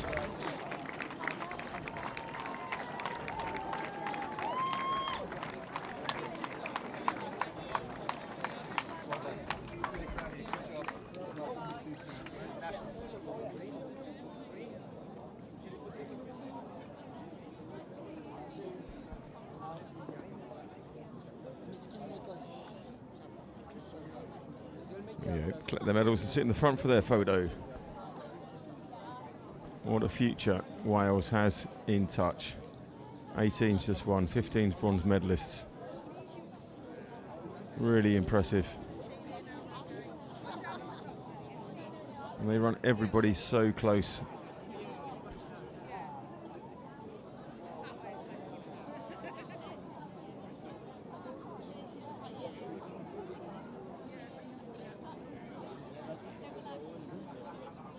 They're going to put the coaches in the middle.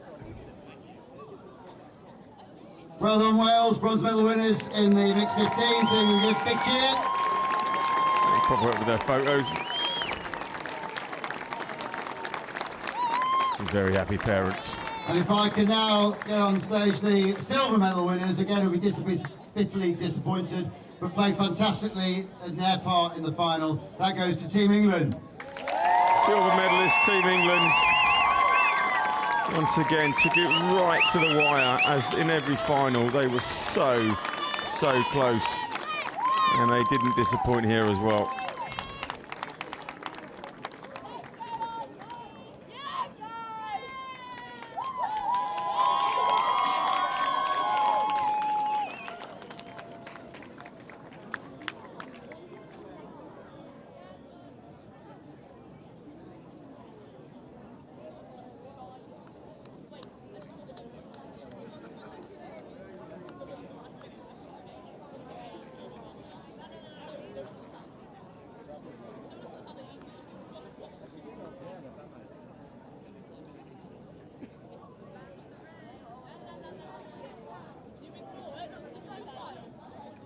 The last of them get their medals. They're all pushed in the right direction. Silver medalists in the 15s. England.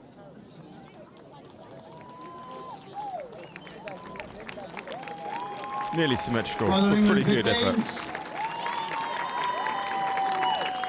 Before we get fronts up as champions, the player of the final goes to France. I believe number 5, Leia Martin Mendez Lopez.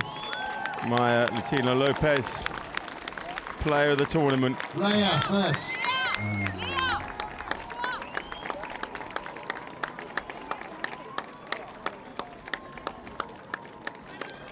And she's going to get the player of the tournament in her age group. Also, the most amazing dreadlocks. We commented on that yesterday, I think it was. Made them all tick. And they're going to get their gold medals. Next, so we can get the boys 18s ready for their presentation.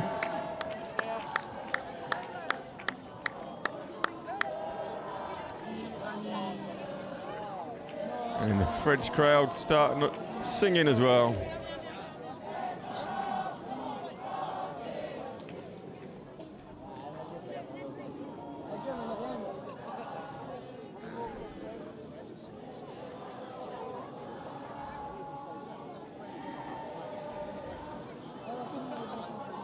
And it's good we have 2 people giving out medals, so we go through them twice as quick.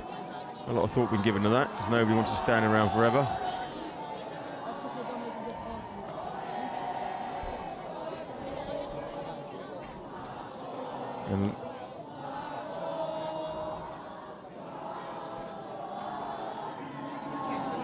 And what fine singers, what fine voices they've got as well. Congratulations, France, the under-15s winners. Once again, great future. Yes, they look happy. They certainly are.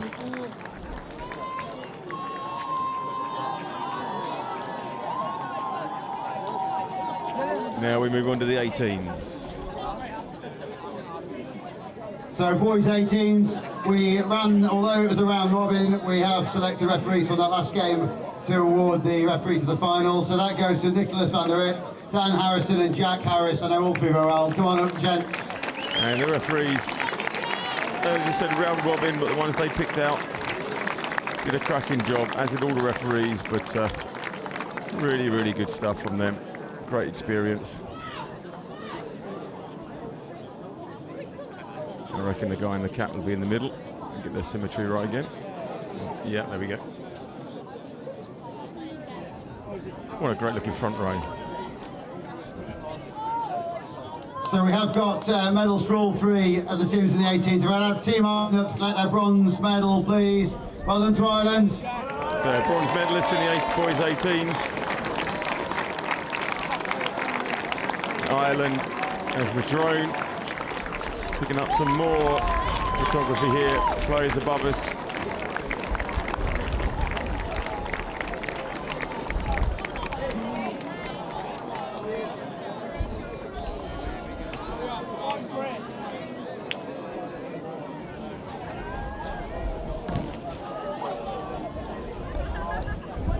get your umbrellas up.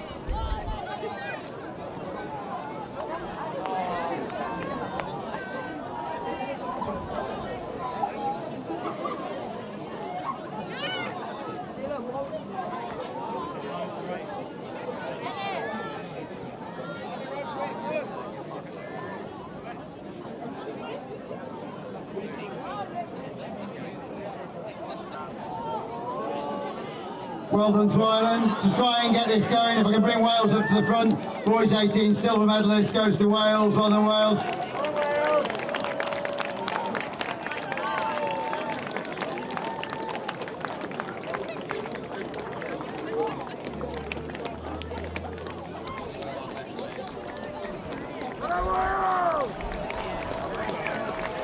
And Wales get their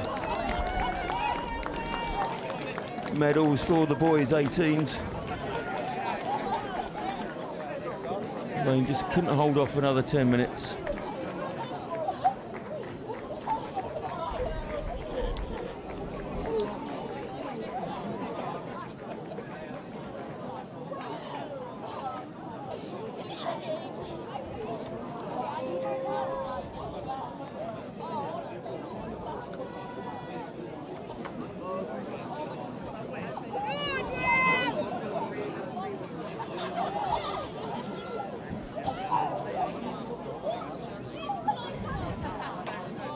And well done to Wales. Excellent there with the Welsh Dragon flag in front of them.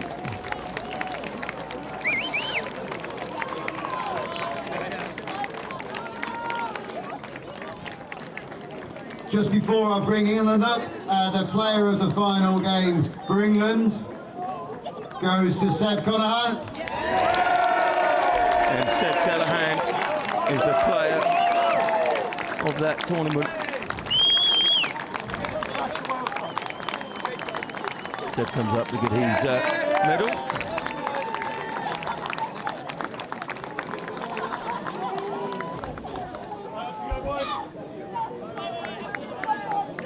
The rain is coming down quite heavy now.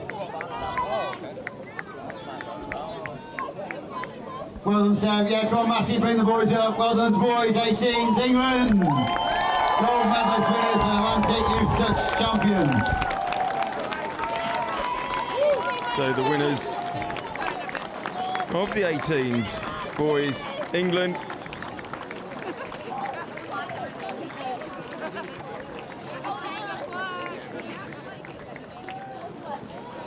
And correctly, they will go behind the banner.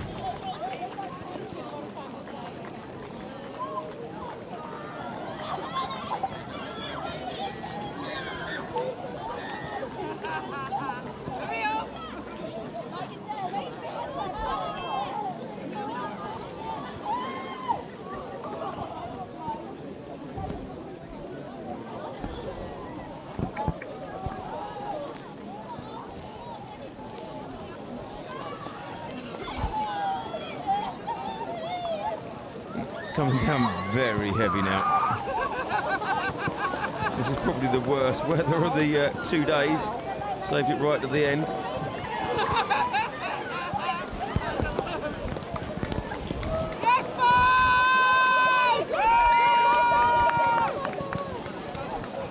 Yeah, it's pouring.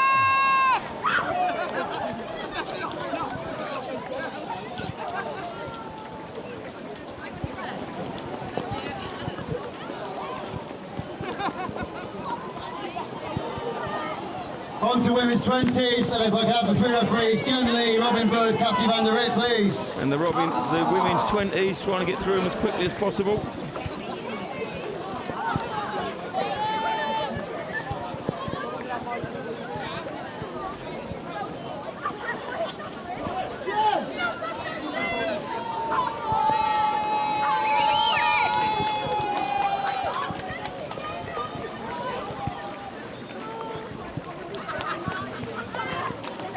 And whilst we get wet, if we have Team France to get ready, women's 20s bronze medalist goes to Team France. Up you come.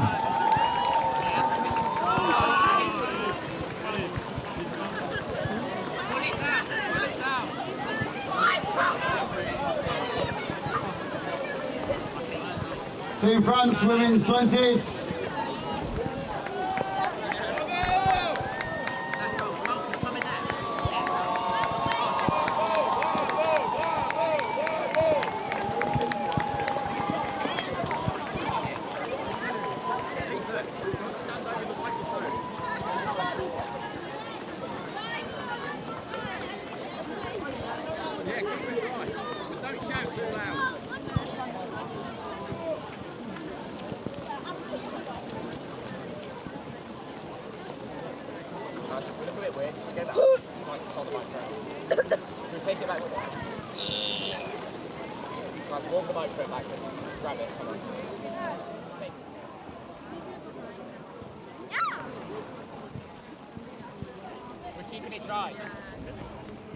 And whilst France are getting medals, if I can ask the silver medalist just to come to the side here. That's South Africa, silver medalist in the women's 20s. Trying to get through to the end of the presentations, the women's 20s in France.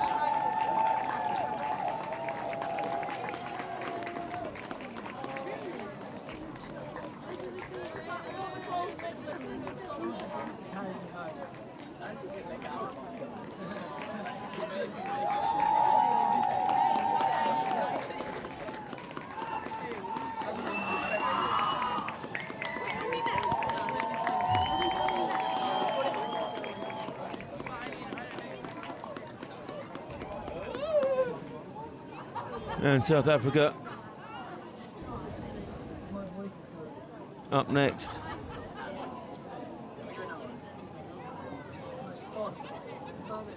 The runners up. Next time we're going to South Africa to play this tournament. Really heavy rain just eases off a little. Billy, did you hear that?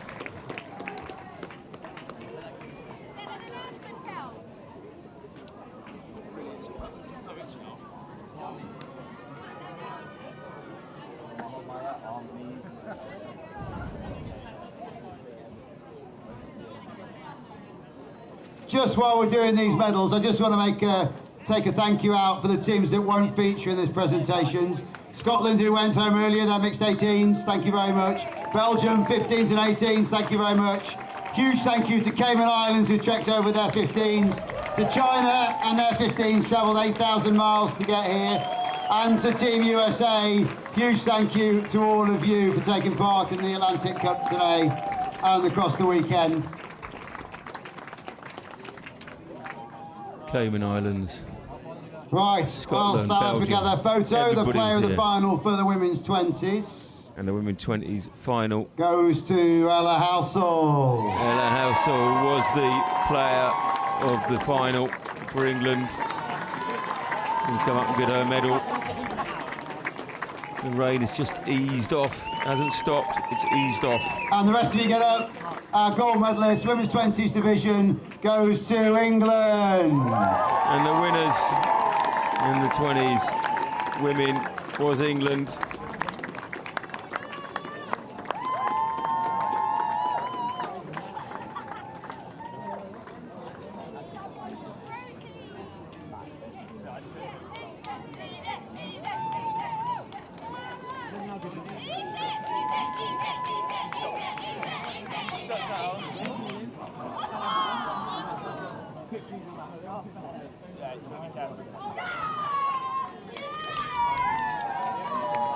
Next up's going to be our men's 20s. If I get the referees from that game ready. The 20s are next, the 18s, sorry. I know we're getting wet. It's 2 more to go. The bar is open. Bar is open. We need hot air dryers at the moment.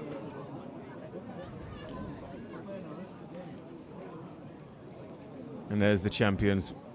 And they look splendid behind that. There we go. The last of them fall in place.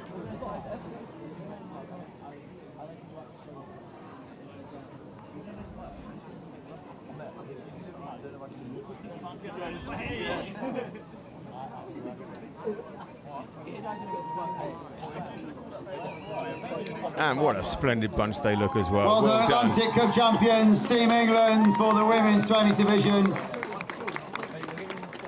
Up next, men's 20s. If we have the referees, please. Geordie Bitlock, Alice Watchorn, and a special mention with his 150th cap goes to Sylvain Charras.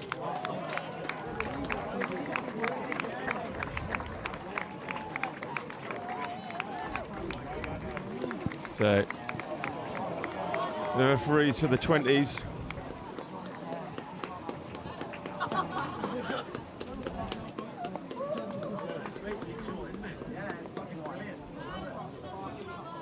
Just because it's his 150th, thinks he can wear flip-flops for this.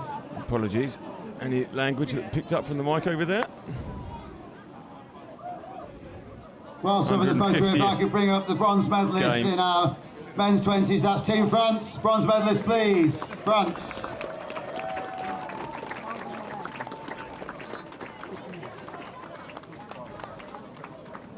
Yeah, the bronze medalist, France.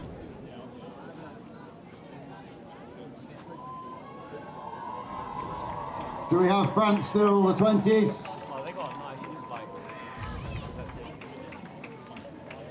France, the bronze medalists.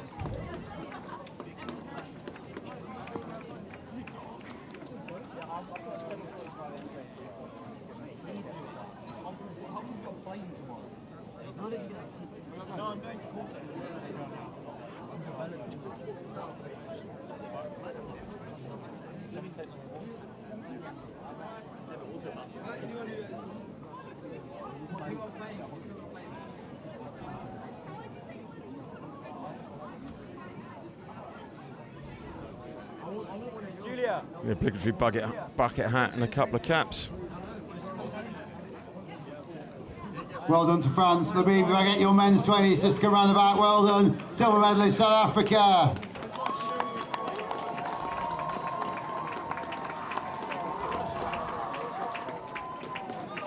Fine bunch of men.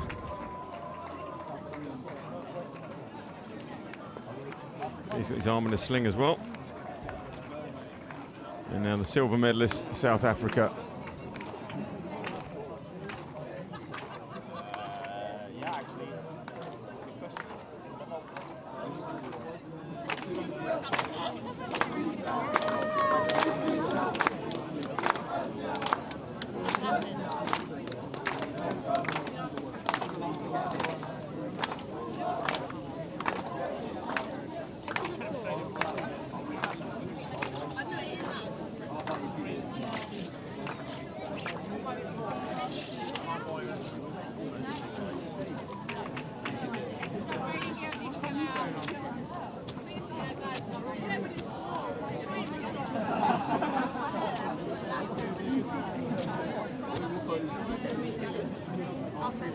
Don't tread on my toe, he says. And he did.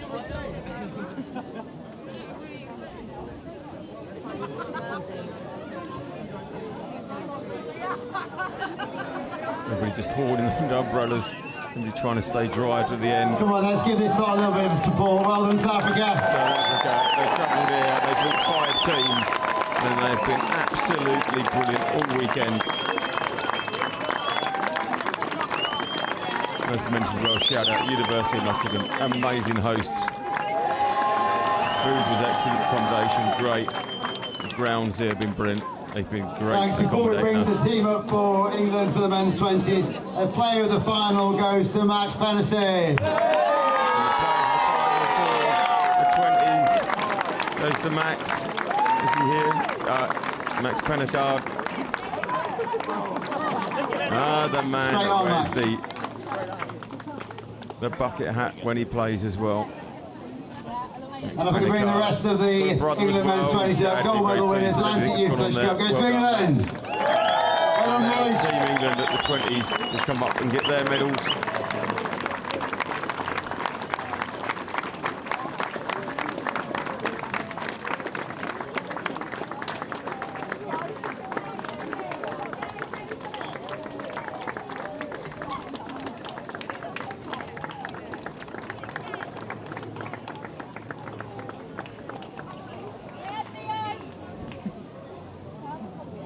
Team England, the 20s. I believe it's the final presentation of the day. We nearly squeezed them all in, just got soaked at the end there. She's upstairs.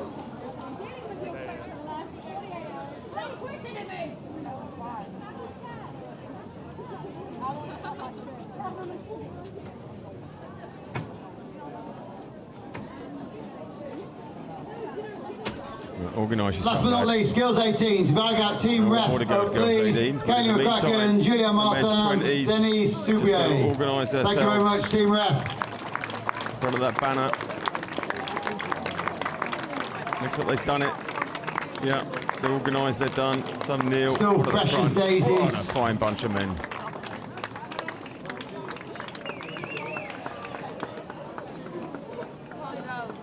Brilliant stuff. Now the referees from the women's picking up their medals. And Girls 18's bronze medalists, again a big cheer for them, they've come all this way. South Africa! And this Atlantic Youth Touch Cup 2023 has really delivered. It's been brilliant. There's the rest from the final. And now South Africa picking up the bronze.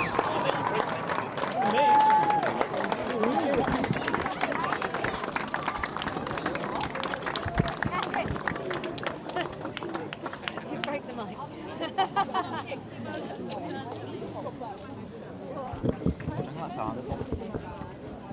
Don't know what happened to my co-coms that we could talk about these games as it went on, but it's gone off somewhere.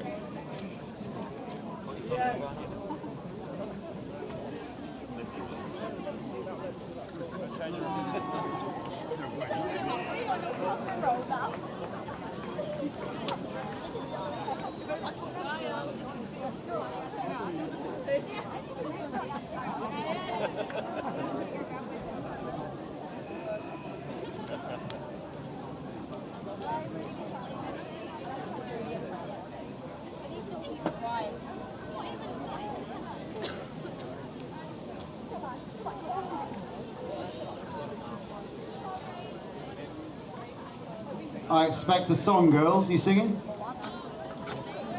We'll get a song Boys from South sang. Africa. If we get our silver medalists up whilst we celebrate South Africa, our silver medalist France, if you can come up behind the photos, please come on the side for the silver medal. One of the 5 teams that came out here. Really have been part of this. Really made their presence felt all the time. Their fans and the players.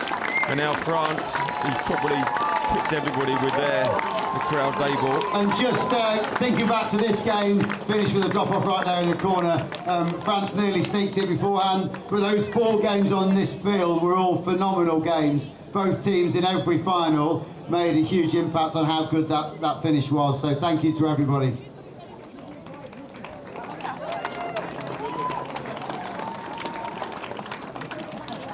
Remember, this game, as Chris was saying, they went to a drop-off. Nearly won it in the corner, and then the length of the pitch. Nearly the length of the pitch. I'm sure by the time she tells it a few times in the pub, it'll be the length of the pitch.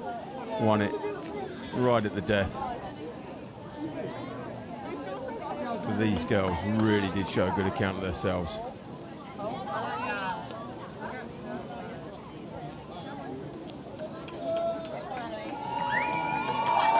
Well done, France.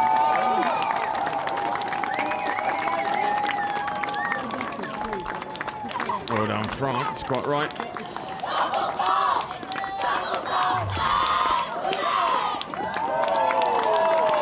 Well done. And now, last but not least, even. Right, before we bring the team up, but our player of the final for the last category, Girls 18s, goes to Eloise.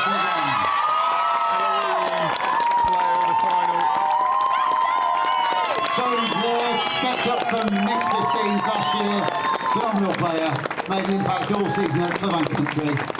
Well done, Eloise. And if I can bring the rest of the Girls 18s, Team England gold medal winners, tried their hardest to throw it away. Andy was probably pretty nervous. Well done, team.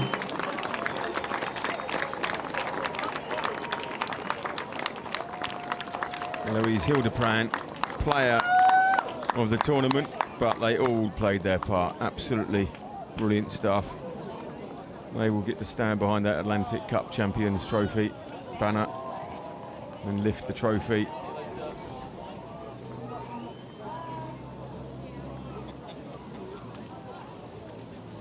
in the middle there, Jessica Wright. Joe Wright, who's been commentating with us for the last 4 days, little sister. They even did some commentary together. And just brilliant from Joe all weekend. Big shout out to Joe, Dom Tripp, Susanna, Mark, Thibaut, Angus Savage, Chris Simon came on board, interviews with Chris Wearmouth. We had Josephine from Belgium. So that's the presentation done. Again, thanks to Tim, thanks to Bill. Bill's going to say a few words just before we close off. Just from me, hope to see you in a little under a year's time back here, if not before. Thank you very much. Safe journey home. Champions under 18s. It's England, and it's on that note that Next Gen 15 say thank you very much for joining us. It's been a brilliant weekend, 4 days of touch rugby here, University of Nottingham, Riverside, in the heart of England, and we wish you adieu and say thank you very much indeed for being with us. And let's look forward to the next one. I would just like to say, when you go home and think 32 teams here and what a great time you had, think in 1 year's time, 4 times that many, and what a fantastic event it will be. Thank you, England, for being